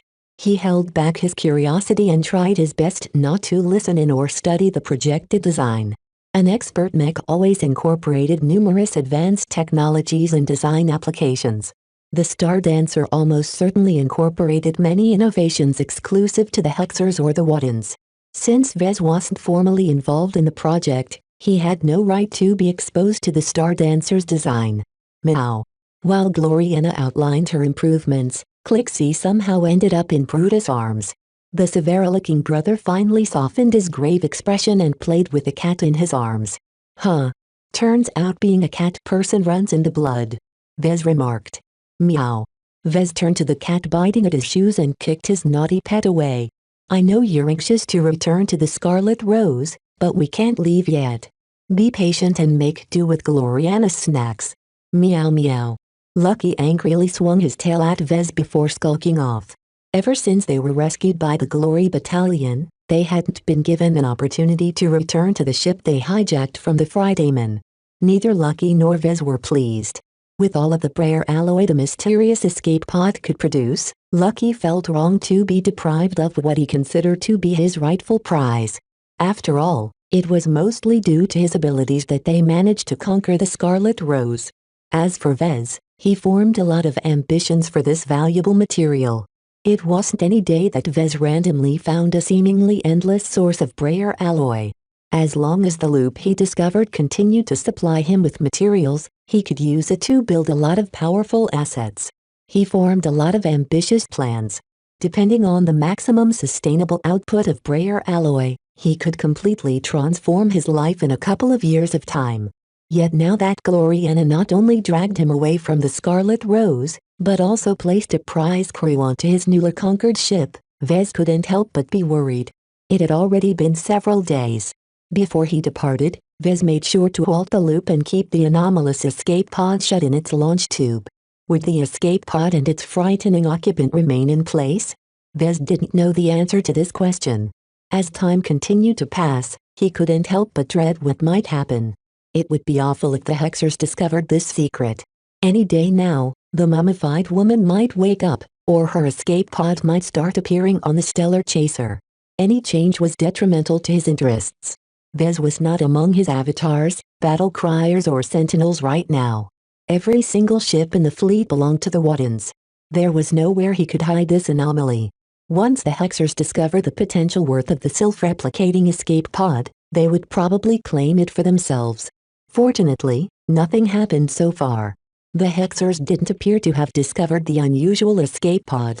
The undermanned prize crew tasked with running the Scarlet Rose were too busy repairing all of the damage and neglect she accumulated over the past month. While Vez chatted with Ranai, Lucky decided to take solace in Gloriana's company. At least she never kicked his body for no reason. Meow. Oh Lucky. Are you hungry, little buddy? Meow. Hee hee hee. You're so cute. I've got plenty of shiny minerals stashed in my workshop. I'll go grab some. While Gloriana left for the storehouses, Lucky jumped up to the work table and called for Clixie. Meow. Meow. The furry cat squirmed out of Brutus' grasp and landed next to Lucky. The two cats pressed against each other and conserved in their cat language. In the meantime, Brutus stared at Lucky in fascination. Gloriana returned soon afterwards and fed Lucky a chunk of medium-grade exotic, much to the cat's delight. While Lucky crunched the hard mineral with his teeth, Brutus glanced at his sister. I thought you only had one cat. She casually stroked her hand on Lucky's back while he was occupied with his latest snack. Oh, Lucky here iced mine. He belongs to Vez. Truly? While I'm not as good at understanding technology as you, this cat looks extraordinary. Even I know that any creature that is capable of eating exotics is just as valuable as Clixie, if not more. Don't bother asking me where you can find a cat like Lucky. I've already tried to search where I can buy one myself, but not even the Terrans and Rubarthans are offering a mechanical creature that is anywhere close to him. He's unique as far as I know, and Vez upgraded him several times. His tiger stripes weren't there before. Brutus spent some time twinkling his eyes at the fascinating cat, but in the end he got back to listening to Gloriana's work. An hour went by until he finally returned to the Serendipity. The fleet was still in unfriendly space. The Creshi Republic was no friend of the Hexodric hegemony. While unlikely, the chance the Fridaymen might launch an ambush on their fleet was still a possibility. With the departure of Brutus, Vez felt a lot less tense. Even when he was far away from Brutus, he still experienced the expert pilot's influence in the form of his force of will. Expert pilots always influence their surroundings with their expanding spiritual manifestations. Even when Brutus decided to give Vez a chance, he still felt as if he was being scrutinized all the time. With such an expansive force of will, Vez had to go to the opposite side of the stellar chaser in order to escape its reach. What an overprotective brother! Vez muttered and shook his head. He found it curious that all of the other expert pilots he met before did not interact with their surroundings as much as Brutus. Why did the latter's force of will react more actively to the presence of people? Was it due to the nature of his force of will, or did the Hexers utilize some methods to grant their expert pilots more strength? Maybe the second-rate states truly grasped a method to enhance the strength of expert pilots. Even if that was the case, it wasn't anything Vez could access for now. His identity and power was wholly insufficient to access such secrets. Besides, Vez didn't really have to worry about expert pilots for the moment. For now, he should focus on strengthening the mundane mech pilots under his employ. The foundation must be built up first before he could think about adding upper-level strength to his forces. As the ships finished cycling their FTL drives and transitioned into the higher dimensions, they would soon be arriving back to the Ilvain Protectorate. Unlike before where Vez had to avoid enemy pursuit, the Wadians clearly weren't as concerned about any possible attacks. They directly charted a fairly direct route back to the Ilvain Protectorate in order to leave the Creshi Republic as soon as possible. Vez looked forward to reuniting with his family and subordinates.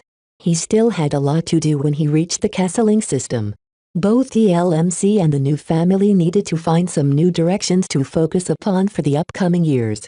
Already, a lot of time had passed since he made the decision to leave the Komodo star sector. With the 5 Scrolls Compact's shadows starting to loom over this star sector, Vez felt more and more compelled to get away as fast as possible. At the very least he had a very clear goal to work towards now. With the opening of the Red Ocean Dwarf Galaxy, he could couch his decision as something other than a cowardly decision to avoid danger. I still have a long way to go before I'm qualified to enter the Red Ocean. Thinking about all of the MTA merits required to earn passage through a Beyonder Gate continued to be a thorny problem. Even many mech designers from the first-rate states weren't capable of earning so many merits. Vez had to find ways to make extraordinary contributions to the MTA in order to accumulate so many merits in a short amount of time. More and more, the thought of partnering up with others capable of earning MTA merits came to mind. As long as he and Gloriana found 8 more partners, they could split up the burden amongst each other. Trying to earn with 10 million MTA merits sounded a lot more doable than trying to earn 100 million MTA merits. Yet whenever he thought about sharing power and resources, Vez quickly rejected the option. There was no way Vez was willing to put his trust in others. Only Gloriana deserved his trust. As for others, forget it. After Ganso and the Bright Republic screwed him over, Vez vowed to never put his life in someone else's hands again. With my abilities and advantages, I can definitely find ways to earn lots of merits. He needed to start with completing missions for the Rim Guardians right away. The sooner he began to earn some merits, the sooner he was done. I'll have to put all of my efforts on promoting William Urbesh to expert candidate as fast as possible. While there was still plenty of time left to complete this task for the Rim Guardians, Vez believed he already took far too much time. If not for his kidnapping, he probably would have been able to move on already. Vez gained a lot of inspiration and enjoyed a lot of time to think over his plans in recent times. Along the way, he didn't neglect what he should do with Silent William. As long as he succeeded with his experiment, then not only should he be able to elevate William to expert candidate, but also any other mech pilot with spiritual potential. Of course, Vez couldn't make much use of this experimental method lest he draw the MTA's attention to himself. Besides, Vez only formed some assumptions in his mind. He still needed to test them thoroughly, and to do that he needed lots of test subjects. Chapter 1789 Dogbowl Vez woke up in his cabin aboard the Stellar Rose. He stretched his arms and tried to rise from his bed, only to find his leg was being shackled by a 6-sided manacle. Lucky. Meow. Lucky stopped eating his messy black hair and jumped from his head in order to chew apart the metal manacle. Its material was just as hard as brayer alloy, but which just happened to serve as breakfast for his cat. Once his pet freed his leg, Vez yawned and entered the bathroom. He took a quick shower while making sure to leave his Synthra Umbra underwear on. He made sure to wave his hand at the blinking eyeballs that made up the bulkheads, deck and ceiling. Certainly, stepping onto all of the eyeballs was an extremely unpleasant experience, and Vez hurried to clothe himself as fast as possible. Just like every day, Gloriana already prepared his outfit for the day for him. Her tastes grew odder and odder by the day. Vez really didn't want to wear the puppy costume she picked this time, but it wasn't as if he had any choice. His cabin didn't contain any other clothes. The closet was completely devoid of any fabric and he sure as hell wasn't going to beg a hexer for some scraps. After he put on his dog collar on his neck, he exited the bathroom, only to meet Lucky's ridicule. Meow meow. It's not as if you are wearing a collar as well. Meow. Don't make fun of me any further or I'll exchange our collars. At least yours has a stealth module. Meow meow meow. What do you mean its radius is not enough to hide my body? There is plenty of room as long as I compress myself into a ball. I'll show you how it's done. Before Lucky could skedaddle, Vez concentrated his mind and tried his best to wrap his scaredy cat up with a spiritual projection. Shortly afterwards, they exchanged collars. While Lucky tried to scratch the dog collar from his neck, Vez affixed the miniaturized stealth generator onto his neck.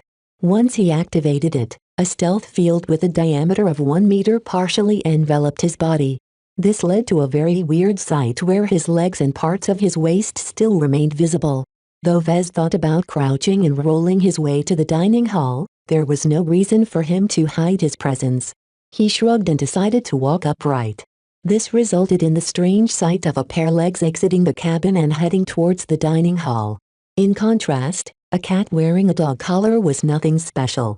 Once they reached their destination, Queen Gloriana had already seated herself on the throne. His queen wore a regal outfit that consisted of a multi-layered dress.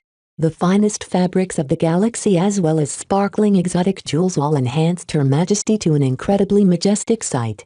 $%. Yes, Your Majesty. Vez did not approach the dining table in the center of the compartment. Instead, he moved to the side where a bright little doghouse had been placed and squirmed his half-invisible body inside. $%. A number of bots carrying various breakfast dishes entered the compartments. While most of them carried exquisite gourmet foods, only a single bot arrived to serve Vez breakfast. The bot carelessly dumped the 6-sided dog bowl in front of the doghouse. Vez looked pleased as the bowl contained the exact same nutrient pack mixture he tasted more than 1,000 times already. Bon appétit, he said to himself with a smile.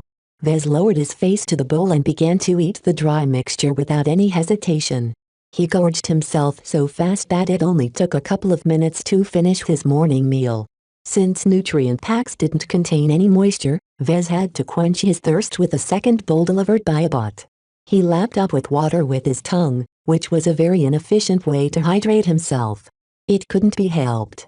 Vez was a dog after all. Once he waited for Queen Gloriana to finish her breakfast, she rose from her throne and slowly brought her highly decorated robe to the doghouse.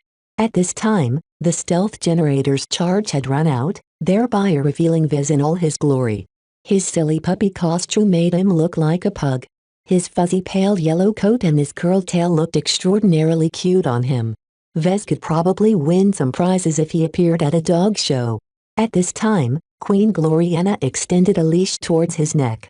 Even though his miniaturized stealth generator didn't come with a hook, the end of the leash unfolded and clutched the collar like a claw. %U0026. No. Vez answered. Queen Gloriana scrunched her face. At U0026%. At U0026%. Even though Vez was still hunched over in his doghouse, he still grinned at his girlfriend like a shark. Your Majesty, if you are truly the Gloriana I know, you would have kissed me 6 times by now. Also, dressing me up as a puppy and making me eat from a pair of dog bowls is an excellent act. I don't know where you got the idea from, But you obviously don't know my girlfriend well enough. As soon as I laid my eyes on a dog bowl, I realized the flaw in this dream. Queen Gloriana's face turned ugly. At $U0026U0026% at? The true Gloriana is a cat person, not a dog person. She would have dressed me up like a kitty. Just because most hexers had a tendency to refer to the boys in their state as puppies didn't mean they were all inclined to see them this way. At the very least, if Gloriana was truly in charge of this charade, she would definitely dress him up like a cat. I admit that you managed to hoodwink me for a time, but apparently you don't know Gloriana well enough. Now that I've spotted the flaw in your illusion, there's no way I'm letting this farce run its course. Break? Vez leveraged his entire spirituality and pushed it out, breaking some sort of shackle that had taken hold over his mind. A dreadful scream emanated from Queen Gloriana as the illusion broke apart.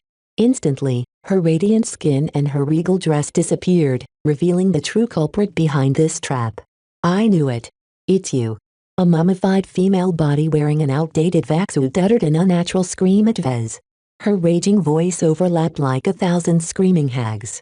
At $U0026% at $26 $U0026%. Unfortunately for them both, Vez didn't understand Cassandra Breyer's words at all. This was incredibly odd as Vez could talk with cats and exobeasts with no problem. How come he failed to understand the mummified woman's voice? If he was unprepared, then the woman's unintelligible screams would have damaged his mind. However, it was too late now that he actively shielded his mind. The spiritual-charged words washed against his mind without gaining entry. Vez became as firm as a rock as he let the attack pass him by. Begone. The remnants of the illusion tore apart entirely after another outburst. Vez managed to free himself from his hijacked dream. As Vez woke up for a second time, Vez immediately leveraged his spirituality and inspected every part of himself and his surroundings. Lucky woke up from his place at the foot of the bed and looked at Vez with curiosity. Meow? Looks like you're real. Vez sighed in relief. Now that he was alert to the possible threat, Vez scrutinized everything in far greater detail. Nothing seemed amiss, both visually and spiritually. Though the illusion that had trapped him somehow managed to bypass his defenses and contaminate his mind, it wasn't perfect. Vez inspected his own mental space over and over again but found no hidden threats or other abnormalities. What a frightening attack. Vez whispered and touched his face as if to confirm it was still real. The illusion that engulfed him seemed to be completely nonsensical, yet Vez behaved as if it was all completely normal. Being shackled to his bed, surrounded by eyeballs while he showered, putting up a dog costume and eating his breakfast like he was a puppy should have alarmed him right away. The fact that he didn't question it until he spotted an obvious flaw was very concerning to Vez. This mental attack was far more sophisticated than anything he experienced before, and the frightening part about it was that it could very well happen again. This witch. Vez cursed. He had no doubt that the undead woman was behind this insidious attack. Whether she wanted to kill him or take over his mind, there was no doubt in his mind that she had bad intentions. Of course, it was partially his fault for inviting such an attack. He knew that Cassandra Breyer was clearly an extraordinary spiritual sorceress, yet he greedily exploited her self-replication ability anyway. If Cassandra didn't counterattack in some way, then she wouldn't have lived up to his expectation of her strength. It seems I'm truly in trouble now. One of his fears came true. Now that he stopped the production loop, the mysterious escape pod was left intact, giving the corpse inside plenty of time to perform some tricks. Vez had a lot of questions right now. For one, how could she launch an attack on him while the fleet entered FTL travel?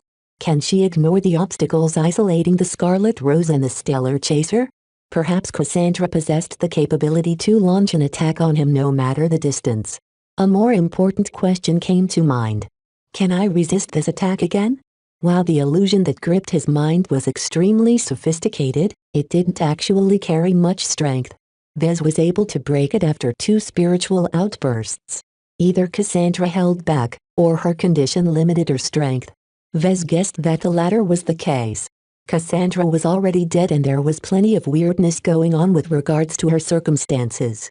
His best guess was that spiritual sources like Cassandra and his mother both employed techniques that preserved their lives after death. However, everything had a price. His mother had to live like a ghost, while most of Cassandra's spiritual strength was occupied with maintaining the existence of her corpse and escape pod. If Vez assumed that most of Cassandra's strength was locked in maintaining her own state, then she didn't actually have that much strength left to mess with his mind. He relaxed after coming up with this theory. While he wasn't sure if this guess was correct, he intuitively felt that he wasn't far from the truth. In any case, the automatic operation that allowed her body and escape pod to replenish over and over again must place an incredible burden on Cassandra Breyer.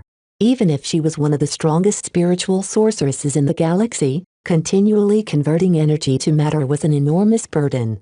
Vez grew confused as he recalled some of his experiences while he fell under the illusion. Even though he treated it as an attack, was that truly the case? It could have been a nightmare. Maybe he was overthinking the matter. It might be that he had just been subjected to a dream created by his own unconscious mind. Vez shuddered. That's certainly not the case. This is definitely a deliberate attack. It doesn't have anything to do with me. I would never enjoy such an odd dream. After making up his mind, he grew somber as he began to consider how to guard himself against a similar attack. Cassandra Breyer could pull him into an illusion once. What stopped her from doing it again? If Vez was awake and alert, then he had plenty of confidence in foiling such an attempt. Now that he was aware of the possibility, he could easily detect if his mind was being influenced. Yet the problem was that Vez wasn't always awake and alert. Even when he was awake, he couldn't concentrate his mind every single second of the day. As for the times when he fell asleep, there was no question that his mind would fall into its most vulnerable state. This is a calamity. Chapter 1790 Radical Approach. After surviving a suspected mental attack, Vez grew incredibly grave. Since he woke up a few hours before his usual waking time, he didn't hurry to get out of his bed. Instead, he scratched Lucky's chin while he contemplated ways to guard himself against this insidious attack. The most frightening part about this attack was that it could sneak up to him without alerting him. Before he knew it, the illusion warped his cognition until he completely took its absurdities for granted. I need to find a way to guard my mind. Before, Vez always thought that his mind was a fortress.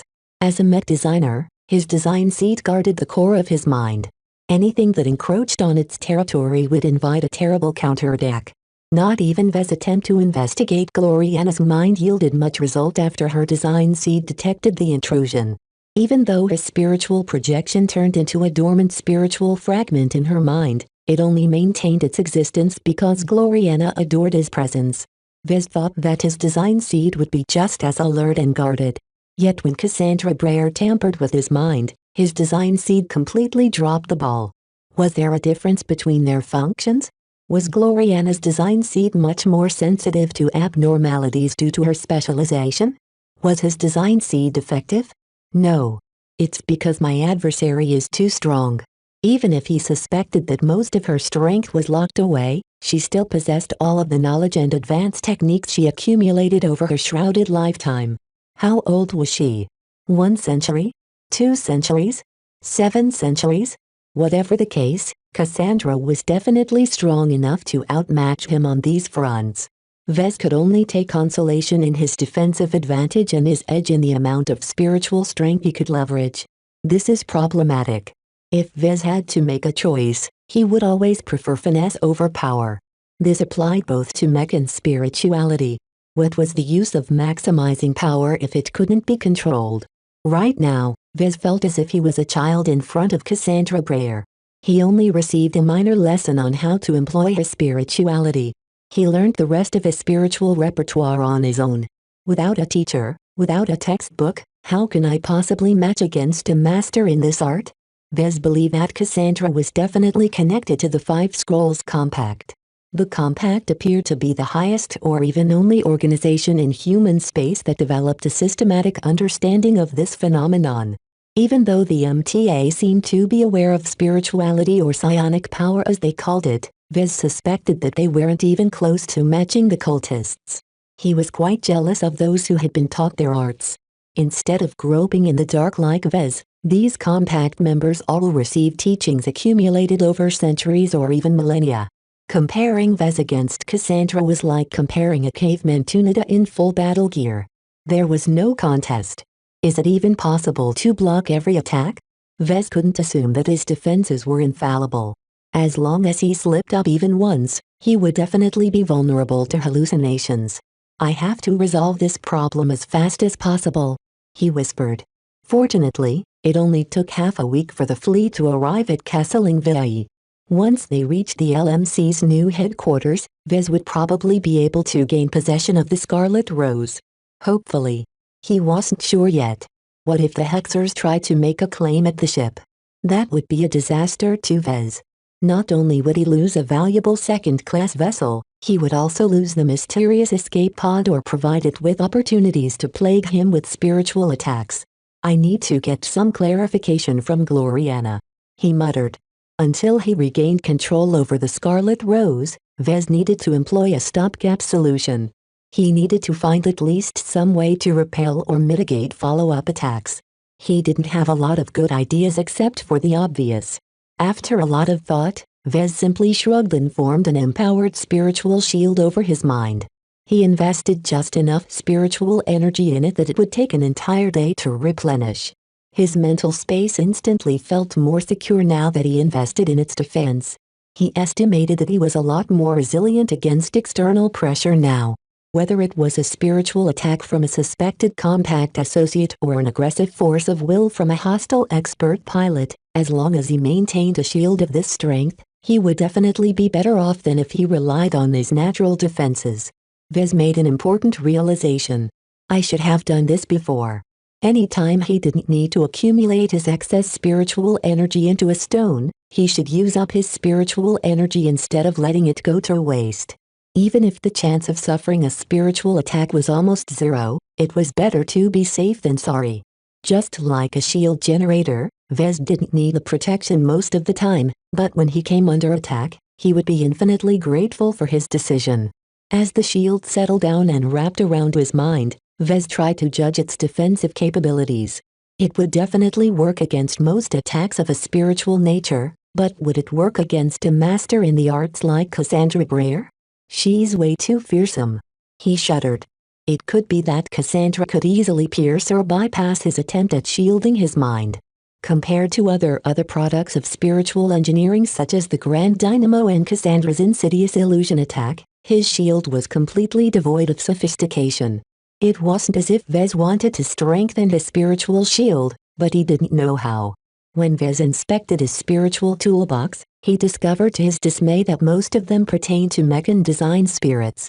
As a mech designer, Vez devoted most of his research on spirituality to developing his design philosophy and enhancing his ability to empower his mech. There was very little reason for him to develop other applications of spirituality. Perhaps he unconsciously repelled other applications of spirituality because he didn't want to follow the footsteps of the Five Scrolls Compact. Just thinking about its insane cultists and researchers shook his very soul. There was no way he wanted to descend into madness. Mech are familiar. Mech are safe. Mech are normal. Vez believed that as long as he anchored his spiritual gift towards his passion for mech design, he'd be able to avoid the madness that seemed to afflict the entire Five Scrolls Compact. If this assumption held true, wouldn't he be sabotaging himself by letting go of his restraint? I have no choice. He sighed. If I don't do anything, I'll continue to be susceptible to these kinds of attacks. It was as if he was designing a night mech that was impervious against physical damage but extraordinarily vulnerable against energy damage. As long as his night mech fought against opponents wielding ballistic rifles, it could probably last for hours. Yet as soon as a single laser rifleman mech showed up, his work would quickly fall. Only under certain conditions was it acceptable to design a mech with such clear vulnerabilities. For example, his Desolate Soldier and Deliverer designs ordinarily fared poorly against enemy mech, but that was okay because they were only meant to fight against the Sandmen. Vez had fallen into the trap of assuming that he would only have to fend against normal attacks. This was why he placed a lot of importance on his shield generators. Yet now that Cassandra Breyer exploited one of his vulnerabilities, he had no choice but to divert some time into patching it up. Even if he didn't intend to follow the path of his mother, he should at least develop some self-protection capabilities. When Vez studied a simple shield made out of pure, solid spiritual energy, he became increasingly more dissatisfied. I'm a mech designer and an engineer. How can I possibly be satisfied with such a simple product? Could he apply his professional expertise in spiritual sorcery? His eyes lit up. Though it would be difficult to translate his expertise in mech design towards spiritual applications, at least some principles should be the same. Could he design and fabricate a spiritual version of a mech in his mind? It was easy for him to construct an image of a draft design. Yet drawing out a complete and viable mech was incredibly difficult, especially at his current cognitive capabilities. In order to construct a spiritual mech in his mind, he needed to be extremely accurate about its sizes, dimensions and material composition. This was practically impossible. Not even seniors or masters might be able to keep track of so many technical details. In fact, not even Vez was capable of tracking more than 100 components at a time. His mental multitasking simply wasn't that good. As long as he made even one mistake, the mech was liable to fall apart or become inoperable. Naturally, Vez did not necessarily have to replicate a spiritual version of one of his full-fledged mech designs from scratch. Anything involving spirituality was partially based on intent rather than reality. In other words, it was fine if he was a little fuzzy on the details. As long as he possessed a clear intent about the outcome, his spiritual products would still come online somehow. Yet, was he willing to dumb down his mech design and adopt a different approach to construct his spiritual mech? It was the easier path, and one that would definitely push him towards developing completely new paradigms in mech design. Yet Vez did not wish to pursue this path. Relying on intent to make up the shortcomings of his spiritual mech was a lazy approach. It would also make him dependent on the more mysterious aspects of spirituality, which might push him even stronger towards the Five Scrolls Compact. Vez much preferred to stick to his roots as a mech designer. He specialized in designing mech. The core of his spiritual strength, his design seed, solely existed to amplify his primary profession. If he tried to abide as closely as possible to conventional mech design, he could focus on translating as much of his existing mech design capabilities into the spiritual domain as possible. While this would prevent him from broadening his spiritual applications, it was the more efficient option. Vez was a mech designer. He should be pouring all of his time and efforts into making a masterwork mech and finding ways to earn 100 million MTA merits. The only reason why he was willing to divert some time into creating mech out of pure spirituality at all was because he needed to address a shortcoming. As long as he was creating something that did the job, there was little reason for Vez to invest more time in this field. Now that he made his choice, Vez had to find some way of realizing this method. I don't have to design a new mech. I can just reconstruct one of my existing mech designs in my mind, he muttered. He knew his own designs the best. He could recall a lot of aspects of the Black Beak, Crystal Lord, Aurora Titan, Desolate Soldier, Deliverer and his custom mech. Yet while his intelligence attribute was high, Vez did not think it was capable of tracking hundreds of thousands or millions of components that made up a modern mech. How can I possibly memorize and keep track of the properties of so many components and subcomponents? Vez scratched his head. A solution came to mind. Wasn't his Archimedes Rubal implant dedicated to expanding a human's memory and data storage capacity? As long as he successfully integrated this CFA implant, he could definitely employ this unprecedented approach to empower his personal spiritual capabilities. Chapter 1791 Imaginary Mech Chapter 1791 Imaginary Mech. How should he call this new kind of mech? Spiritual mech? Technically accurate, but too revealing. If there was any instance where he had to reveal the existence of spiritual mech, then he shouldn't call it by this name. Though Vez did not assume he would ever reveal the existence of something so thought-defying, he used to adopt the same thought towards the X factor and its manifestations. Since he had a tendency to reveal some of his capabilities over time, he might as well prepare ahead and have a good name in place to explain his concept. He weighed several possible suggestions, From false mech to psionic mech. Eventually, he settled for a suitably vague but accurate phrase. Imaginary mech. Vez snapped his fingers. It fits. The reason why he settled on this name was because it described the essence of his latest idea. The work he tried to create would be formed of pure spiritual energy or matter. It did not exist and left no trace in the material dimensions. Vez created these mech completely in the realm of mind and spirit, hence why he called them imaginary. As he silently explored this idea throughout the day, Vez steadily expanded the concept and tried to find a way to translate this innovative idea into a practical creation. It's all well and good to come up with great ideas, but if I can't turn them into reality, then what is the point of wasting time on them? Before I develop this idea any further, I have to determine whether it's even feasible.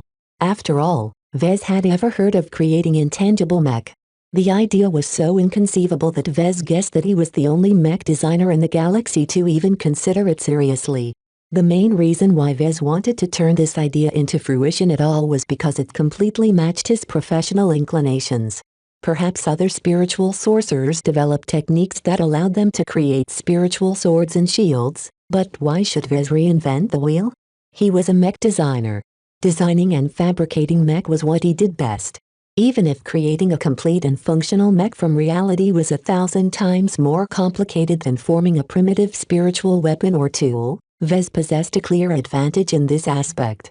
The existence of the Grand Dynamo hinted to Vez that spiritual engineering was a flourishing discipline. Plenty of spiritual sorcerers managed to apply advanced techniques to create incredibly wondrous spiritual applications. Vez yearned to explore spiritual engineering and develop it into one of his strengths, yet he could not devote his entire life to it like other spiritual sorcerers. I am not my mother, he emphasized to himself. He was incapable of performing all of the tricks displayed by the likes of his mother and Cassandra Breyer, and he didn't feel any passion in following their ways. Rather than following in the footsteps of the Five Scrolls Compact, why not leverage his existing strengths and treat spiritual engineering as a minor?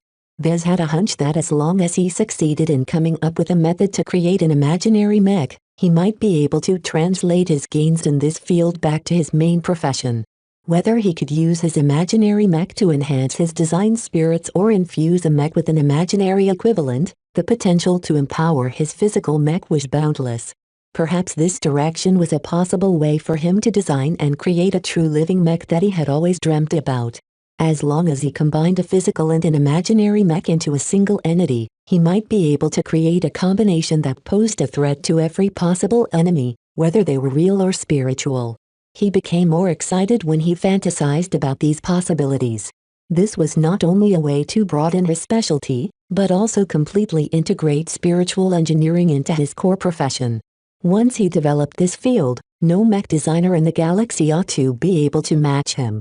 Unless another mech designer existed who specialized in spirituality and possessed his spiritual competences, then Vez would definitely be able to hold a monopoly over spiritually empowered mech. This is the key to earning lots of MTA merits. Whenever he thought about the astronomical amount of MTA merits he needed to earn, Vez always felt pained at the burden. The quantity was too huge.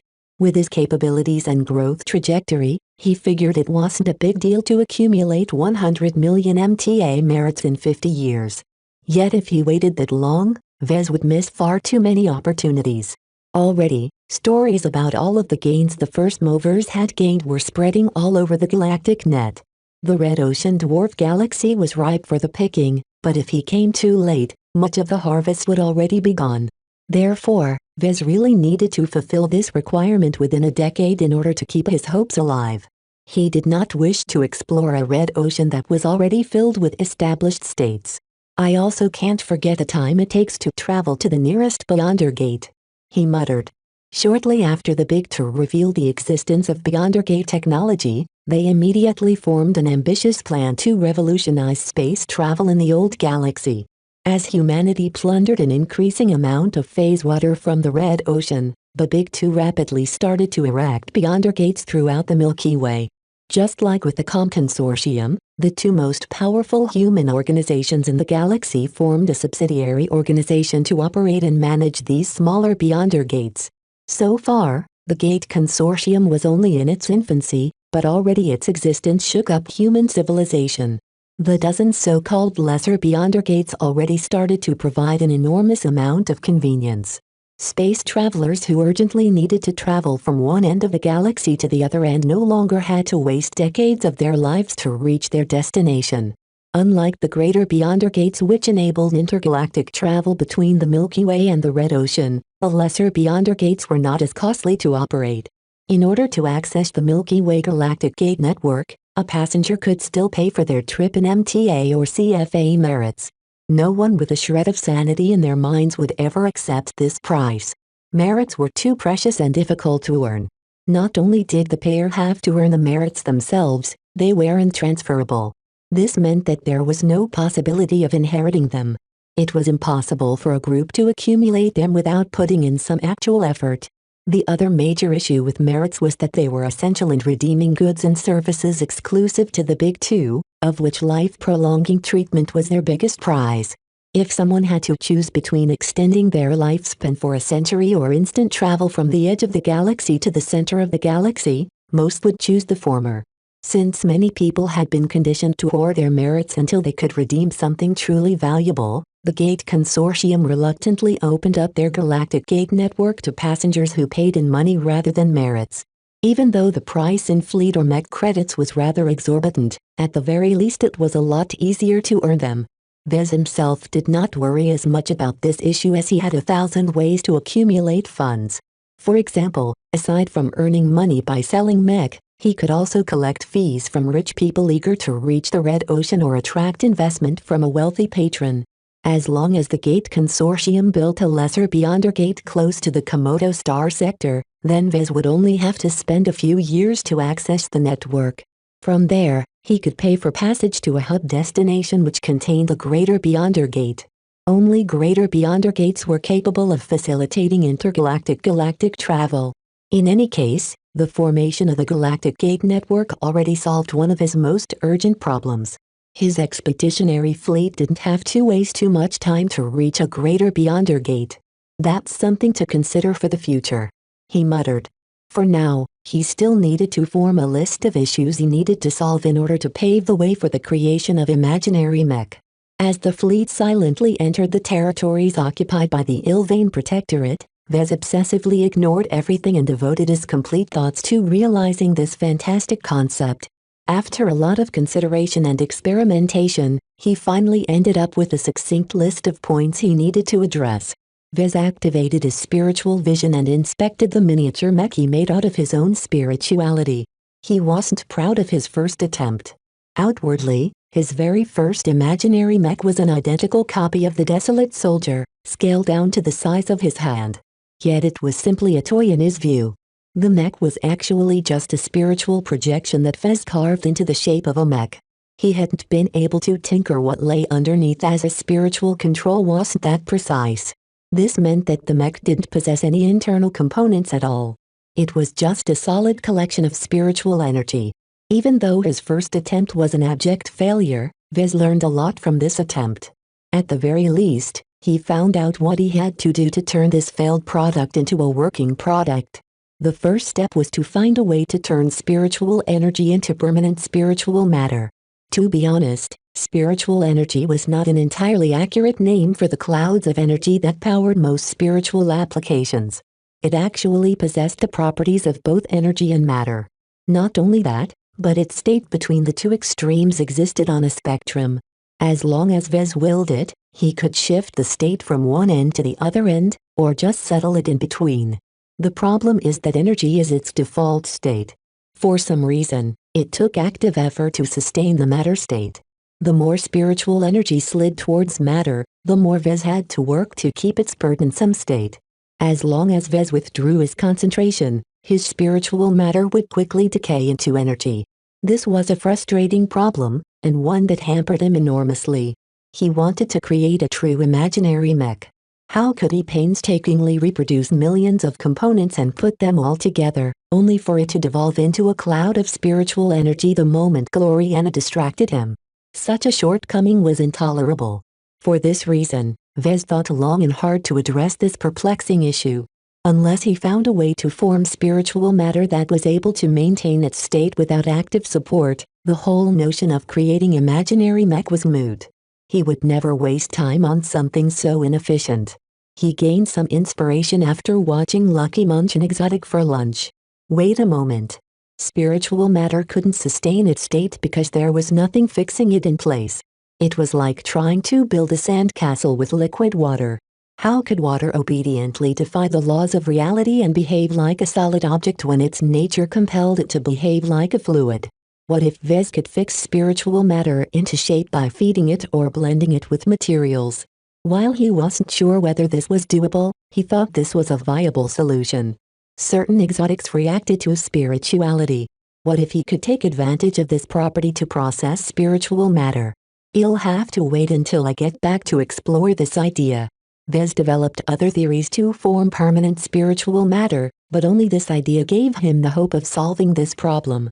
Chapter 1792 Viability Chapter 1792 Viability. Discovering a way to create permanent spiritual matter that was able to sustain its state indefinitely was only the starting point. In order to turn spiritual matter into the building blocks of his imaginary mech, he needed to develop a means to change its properties. After all, a real mech consisted of many different materials. From the incredibly hard armor plating to the energy-resistant materials that made up the power reactor, each component needed to take advantage of the properties of different materials to reach a satisfactory level of performance.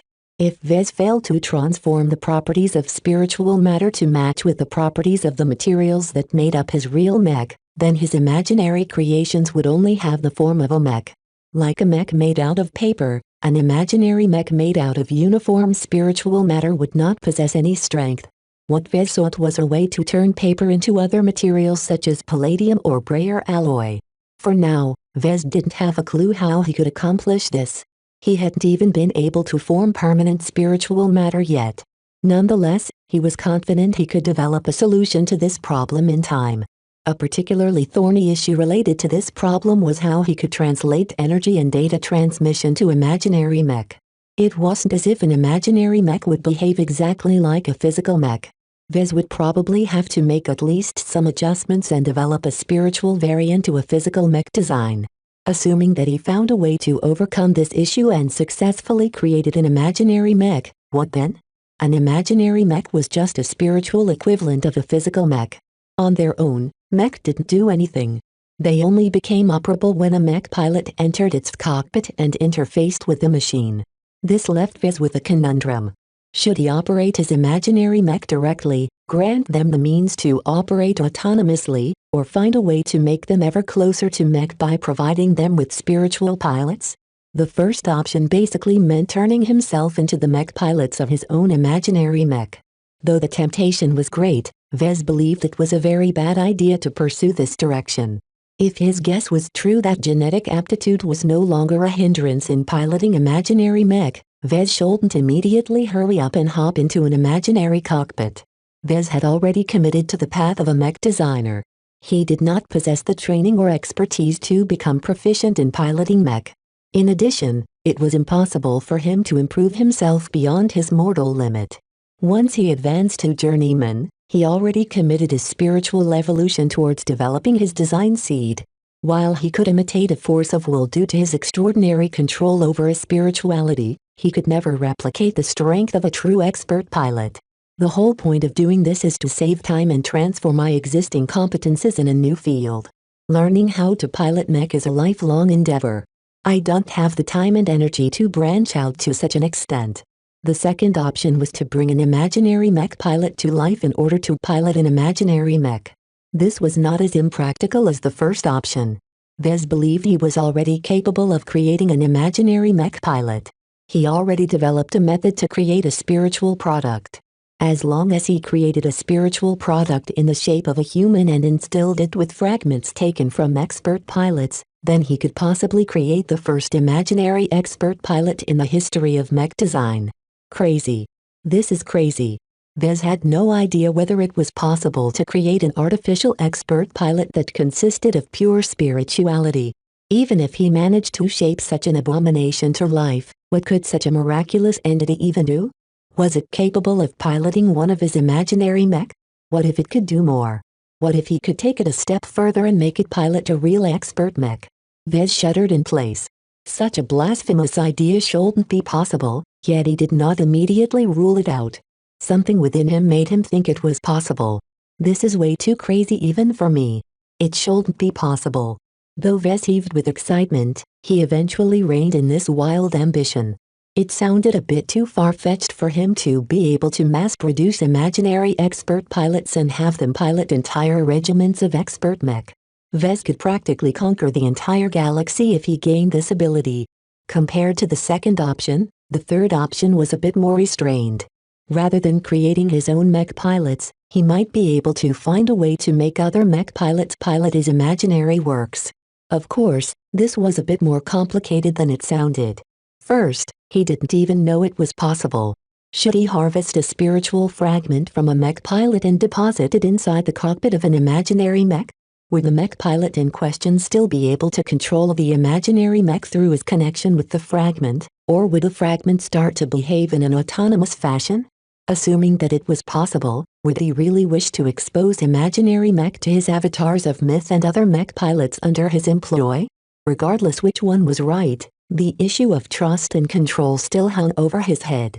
Though Vez was filled with uncertainties, these questions also made him excited. He couldn't wait to explore the possibilities.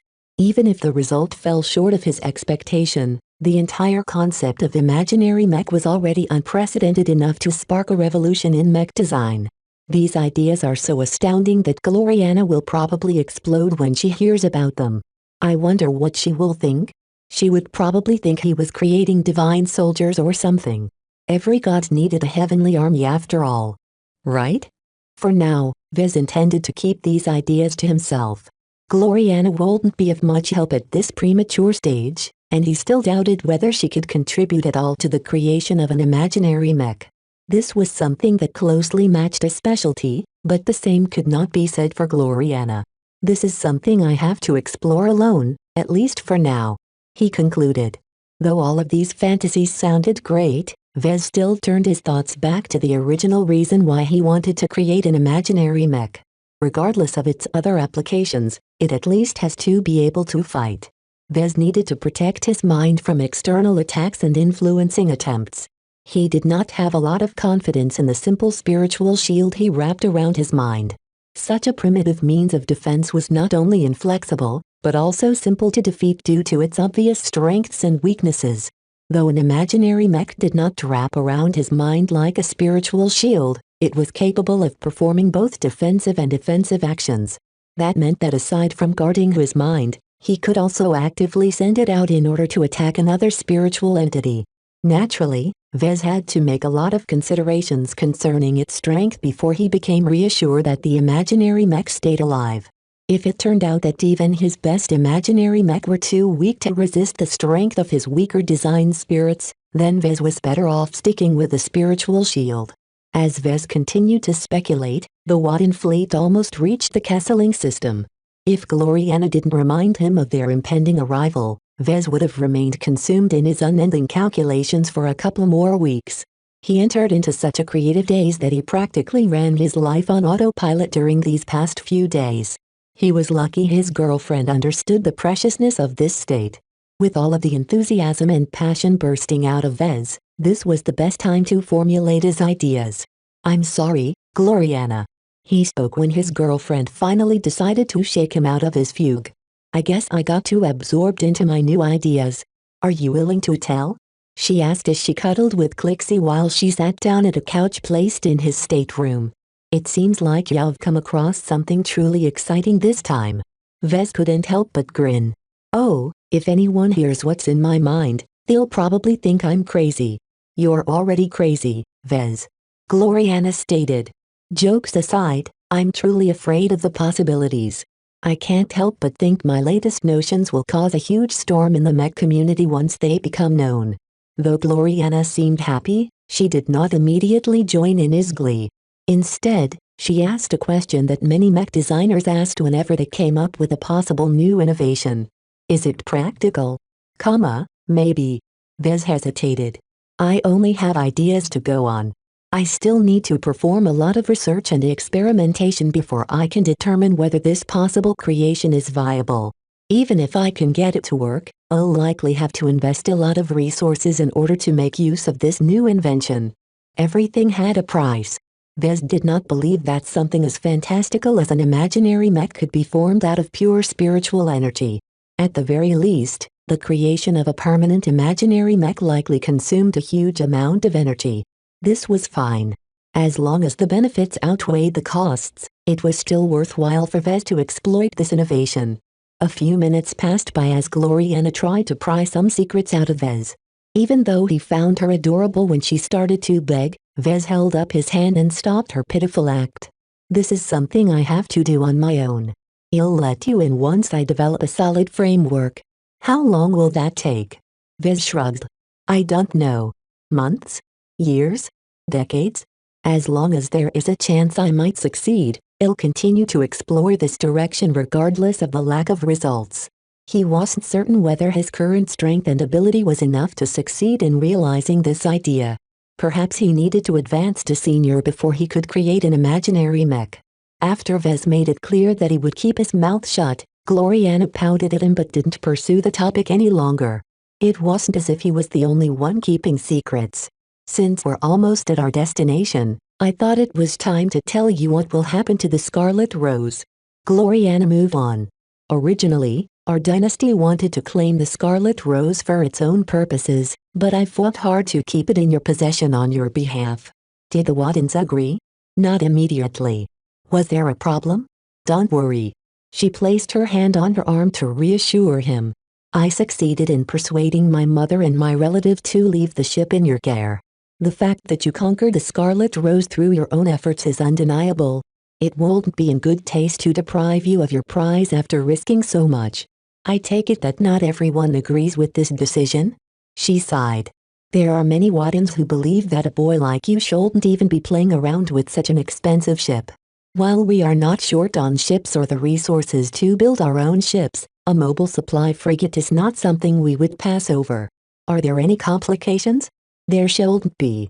The Scarlet Rose should be yours after we arrive at Kesselingvei.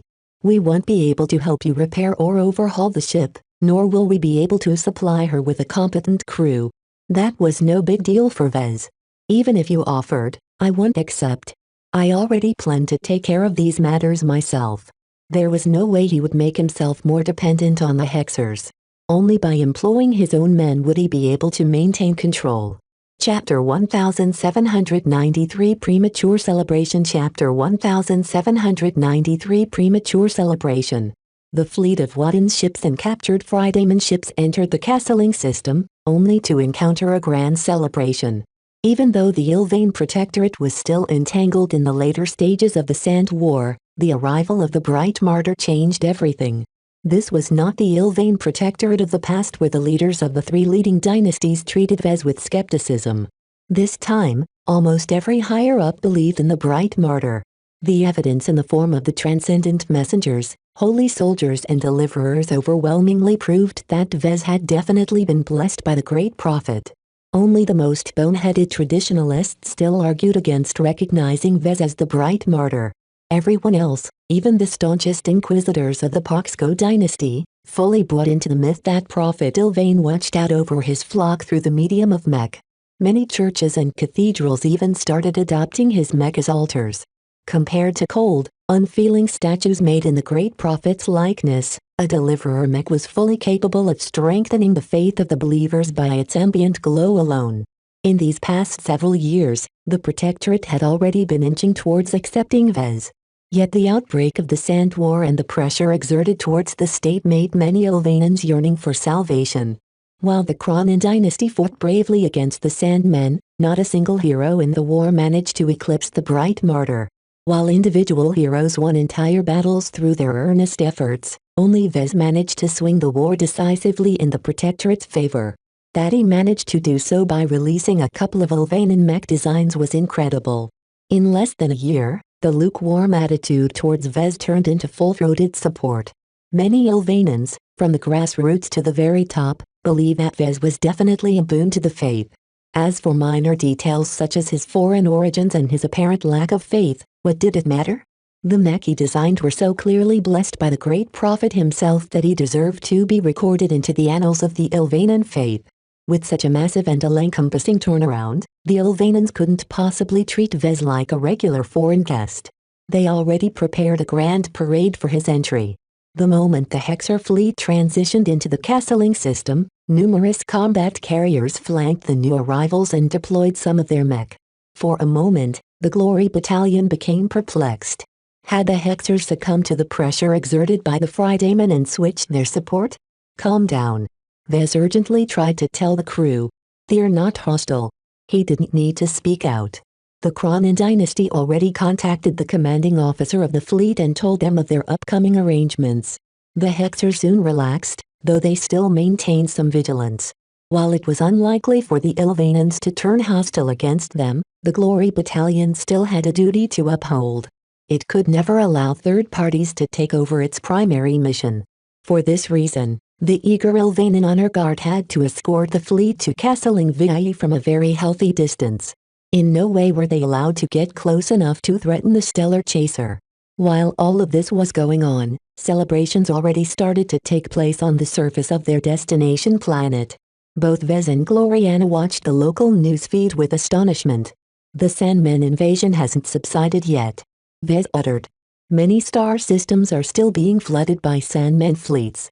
It's too soon to run the victory lap. While the Ilvanans are definitely happy to receive the bright martyr, it's partially political theater. Gloriana opined. The Ilvane Protectorate is ascendant right now due to the deals it made with other states. However, the gains it made from the Sand War can all go up in smoke once the Komodo War spills over this region. I'm already aware of the threat the Protectorate faces from the Coalition and Coalition-aligned states. What does that have to do with this overblown spectacle, though? The Ilvanans are trying to appeal to their prophet by using you as medium. What? Gloriana spread her arms. The Protectorate's geopolitical landscape is highly unfavorable, as you already know. While the states closer to the frontier have all been wiped out, the Sandmen are still a threat. In almost every other direction, the Protectorate is surrounded by states that all lean towards the Coalition. What if they are encouraged to attack the only state that is friendly towards the Hexers? Though Vez already dismissed this possibility as an act that would do more harm than good for the Friday Coalition, what if it grew desperate? What if the Fridaymen made an impulsive decision? As long as the Friday Coalition put heavy pressure on the Bright Republic and other nearby states, it might be possible for half a dozen nearby states to gang up on the Ilvane Protectorate. That would certainly spell the end for the religious state. Though the Cronin dynasty demonstrated its valiance during the Sand War, it was impossible for them to resist the might of several hostile states. While Vez understood all of this, he was perplexed by the actions of the Ilvanans. The great prophet isn't omnipotent. Even if I design some fantastic new Ilvanan mech, I doubt it can defeat entire mech divisions. That's why it's not only about appealing to Ilvane. Gloriana added. It's partially an appeal to us. The Ilvanans are calling for attention and trying to impress our hegemony that they are worth investing in. As long as our state becomes impressed with their accomplishments, we might move to guarantee its independence. Will the hegemony do so? Gloriana chuckled and shook her head. How can our state spare any effort to a state that is too far away to reinforce easily? Any forces we send have to pass through the territories of numerous states aligned with the Friday Coalition. While that's not a major problem for now, it will definitely be an issue later on when the Komodo War is in full swing. Then, your people will just leave the Ilvanans to their own devices? Vez frowned. While he was not an Ilvanan, he possessed a definite affection for the Protectorate. He became a lot more grateful to the religious state after the Bright Republic profoundly disappointed him. At least the Ilvanans still offered his shelter in these troubling times. Don't be naive, Vez. Hexers don't care about what is going on in third-rate states. The only reason they pay attention to them at all is because of the exotics they supply to us and the trade that flows through their territories. In general, our matriarchs look at the overall situation instead of focusing on any specific state. Compared to states that are actually contributing resources to our state, the Ilvane Protectorate is a useless addition. It doesn't offer the hegemony anything. Certainly, there was still some value in gaining the support of the Protectorate. The state could act as an advanced Hexer outpost in the Friedayman sphere of influence. It could form a potential base where a Hexer raiding force could harass the Friday coalition from a lightly guarded flank. The Protectorate could even serve as a nucleus for a possible wave of defections by the surrounding states. Yet all of these benefits required substantial investment on the part of the Hexadric hegemony. While Vez wasn't entirely clear about the proceedings of the Komodo War, he knew that the hegemony was truly devoting all of its efforts in the war theaters closer to home. The Hexadric hegemony was a rather insular state by nature. Only a few branches of the state devoted any energy towards the rest of the star sector. Their leaders didn't have much say in the decision-making of the government. All in all, the likelihood that the hegemony would spare any thought towards the Protectorate was virtually zero. Once Fez realized this, his expression turned grave. He watched the celebrations taking place at Kesseling VIE and couldn't help but think that they were partying before an impending crash. Is there any way the Protectorate can avoid this fate? It's up to the Friday Coalition, I think. Gloriana said. That did not leave Vez with a lot of confidence. Neither Vez nor the Ilvanans had any way of influencing the decision-making of the coalition. Perhaps the people in charge might respect the Protectorate's contribution towards repelling the Sandmen. Yet their leaders might also be shameless enough to ignore this merit and wipe out the state because it was an ugly stain on their maps. Time passed and the fleet slowly reached orbit. The Ilvanan patrols didn't even bother approaching the Wadden's ships for inspection. Only a single ship out of 5 made landfall. The Stellar Chaser soon landed at a spaceport at the capital city of Krent. As soon as Vez stepped out, he became buffeted by a wave of cheers and religious fervor. An entire crowd of Ilvanans gathered at the spaceport. The press was fully present while the Kronans carefully guarded the crowd with their imposing mech. Vez was not in the mood to bask in the moment. Knowing that the Ilvanans still had to survive another calamity, he dearly wished to temper their moods. However, the Ilvanans needed something to celebrate about. Vez also wanted the Ilvanans to continue to hold him in high regard. The chance of betrayal was much less if the entire state continued to adore the bright martyr. For this reason, he eventually decided to play along with all of the pomp and ceremony. He met a number of senior Ilvanans and shook hands with them. He participated in a brief parade and he blessed a number of deliverers produced by a couple of local mech manufacturers. Seeing so many deliverers and holy soldiers warmed his heart.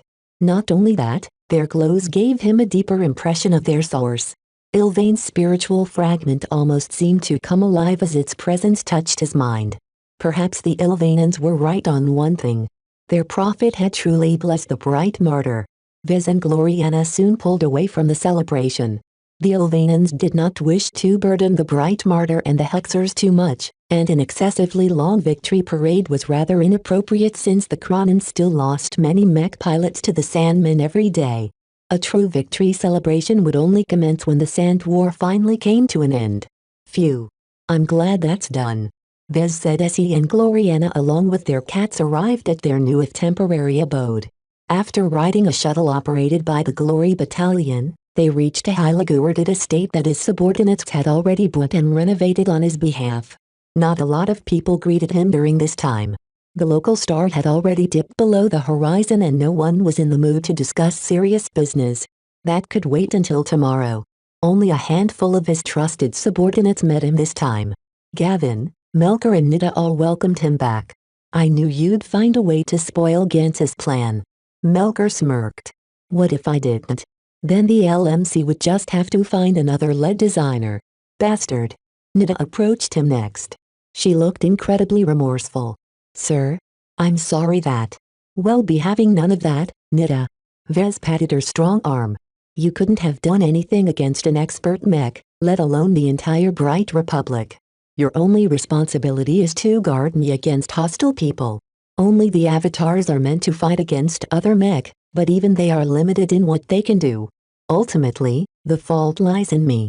If I was a bit more sensitive towards the scheming of my political opponents, I wouldn't have made myself so vulnerable to official authority. Now that he experienced it once, Vez would never let down his guard against these kinds of threats. He did not dare to entrust his safety onto any state, including the Ilvain Protectorate. Chapter 1794 Petty Kingdom. Chapter 1794 Petty Kingdom. No ghost haunted Vez on the first night since arriving at Castlingville. He started off the day with a lot of meetings on the agenda. Immediately after breakfast, he said goodbye to Gloriana and departed to the LMC's headquarters situated in downtown Krent. Vez looked back at his new residence while holding Lucky. Compared to the Cloud Estate, the Austin Estate was a bit smaller and a lot more quiet. Aside from that, the architecture of the mansion and the other buildings on the grounds of the estate all bore the touch of Elvanan architecture. This was nothing unusual. What irked Vez a lot was that the former owner of the Austin Estate appeared to be an extremely devout believer. In almost every wall or room, Vez encountered numerous statues and miniature altars devoted to the Great Prophet, the Grey Martyr, the Battle Martyr, the Dark Martyr, and even himself. Yes, himself. Just standing in front of a marblesque statue of his own likeness but appearing exceptionally heroic was both flattering and disconcerting. Are the Ilvanans already worshipping me like I'm a god? He shivered. Vez did not believe in gods. At best, they were just supremely powerful spiritual entities who defied the laws of reality to mess with people. Cassandra Breyer was a typical example of a degenerate ghost who could be mistaken as a god. If she's a god, then I'm a devil. He decided to take no more note of the religious imaginary of himself. He found the entire practice to be a farce. There was nothing divine about himself. I'm just a mech designer. Meow. Oh, shut up, Lucky. No Larkin sons resided in the solemn estate. His subordinates evidently bought the estate from the state and renovated its security systems in preparation for his arrival. With reinforced walls, turrets and underground bays for mech, the Austin Estate was even more secure than the Cloud Estate. The avatars of myth already secured a presence in the underground base. Not only that, the Cronin dynasty stationed a sizable garrison to protect his home. That was something that Vez really didn't like.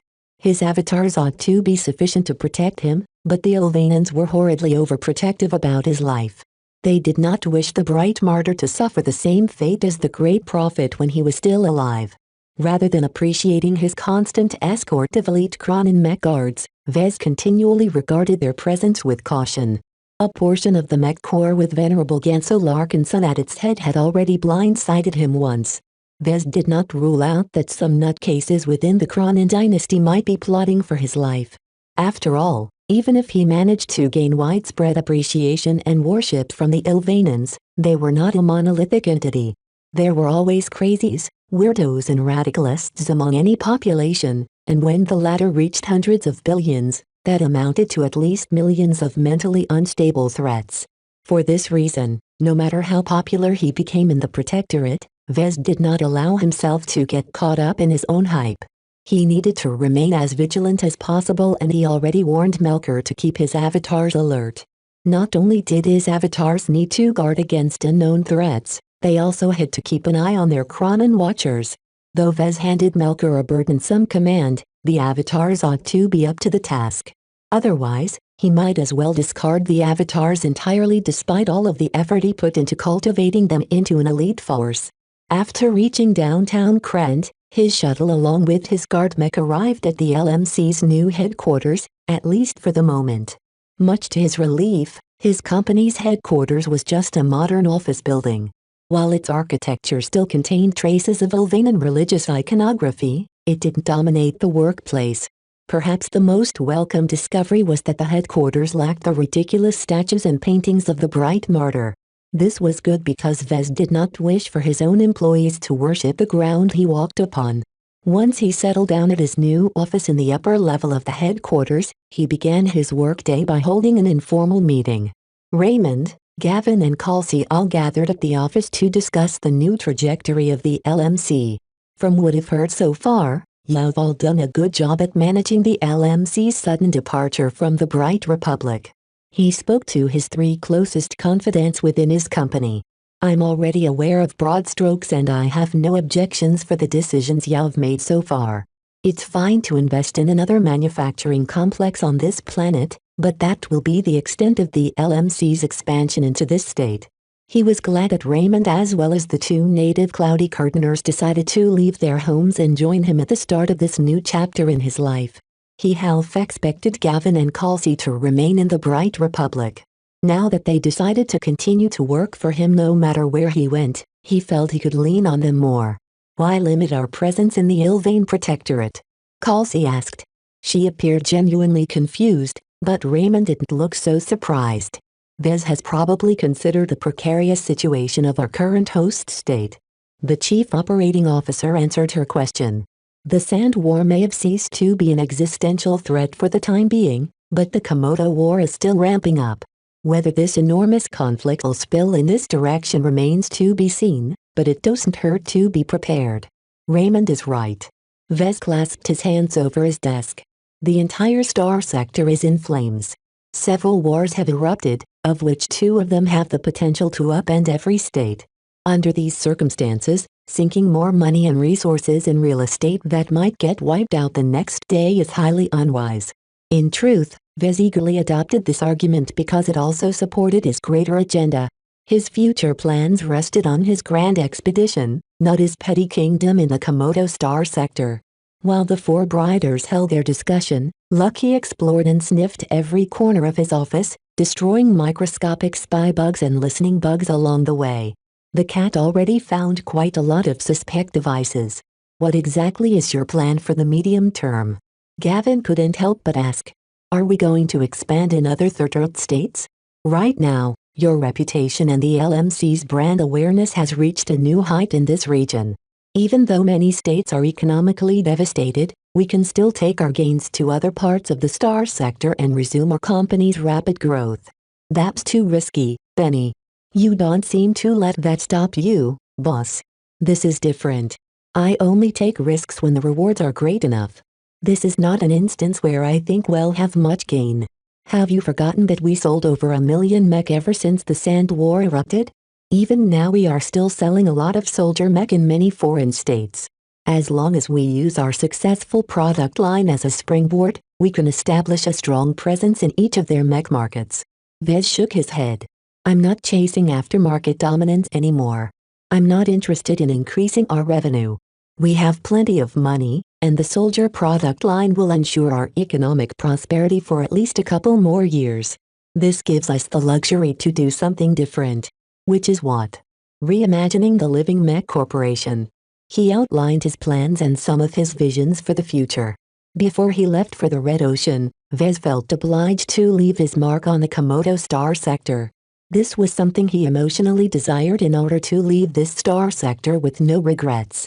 While Gavin and Kelsey didn't understand his motivation, Raymond was older and wiser. His eyes sparkled as he nodded thoughtfully. Vez wants to leave a legacy behind. Raymond explained to the 2 younger Briders. Now that the LMC has secured a solid and stable cash flow, Vez is looking to use the LMC to develop himself in other ways. Is that right? Vez smiled. At least one of them understood his thoughts. As a mech designer, my personal development is more important than the concerns of the LMC. My company is always meant to serve my purposes, not the other way around. Now that I've regained some shares and own 59% of the company, I can do anything I please. That was right. Even though Vez would still retain effective control over the company if the Ilvanans hadn't gifted him with some of their shares, he won't be able to act as unscrupulously as now. Owning 49% was a massive difference from owning 59% of the LMC. The former forced him to take at least some of his shareholders into consideration. The latter allowed him to run his company as he pleased without anyone able to hinder his moves. Of course, the reality was not that absolute. If he was determined to run his company to the ground, the local jurisdictions would certainly move to counteract his ruinous actions. Therefore, as long as his decisions didn't cross a line, Vez had no reason to pay the other stakeholders any mind. So what's in store for us, boss? Will you dedicate yourself completely to designing second-class mech? Who are we even selling our mech to? The Friday Coalition hates our guts and the Hexadric hegemony is a notoriously difficult market to enter. The former is off the table. Vez immediately answered. The latter is a possible prospect. I'm not sure yet myself. I need to discuss the matter in further detail with Gloriana Ann, a partner. For now, there is no reason to be concerned about this issue. I'm confident enough in my mech design abilities that my second-class mech will find a market somehow. This was the confidence he gained as a successful mech designer. He possessed an undeniable advantage with his monopoly on spiritual components. Adding glows to third-class mech already turned them into valuable machines. Doing the same to second-class mech would definitely become a sensation. What about our third-class mech operations? Raymond asked. They are the root of our company. All of our workers and all of our current operations are geared towards the design, production and sale of third-class mech. Many of them can't be transferred to second-class mech operations. Mech technicians who were qualified to work on third-class mech needed to learn all kinds of advanced skills and knowledge to participate in the production of second-class mech. Marketing managers who knew the brighter mech market like the back of their hand would be as blind as a bat if they were tasked with researching the hegemon's mech market. The accountants and the employee of the LMC were intimately familiar with the finance-related laws and customs of the Bright Republic and surrounding states, but they would have to start from scratch if they were dumped in a completely foreign state. And this only accounted for the people who pledged to work for the LMC even as the company left the Bright Republic. Vez could not abandon them, and he didn't plan to do so. His foundation still lay in third-class mech, and he never intended to turn his back on them. It was just that his current priorities lay in mastering second-class mech as fast possible. He explained this to his confidants, and they understood his intentions, though they didn't entirely agree. Don't worry, guys. He reassured them. As long as we expand the company's design department and add some more design teams, we can maintain several different design projects at once. Expanding his design teams was his most immediate priority for the LMC. If he wanted his company to expand its mech catalog as fast as possible, Vez urgently needed to address this chronic shortcoming. Chapter 1795 Second Design Team Chapter 1795 Second Design Team. He spent 2 whole hours discussing his short to medium-term goals with his confidants. Though Raymond, Gavin and Calcy questioned most of his decisions, Vez did not change his mind. His recent vacation gave him plenty of time to sort out his priorities. For now, his overarching goals were to keep himself alive and free while doing his best to gain the approval of both Madame Constance Watton and the Rim Guardian fraternity. Both of them formed the keys to enable his grand expedition, especially the latter. After making sure that his confidants knew what they had to do, Vez left his office and descended to the underground and highly secure design labs. 2 design teams as well as a group of Larkin Sun students greeted his arrival. Vez noted with surprise that all 5 Tovar mech designers chose to follow him to the Ilvain Protectorate rather than stay in the Bright Republic. The Tovar family still wishes to maintain relations with you, Miles Tovar humbly explained. If you will accept our continued presence, then Senator Tovar and the rest of our family will keep looking out for your interests in the Bright Republic. Miles spoke plainly, perhaps aware that Vez had no patience for duplicity. Though Vez did not really want to tangle with the Tovar family any further, it wasn't wise to cut off this relationship. While he no longer depended on the founding family's support, the LMC still possessed a hefty presence in the Bright Republic. Many workers refused the offer to move to the Ilvain Protectorate, which meant that the mech nursery at Cloudy Curtain and the offices and manufacturing complexes at Bentham were still viable. As long as the crisis of the Sand War subsided, those facilities could get back in operation and resume the production of Silver Label LMC mech. Since the LMC no longer focused on the Bright Republic, it became even more important to secure backing that could watch over these sites. Another consideration was the old family. The majority of the Larkin sons declined to join the new family. Most of them were already happy with their current trajectories and had no desire to upend their lives. In order to protect them against the plots and schemes of the power players in the Bright Republic, Vez wanted the Tovar family to continue to watch over his ignorant relatives. Naive and unambitious they might be, they were still family to him. Despite their recent disagreements and separation, he always considered both branches of the family to be tied. Even if Vez was determined to lead his side of the family in a new direction, he could never shed his affection for his grandfather and the other Larkin sons he was close with or befriended over the years. He also continued to respect the noble calling that the stubborn traditionalists continued to abide by. Idiots they may be sometimes, Vez could not fault them for their unflinching loyalty and dedication to the state. It was a shame that some of the Larkin sons he liked, such as Melinda and Rila Larkinson, decided to stick to their current careers in the Bright Republic. Perhaps Vez would never see them again once he truly left the Komodo Star sector. He turned his attention back to his design teams. After affirming his willingness to continue hosting and guiding Miles and the other Tovar mech designers, Vez moved on to his second design team. Kedis was absent, which disappointed Vez a bit. His recent preoccupation with Gloriana and other matters left him with too little time to spend on his first student. He forgot that he was supposed to bring a pet to her. Vez had genuinely been too busy to find a suitable pet. He swore to make it up to Kedis. While he missed her company, Vez also felt proud that Kedis was confident enough to branch out and blaze her own trail. He sporadically received reports on her recent activities and he was glad she grew close to Rila Larkinson. His feisty cousin was definitely a good fit for Kedis. Vez did not have to worry about his student getting into trouble with no one to bail her out. So why was there a second design team at all? Vez had already instructed the LMC to employ a couple of new mech designers. Vez inspected each of the newcomers. From the worship and respect in the eyes of 4 of them, he immediately identified them as Ilvanans.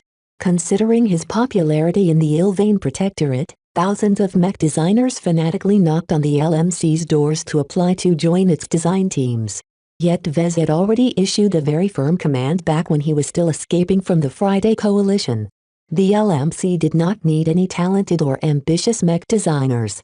What the company needed the most were those who were willing to remain loyal to Vez and the LMC regardless if they stayed or left the Ilvane Protectorate. For this reason, the LMC slowed down its recruitment and meticulously sorted the applications until they settled for 4 Ilvanan mech designers who were willing to sign extremely restrictive employment contracts to work under Vez. While the LMC could have hired hundreds of eager Ilvanan mech designers at once, it would be impossible for Vez to control them all. It was better to adopt a measured pace and integrate the newcomers in batches. Another reason to restrict the LMC's recruitment pace was to limit the amount of Ilvanan mech designers in its design team. Vez refused to turn his mech company into an Ilvanan organization. If he did not set this limitation, then everyone around him would soon sing the great prophet's praises. That was not what Vez wanted to see. Please introduce yourselves. Vez curtly instructed. Start with your names and specialization. I need to know what you are capable of. Since you managed to pass the LMC's recruitment process, I trust that all of you are competent in your own fields. I don't employ useless mech designers. Despite the ominous warning, the Ilvanan mech designers only had respect in their eyes. Oscar de Merton, apprentice mech designer. Specialized in efficient musculature design, Your Excellency. The first person who spoke was the oldest of the bunch by far. Vez estimated Oscar's age to be in the mid-30s. He already appeared to be in charge of the second design team, which was a very convenient surprise. That last bit made Vez frown. Being referred to as Your Excellency sounded awfully close to being called Your Holiness, which was the proper way to address a holy son of the 5 Scrolls Compact. We'll be having none of that Your Excellency nonsense here. Vez firmly commanded. The 4 Ilvanans looked confused. Your Excellency, you are a saint of the Ilvanan faith. The Poxco dynasty has already declared. The Poxco dynasty doesn't speak on my behalf. Just call me as if I'm a regular mech designer or citizen. Then, Mr. Larkinson? Oscar apprehensively ventured. Vez nodded in satisfaction. That sounds better. The introductions resumed after this minor interruption. René's Ellen, apprentice mech designer. I excel in programming mech operating systems. A software specialist. Vez immediately lit up. He recalled the missing and presumably dead Alok Brandstad of the 6th Flagrant Vandals. Vez learned firsthand how much value a software specialist could add to a design team. I'll be counting on you to optimize the operating systems of our upcoming mech designs. I will endeavor to meet your expectations, sir. The next woman introduced herself. Erica Sprint, apprentice mech designer. I specialize in light mech. That's not specific enough. What exactly about light mech fascinates you? What value do you bring to my design team? I am good in maximizing mobility, Erica described. Light mech embody speed, acceleration and agility. Balancing these aspects while making sure the design doesn't become too fragile is a very interesting challenge to me. My works have always boasted superior mobility compared to some of my peers. That sounded very interesting to Vez, if designing light mech was all he did. This was not the case, however. Are you aware that the LMC isn't limited to designing light mech? Are you still able to contribute to projects centered around more massive mech? That won't be a problem, sir. I can still leverage my expertise on mobility onto heavy mech if necessary. She sounded confident to pass his test, so Vez did not concern himself with her specialty any longer. Since the LMC decided to hire her in the first wave, then she was definitely capable. The fourth Elvanan mech designer finally had his turn. Pascal Curran. Apprentice mech designer. I specialize in heavy armor systems. Vez wanted to scratch his head. Was it a coincidence that he got both a light mech and a heavy mech specialist? Does that mean you work exclusively on heavy mech? Not exactly, sir. Pascal respectfully replied. I am capable of working with any armor system of any thickness, but the heavier they are, the more I can do. I am very comfortable with optimizing the armor systems of medium defensive mech such as your Blackbeak design. I see. That sounds satisfactory. After hearing out the four Elvanan mech designers, he finally turned to the fifth and only non-Elvanan in the second design team. Mayor Tordo. Nova's mech designer. I intend to specialize in communication and control systems, but I still require more study to flesh out my specialization. What a welcome surprise to see you here. It's a long distance away from your home. Did you finally graduate from Rawlings University, or did you drop or something? The mild-looking mech designer nodded. I studied extra hard to finish my semester early. I am still committed to working for you. Even in the Sentinel Kingdom, my former classmates and I have heard of your accomplishments. Vez was a pretty famous mech designer in the Star Sector, now. His Desolate Soldier and Deliverer designs both affected the Sand War to such an extent that it was impossible to leave him out the conversation. This explained why Mayor Tordo decided to take the risk to travel all the way to the Ilvain Protectorate immediately after he graduated early. He was shrewd enough to determine that he might be able to ride on Vez's coattails. Vez respected such determination, though it also indicated that Mayor possessed a strong ambition. After all, with 2 wars raging throughout the Star Sector, it took a lot of courage for an elite Rawlings graduate to leave the safety and comfort of the Sentinel Kingdom for a state that was still under active attack by the Sandmen race. As long as you do your part, I'll take good care of you. Vez spoke gently to Mayor. Mayor Tordo ranked higher than all of the Elvanan mech designers in his heart. This was because Mayor was the only mech designer in the second design that possessed spiritual potential. Though Vez found it to be a shame that Oscar and his fellow Elvanans in the design lacked the potential to advance to journeyman and higher, he didn't really require them to grow too much. The primary responsibility of a design team was to assist the lead designer in completing his design projects. They addressed all of the lesser design issues and solved all of the trivial problems that didn't require the expertise of a higher-ranking mech designer. From this perspective, it made little difference whether a design team contained a journeyman or not. In fact, Vez deliberately commanded the LMC to reject any applications from journeymen and seniors. If Vez wanted to, he could probably hire at least senior to join the LMC, but that was not what he wanted to see. Not only would he not be able to exert enough control on them, but it was an industry standard for higher-ranking mech designers to be remunerated with equity. The last thing Vez wanted to do was to dilute his stock or pass some off to other mech designers. Even if a devout Elvanan senior went on his knees and begged the bright martyr to take him on for free, Vez would steadfastly refuse. To him, maintaining control mattered the most. Chapter 1796 Training Opportunities Chapter 1796 Training Opportunities. His second design team all consisted of relatively young and junior mech designers. None of them made any exceptional achievements, but all of them bar one were experienced in working in a team environment. This was exactly what Vez wanted. For a design team tasked with assisting his design activities, he did not need any strong personalities or talented prodigies. Vez also declined to add any older and more competent mech designers to his design team because he wanted to train his assistant mech designers. It was much easier to indoctrinate and adjust the mentalities of younger mech designers. If Vez employed a bunch of highly competent but older journeymen or seniors, it would be virtually impossible for him to shape them into his desired forms. Even if every Ilvanan mech designer worshipped him as the bright martyr, they were still mech designers, and it was genuinely hard for older and better mech designers to follow the instructions of a younger upstart. By keeping his design teams young, Vez might not get as much immediate value out of them, but they would slowly grow over time and become more suitable for his needs. Not only that, but the mech designers here would predominantly stick with him for many decades. Younger employees possessed a much longer lifespan than older ones. As long as Vez kept investing in them, they would continue to provide him with value over a very lengthy period of time until they finally neared their expiration dates. It was safe to say that Vez opted for a strategy that pursued long-term prosperity over short-term benefits. The two design teams the LMC employed so far were just the beginnings of a formidable design operation that solely worked for Vez and Gloriana. After getting to know the new mech designer some more, Vez handed over a couple of assignments and routine work to them.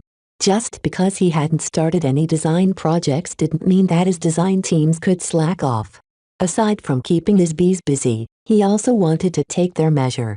Vez would be able to make much better use of his new mech designers when he learned what they were actually capable of in a new design environment. If they failed to meet his standards, then Vez would not hesitate to kick them out. There were thousands of mech designers eager to take their place. Of course, Mayor Torto required special consideration. As a freshly graduate novice, Mayor might possess an excellent foundation due to his elite education, but just because he possessed spiritual potential didn't mean he had what it took to become a journeyman. While Vez treated the other mech designers as disposable assistants, he wanted to cultivate at least a couple of talents to handle the more important design responsibilities in the future. Whether they eventually set off on their own or continued to remain in his employ, Vez needed to develop a network of loyal and aligned mech designers eventually. Every senior and master appeared to do the same, and for good reasons. Once Vez settled his design teams, he returned to his office to meet with the commanders of his three mech forces. Commander Melker Larkinson, Commander Magdalena Larkinson and Commander Cinnabar all gathered together in the same room. While Melker and Magdalena were already familiar with each other, they hadn't interacted at all with Commander Eugen Cinnabar. Fortunately, the mood between them wasn't as awkward as Vez feared. Commander Magdalena was an old dog while Commander Cinnabar was an experienced mercenary commander. Both of them soon got along like comrades. Vez took his seat while Lucky started dozing on his desk. "Well, commanders. We're all finally here. Welcome back, Commander Cinnabar. We've heard you've made fruitful gains in your last excursion. We completed your assignments as best as possible, Mr. Larkinson, though I'm sorry to say we failed to track down some of the people you wanted to find. That's okay. It's unrealistic to obtain everything on my wish list. Let's discuss this matter later in private. For now, we have to discuss the future of all of your troops." He met the gazes of each of his mech commanders until he finally settled on Magdalena. "We haven't been able to discuss this issue over the comm, but now that I'm here, I'd like for you to speak frankly. Are you willing to commit to me and take part in my grand expedition?" Commander Magdalena shrugged. "Why not, sir? While I still have family, my children are all grown up now. They can take care of themselves. While I'm not as young as the more eager Larkinsons in the new family, I think you need a steady hand like me to keep them in line." "Thank you," Vez sincerely said. "I am truly grateful for your continued support." He turned to the youngest commander next. "How are you, Melker?" "I'm okay," he said as he shifted the visor over his face. "I have been having some doubts lately. Is it anything serious?" "It shouldn't affect my ability to do my job, sir. Magdalena and the other veteran Larkinsons have already offered me plenty of advice." Since Melker seemed reluctant to voice his doubts, Vez dropped the matter. If the commander said his issues didn't impact his productivity, then it wasn't worth pursuing. Now that Vez became responsible for hundreds of Larkinsons and thousands of employees, he was too busy to manage the lives of his subordinates. The reason I've called you here is to make it clear what I am seeking from each of your three forces in the future. He turned to Melker again. I've already made it clear that my avatars of myth are supposed to be my elites. I've also said that I intend to turn every avatar in a second-class mech pilot. That is very difficult. I know, but I believe it's doable as long as I supply enough funding and resources. It helps that none of the avatars are average mech pilots. Each of them should not only be skilled or elite, but also battle-hardened.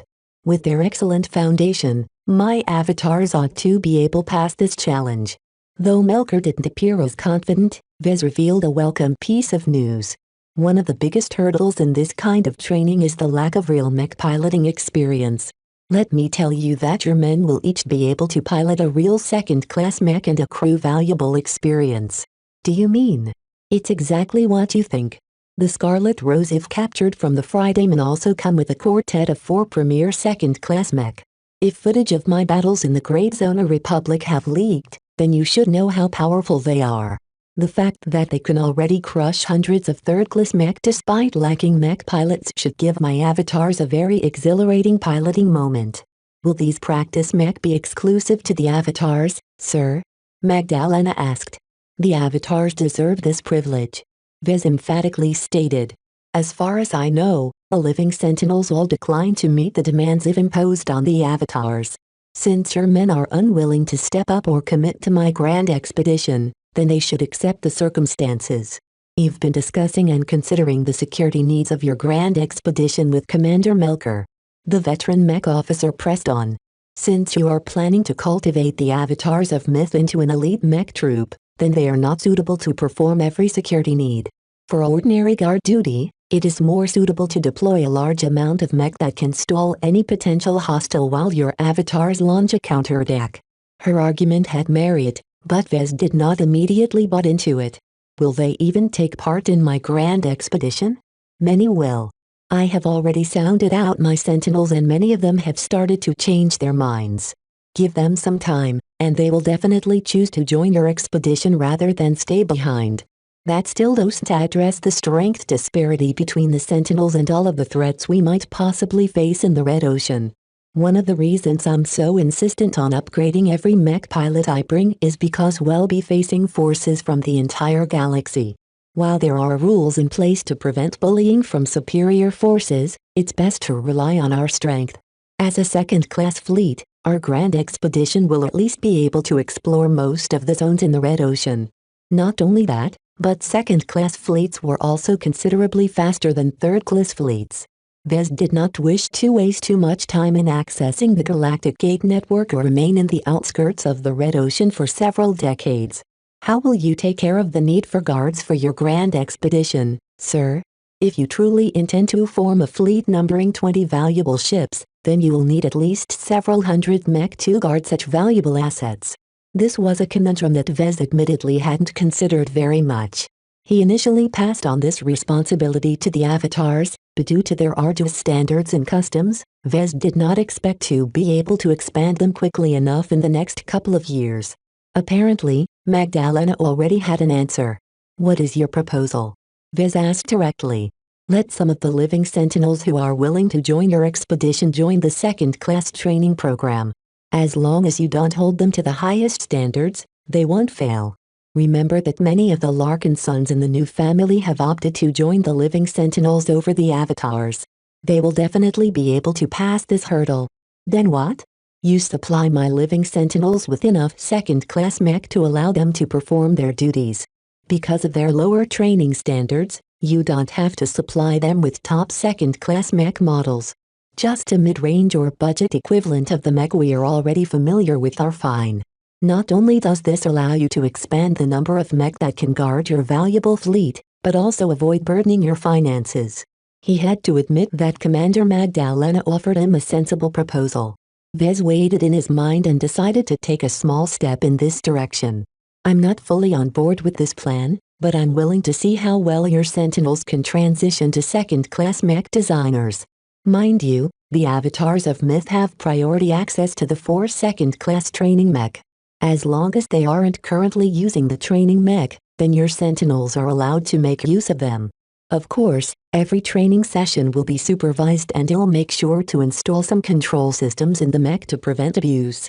The last thing I want to see is someone trying to drive these expensive machines to ruin. Both Melker and Magdalena nodded in understanding. Ordinarily, they would have objected to such an insulting proposal.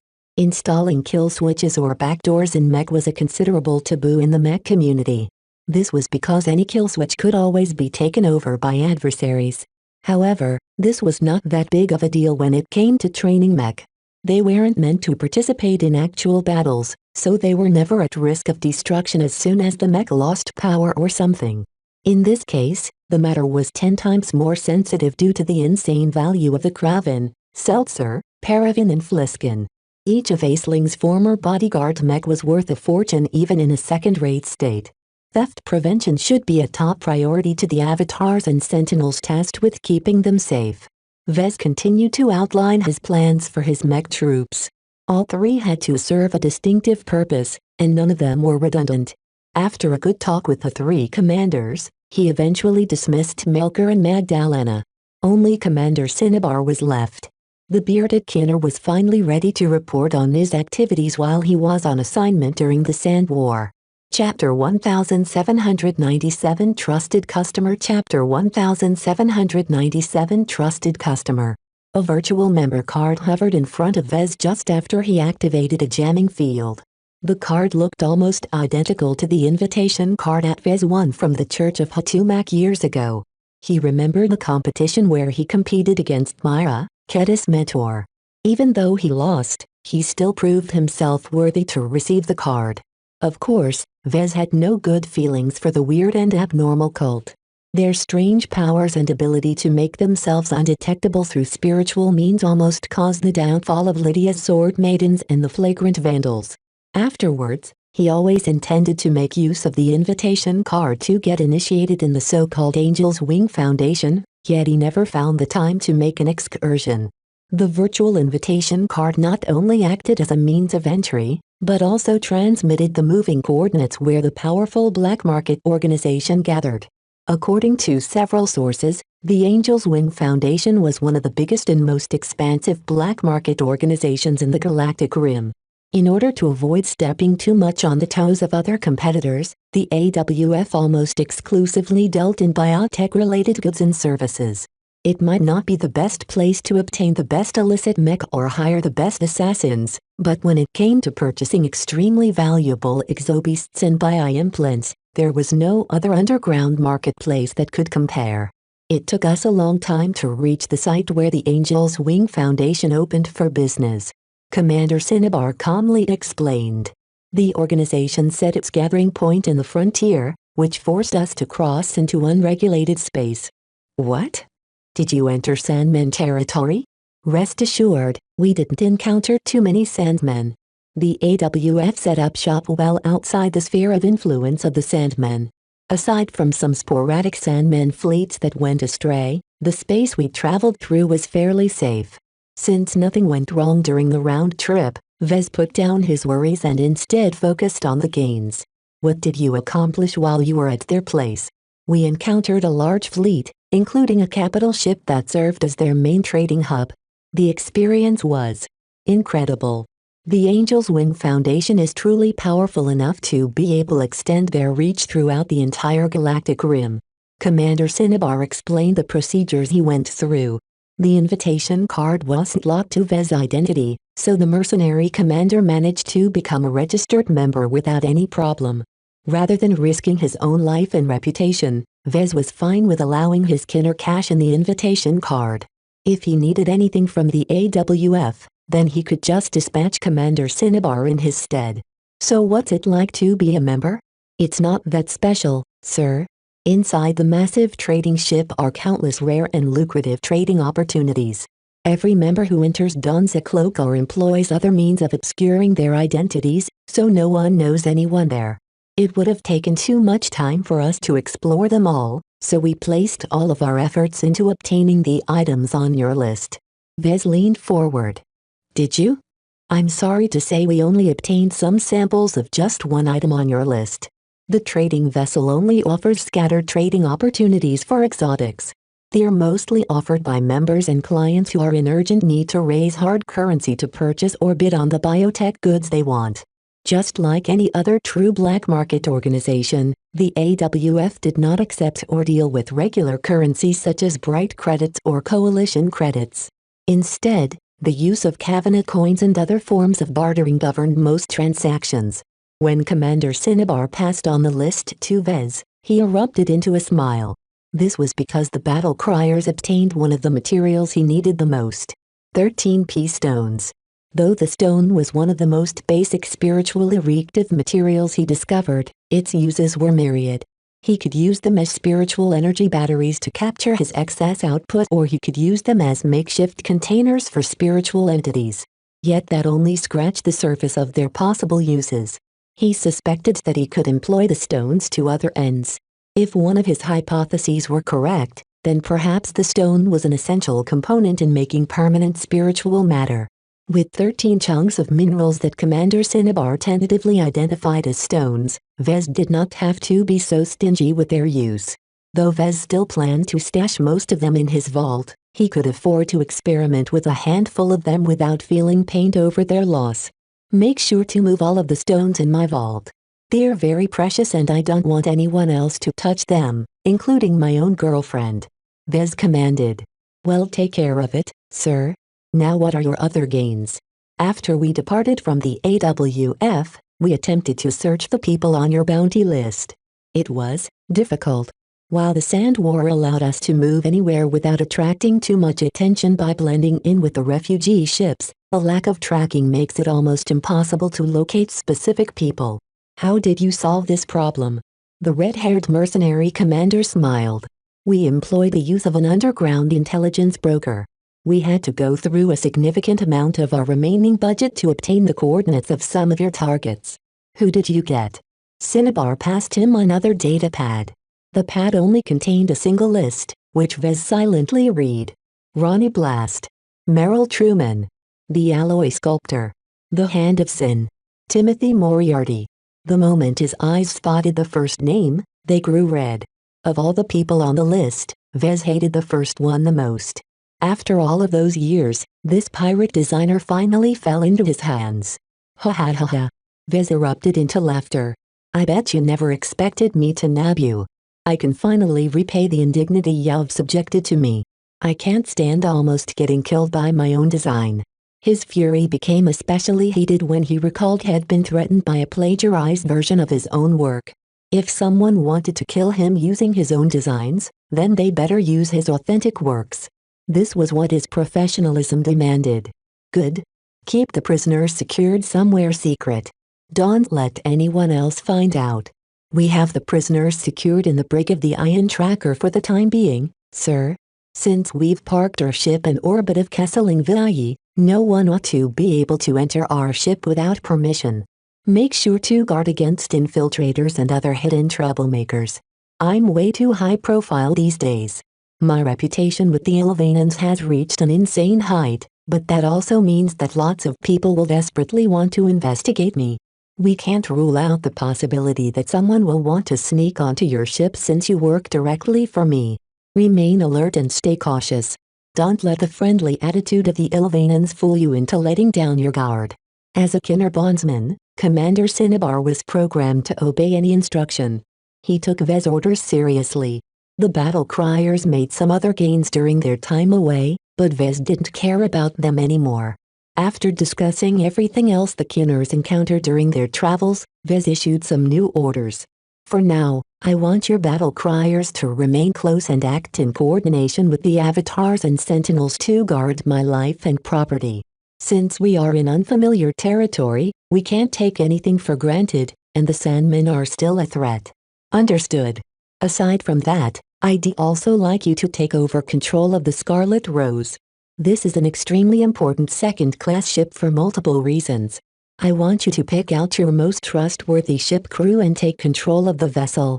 After that, I want you to coordinate with Michael Crichton in overhauling the ship. There is probably an orbital dry dock in the Kesselring system that we can hire to perform the necessary repairs and renovations. I'll tell Crichton to cordon off the mech workshop and some other compartments. I have something special in mind for those sections. Crewing your new ship will be a problem, Commander Cinnabar warned. I'm not a naval expert, but second-class vessels are a lot more difficult to operate. You can seek help from the crew of the Barracuda. Captain Sylvestra and her subordinates have extensive experience in operating a Fridayman vessel. I believe their insights will be exceptionally useful. The only reason why I didn't reassign them to the Scarlet Rose is because I don't want anyone but Kinnerbondsmen on my new personal ship. The mercenary commander studied the projection of the Scarlet Rose and shook his head.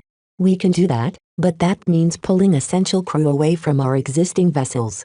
If the Scarlet Rose is as complex as she appears to be, then I can only draw from my best and most senior spacers. That will leave my Ion Tracker and other vessels short-handed of competent officers and crew. Bear with it for now. Vez commanded. If possible, I'd like you to expand the battle criers by supplementing it with more Kinnerbondsmen. Is there a way to buy more Kinners without traveling all the way to the Kinner tribe? If he had to travel to the Kinner tribe, then he would have to cross through the entire length of the Friday Coalition. That was not only a massive waste of time, but also an extremely perilous journey.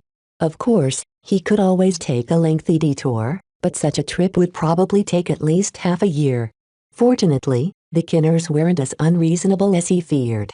Ordinary customers of the Kinner tribe aren't allowed to buy out our Kinners remotely. Cinnabar explained. This is because the parties buying our Kinners may not be as trustworthy as they advertised, or withheld crucial information.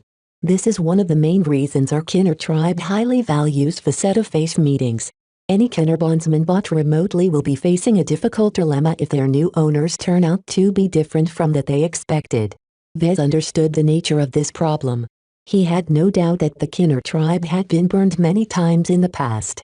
Even if the Kinnerbondsmen were allowed to break away from a partner who transacted with their tribe in bad faith, the reputation of the Kinners would still take a substantial hit. In order to avoid such regrettable reversals, the Kinners paid careful attention to the people who wanted to buy a permanent Kinnerbondsman. Either a client or a trusted representative had to visit the tribe in person in order to buy the coveted human products offered by the tribe. However, once some level of trust had been established, the Kinners were much more accommodating to existing clients. Normally, you aren't eligible for this service, but you're a special case. Cinnabar pointed out. As the famous Vez Larkinson who designed the two greatest mech of the Sand War, your reputation and fame has skyrocketed. Our Kinner tribe is always interested in maintaining relationships with notable people. You'll have to contact the tribe to be sure, but I can virtually guarantee you that it's no problem to order more Kinners. Good. Vez nodded as if he half expected this response. He'll inform Benny to release the needed funds to expand the battle criers and secure more crew. Is it possible to triple your numbers? The mercenary commander grimaced. I would not advise that, sir. Even though we share much in common with other Kinners, the battle criers are still distinct. Expanding too quickly will dilute our martial tradition. I suggest doubling our number of mech pilots and other crew at most. While this expansion will still put us under strain, I'm confident we can integrate the new Kinners in our outfit over time. Acceptable. Make sure you hire the best you can obtain. I'm not lacking for funds these days.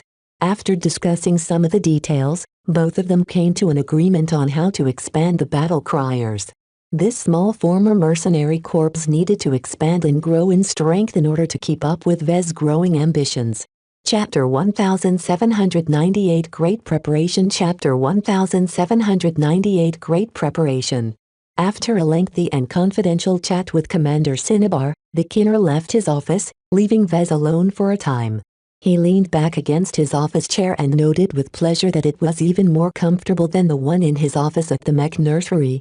Automatic settings came online and firmly massaged his back.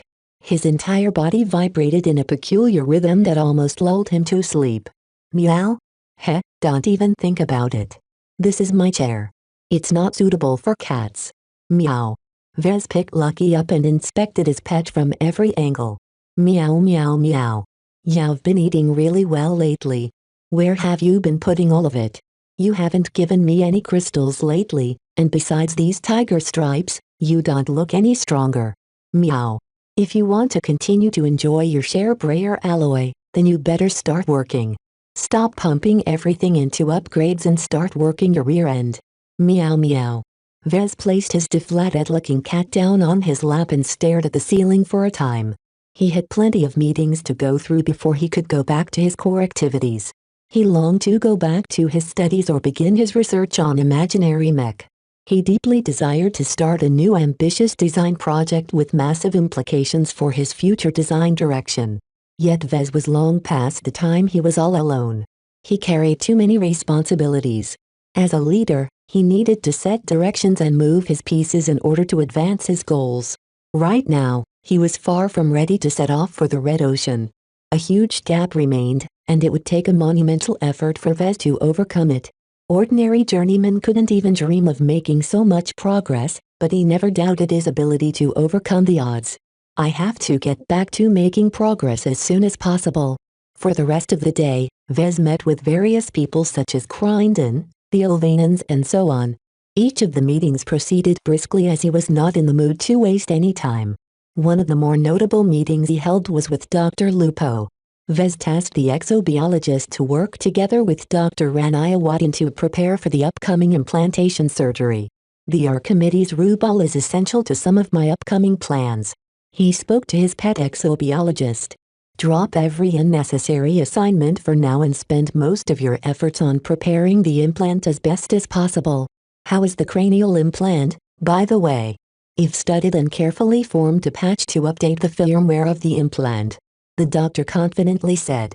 I'll hand you a report later so you can view my suggestions. I've been very conservative and made sure to draw from the most trustworthy-looking source code. There shouldn't be any hidden exploits or backdoors according to Mr. Crichton. Please keep in mind that it is only possible to alter the source code when the bio-implant is inactive. Once it is integrated into your brain, it is incredibly difficult to change its bio-programming. That sounded concerning. An installed bio-implant often grew into such an indispensable part of the human body that altering or changing its programming essentially changed the person it was attached to. This was why they needed to do everything possible before the implantation procedure.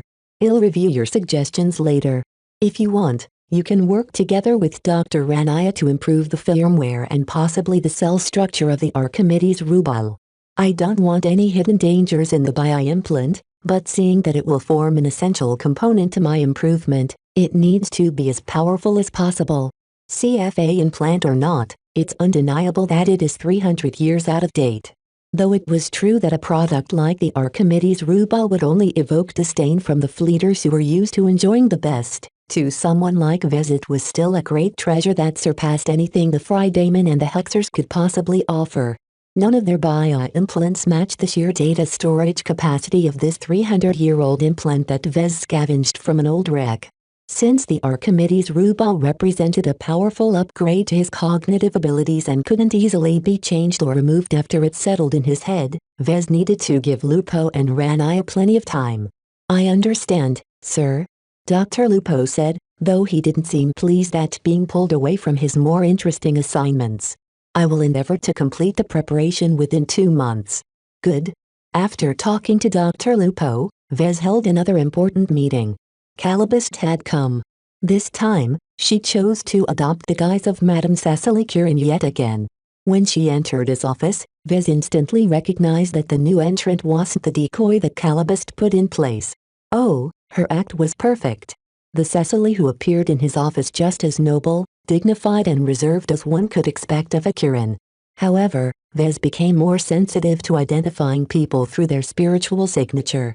Though Calibist did not possess spiritual potential, Vez nonetheless made sure to memorize her tiny spirituality as best as possible in order to avoid getting hoodwinked by her again.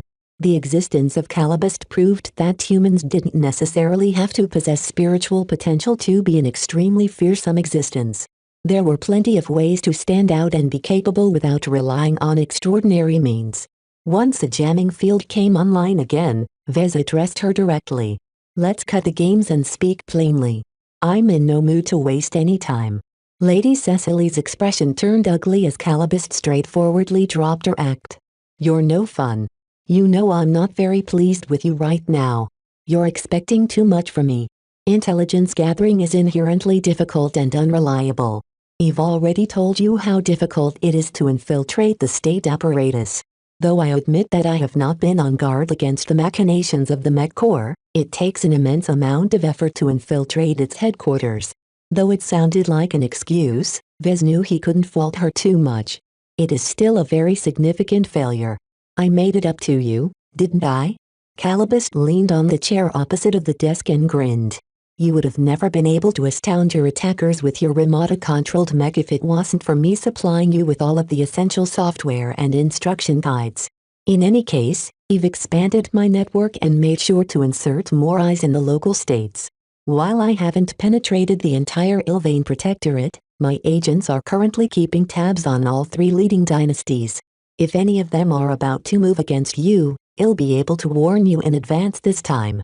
Hearing that relieved Vez a bit. Both of them had learned from the previous incident. They'd be stupid if they got caught with their pants down. They spent some time to discuss some security and spying arrangements before moving on to the next topic on the agenda. When we communicated a month ago, you said that there would be an opportunity for me to design a second-class mech for the Hexers. That's correct. Calibust said. I worked together with Gloriana to make the arrangements.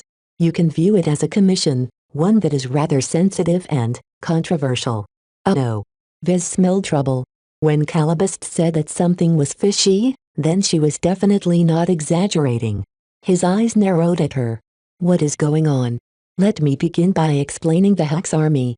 What is your impression of the hegemony's main military branch? She smiled coyly at Vez while she waited for his answer. I've heard that the Hex Army is the most powerful force of the hegemony. It's led collectively by the 6 matriarchal dynasties and is an expression of their might. Unlike the Fridaymen whose partners each operate their own mech militaries as their own entities, the Hex Army fights on behalf of the hegemony as a whole, and is highly centralized and uniform. That's a good textbook answer. Calibust nodded in satisfaction as if she was a teacher who was pleased with a juvenile pupil. The Hex Army is capable of fighting the collective might of the Friday Coalition. None of the 6 matriarchal dynasties have held back in investing in its strength. However, do you think that the Hex Army is the only military branch that is participating in the Komodo War on our side? Vez shook his head. It shouldn't be. That would be too simple. At the very least, there are many intelligence agencies fighting in the dark, including Diva that you used to be a part of. Am I correct? You're right again. The Hexadric hegemony is arguably the biggest state in the Komodo Star sector. While the Hex Army is capable of fending off the main forces of the Friday Coalition doesn't mean it is universally good at anything. We are well aware that its high degree of uniformity and the lack of diversity and versatility means that its strengths can be countered and its weaknesses can be exploited. Then how do you solve this problem? Mostly, we just trust in our strength. We know our strengths and we have trained all of our lives to become good at what we do best. Calibust confidently grinned. That's all? Of course not. Though we don't advertise it, we also employ auxiliary forces and irregular forces from time to time. Don't look down on the latter. Hexer mercenary corps are Hexers first and mercenaries second.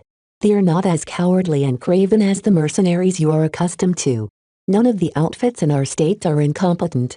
So the commission you're referring to is related to one of these private sector outfits? She nodded.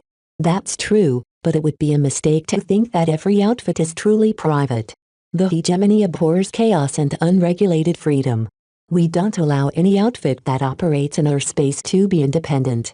Behind each mercenary corps is at least one Hexer in good standing. This keeps them under control, because the backer must always pay for the misdeeds of the offending outfit. Vez had to admit that this was a viable way to contain the damage these outfits could do when they fought. However, only a state as strong and unified as the Hexadric hegemony could impose such restrictive conditions. There was no way the Bright Republic could enforce such rules, especially when its space hosted a significant amount of foreign outfits. So tell me about the commission. It's not the time yet to discuss the nature of the commission. We're still fine-tuning the details. It will take some time for us to finalize the contract. What can you tell me then? I am free to tell you about our client. First, do you think Hexers are all the same? Of course not. Vez immediately shook his head. Even if you hexers have a strong culture, none of you are the same. There is still a lot of diversity between hexers. Even the Wattans such as Gloriana, Brutus and Rani are far apart from each other. In addition, the larger the state, the greater the differences between subpopulations. I can imagine that the Vrakans such as you are distinctly different from the Everns. Since you understand this, then you should understand that there are always outcasts within a population. The hegemony is no different. Due to the complications regarding your identity, it's not possible to offer your mech to conventional hexer organizations. It's also difficult to enter our market. Because I'm a boy. Quite. Calibist snickered. So the only hexers that are willing to make use of your products are those who are desperate and under special restrictions. After a lot of searching, Gloriana and I managed to find a hexer outfit that is willing to pilot a mech designed by a male, foreign mech designer. When she described him in this manner, Vez did not feel appreciated at all. Which hexer outfit was desperate enough to resort to him for mech? What are they called? The Penitent Sisters. Chapter 1799 Religious Doctrine Chapter 1799 Religious Doctrine. Calibist gave Vez the time to process the name of his future client. The name of an outfit often revealed their essence. It described their values, their history or their aspirations. Vez suspected there was a remarkable story behind the formation of the Penitent Sisters. If their names accurately reflected their history, then it was impossible for it to be an ordinary mercenary corps from the hegemony. The word sister sounds ordinary in most contexts, but when combined with a word like penitent, it sounds like there is a religious connotation. Vez threw out his guess. Calibist nodded. You're on the right track. Go on. What else can you figure out? Penitent is a word that is related to feeling remorseful and seeking forgiveness. Someone who is penitent wishes to repent for their sins, whatever they may be. This makes it distinct from general guilt. All of this leads me to conclude that the Penitent Sisters have something to do with religion. Are they related to Hexism? The Temple of Hexism founded the Penitent Sisters, but to say they are backing them is not entirely accurate. Because the sisters are guilty of something, right? Right. The Penitent Sisters are basically made up of devout followers of Hexism who went astray. All of them consist of hexers who believe in deviant interpretations of Hexism. They're extremists, basically.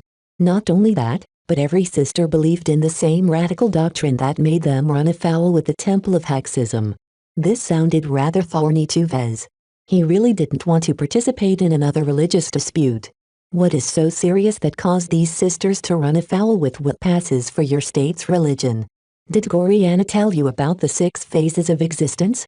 She did, though it makes no sense to me. It sounds too much like a fabrication.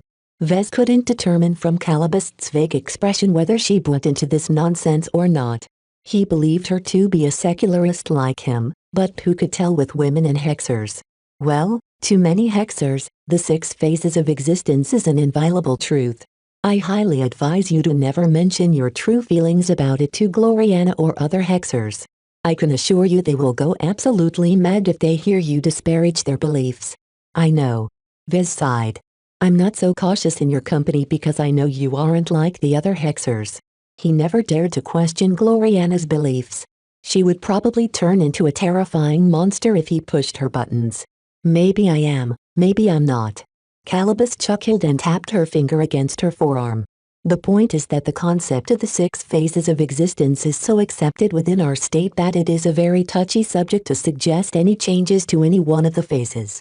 This is important because the Penitent Sisters all belong to a cult that once dared to suggest a correction. What's the controversy? List out the 6 phases of existence. Calibist adopted a school teacher tone again. Vez recalled the so-called phases from the back of his mind. The 6 phases are life, death, godhood, damnation, dust and woman, right? His school teacher nodded in satisfaction. Good boy. At least your memory is better than your apparent age. Now what Gloriana probably didn't tell you is that the order of the phases is important. It describes the cycle of life, death and transcendence, with women as the penultimate phase that is the reward of all living entities. To become a woman is to become a top existence in life, death and the beyond. How could Vez accept such a self-serving explanation? Only hexers could come up with this stupid belief. He predictably grew sour.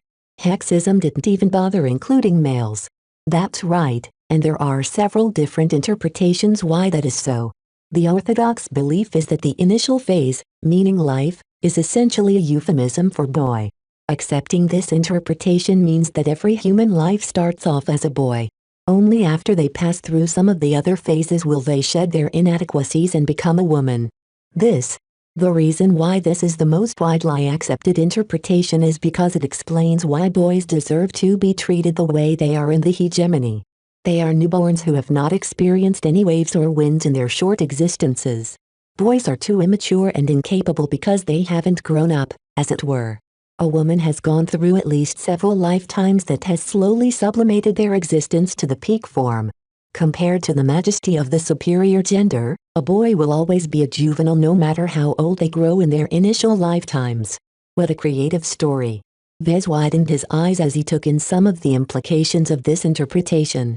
Believing in it basically excused all of the derogatory behavior of female hexers towards their male counterparts. Men were boys, and each of them were toddlers compared to the wise and mature women who had already gone through several different evolutions. This twisted logic gave no room for boys to gain any measure of equality in hexer society.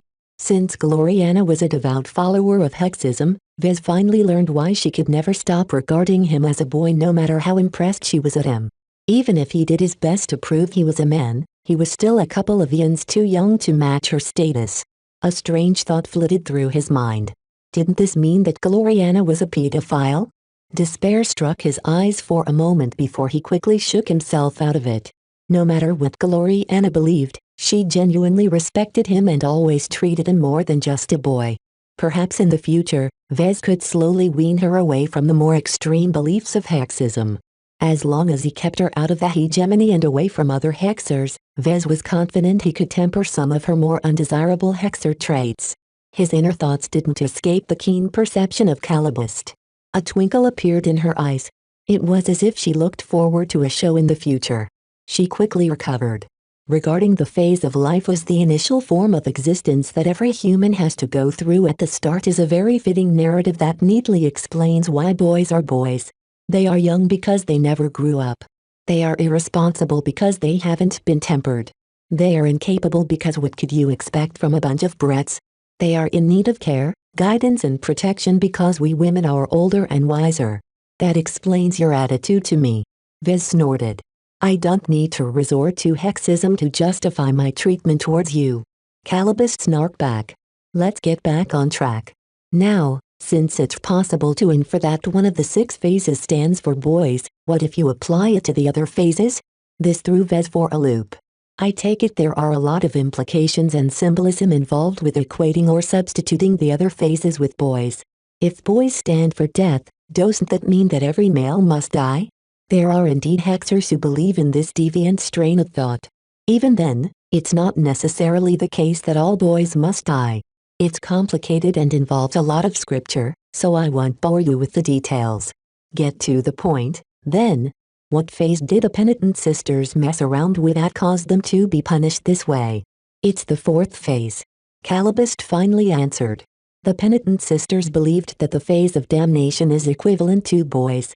The basic premise of this train of thought is that boys aren't young, innocent and deserving of care and protection. Instead, boys are a malignant existence, a cancer to life and a threat to society.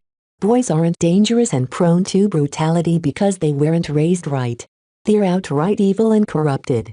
The penitent sisters essentially regard every boy as an irredeemably evil demon who needs to be strangled in the cradle before they grow powerful enough to cause untold suffering.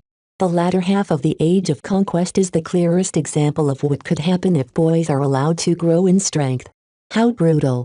From the way Calibust described these deviant hexers, he had no doubt that they would truly kill babies just because of their extra appendages.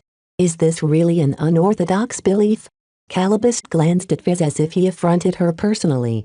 We hexers don't exactly have the best reputation, but we aren't mass murderers. Not only does that lower us to the same level as boys, we're quite aware our beliefs will never be tolerated by the male-dominant power structure of human civilization. Vez already understood this argument. The hexers aren't totally insane. At least they knew how to moderate their values and beliefs to avoid getting squashed by the big two. Then, what is the matter with the penitent sisters? If their beliefs are so dangerous when spread, then why doesn't the hexer equivalent of an inquisition lock them away or put them to death? These punishments are too straightforward. She replied and crossed her legs, showing off her smooth, bare legs that shone like glass. While death or imprisonment are heavy punishments, the Temple of Hexism is not satisfied with letting the cultists off. No. They deserve a harsher punishment. They must undergo the cruelest punishment for their temerity for challenging established doctrine. Vez grew confused. Gloriana said that belief in hexism is rather relaxed. Oh, it's fine for hexers to be relaxed or outright dismissive of hexism. The Temple of Hexism never bothers too much with them. It's when strong believers think they know better that touches their bottom line. Okay. Now, the members that now make up the penitent sisters riled up the Temple of Hexism so much that they have been issued with one of the cruelest punishments that they have come up with. It is so abhorrent that the very idea is incredibly repulsive to any hexer. What is the punishment? The penitent sisters are forced to form a mercenary corps and wash their sins in battle. Only until they have made sufficient accomplishments in the Komodo War are they considered absolved. That doesn't sound so bad. Vez blinked. Wasn't this basically conscription? The mech pilots among the penitent sisters would have fought in the war regardless of what had happened. Of course, it was never as simple as that. Calibust grinned. That is not the extent of their punishment. You see, the Temple of Hexism has imposed a cruel restriction for the penitent sisters. They are only allowed to pilot mech designed by boys. What? Vez practically jumped in surprise. That's considered to be a punishment? Oh, to a hexer mech pilot, it is a great shame to pilot a mech designed by a boy, because how competent can they be compared to August women? Mech designed by boys are considered shoddy, cursed or inferior compared to mech designed by the superior gender. Vez continually felt more and more insulted. This was ridiculous. I suppose it's especially cruel for the penitent sisters, right? Calibust chuckled. This is the brilliance of the Temple of Hexism. The penitent sisters, who used to believe that boys are unredeemable, are forced to pilot mech that are designed by those very same demons. Sure enough, if the hexers truly believed in this nonsense, then they genuinely preferred to die rather than to work with a mech designed by a boy. Where do I fit in? Why come to me instead of some random male hexer mech designer? Well, when the Temple of Hexism came up with this punishment, it didn't take the laws, customs and traditions of the hegemony's mech industry into account. Boys are forbidden by law to design their own mech. They're not even allowed to be the lead designer. In addition, the only mech that hexers are allowed to pilot are those approved by a panel of matriarchs. However, it is a great shame for any panel to approve the use of a mech designed by a boy. I see. That really sounded like a messy situation. Though the Temple of Hexism could have revised its punishment for the penitent sisters, it would only humiliate itself in the process. Then what makes me eligible? If the Temple of Hexism wants to solve this conundrum, some rules need to be bent. She said. You just happen to fit in the picture.